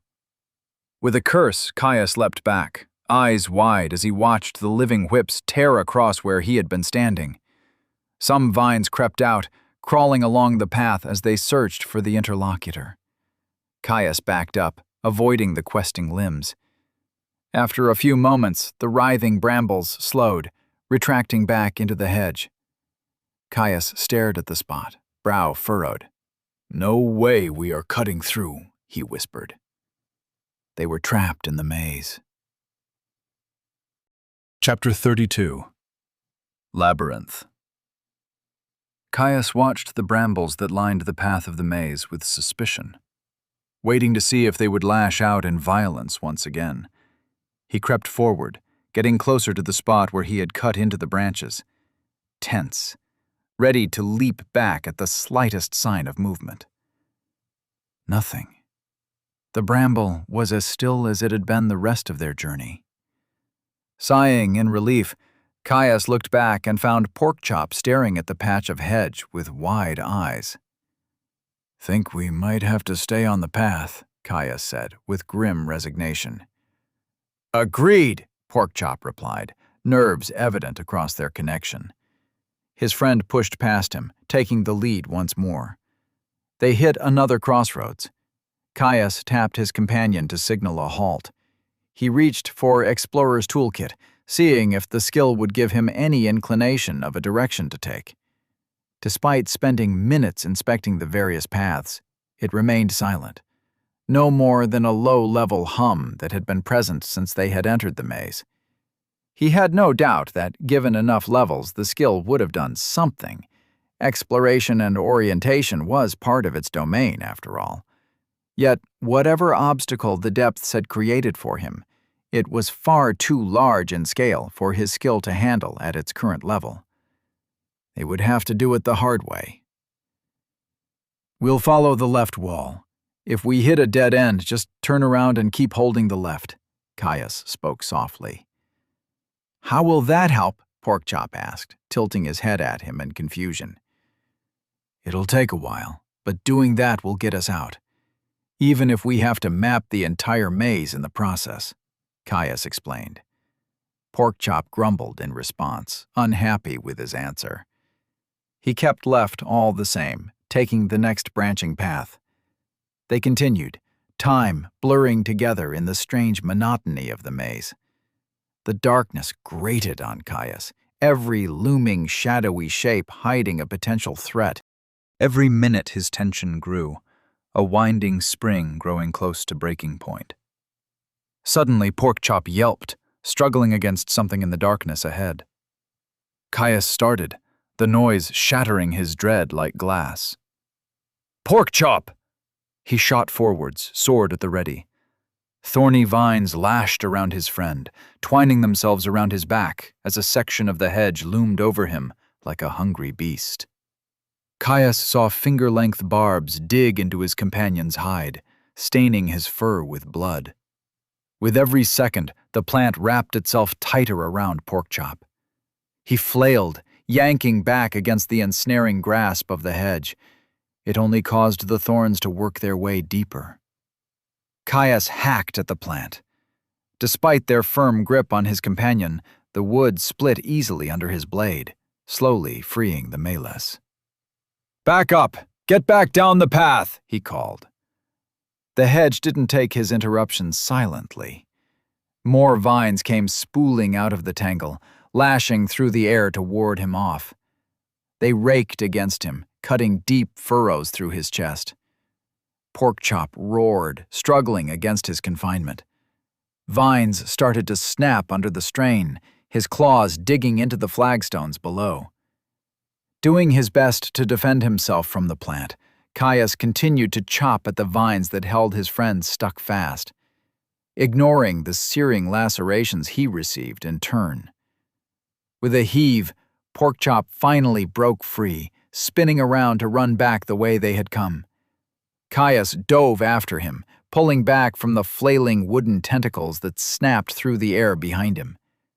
A look back showed the vines retreating back into the hedge, quickly vanishing to become indistinguishable from the rest of the maze. Porkchop slowed before stopping with a moan.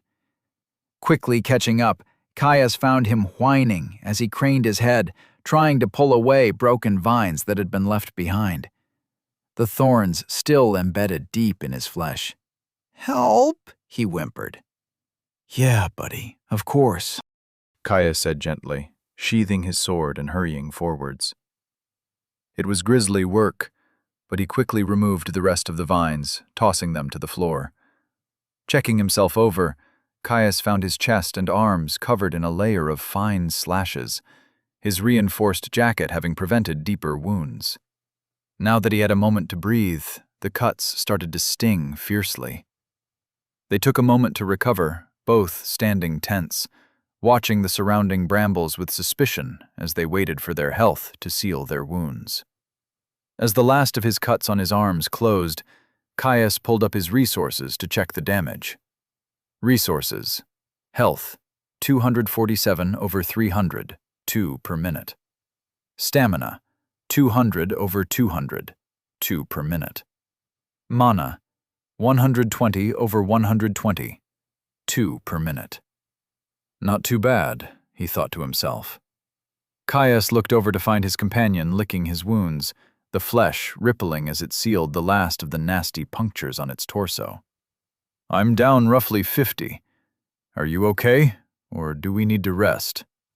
"Nearly 200.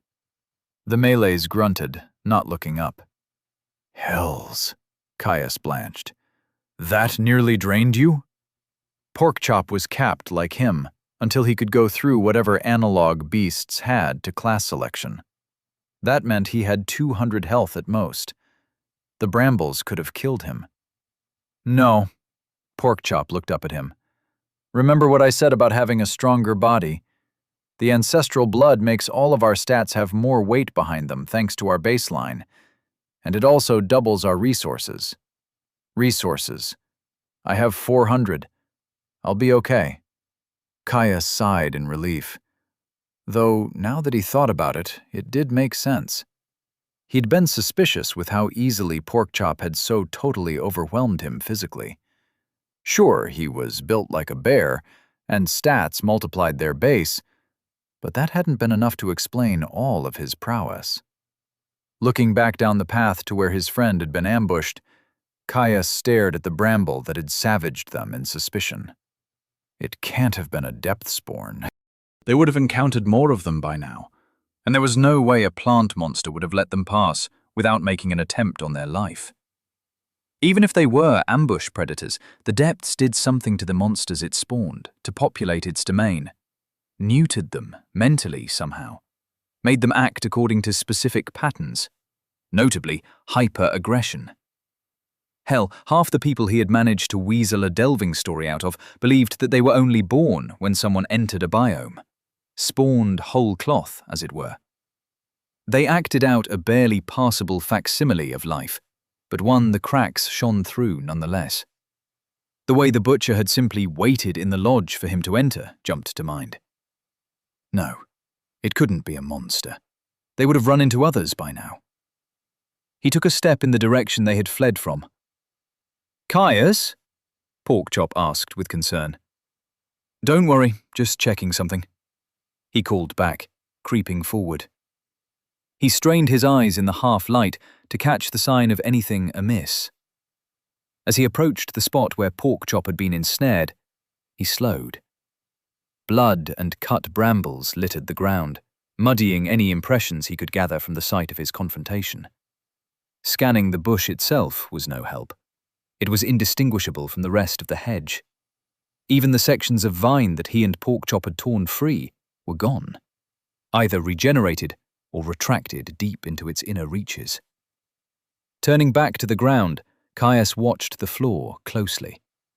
He knew he was on the right track. Something was here. Explorer's Toolkit wouldn't be calling to him so incessantly if it wasn't.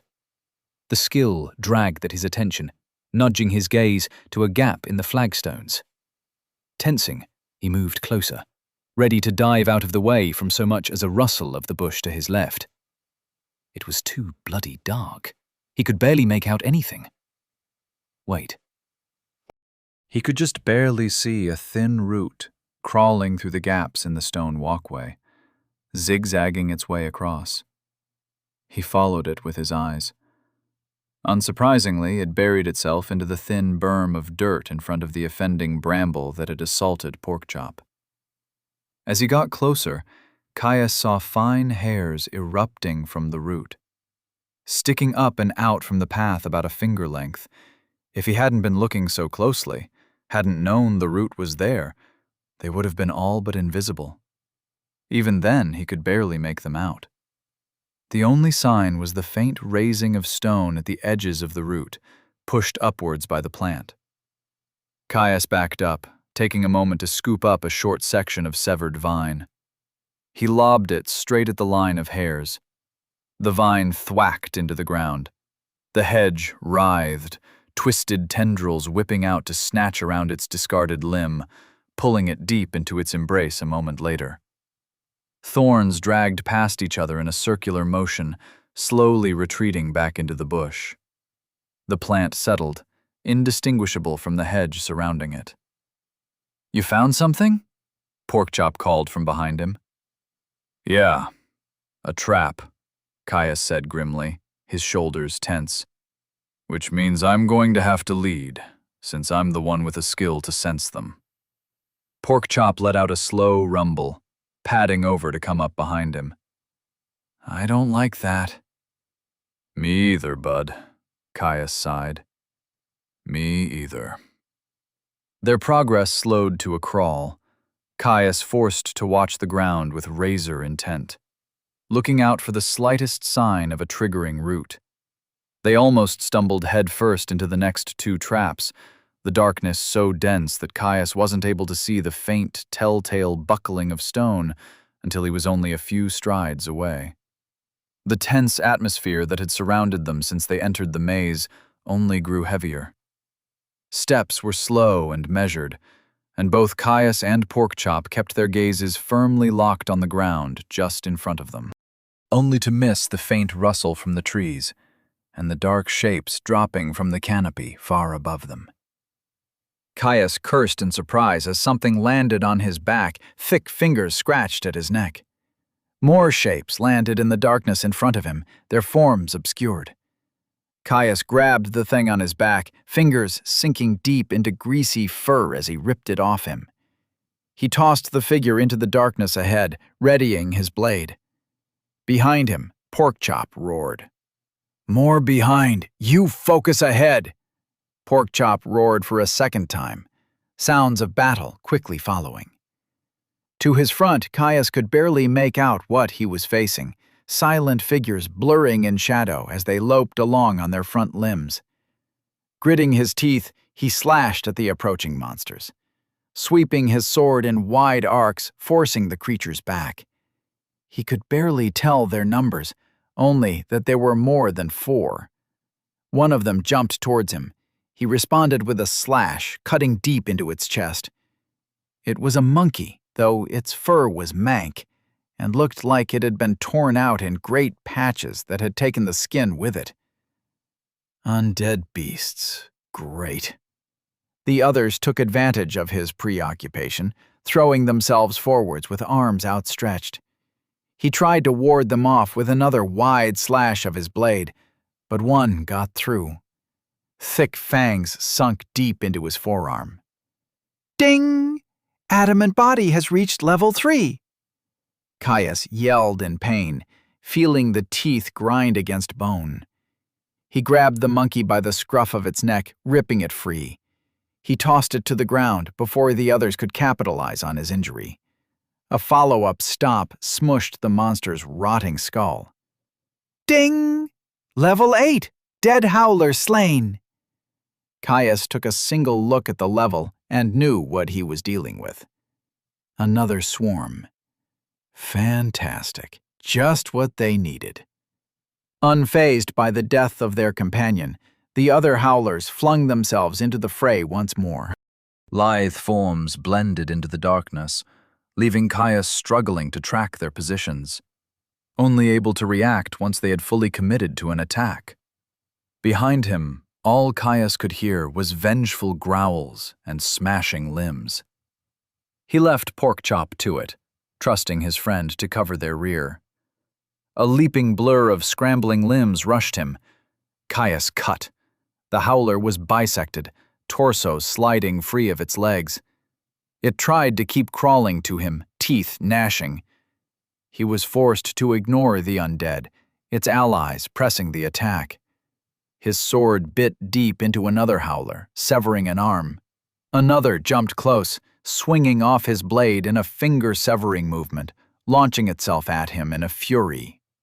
Caius punched the approaching blur. The monkey dropped to the ground, landing on its half-severed companion. Caius brought his sword down. It cleaved through the howler from crown to groin, cutting into the struggling torso below. Ding! Level 8. Dead howler slain. Ding! Level 8. Dead howler slain. Caius's eyes strained against the dark.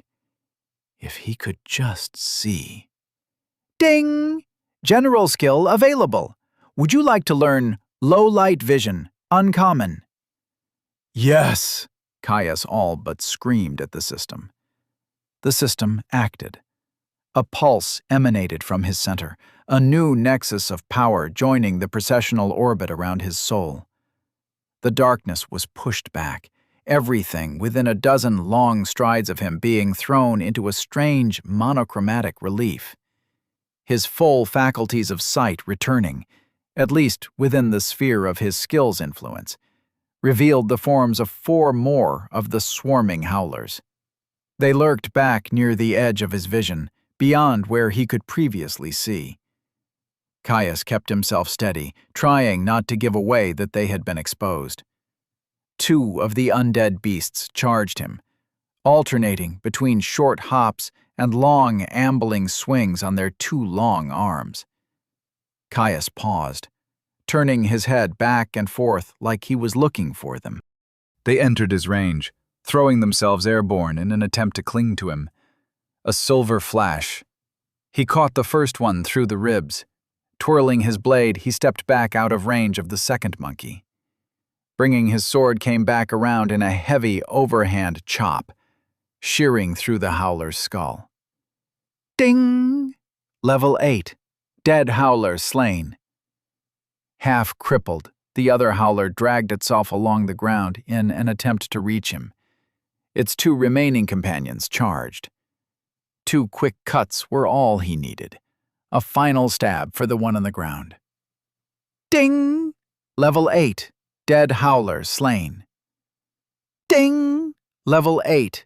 Dead howler slain. Ding! Level 8. Dead howler slain. Whirling around, Caius was treated to the sight of a massacre. The howlers had clearly identified Porkchop as the greater threat. Easily, 15 crushed bodies littered the narrow strip of flagstones. Most were pulped, but a few still twitched, trying to claw themselves along the ground, even if they were more mush than threat. Porkchop was still furiously engaged in battle.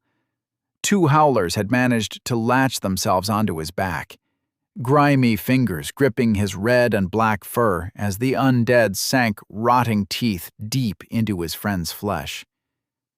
Caius cursed, running over to cut the final swarmlings off his friend with 2 deft flicks of his blade. Ding! Level 8. Dead howler slain. Ding! Level 8. Dead howler slain. Unrestrained by foes he couldn't reach, Porkchop quickly finished off the rest of the swarm that still ineffectively swatted at him. Unable to get close enough to clamber up his back and out of reach, the pair walked through the carnage, finishing off the last twitching undead in grim silence. Finishing their black work, they stood there, chests heaving from the fading rush of battle. Caius broke the silence. Time for a break? Yes, please. Chapter 33. More skills. After dealing with the swarm of dead howlers, Caius and Porkchop pushed further into the maze, more than happy to get away from the rotten blood and viscera they had left behind. They stopped, sitting down on the dark stone pathway to lick their wounds and rest. "You got the skill?" Porkchop asked. "Yeah," Caius nodded, chewing on a piece of jerky. "I'm going to check it out in a second. Next is mental visualization, then appraise and inspect. I should be able to pick those up quickly on the move. The rest will probably have to wait until we get some downtime." "Go on, then," Porkchop snorted. "Check it. Maybe then you'll stop fidgeting." Caius raised an eyebrow at his friend. He had not been fidgeting. "I just didn't want to distract myself in case we got jumped by another swarm. My skill doesn't reach far enough to see up there. Not yet, at least." Chagrin flowed over his connection to Porkchop. "It was my mistake. A stupid one. I can see the canopy, just didn't expect to get ambushed from there, so I wasn't paying attention. I'll be more careful now." "Hey now," Caius said, his eyes softening. "I didn't expect it either." "Check," Porkchop replied, bumping him with his nose. "I'll watch." Caius nodded, pulling up his latest skill. Low light vision, level 1, uncommon. Pierce the shadows with radiant clarity. Unlock the secrets cloaked in the warm embrace of darkness. Skill that enables perfect sight in low light levels. ineffective against pitch blackness and magical darkness. Each level slightly increases the range at which you can see in low light. A situationally useful skill, but one he had need of right now. It was often like that with new skills. The system seemed to use some arcane method of weighting practice, effort, and necessity. This skill wasn't exactly one you could practice, so his sheer effort and need to pierce the gloom had aided him massively in its acquisition. Refined into something more potent, it would be a fantastic addition to his upcoming legacy skill. The next component he needed to acquire was the first part of his plans for his class selection. With his ideas for runes, mental visualization was going to be vital for holding their complex shapes firmly in his mind. Luckily, he had already been practicing without the skill for years, much like he had with runes. Hastur had insisted. If this was the path he was going to go down, he was going to do it right. That meant having a firm grasp of the fundamentals before he acquired the needed skills and started experimenting with imprinting runic spell formations directly onto his flesh. Whenever his skill slots were full, Father had changed up their nighttime routines. With no risk of the system offering a skill prematurely, it was the perfect time. Alternating between lectures on runes, mental exercises, and practice in directing his mana throughout his body. With enough practice and effort, the need for necessity decreased. He figured if he tried to build a visual map of the maze in his mind as they explored, he would unlock the skill quickly.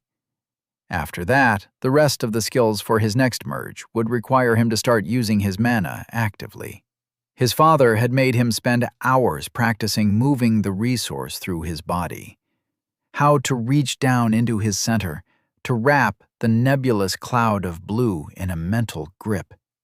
It was similar to how he directed threads of soul fire during a skill merge, except he had to direct the resource out of his center, visualizing the energy flowing through channels as he directed it through his body. His first few attempts had been slow. It was all he could do to stop it from dissipating the second it left the nexus of his control, with how difficult it was to hold the required image in mind. Now, he was competent. Not a master by any means, but he could direct mana through his body with a little effort. Appraise, and all that came after would require him to suffuse his eyes with the magical force. It would be the first time he had actively used it in skill acquisition. Tough, but also something he looked forward to. Finally starting his journey into magic. Even if he would only be dipping his toes in for now. Caius bubbled with the anticipation of taking another step towards his class, towards the power necessary to defeat the Guardian. It was something he could control, could change with his own power. After getting separated from his father and being at the mercy of the fates, he finally felt like he was forging his own path. Though, thinking of his future, the notification he had received after eating the natural treasure still scratched at him. What did it mean to be observed, truly? Even when he escaped, he would only be able to ask Father. If he was alive. Anyone else, and he risked being branded as a madman, or worse, snatched up by someone too powerful to resist, to be plumbed for what he knew. Even if he ignored the risk to his own safety, he didn't want the news to get out. If people started shoving unclassed into the depths in an attempt to find natural treasures, hundreds would die at best. No. Better if he went to one of the larger cities and looked through their libraries on his own terms. Maybe Mistral? It was the home of the academies. If anyone had recorded anything concrete, it would be there. Something to think about when he had escaped and found out Father's fate. Although, his eyes flicked over to Porkchop. The Malays were knowledgeable, far more than he had expected for beasts. Their matriarchs were something else. He might know something. On the other hand, He knew so little of what it meant. What if Porkchop thought it was something dangerous? Made him dangerous? He'd only known him for a few months. Maybe he should keep it to himself. At least, for now. Porkchop opened his eyes, noticing Caius's gaze. Yes? Nothing, just thinking. The two returned to silence, waiting for their resources to recover before they set off further into the maze once more. As the pair descended deeper into the maze, Caius relied heavily on his new low-light vision. It made identifying the thin, snaking roots that triggered the grasping brambles far less painstaking. No longer required to slow down to a crawl just to ensure he didn't miss a hint in the darkness, their pace picked up. Though that didn't mean they rushed. Not all of the trigger roots were so easy to catch. Some barely shifted the flagstones on the path at all, forcing him to lean on the warning pings of Explorer's toolkit as they moved. More than once he had to stop fast, his foot hovering mid-step thanks to a blared scream of warning in his mind. A closer look would often reveal a root buried deep in the earth. The only sight of its presence, a line of almost invisible hairs poking a finger length out from the stone. The pressure did wonders for his skill growth, though. Ding! Low-light vision has reached level 2. Ding! Low-light vision has reached level 3. Ding! Explorer's toolkit has reached level 7. Ding! Low-light vision has reached level 4.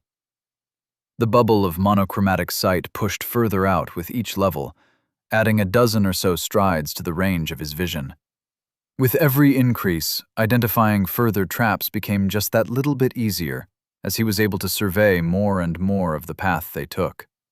Thanks to Explorer's toolkit absorbing orienteering, Caius never lost their sense of direction. No matter how many times they were forced to double back and take a new route, he could feel that they were getting closer. Slowly closing the distance to the far-off structure that Porkchop had spotted before they entered the maze. He could also tell that they were spiraling inwards, gradually but inevitably. It seems that wherever they were heading, the maze surrounded it as a thick wall of bramble.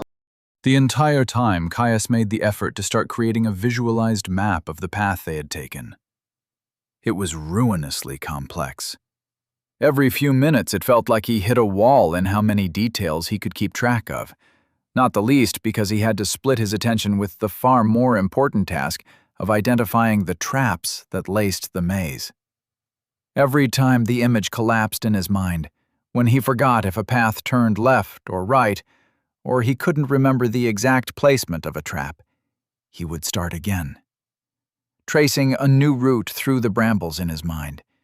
Inevitably, the system rewarded his effort, though at first not in the way Caius wanted. Ding! General skill available. Would you like to learn Split Focus, Unusual? He declined the skill in an instant. Hey, Porkchop, Caius said, as he nodded appreciatively at the skill's rarity. I just got offered an unusual skill. One you needed? Nah, it's just the first skill I've been offered that high. It's pretty rare. Might be able to sell the method. Sell? Humans are weird. Not that weird, Caius shrugged. It's pretty similar to what you said your matriarchs do, just trading for things other than different skills and better hunting grounds. Still weird, Porkchop sent across their connection, with a sense that it was as true as a fresh rabbit was tasty. Should just share all the ways to unlock basic skills. Much easier to find merges that way. They are much more fun to trade. Caius smiled at Porkchop's persistence, before thinking more on the possibility of selling the unlock. Though, as he thought about it more, it was probably pretty unlikely. Its requirements seemed like the type to be pretty easy to stumble across, especially if it simply required enough of a push when multitasking with two complex tasks. Hell, any would-be mage would probably stumble across it if they had any open slots, if they practiced channeling while staying focused and mobile during battle. Which, he assumed, was all of them. especially if they were at all serious about joining dangerous professions like soldiering or delving. It's probably not worth anything anyway, Caius shrugged. The chances that it hasn't already been sold off to a broker already are probably nil. It was still a nice find, and he would definitely be silly not to try. But he wasn't going to hold his hopes up. Luckily, after another 15 minutes or so, and another close brush with a trap that threatened to make the image he held in his mind collapse, he got the skill he was looking for. Ding! General skill available. Would you like to learn mental visualization? Uncommon? Caius called for them to halt, grinning at his success. Porkchop padded over to him, bumping him as a tentative question flowed across their connection. I assume you got the right one this time? Yeah, Caius nodded. I'll just check it quickly, and then we can keep moving. I'll probably be able to speed up some more now that the skill will be doing some of the heavy lifting. As the skill settled into his center, he felt the most recent map he had been building of the maze settle deeper into his mind. It no longer took all of his focus just to remember the most recent turns, and when he looked at the image, he could almost see the individual flagstones themselves in his imagination. It became almost second nature to keep adding details. He pulled up the skill. Mental Visualization, Level 1, Uncommon. The mind makes the master. Skill that aids in holding complex mental images in the mind. Each level slightly improves memory, attention to detail, and complexity of mental visualizations. Reading the notification, Caius decided he may as well keep up his attempts at tracking their passage. It was an easy way for him to level the skill as they walked. Even if he was likely to cap the skill when he made the necessary runic formation for sense illusion, he wasn't about to turn down some easy training. It wasn't his way. Pondering his plan for his next skills, Caius gestured to Porkchop that they should continue. The skills had to wait. Inspect would be easiest to acquire against a hostile depthspawn, and until he had that, he couldn't move on to appraise. He made a goal to acquire both before they left the center of the glade. If they found a champion, like he suspected they would, the rewards they received would be perfect for working towards the second skill. They continued on, pace measured as they split the task of looking for more traps and swarms. Ding! Mental visualization has reached level 2. Ding! Mental visualization has reached level 3. The end of the maze was close. He could feel it. As they'd grown closer to the center, the bramble hedges had grown taller. Even standing on Porkchop's shoulders, he doubted he would be able to see over them. Still, Explorer's toolkit said they were near. He doubted there were more than a dozen lines of hedges between them and their goal. After walking for a couple of hours, they had to be close. Caius. Porkchop let out a low, warning rumble from behind him. Another swarm. Turning back to his ally with a start, Caius pulled his blade free of its sheath. Porkchop was growling up into the tree burrows far above them. Outside the range of his low light vision, the canopy was completely drenched in heavy shadow. Far too dark for him to make out the small figures of dead howlers. He just barely made out indistinct shapes dropping from the branches, falling to land on the path to their front. He readied his guard. They'd only been an issue last time because he couldn't see. It was time for payback. He dashed forwards, Porkchop hot on his heels. A mass of the monkeys appeared at the edge of his bubble of sight. Mangy skin and patchy fur, making the undead beasts look closer to half-drowned plague rats than anything else. He hit them like a wall of steel, sword flashing in wide arcs that severed limbs.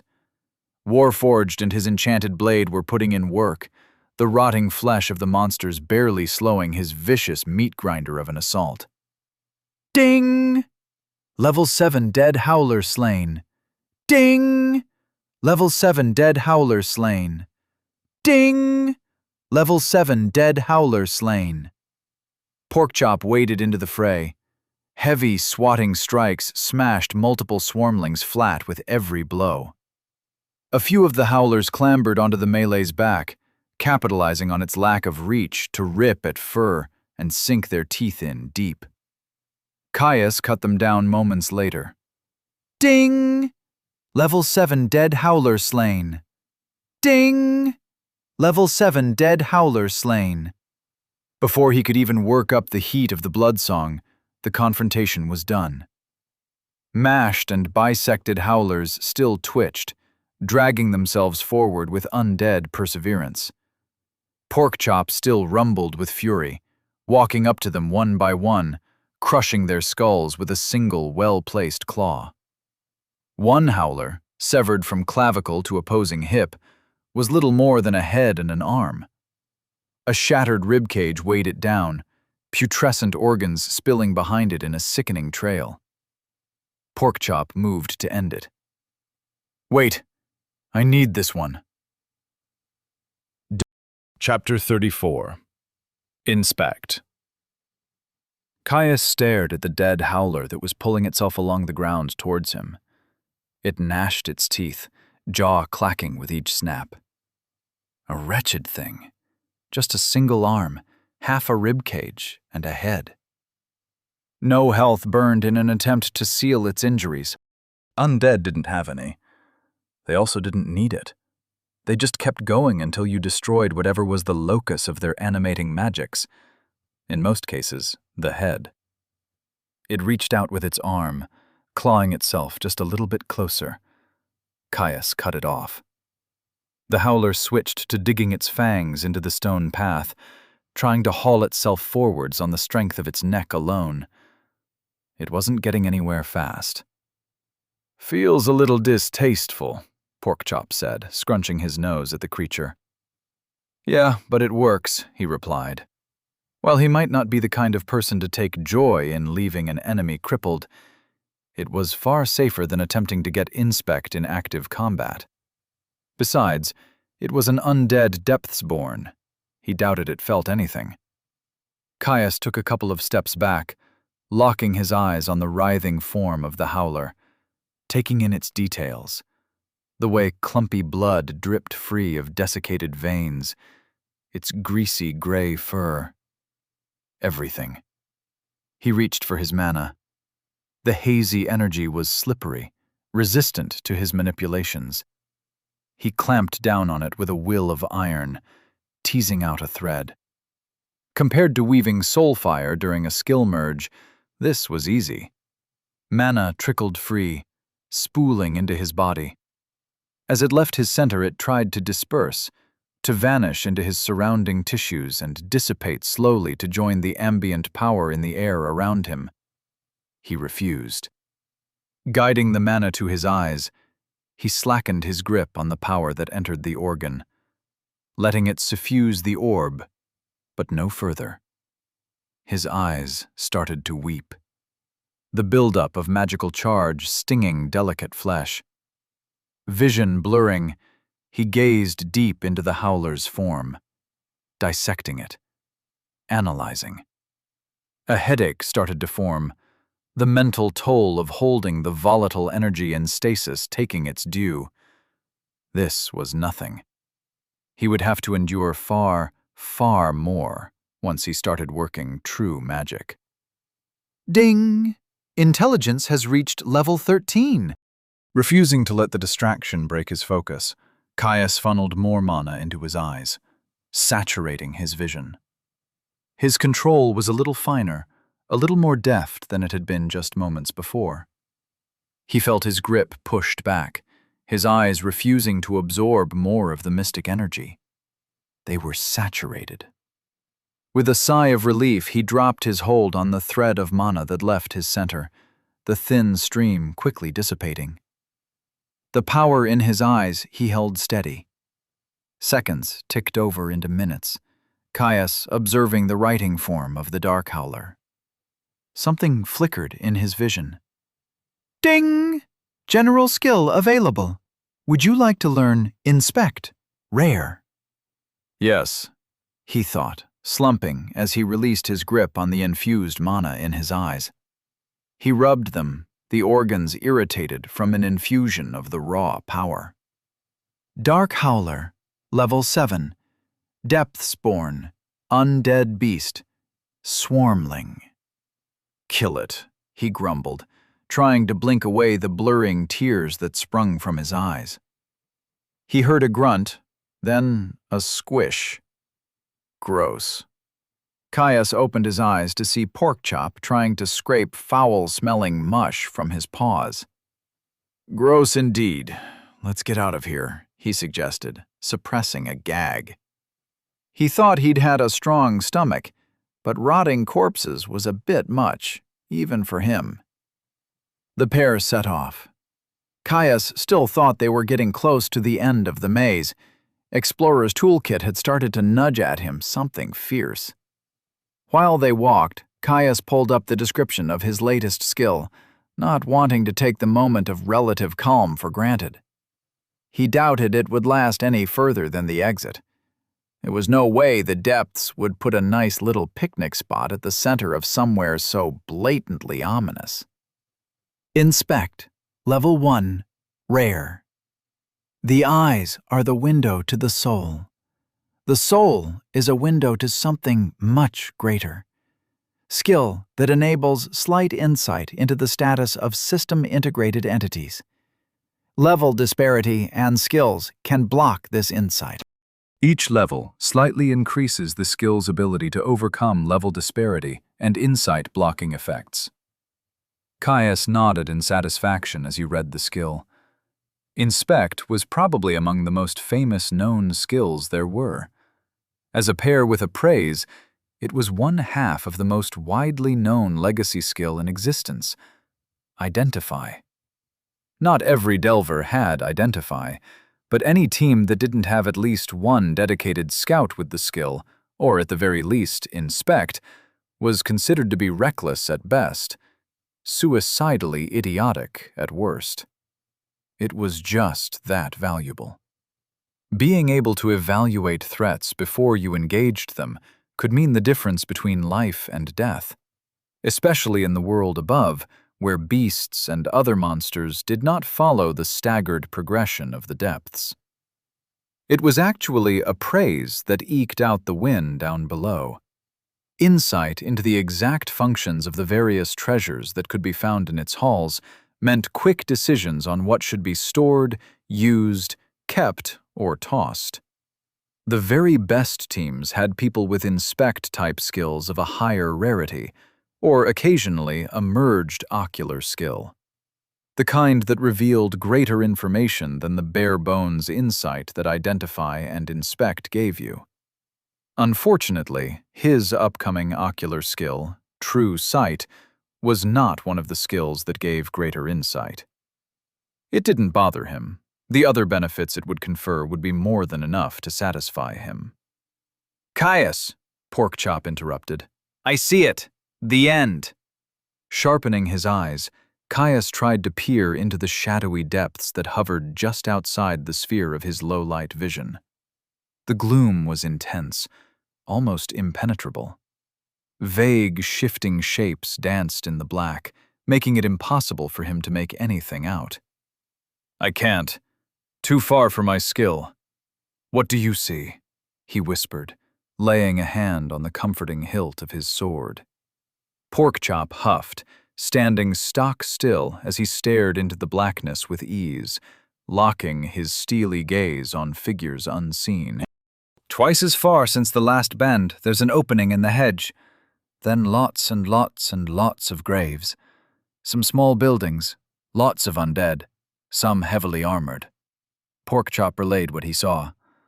Caius bit his cheek. That didn't sound great. No matter how much he tried, Porkchop was still getting comfortable with numbers. For him to not even try suggested a significant force. As it stood, he would only be able to see them if they got within 40 or so paces of him. Enough he wouldn't be surrounded, but not great for creating a strategy to take them down methodically. He had to trust Porkchop. "Can we do it?" His voice was firm. Porkchop looked at him, blatantly offended. "Of course! We are strong!"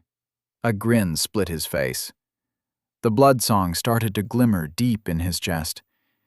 It was risky, but this is what he had intended to do. Push himself. It was the best way to grow. To get strong enough to explore where no one had before, like he'd always wanted to. He'd promised himself he was going to hunt down champions, so he would. He had rapid adaptation to resist and reduce all afflictions, adamant body to withstand physical assault, Warforged aiding him to be a master of the blade, his strikes rending flesh with ease, and Explorer's toolkit to find where to cut. If he didn't take the leap now, he didn't deserve the honor of being the final scion of Unterstern. Let's go, then. They entered a massive cemetery. Neat rows of stone graves sprawled across the gloom in structured grids.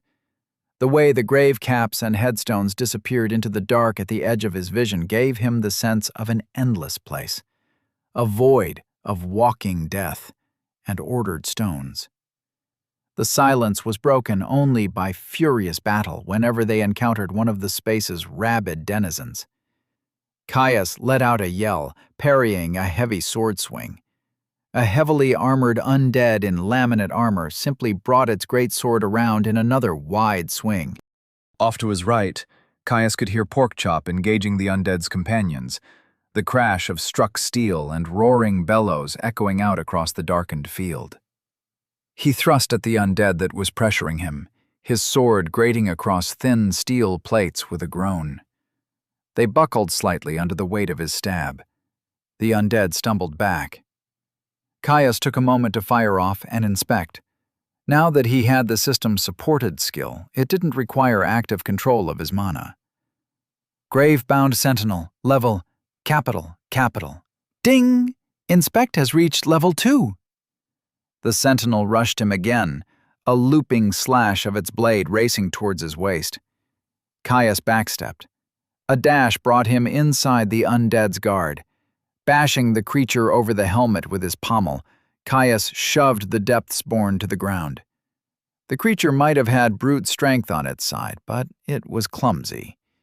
He finished off his opponent with a quick stab. Ding! Level 17, Grave-bound Sentinel, slain. Caius rushed over to assist Porkchop, his ally struggling against the duo. While he was a ball of fury in battle, he was a large target and unarmored. Thin cuts marred his flesh, and every time he tried to dive in to deliver a fatal swipe of his paws, he was warded off at sword point. Closing the distance quickly with his sword leveled, Caius shot off 2 more inspects. Grave-bound Sentinel, level, capital. Grave-bound Sentinel, level, capital. He caught the first undead unawares, the force of his charge enough for his enhanced blade to punch clean through its armor, taking it through the ribs. His sword slid deeper into rotten flesh. Caius hit the side of the sentinel hard, knocking him back even as it went stumbling. Porkchop took advantage of the distraction.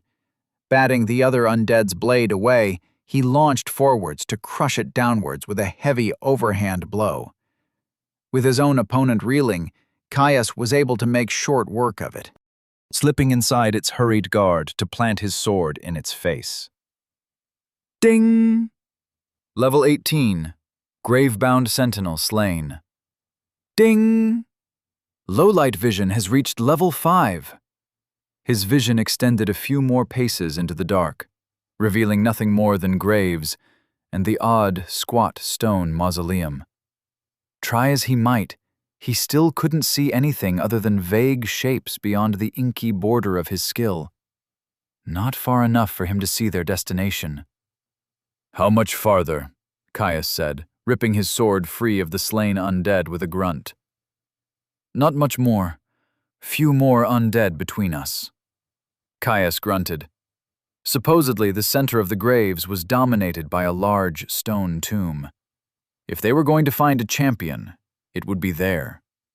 "Do we clear out the graves first? They haven't been too difficult with both of us working together." So far, the darkness had been working in their favor. The lack of light hampered the undead's already questionable senses. Porkchop had been guiding them into picking them off in small groups, never quite too much for them to handle. "It wouldn't take us too long," Porkchop assented, "and it would stop them clawing our backs like weasels." Caius nodded. He had thought the same thing. He assumed there was a champion waiting for them in the center. If it somehow pulled the Depthsborn in from the graves, and they were surrounded, it would be the end of them.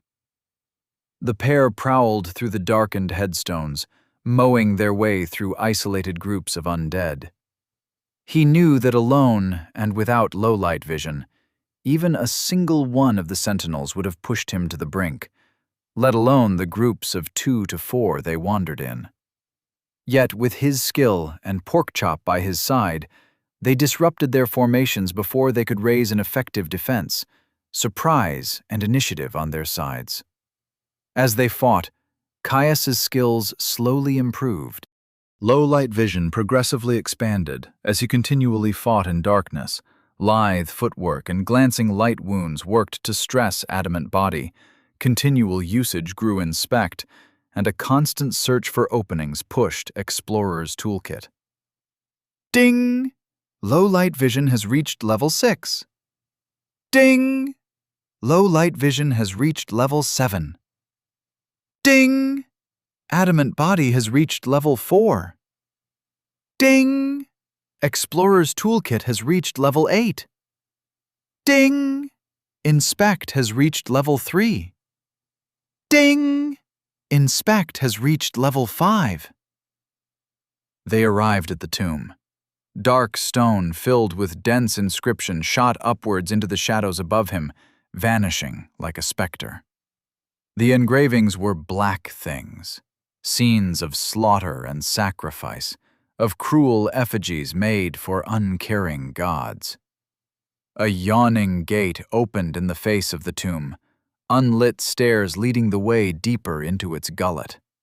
Stakes were driven into the ground leading up to the entrance, impaled skeletons wearing shattered armor adorning the cruel spikes. A fatal procession. A warning. Evil air drifted out from the tomb, causing Explorer's toolkit to flare. Whatever lay in its foul depths would not be cowed easily. Caius snorted at the grisly sight. Any fear he might have felt at the defiled bodies and ill omens was muted by the fact that he knew they were a creation of the depths. The champion would be dangerous. The others had been too. Even if it nearly killed him, he would use the monster as fuel for his ascension. "Come," Caius slapped Porkchop on the shoulder. "Let us show them our mettle." Chapter 35. Tomblord Caius descended the wide, blocky stairs that led deeper into the mausoleum that had laid at the center of the glade. Each step was just a little too tall, a little too wide to walk down comfortably. Their faces were carved in deep reliefs, yet more scenes of death and slaughter like those that were engraved on the exterior wall. Caius itched to race down the stairs. The rewards that each champion protected were another potential edge he would have in his inevitable confrontation with the Guardian. Plus, they pushed him. His fights with the Bear and the Butcher had been some of the best he had ever had, both in terms of skill growth and in how it made his heart race. He could already feel his blood heating up at the thought of what lay at the bottom of this macabre descent into the earth. Porkchop padded alongside him, huffing as he eyed the endless rows of coffins recessed into the walls, stacking high up to the ceiling. "This feels wrong." The words colored with discomfort as they flowed across his connection with his friend. "Yeah." Caius kept walking down the stairs, trying to make out what he could beyond the limited range of his low-light vision. "I don't like it either. Whole place gives me the creeps." "No." Porkchop shook his head, having started to pick up on Caius's body language. Not the building. The bodies. Shouldn't be kept from the earth. Oh? Caius looked over to Porkchop. We mostly do that. Only the rich are buried in something like this. You do know those stones outside had bodies buried under them, right? Or at least they would if the depths had put them there. He didn't know how deep the recreation of environments went. Porkchop's ears flicked back, stopping dead on the stairs. Outside was a field of the dead? Porkchop asked, mortification spilling across their link. Caius couldn't help but snort at Porkchop's surprise. It broke his tension, distracting him from his rising anticipation. He could tell from their link that Porkchop was more creeped out than offended. Why didn't you tell me? Porkchop yelled, embarrassed as he ran after him. I thought it was obvious. There were bloody walking corpses everywhere, Caius said back, with a disbelieving shake of his head. He honestly forgot that Porkchop was a greater beast sometimes, that he didn't have the cultural knowledge he often took for granted. Wait, if those stones are where bodies are, then what about where we were wrestling? At the church? Porkchop eyed him accusatory. I thought you knew. Caius threw his hands up in defeat. Come on, it's not my fault this biome is creepy. We have a champion to fight. Caius picked up his pace. Porkchop grunted. It's still wrong, he said, following after Caius. They reached the bottom of the stairs. A massive iron door barred their passage further into the catacombs. On its front face, a raised engraving of a man being sacrificed on an altar. A cloaked figure loomed over the man, a withered hand plunging deep into his chest. Stopping in front of the door, Caius inspected the engraving before slipping down to take in the heavy bar that held the door shut. All right, Caius turned to Porkchop. We need a plan. I'm confident that whatever we find in there we'll be able to handle. But strolling in like we're going to the spring fair is just stupid. He wanted to just throw open the door and hurl a challenge at the beast that no doubt waited within. But, blood song or no, he wasn't going to be reckless. I'm thinking that I should put the pressure on whatever is in there. Try to hold its attention, Caius explained.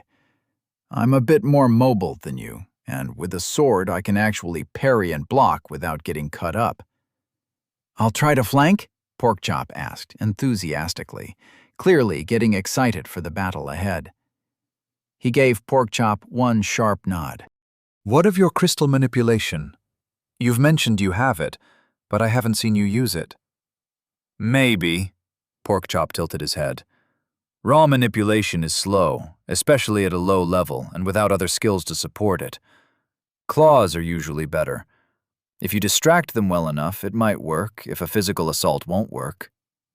Caius nodded again, chest expanding as he took a slow breath to ready himself for what was to come. Even if he did find clashing blades invigorating, nobody could completely get rid of all of their pre-battle jitters. It was a little loose to be truly considered a plan, but at the very least it gave them clearly defined roles. Without knowing what they would face, it wasn't as if they could strategize in depth. With a grunt, Caius hauled the lock bar off the door, tossing it to the side to clatter to the ground. He dug in, yanking on the heavy iron gate that slowly creaked open. The open portal revealed a room too far for his low-light vision to pierce completely. Caius stepped through, Porkchop close behind. Embedded sconces on the wall flashed to light, highlighting the room in a soft orange light. Skill or no, after so long in the dark, the illumination was blinding. Caius threw his hands up, shading his eyes. He heard Porkchop growling in frustration next to him. He must have been similarly affected.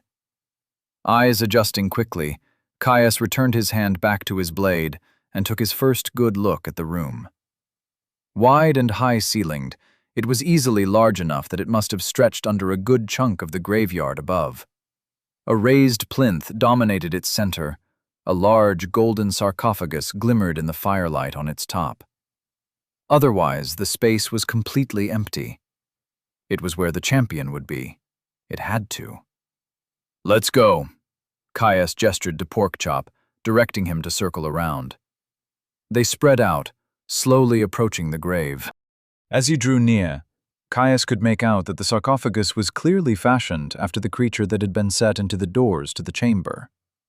A heavy grind sound started to emanate from the coffin. Shit. Caius started to run. The lid of the sarcophagus slid open, defying gravity as it inched its way out over open air. A figure rose out of its confines. Flat as a board, the black-garbed undead floated straight up. Caius kept running, flicking off and inspect. Tomblord Zerks, level quote-unquote, definitely the champion. To his left, Caius saw Porkchop sprinting, trying to circle around the raising figure. After it had reached a few long strides in height, the Tomblord snapped upright, still stiff with its hands crossed over its chest. Decrepit eyelids opened to reveal empty orbits. They ignited in a green balefire a moment later. Caius's skin prickled under its gaze. Ding! You have challenged a champion, Tomblord Zerks. Caius watched Zerks slide through the air faster than he could run, darting away from both him and Porkchop. The undead's body stayed rigid, only tilting slightly in the direction it moved. It stopped halfway across the room. One gnarled hand snapped out from its chest. Hovering, unmoving, a ghastly green light started to grow in intensity in the palm of its hand. It was a caster. He had nothing to deflect magic. "Porkchop!" he screamed to his friend, still sprinting towards the Tomblord. "Magic! You try to get its attention!" Porkchop roared, the sound biting deep into Caius's ears as his friend redoubled his pace, charging the undead. Green grew in intensity. They were almost there. A green shard appeared, rocketing away from the Tomblord to lance towards Caius, far faster than he expected. "Shit," he thought, throwing himself to the side. The bolt clipped his shoulder, sizzling his leathers and eating its way into the flesh below. Caius let out a ragged cry. He could feel his flesh roil and twist, the strange magics grabbing onto him, expending themselves to morph his flesh. Pain screamed out from the site of the wound as skin and fat began to break down. Rapid adaptation reacted, flooding the wound with questing vigor, the skill tasting the flavor of the new mana he had been exposed to. He hit the ground roughly, looking up to see the Tomblord glide away from the rapidly approaching form of Porkchop. Reaching the other side of the room, the undead floated higher, firmly out of both of their reach. Stopping fast, its hands snapped out towards Porkchop, glowing green once more. It was channeling again. Caius's stomach sank. If they couldn't even hit it, how were they supposed to win? They needed to flee. "We need to run!" Caius pushed himself to his feet. "There's nothing we can do!" Porkchop roared a challenge at the undead, standing his ground. "No! Crystal can do it! Original plan!" Fury burned over the link. "Fuck! Fine!" He sprinted towards the undead. "Look here, you gangrenous bastard!" he yelled, trying to grab the champion's attention. Caius ripped his hunting knife from his belt, sending it hurling end over end towards the Tomblord. It hit home with a thunk, sinking deep into its stomach with a trickle of black blood. The Tomblord's aim snapped to him, another bolt of vomitous green lacing towards him. Caius didn't try to block or parry. While some blades had enchantments to interact directly with raw magic, his did not. He dove, rolling across the ground, wincing as his injured shoulder flared in pain. Ding! Rapid adaptation has added a new resistance: corruption. Ding! Rapid adaptation has reached level 16. Seeing the notification, Caius felt a flood of relief. At the very least, he now had some defense against the Tom Lord's hostile magics. At his feet once more, Caius held his blade at the ready, staring at the floating undead. It had returned its hand to its chest, staring at him with unvarnished hatred, as one lip curled back to reveal blackened teeth. Out of the corner of his eye, Caius spied Porkchop doing something. He had hunkered down, some sort of glittering dust wafting up from the ground around him. Caius didn't have time to think about it more. The Tom Lord thrust its arm out. This time, the acid green energy in its palm seemed to spin, growing larger and larger by the second. He held his ground. Pushing the offensive now would do nothing to help him. More space meant more time to react. The ball of light grew and grew until it was twice the size of the undead's head. With a crackle and a blinding flash of light, the orb condensed. With a snap, it erupted into a glistening shard that seemed to bend the light that passed over it. More than thrice the size of the previous incantation, the spear of corrupting energy hummed with an ominous buzz.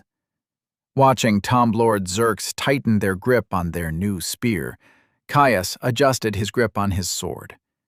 Ready to leap to safety at the first sign of the new spell being launched at him.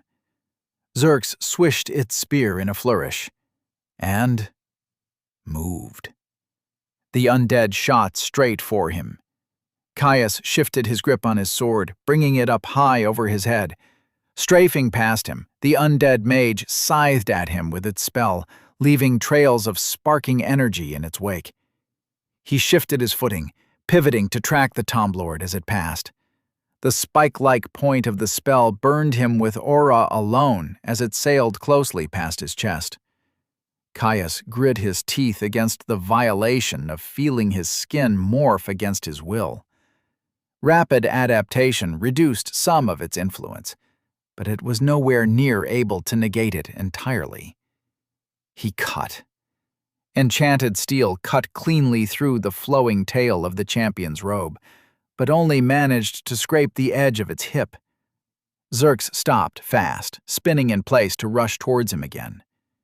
The energy spear flashed through the air. Caius ducked under the blow, spinning to keep his eyes on his opponent. Past the floating form of the mage, he could see the cloud of shining dust above Porkchop had grown. 3 times bigger than the Malays himself, the glistening fog swirled above him. A moment later the particles stopped, hanging mid-air. They started to drift inwards, condensing, nucleating. "Just a bit more!" His friend's tone was strained. Caius grit his teeth, committing himself to his path. He jumped inwards, assaulting the Tom Lord with a slash. Dancing away through the air, Zerks retaliated by sending its energy spears streaking towards him. Trails of light tracing its path. Caius blanched. He threw himself back, trying to avoid the spell. It hit the ground in front of him and detonated. Mutagenic energy erupted from the impact point, washing over his front. Caius screamed.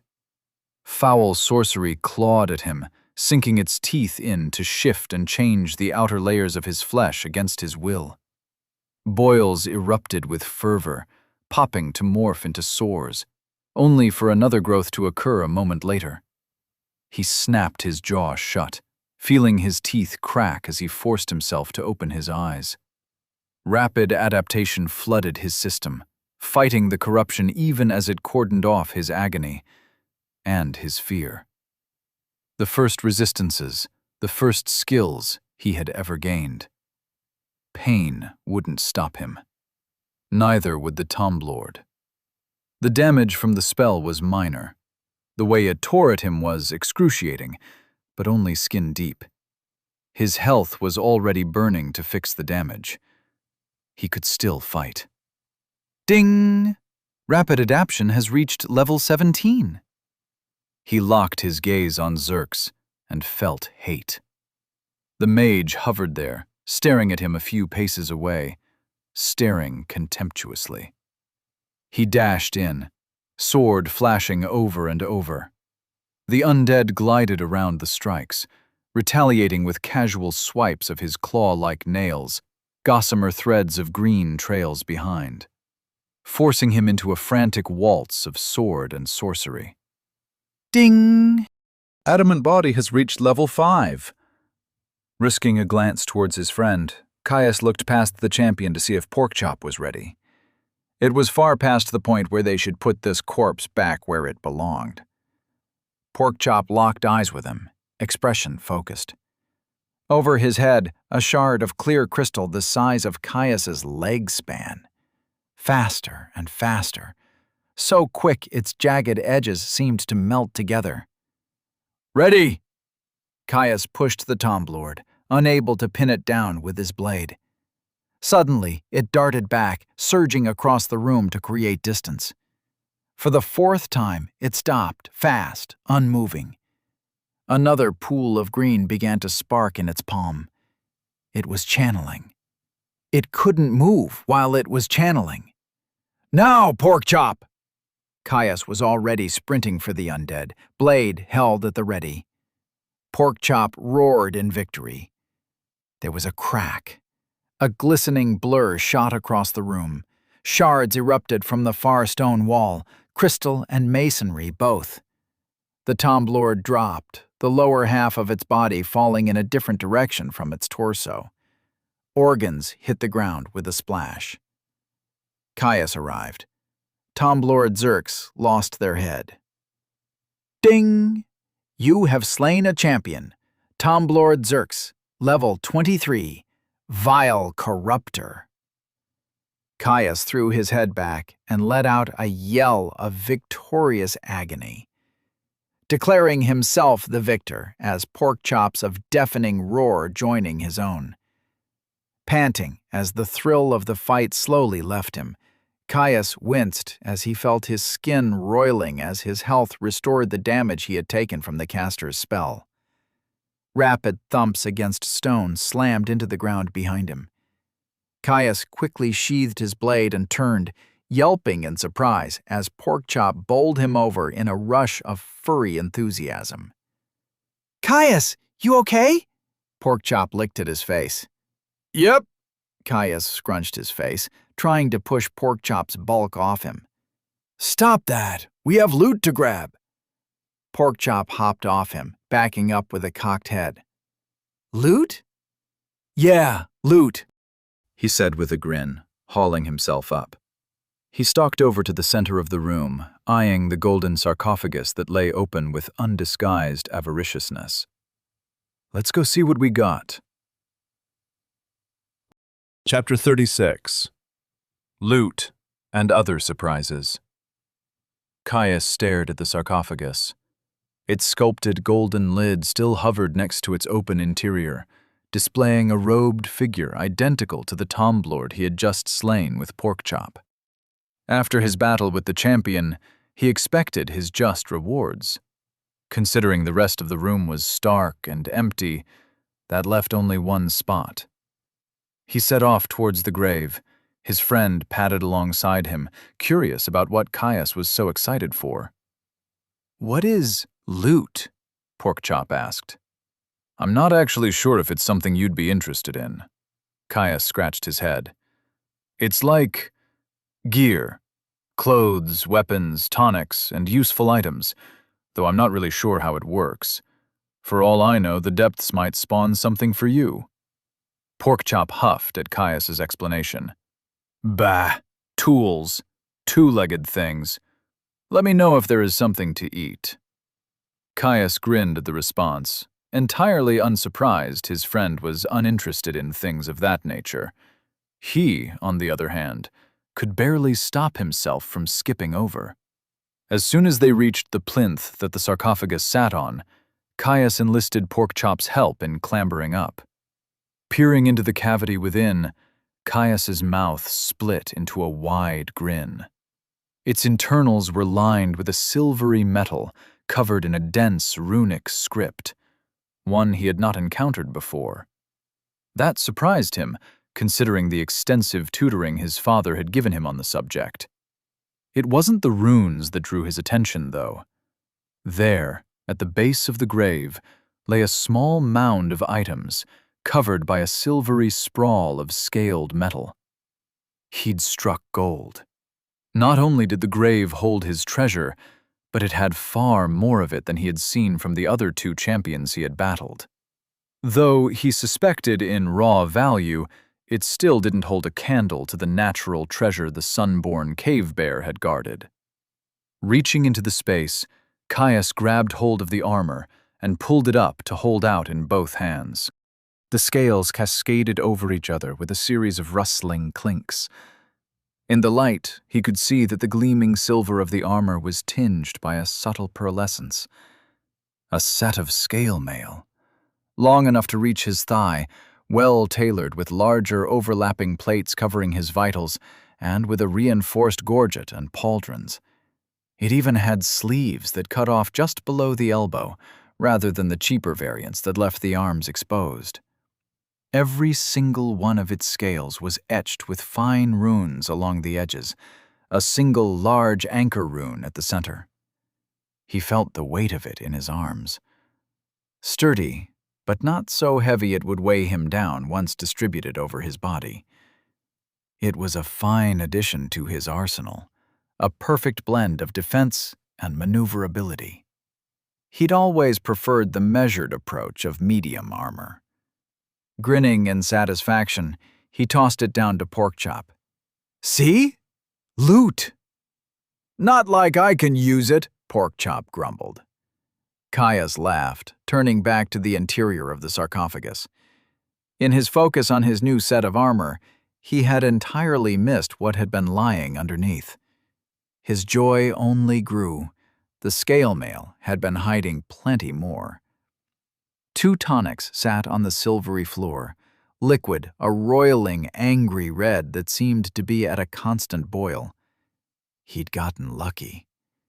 They were in bottles the exact same shape to his solar revitalization tonics that sat in his potion pouch. Beside the tonics, a small handful of silver coins lay scattered around a strange, spiky fruit.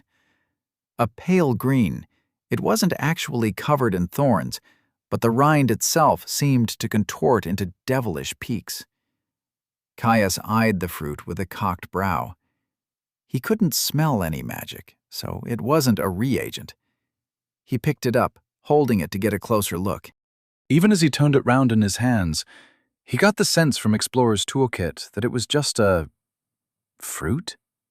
Hearing a squeal from behind him, Caius turned around to find Porkchop staring at him with an open mouth, drool streaming from his mouth, landing precariously close to his brand-new scale. "Whoa, buddy," Caius waved at Porkchop to back up. "Away from the shiny armor, please. I assume you know what this is?" He held the fruit up. "Kacha fruit. Very, very rare. Very, very tasty," Porkchop replied, visibly salivating as he fixated on the fruit. "All right," Caius laughed. "Enjoy." He tossed his friend his share of the spoils, smiling as Porkchop leapt up to snatch it out of the air. A second later, it was gone. "What, not going to savor it?" Caius teased. Porkchop simply moaned in bliss and rolled onto his back. With a shake of his head, Caius turned back to the rest of his spoils. Unbuckling his potion pouch, he slid his newest tonics home, adding the coins to the rearmost slot to join the rest. Another 10 depth silver to his name. Caius hopped off the plinth, grunting as he bent his knees slightly to soften the shock of the chest-height drop. Sitting down next to his new armor, he turned his head to Porkchop. "Well, since you are enjoying yourself so much, and I have a new set of armor, I'm going to work on getting a praise." "I'll keep watch," Porkchop groaned, rolling onto his stomach to face the entrance to the catacombs. Turning his attention back to his prize, Caius began the burdensome process of saturating his eyes with mana. It wasn't exactly comfortable, but it was something he would have to grow used to. He'd have to do it for every other skill he needed for true sight from here on out. His head started to ache, eyes watering as the volatile energy he siphoned from his soul saturated the delicate flesh. He stared at the scale mail with the desire, no, the need to learn more, to peer into the secrets the system kept hidden. He got the notification. Ding! General skill available. Would you like to learn Appraise, Rare? With a whoop of success, Caius used his new skill on the scale mail. Cerellian Scale Mail Cuirass, Uncommon. Tier 1 Knight of Cerelli, don your armor. War is at the gates, your duty is at hand. Raise your sword high, your spirit aloft. Know that we are with you. Know that our steel guards you. Our magic infuses you. Trust in your armor, knight, and it will see you through this darkest eve. Forged from a hylomite steel alloy, this scale mail armor was standard issue for the Mage Breaker Knights of Cerelli. Designed to be light and mobile, even for medium armor, it provides significant physical and arcane protection without unduly hampering movement. Depths Wrought Artifact, Medium Armor, Cuirass. Durability 2, Magic Resistance 1, Self-Repair 1. Caius grinned as he read the description. An uncommon item. Unlike skills, items didn't have a level, just a rarity and tier. At his stage of growth, even common items were a boon. Even before taking into account its enchantments, the armor would be supernaturally tough, far more durable than the rusted chain that Porkchop had torn off him so easily. With durability 2 and magic resistance 1, he would be far safer than he had been before. Though it wasn't rigid plate, so he would still have to be careful of powerful blows. Though it would be more resistant than loose chain. The mention of Cerelia intrigued him. He'd never heard of a nation with that name before. It was another curiosity of the system, the way it referred to places that no one could find in a history book. He supposed that it could have been a place in one of the far-off lands over the seas. People rarely traveled between the continents, the distance too far, the seas too treacherous for it to be considered worth it. Caius thought it was just as likely that the place was a simple fiction, a spun-off dream of the slumbering intelligence that must control the depths. His eyes slid away from the armor, drifting to the reinforced leather and cloth of his pants. He'd been waiting to see what the statuses of his father's gifts were for years. Appraise pulled up the description of his traveling clothes. Hunter's garb, common, tier 1. The wilds are a rough place, ill-suited to fine silks and crushed velvet. The well-prepared know that the best investment is something that will withstand the rigors of hard leagues and ornery beasts. Made from triple-stitched canvas and cotton, with thick, full-grain beast leather covering significant vitals, this set of traveling garb bridges the gap between hard-wearing clothes and sturdy, light armor. Thanks to its significant padding, it acts well as a set of underarmor. Artisan-wrought artifact. Light armor/clothing, full set. Weather resistance 1, self-clean 1, self-repair 1. Ding! Appraise has reached level 2. Caius smiled. The notification held no new information for him, yet it was nice to see it confirmed that his father had seen it worthy to gift him a common set of clothes. For all the description had mentioned fine silks, the cost of this set would have been far more than even a richly dyed and tailored formal suit, especially with the tricky self-repair enchantment. His sword was next. Caius had an inkling it was most likely common as well. The blade's enchantments might have been minor, but there were several of them. Plus, with the materials and quality that it had been forged with, it was surely enough to push the weapon to the border of uncommon. Using appraise on his most prized possession, Caius pulled up the status page of his sword. A father's gift, common, Tier 1. Forged in the dying days of Unterstern, quenched in the fading light of prosperity, the final work of a master, birthright of the last scion. A two-handed longsword, forged from meteoric iron, orichalcum, and deep essence. This sword hides a sliver of morphic Cryexia crystal in its hilt. If the right conditions are met, this shard of potential may bloom. The complex network of a binding ritual is hidden under its hilt wrap. Artisan-wrought, artifact growth item bindable longsword, honed 1. Self-repair 1. Durability 1. Bloodline veil 5. Caius's mouth fell open in shock, disbelieving of the simple facts in front of his eyes. His gaze tore away from the screen, falling back to the hilt of his sword. Pulling it free of his sheath, he laid it flat across his lap, eyes tracing the ripples of darkened metal that wove their way through the blade's edge, dancing in the soft light of the ensconced walls. A growth item. It was hard to believe. There was no way his father had this forged on their trip to Deadacre. His clothes, sure, but not this sword. Father had been cagey about what they were there for, and he never actually received his gifts until they were well and truly back in the forest. At the time, he had just thought that it was because his father had wanted the presents to be a surprise. He'd failed on that front. There was no way they would ever take a trip to an actual city unless something major was happening.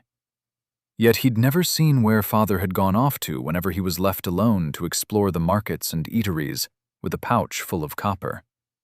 No, a growth item was a treasure, one that no smith in bloody Deadacre would have 100th of the skill or resources to forge. The description. It made it sound as if Father had forged it himself, but that was impossible, wasn't it? His father had always implied he was an inscriptionist. Though, with his injuries preventing him from using his class skills, he'd never actually seen Father's chosen profession. He well could have been a runesmith. It wouldn't be close to the first thing he'd held to his chest. Father must have forged it when he was only a babe, before he was crippled, before whatever fate that had sundered the Unterstern dynasty had forced him to flee. But for him to be strong enough, skilled enough, to forge a growth item? They were as rare as dragon teeth. Caius had only heard of them as rare drops from deep within the depths, with only a prized few being artisan-wrought. Magnum opuses, one and all, the culmination of a body of work for once-in-a-century crafters. For Father to be among their number, he would have had to be far stronger than he had let on. At least late in the second tier, if not the third. Far stronger than Caius had ever seen evidence of. He'd always assumed that Hastur had been roughly at the 100th level, not triple or quadruple that. Whatever affliction that had disabled him so thoroughly must have been potent indeed. He remembered the strange, frustrated expressions that slipped out on the few occasions he had ever seen Father truly move. No, he doubted that whatever curse had been laid on him hadn't solely affected his class. Father must have been hamstrung, cut off from the full effect of his stats. To be reduced so thoroughly must have eaten at him. Gratitude washed over Caius. The sacrifices his father must have made in order to ensure their safety would have been immense. Who gives a bloody growth item as a birth gift to their son? They were truly superlative items, capable of being bound to a person's status. The more they were used, the more resources, magic, and materials were funneled into them, the better they got. It meant never having to replace the gear. Hastur had always told him, as one grew stronger and stronger, finding weapons that wouldn't shatter at the first blow became almost impossible. Suitable drops were rare and dangerous to pursue, and powerful enough smiths had wait lists decades long, let alone the cost. Such artisans were practically celebrities. Hell, even living in the sea, and only visiting isolated frontier villages a few times a year, he had still heard of some. Uriel the Black, Iron Hand of Mount Dern. Caius's focus returned to the description of his sword, chewing on his lip. How could Father be amongst their number? If Father had been a Grand Master runesmith, why had he not heard the name of Unterstern whispered anywhere? To have such an artisan assaulted, his dynasty vanquished, there would have been an uproar. It would have been the subject of talk and speculation for decades. Yet, Caius had not heard a peep. Too many questions. Not enough answers. Chapter 37. Bound. His hands ran over the blade. A father's gift. A fitting name. A weapon that would be with him always, matching his pace step by step. A strangling wave of emotion surged up through him. Excitement, gratitude, grief. His throat quivered, eyelids scrunching shut as they threatened to spill over. "Caius?" He heard Porkchop move. A second later, a heavy weight settled on his shoulder. "You okay?" He turned, burying his face deep into the dense fluff of his friend's neck, letting his riot of emotions wash through him. "Yeah, the sword my father gifted to me just had a little bit more history to it than I thought." "It's okay," Porkchop said, comforting him with a nuzzle. Caius took a deep breath, swallowing down the hitch in his throat. It was a princely gift, one he did not intend to let go to waste. He leaned back to his sword. "Thank you." He scratched behind Porkchop's ear, taking a breath. "I've got to bind this thing. It's frankly idiotic that Father didn't tell me earlier. Walking around with this without that security was monumentally stupid, even with Bloodline Veil. It was an interesting enchantment, one that blocked appraisal of an item unless the person in question was of an intended familial line. Normally, it required a sample of blood from the one an artifact was being made for. In this case, his father simply could have used his own. Binding the sword was imperative. He had to do it now. It would link it to his status, letting him know its location on an instinctual level. The connection to his soul would also bolster the enchantments. Not enough to raise them a grade, but each would be more effective. Hopefully enough to prevent the sword's enchantments from ever being used against him. All else who picked up the sword would find it fighting against their every move, a poor weapon indeed. That protection only lasted until death. Without the powerful appraise block that it held, he would never be able to carry it in public. Without powerful backers and/or a clan at his back, any two-bit crook would take a shot at him in an attempt to claim the reward of a lifetime. Binding it would also give him insight into the conditions needed to reach the next stage in its development. He reached for the tightly woven hilt of a father's gift. As if reading his intentions, the small knots in the black, supple leather at the hilt's base came undone with ease, falling away to reveal a glossy, lacquered wooden hilt, deep knurls of swirling wood grain shining pleasingly in the light. The wooden hilt was inlaid in gold, the yellow lines wrapping and spiraling into one of the densest runic formations he had ever seen. He recognized the script. Vaxanish, one of the handful of candidates for his experiments with body formations and imbuement. Complex, overly lengthy, and with an outright contradictory syntax filled with counter-arguments and superseding clauses, it was a nightmare to use correctly. It was also amazing for complex, highly variable effects, like a soul-binding formation, or to link binding sigils to runic hymns that used two different scripts. The binding keystone of the formation was a dense knot of twisting and interwoven lines of runes. To interface the blade and bind it to his soul, he would need to direct his mana there. The process was relatively simple, but not easy. Much like how he had suffused his eyes with mana in order to develop appraise and inspect, Caius would need to spin a thread of mana from his center. There were two complications, both of which would make it far more difficult than his earlier, easier, application of internal resource control.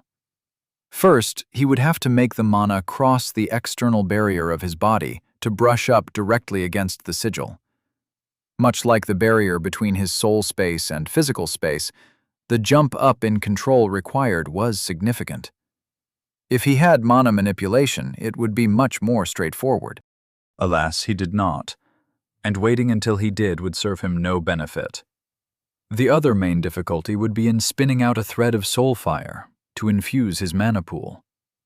After all, the sword needed to bind itself to his soul, not to his mana. The resource would simply be acting as a conduit. Normally, there was no benefit to soul infusion. You only risked opening an easy path to your most vulnerable center for no appreciable benefit. In this case, that easy path was exactly his goal. Caius took a deep breath. His hand closed around the hilt of his sword, feeling the cool touch of the runic gold inlay standing out from the surrounding glossy wood. He closed his eyes, falling into his visualization of his center.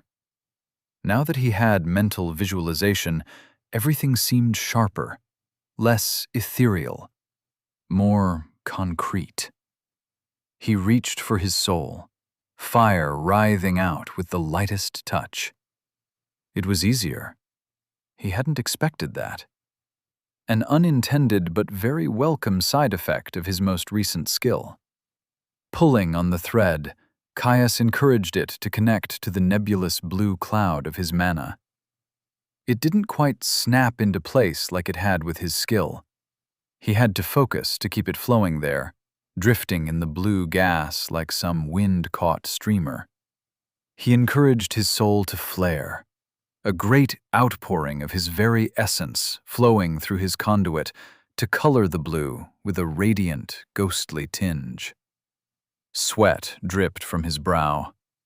Even with the assistance of mental visualization, it was far harder than he expected. The exertion of directly expending some of his soul weighing heavily on every aspect of his being. His head throbbed. Bones ached. Muscles wilted. He'd have to move quickly. He wasn't quite sure if this was healthy. Ding! Mental visualization has reached level 4. His father hadn't told him of any risks surrounding this niche skill, but he doubted the man had ever seen it used by someone so early. Every other use he knew of for soul infusion, hell, even binding an artifact, was almost entirely the purview of the high-leveled. Binding, class evolution, grand rituals. He knew there were more, but those were the only ones Father had deigned to teach him of, the only ones he was likely to make use of himself.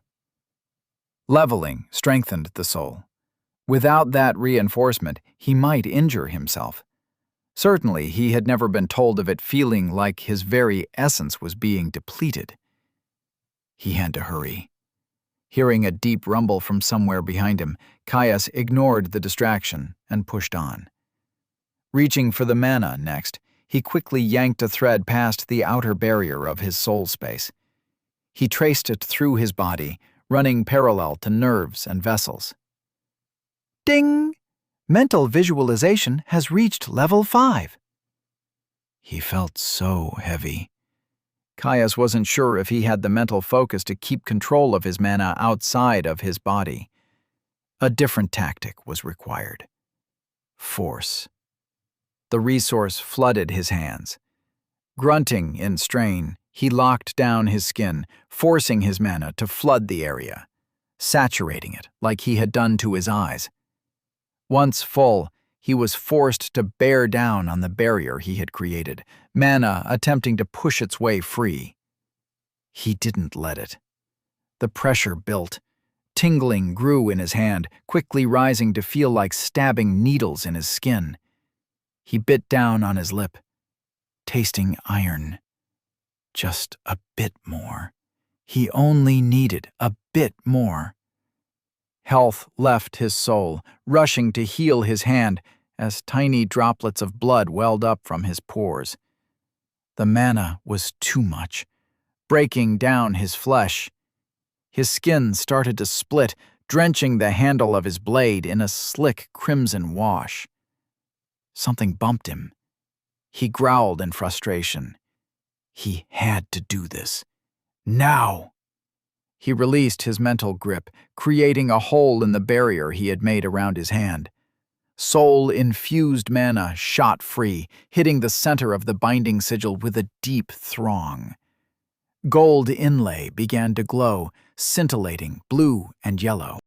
A deep thrum pulsed from the runic inscription, shooting through his arm and the tenuous pathway of mana he was only just maintaining. The load of the soul-binding array was too much, threatening to overwhelm him and burst the delicate thread of mana. Ding! Mental visualization has reached level 6. Instant relief. He redoubled his focus, bearing his mind down on the vacuous power that provided the spell with a direct route to his soul. The connection flared. The sigil on a father's gift burned with heat and light. Caius's soul shook as something sampled his essence, stealing some away to be mingled and replaced with the qualia of another. A second parcel of quintessence shot away, chasing back down his forged highway to flood into his blade. An instant later, he felt a deep thrum resonate through him. It was done. He sagged in relief. Letting soulfire snap back from his mana pool, the pathway he had forged through his body dissipating. Ding! A father's gift, Growth Longsword, has been bound. Caius slumped. He felt like he had run a marathon while testing for a civic exam. Every scrap of him felt wrung out, drained, and used. An all-consuming exhaustion. Something butted up against his face again. Something cold and wet, accompanied by a high-pitched whine. He looked up blearily, finding Porkchop hoving right next to him with a very concerned expression on his face. "Oh, hey, Porkchop. Probably should have warned you," he murmured, weakly patting his friend's snout. Caius! Porkchop nipped him on the ear. What was that? No killing yourself for loot! Soul is precious! Caius's mind chugged, struggling to process his friend's words. His brows furrowed. "How did you know I used my soul?" Greater beast, I can see power, which is unimportant. What you did could have killed you. "It's fine," he waved Porkchop off. "I had too. I just need a bit of rest. Besides, it worked. I bound my sword." Porkchop huffed, wandering away from him. Hey! Caius called out. "Where are you going?" To get your bag, Porkchop huffed. You need water. "Thanks," Caius called after Porkchop's retreating form, feeling a little guilty that he had worried him. He turned back to the sword still in his lap. His hands still ached, but the bleeding had stopped, and his health was already burning to seal the wound, though his slight leak had covered the hilt in a mess of bloody streaks. Wadding up his tunic, he wiped the blood free, revealing that the gold inlay had flash-frozen itself into a yellow, gleaming, crystalline structure. He admired the swirling lines as he re-wove the sword's grip covering. The new connection that he had forged with the weapon seemed to tug at him, much like when he had a waiting status notification. He gave it his attention, a new screen popping into existence in front of his eyes. Bound artifacts. A father's gift. Common growth longsword awakening conditions. Gain a class 0/1. Acquire suitable materials 0/3. Forge a link 0/1. Caius sighed as he read the requirements. They were so vague, though he assumed that, Awakening was how the blade would grow in strength. At least in rumors and legends, the materials used to fuel an artifact's growth had an incredible effect on the way it developed. He just hoped he would get some kind of indication if a material was suitable. He couldn't exactly go around to smiths and ask if they had any metals for a growth item. At best, he'd get laughed out of the shop, if not abducted wholesale. Porkchop came back, the carry loop of his bag securely held in his mouth. His friend dropped his back at his feet with a grumble before settling back down on his haunches. "Wash your blood," Porkchop said, nudging the bag closer to him with one paw. "Then drink." Caius gave a slight smile at Porkchop's concern. "All right. Though I have a few more things that I need to appraise before we leave." Right after you nearly cracked your soul? Porkchop asked, flabbergasted. That was just for the sword, he said with a shake of his head. I won't need to do that again for a long time. Porkchop watched him with suspicion, but settled down to wait. Caius switched his attention to his potion pouch, appraising the boxy bag. Ding! Appraise has reached level 6. Potion pouch, depths wrought item. A sturdy potion pouch made of treated beast leather, affixed to rigid steel plates, designed to protect tonics from hard knocks. Contains space for 8 standard-sized tonics in squared bottles. To his disappointment, the bag was a simple item, not an artifact. It seemed not everything he received from the champions was guaranteed to be enchanted. Oh well. It still served the purpose it had been made for admirably. He flicked the pouch open, turning to his 2 remaining solar revitalization tonics, and his 2 new red ones.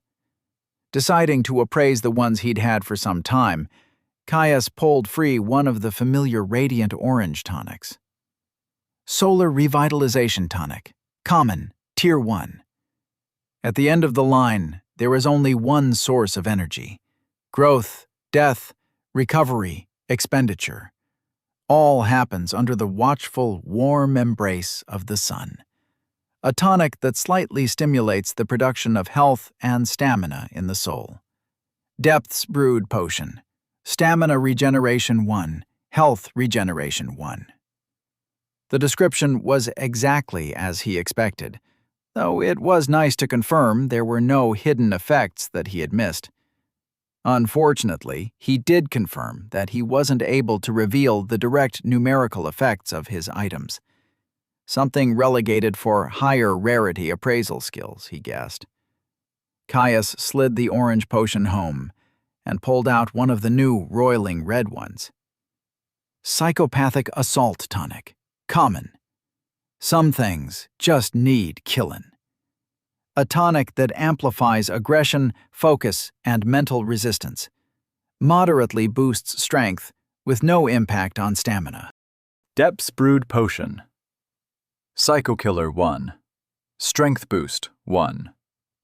Caius eyed the tonic warily. A moderate boost to strength was no small gain. With his current cap of 20, he was nearly half again as strong as he would be without the system's assistance. Anything that allowed him to push that further was not something he should turn his nose at. And yet, increased aggression? That would be a double-edged sword. Still, he was confused. It surely clashed with the increased mental resistance. Usually, mental resistance was used to ward off the deleterious effects of berserker-style boosts at the very least. He would have to be very, very careful whenever he tried it. It would, no doubt, be potent, but if he lost sight of his own sense of safety, it would be worse than useless. Slotting the potion back in his pouch, Caius buckled it closed with a click. "Well, my friend," Caius turned to Porkchop, "I think I am done here." Yay! Back home? "Yeah," Caius nodded, "though only for a short while. Just long enough to get my next 2 skills. I'm gonna need to set up a formation for each of them. After that, we can go look for some more champions outside of this glade." No, Porkchop said, flicking his ears. Need to sleep. More adventure can wait till after a nap. That it could, Caius laughed, pushing himself to his feet. Some rest would be good. Taking a second to unbuckle his sword belt, Caius picked up his new Cerulean scale mail. He slid it on, admiring the way it hugged him perfectly with nary a pinch or a pull. The pair set off, striding out of the underground catacomb to make the slow route home out of the lengthy maze above. Chapter 38. Inscription. Caius crouched over a wide wooden board outside of the church. He'd broken down one of the splintered pews and made a small pile of the flattest and smoothest sections of wood. He had a need for them. The next two skills he planned to acquire, Sense Illusion and Sense Mana, were both tricky things. Father had had plans for how they could work on them. Caius remembered their last trip to Elm Hollow, another of the villages they visited on occasion. A caravan had been passing through, and his father had spotted that they had a minor artifact. A trinket, really, more of a children's toy than anything. The small metal orb would cover itself in an illusion of shifting colors. His father had snapped it up and had kept it buried at the bottom of his bag for the last several months. Unfortunately, the orb had been left at their camp when he had been forced to flee, so he would have to make do with what he could himself. Thankfully, he'd more than progressed far enough in his lessons on runes to set up a simple formation that would fuel itself with a mana-gathering array, hence the boards. Tracing the sigils in the dirt would be nowhere near precise enough for his needs, and while stone would have held up to the rigors of magic better than scrap wood, he had no chisels nor the time to engrave any of the headstones. A snort drew his attention. Caius looked up and smiled. Porkchop was lying next to the outer wall of the church, twitching slightly in his sleep. It had taken them hours to work their way out of the maze, and on their journey back they'd been ambushed by a pair of dire boars. Thankfully, between his growth and his friend's prodigious strength, they'd had them handled. One of them was currently roasting over the hearth inside now, the delicious scent of roasting meat and rendered fat wafting out of the church's open windows. As soon as they had returned, Porkchop had started mumbling about a nap and passed out in seconds. Bloody adorable. He might know that the Mellows was a terror when he wanted to be, and a nigh mythical creature besides. But he was so damn fluffy. Caius shook his head, returning to his task at hand. He grabbed one of the pieces of charcoal he had scavenged from the hearth before he had started cooking, drawing out smooth, swooping lines on one of the boards. He was going to use Gretchen's Standard, one of the simpler scripts, more something used to train apprentices than something true practitioners employed in their craft. That was important. He had no doubt that without a full skill list, he would be offered a mastery skill for the work. That meant he had to avoid using any of his 5 favoured scripts. They were the ones he had narrowed down with Father, each offering a potential use for his plans for his class. They were also the scripts that he planned to use to forge his next legacy skill, after True Sight. According to his father, many of his ancestors had gone the route of using runes. Their 6th skill was to thank for that. It was unique amongst legacy skills, at least those he had heard of, in that it could be merged from any 5 runic masteries. Instead, the process of merging required a specific mental intent and image to be held in the mind, making it a far harder process than normal. It would be the linchpin of his spellcasting formation, and had been for the classes of his father and many others in his dynasty. Among other benefits, it drastically eased the enmeshment of multiple differing runic scripts, something that was normally hellishly difficult. The realm of masters, not the unclassed.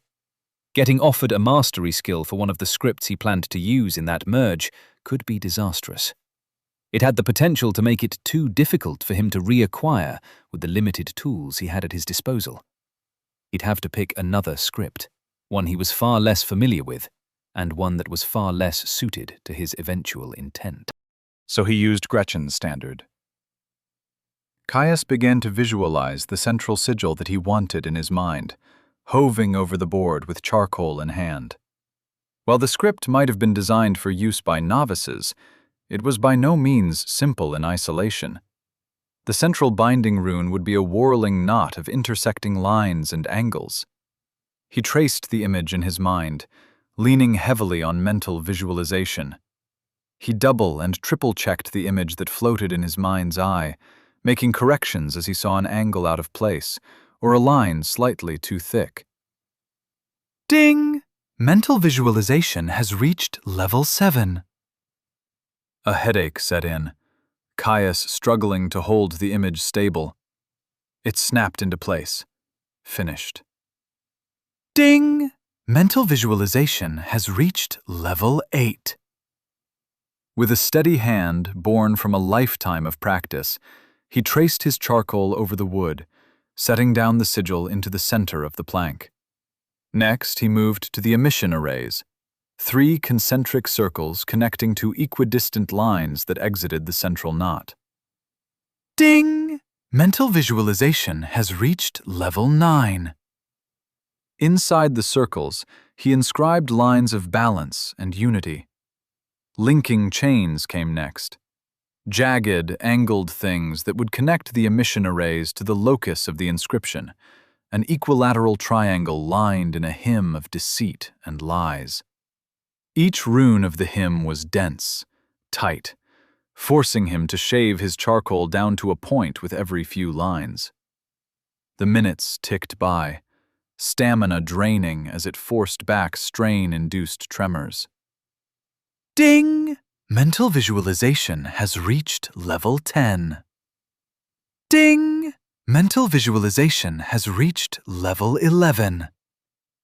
More than once he smudged a line, wooden refuse and charcoal making poor materials for the deft work of runic inscription. Biting down frustration, he simply reached for a rag, wetting the cloth and wiping away the whole rune. Restarting a line would have left minute discrepancies in thickness, something that would reduce the lifespan of the array. It was already a hack job. He'd be lucky if it lasted long enough for him to get his skill. It had to be as perfect as he could make it. Ding! Mental visualization has reached level 12. Caius moved to the final set of runes he needed for the glyph, a shaping array to influence what his sigil actually did. He scribed another line of hymns, this time on the interior of the triangle that surrounded the formation. These would serve to hold the illusion mana in stasis. If he did it well enough, it should project an illusory orb a handspan above the binding rune. Ding! Mental visualization has reached level 13. Biting his lip, he traced the last line. He was done. Now he only had to see if it worked. The array should, if he had inscribed it with enough accuracy, pull mana from the air to charge the effect. With the density in the depths, it should only take 15 minutes. Caius fell back onto the grass behind him, his hand aching and his head throbbing. It had been a nerve-wracking experience.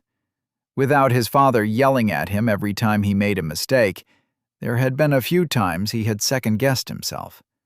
But he was done, and he'd know if he was successful soon enough. Ding! General skill available. Would you like to learn Rune Mastery, Gretchen's Standard, Uncommon? Ding! General skill available. Would you like to learn Steady Hand, Common? He dismissed the notification, rejecting the skills. While he waited for the sigil to activate, Caius rested, recovering his mental focus for when he would have to once again suffuse his eyes with mana. As he watched his jury-rigged illusion generator, the charcoal lines he had drawn seemed to flare. Black dust sank into the wood, leaving what looked closer to a series of ink lines on paper than a rough sketch. He sighed in relief. The mana was flowing through, binding the formation to the material of the board. To save on complexity, something his chosen script was notoriously bad at, he hadn't put in any control or contingency runes. Once it started generating the illusion, it would keep running until it burned itself out. Random wood was bound to be a poor conductor of mana, and as more flowed through his written circuits, it would accumulate damage. Eventually, the array would collapse, and if he hadn't gained his skill by then, he would need to repeat the process. A haze in the air started to rise from his array. Caius narrowed his eyes. It was a sign of poor efficiency. He'd done a truly shit job if it was bad enough that the rising mana levels were contained poorly enough to be visible to the naked eye. It couldn't be helped. Even at the best of times, with suitable materials and inscription tools, his actual execution of runes was middling. At least, that is what Father was so fond of telling him. Caius had a sneaking suspicion he did very well for an unclassed with no relevant skills. The fact that the rune held together at all when it was simple, rough charcoal on wood was nothing short of a miracle. It did, however, mean that the inscription was close to having pulled enough mana to activate. He needed to infuse his eyes now. No way was he wasting whatever precious time he would have with the illusion generator. He threaded the mana out from his soul quickly, the task coming easier after having done it so often in the last day. The energy saturated his eyes, held in pace with a firm mental grip.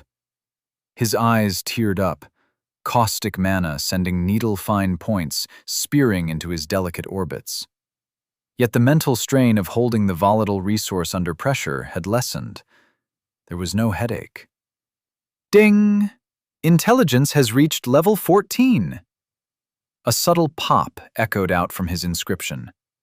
Above it, a cream-colored orb snapped into existence, roughly the size of his fist. It seemed as solid and substantial as the wood it floated over.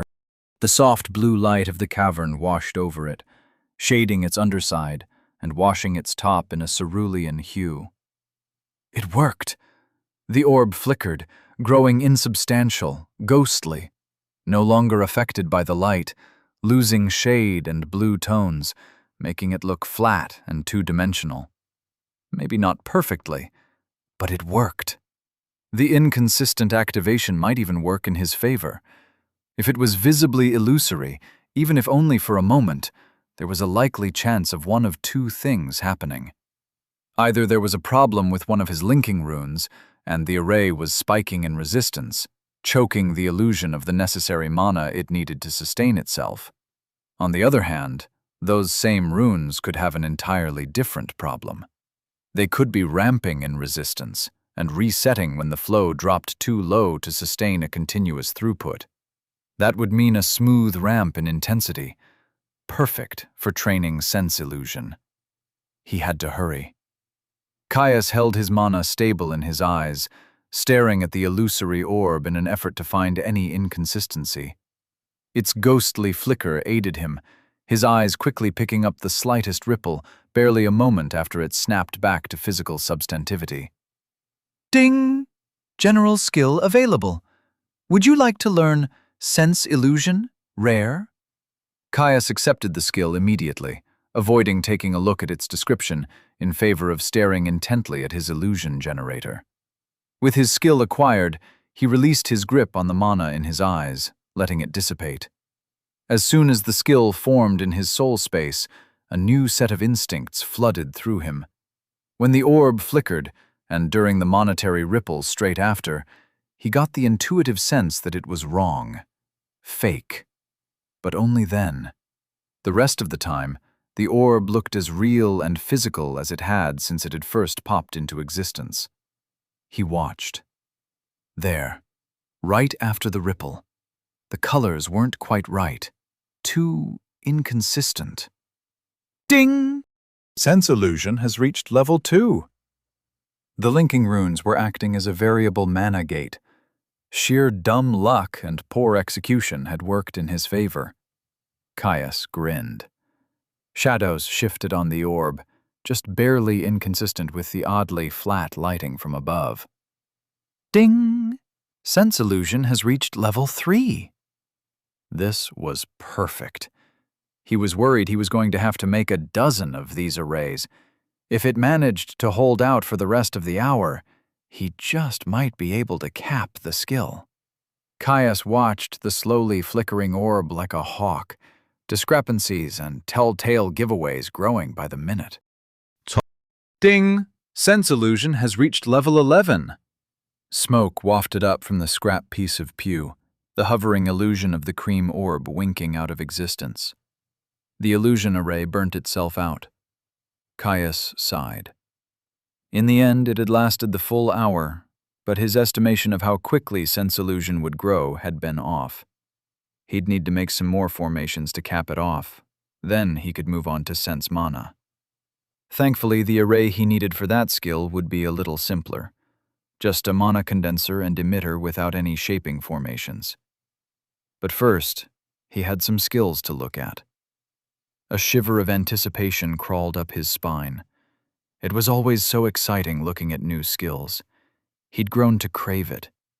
Another slight benefit to his legacy skills, he got to see a whole lot more of them than most. He pulled up the description of Appraise. Appraise, level 8 rare. Every object has a history, a use, and a story. Know these, and their true purpose is revealed. Skill that enables slight insight into the status of items and artifacts. Higher rarity and more powerful items are more difficult to appraise. Enchantments and skills can block this insight. Each level slightly increases the skill's ability to overcome insight blocking effects. Caius nodded to himself. He had known that higher rarities could resist appraisal, but it was good to see it all laid out for him. He was pleased with his growth. Both Appraise and Inspect were notoriously easy skills to level, as one could simply use them on any non-living or living object that they passed by. As he and Porkchop had made their way back from the center of the glade, he'd practically appraised every third flagstone. It was boring work, but important. Inspect had skyrocketed in comparison, having reached level 16 thanks to his inspection of the many trees in the glade. It was something that would level in the background, but it was important he merged the skills as soon as possible so that he could acquire the last skill he needed for true sight. He moved on to his most recent skill, Sense Illusion, level 11. Rare. Reality can be obscured. Facts can be hidden. Lies are prevalent. A proper seeker of wisdom observes not the falsity, but the cracks through which the truth shines through. Skill that aids the user in seeing the truth behind illusion and mirage effects. Level disparity, skill level, mana investment, and illusion quality can block this insight. Each level slightly increases the skill's ability to overcome insight blocking effects. Caius dismissed the notification. He was glad to finally have acquired it. Illusion effects grew more common as one descended the depths, and it was not unheard of for careless delvers to fall prey to cloaked traps and camouflaged ambush predators. Looking back to the messy stack of wooden boards he had secured for himself, Caius forced himself to suppress a groan. He didn't want to wake Porkchop after all. He'd finish leveling Sense Illusion, work on Sense Mana, and then he could rest. Chapter 39. Mistakes were made. Caius gasped in relief, rubbing his eyes. He'd been staring at floating illusions for hours, long enough that Porkchop had woken from his nap and was now watching him curiously from the church. His friend had seemed fascinated with the process of scrawling runes and the resulting effects they produced. At least, he had the first few times. Caius sent a contemptuous scowl to the charred pile of boards that had been collecting behind him. At first, it had been enough to simply make more arrays to generate floating orbs. Eventually, that stopped pressuring his skill, and he had to take far more time on the array, making it, and by extension the illusion, as perfect as possible. On rough wood, with a stick of charcoal. It was enough to make him tear his hair out. If that wasn't enough, eventually, even a perfect floating orb wasn't enough. Too simplistic, too flat. He'd had to start adding complexity to the shaping arrays, giving the orb variation in color and texture, making it respond superficially to touch and movement, adding better light scattering. Tasks that Gretchen's standard was not well suited for. By the end, he'd had to reinscribe his final array 4 times. 4 times. Rising from his comfortable seat, Caius lunged into a deep stretch, working out the kinks he had developed after sitting over-hunched for so long. Walking over to Porkchop, he grabbed one of his water skins and slumped down, leaning heavily into the warm softness of his friend's side. "Going well?" Porkchop asked, chest rising in a series of quick chuffs. Bastard was laughing at him. He let out an unintelligible grumble. "The sooner I never have to think about that stupid script again, the better. My hands hurt, my ears hurt, and my brain feels like it is melting out of my ears." "So, yes, it's going well," Caius ranted, before slipping out a grin. "I capped the skill." Porkchop simply rumbled, amusement still flowing across their link. I should get back to it, Caius sighed. I've only got sense mana now. The inscriptions for that should be a lot simpler. Pulling himself up to his feet, Caius wandered back to his waiting pile of wooden planks. He pulled one free, letting it fall to the ground with a clatter. Taking a seat in front of it, he began tracing the lines of his next array. He'd told the truth when he'd mentioned to Porkchop that the array he needed was much simpler. It was also firmly in the wheelhouse of the simplistic arrays that Gretchen's standard was designed for. Flowing lines, geometric shapes, and whirling passages of runic hymns materialized in his mind's eye. He held the image, searching for mistakes and imperfections. It was about half the size of the array he had used for sense illusion. He'd been able to completely rip out the shaping array, and most of the binding ones too. Just the central sigil and some tertiary directing runes remained. Stripped down, it was really just a gathering array, a few conduits, an emitter, and the binding. Ding! Mental visualization has reached level 18. Good, Caius thought to himself. He should be able to finish the skill before he was done as well. He sharpened his charcoal with his hunting knife, placing the rudimentary writing implement down onto the wood, and began to inscribe his array. 10 minutes and a handful of corrections later, and he watched the array activate, sinking deep into the wood. Focus dived inwards, forcing mana to flood into his eyes. He reached saturation just as the formation activated. It was far quicker than his earlier illusion array, only needing to condense the mana rather than transform it into a different form. Thick, hazy air rose up from the array, the mana dense enough to cause physical deformations. Ignoring his rising headache, he peered at intently, trying to reveal its secrets, to see the hidden world of magic that suffused and radiated through all of existence. Something sparked. A flash of color? Ding! General skill available. Would you like to learn Sense Mana, Rare? Letting out a whoop, Caius relaxed his hold on the mana in his eyes and accepted the skill. Instantly, the world was awash in a riot of colors. Ding! Sense Mana has reached level 2. A geyser of spiritual energies roared out of his array. Ding!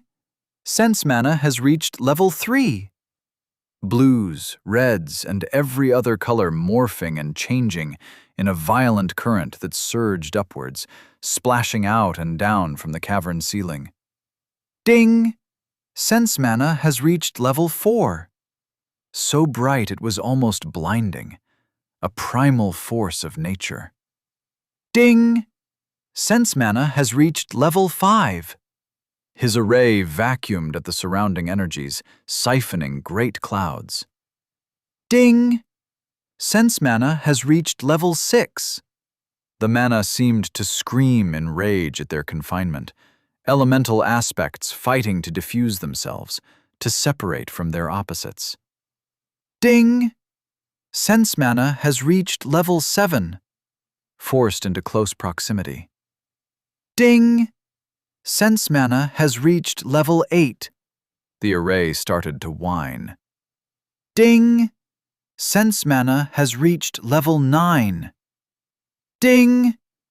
Sense mana has reached level 10.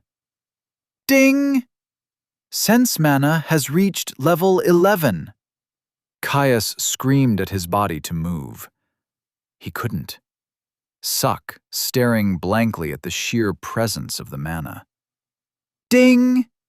Sense mana has reached level 12. Ding! Sense mana has reached level 13. There shouldn't be so much of it, should there? Mana was diffuse, thin. Even if he was in the depths, he was only on the second layer. Ding! Sense mana has reached level 14. Ding! Sense mana has reached level 15. The board rattled. Ding! Sense mana has reached level 16. Ding! Sense mana has reached level 17. Something closed over his shoulder, hard, digging into his flesh. Ding! Sense mana has reached level 19. He was yanked backwards. His head lolled to the side. The mana was everywhere. So bright. Even looking away from the siphon, it suffused everything. Too much. He couldn't see. Shapes blurred past him, indistinct in the all-consuming radiance of a natural force revealed to him in all its primal glory. He scraped along the ground, whatever was dragging him moving faster and faster. The array detonated. Noise cut through his fugue like a clap of unexpected thunder. He looked back. An impenetrable wall of mana flooded towards him. They weren't going to make it. The shockwave hit. His eyes. It was burning his eyes. Ding! Sense mana has reached level 20. Underestimate. Caius came to, with a splitting headache. Something heavy was laying on top of him. Something soft, warm, and grumbling in concern. Porkchop. Get off me, you big lug, Caius said, spitting out his friend's fur and pushing ineffectively at his massive bulk. Porkchop rose quickly, bending down to stare at him with concern. Caius blinked, trying to see where they were. Mana still suffused everything, eddy currents of the mystical force drifting from the wind. It seemed to concentrate around living things, hugging trees and lichen alike with familiarity. A headache started to set in. Caius groaned, rubbing his eyes. When he opened them again, the light of the mana was still there. It was visible, but also not. A bizarre double vision. He could see the soft blue light, the dark reds and blacks of Porkchop's coat, and the browns of the tree trunks around him. Yet he could also see vacuous streamers of green clinging to plants, browns rising from the earth, gray flitting through the glade's soft breeze, and a dozen other colors besides. It was like being stuck in a thick fog bank, barely able to see more than a few long strides in any direction. "Idiot!" Porkchop bopped him on the head with his paw. "Hey!" Caius rubbed his head. "What was that for?" "Blew up church." What?" Caius asked, confused. His eyes widened, memories of what had happened with his array coming rushing back to him. "Shit," he said. Looking around, Caius saw they were somewhere in the glade proper. It seemed Porkchop had pulled him to safety. He racked his brain, trying to figure out what the hells had happened. The formation shouldn't have detonated like that. Even if there was a truly absurd amount of mana in the depths, even if he had made a mistake, At worst, the board he had inscribed should have just caught on fire. There was no way it could have handled that much throughput. Wait, he'd blown up the church? Porkchop. What happened to the church? He asked frantically, trying to ignore a ghostly double of mana that seemed superimposed on Porkchop's figure. Most of their gear and supplies had been inside. "It fell over!" Porkchop yelled, frustration and concern shining across their link. "What do you mean it fell over? How bloody big was that explosion?" "You tell me! You did it!" "I don't know. That absolutely shouldn't have happened. Fuck, we have to check it out. Most of my gear is still there." He groaned, pushing himself to his feet. Porkchop grumbled, spinning off to walk in what was presumably the directors of the remnants of their base. Caius followed, stumbling as he struggled with his newfound sight. As they walked through the trees, Caius pulled up the notification for his new skill. Sense Mana, Level 20. Rare. Trace the hidden paths of magic and reveal the unseen truths of the arcane. Skill that reveals the hidden mystic realm. High mana levels can prove blinding. Each level slightly increases acuity and tolerance to ambient mana. Blinding indeed.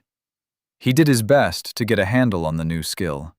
Slowly, ever so slowly, the mana withdrew from prominence in his vision. Oh, it was still there, but far more muted, only returning to blanket his sight in color when he focused his attention on the new sense. Something that caused problems, as it was all too easy to catch a flash of mana out of the corner of his eye and focus his mind on the unexpected detail. Enough to bring the overwhelming wall of mystic fog back in full force. By the time they arrived at the church, he had mostly gotten a handle on it, but he knew he still needed practice. It could prove fatal if it overwhelmed his sight in the middle of a battle. He had not expected the skill to be so impactful. Hell, his father had warned him that, at early levels, atmospheric mana was barely perceptible. Was the magic of the depths really that dense? It had to be, if it had so completely overwhelmed an array designed for a novice. There was no way he had made a mistake, not with bloody Gretchen's standard of all scripts. The pair exited the trees, the low wall that surrounded the church and graveyard coming into view. Looking past it, Caius was treated to a sight of total devastation. Where he had been working on his inscriptions, there was now a crater easily 3 strides deep and thrice as wide. Headstones close to the blast had been shattered, sending fist-sized fragments of stone sailing clean across the yard. Those further away had been knocked flat, only those closest to the wall still standing strong. The church had gotten the worst of it. He'd only been a few long strides from it, after all. The blast had caved in the closest wall. Large masonry stones kicked inwards with concussive force. Dust and gravel coated everything. To make matters worse, the already dilapidated roof had totally collapsed. Caius let out a groan. That was a lot of digging they were going to have to do. He just hoped his new armor was all right. He'd left it on top of his pack. Thankfully, he had his sword on him. Even with how close he was to Porkchop, in the center of their claimed camp, he felt naked without it. It was the depths, after all. Who knew what could happen? Hells, you never knew when a runic array could explode your house. He scowled. Gods damn it. He stalked forwards. My bad, Porkchop. We better get digging. Idiot, Porkchop grunted. Not forgetting this. Caius grunted, pushing with his legs as he helped Porkchop roll away the last discarded piece of masonry that they needed to move to get access to their supplies. In all honesty, they'd gotten pretty lucky. The blast had utterly annihilated the dire boar they had been roasting over the fire, sending meat mush and hot coals throughout the building. It made for an interesting time picking their way through the building. Half his steps had sizzled the leather of his boots, and the others had squelched uncomfortably. Thankfully, when he had been preparing materials for his inscriptions, he had already carted the vast majority of the wooden furniture out of the building. Nothing had caught fire. His pack, his armor, and their emergency supplies of jerky had escaped intact. Mostly. One of his water skins had been ruptured, shredded as a high-speed stone shard tore straight through it. Thank God for his father's insistence on backups. "Where next?" Porkchop asked as Caius tightened the last of the buckles on his scale mail. "Leave the glade, I guess. I don't fancy camping without solid walls. Too much risk of roaming beasts. We could try the Hunter's Lodge, but there are a lot of undead bodies there. It smells foul." "Don't blow up the house next time, then," Porkchop teased him. Yeah. I think I've got an idea of where we should go, though. One of the tunnels out of here looked pretty different. Some sort of mine shaft. "Good as any. Hopefully there will be more champions. The Tomblord was fun," Porkchop said, shaking his body in excitement of a prospective fight. Caius agreed. He'd spent enough time in this glade. As magical as it was, he'd taken out all of the champions that could be found in it. It was time to go. He was tantalizingly close to unlocking his next legacy skill, and he had yet to find anything that was as good at helping him level his skills than a good fight. Plus, the powerful loot they offered was an edge too useful to ignore. And maybe, if he kept pushing himself, he might be able to learn more about what it meant to be observed.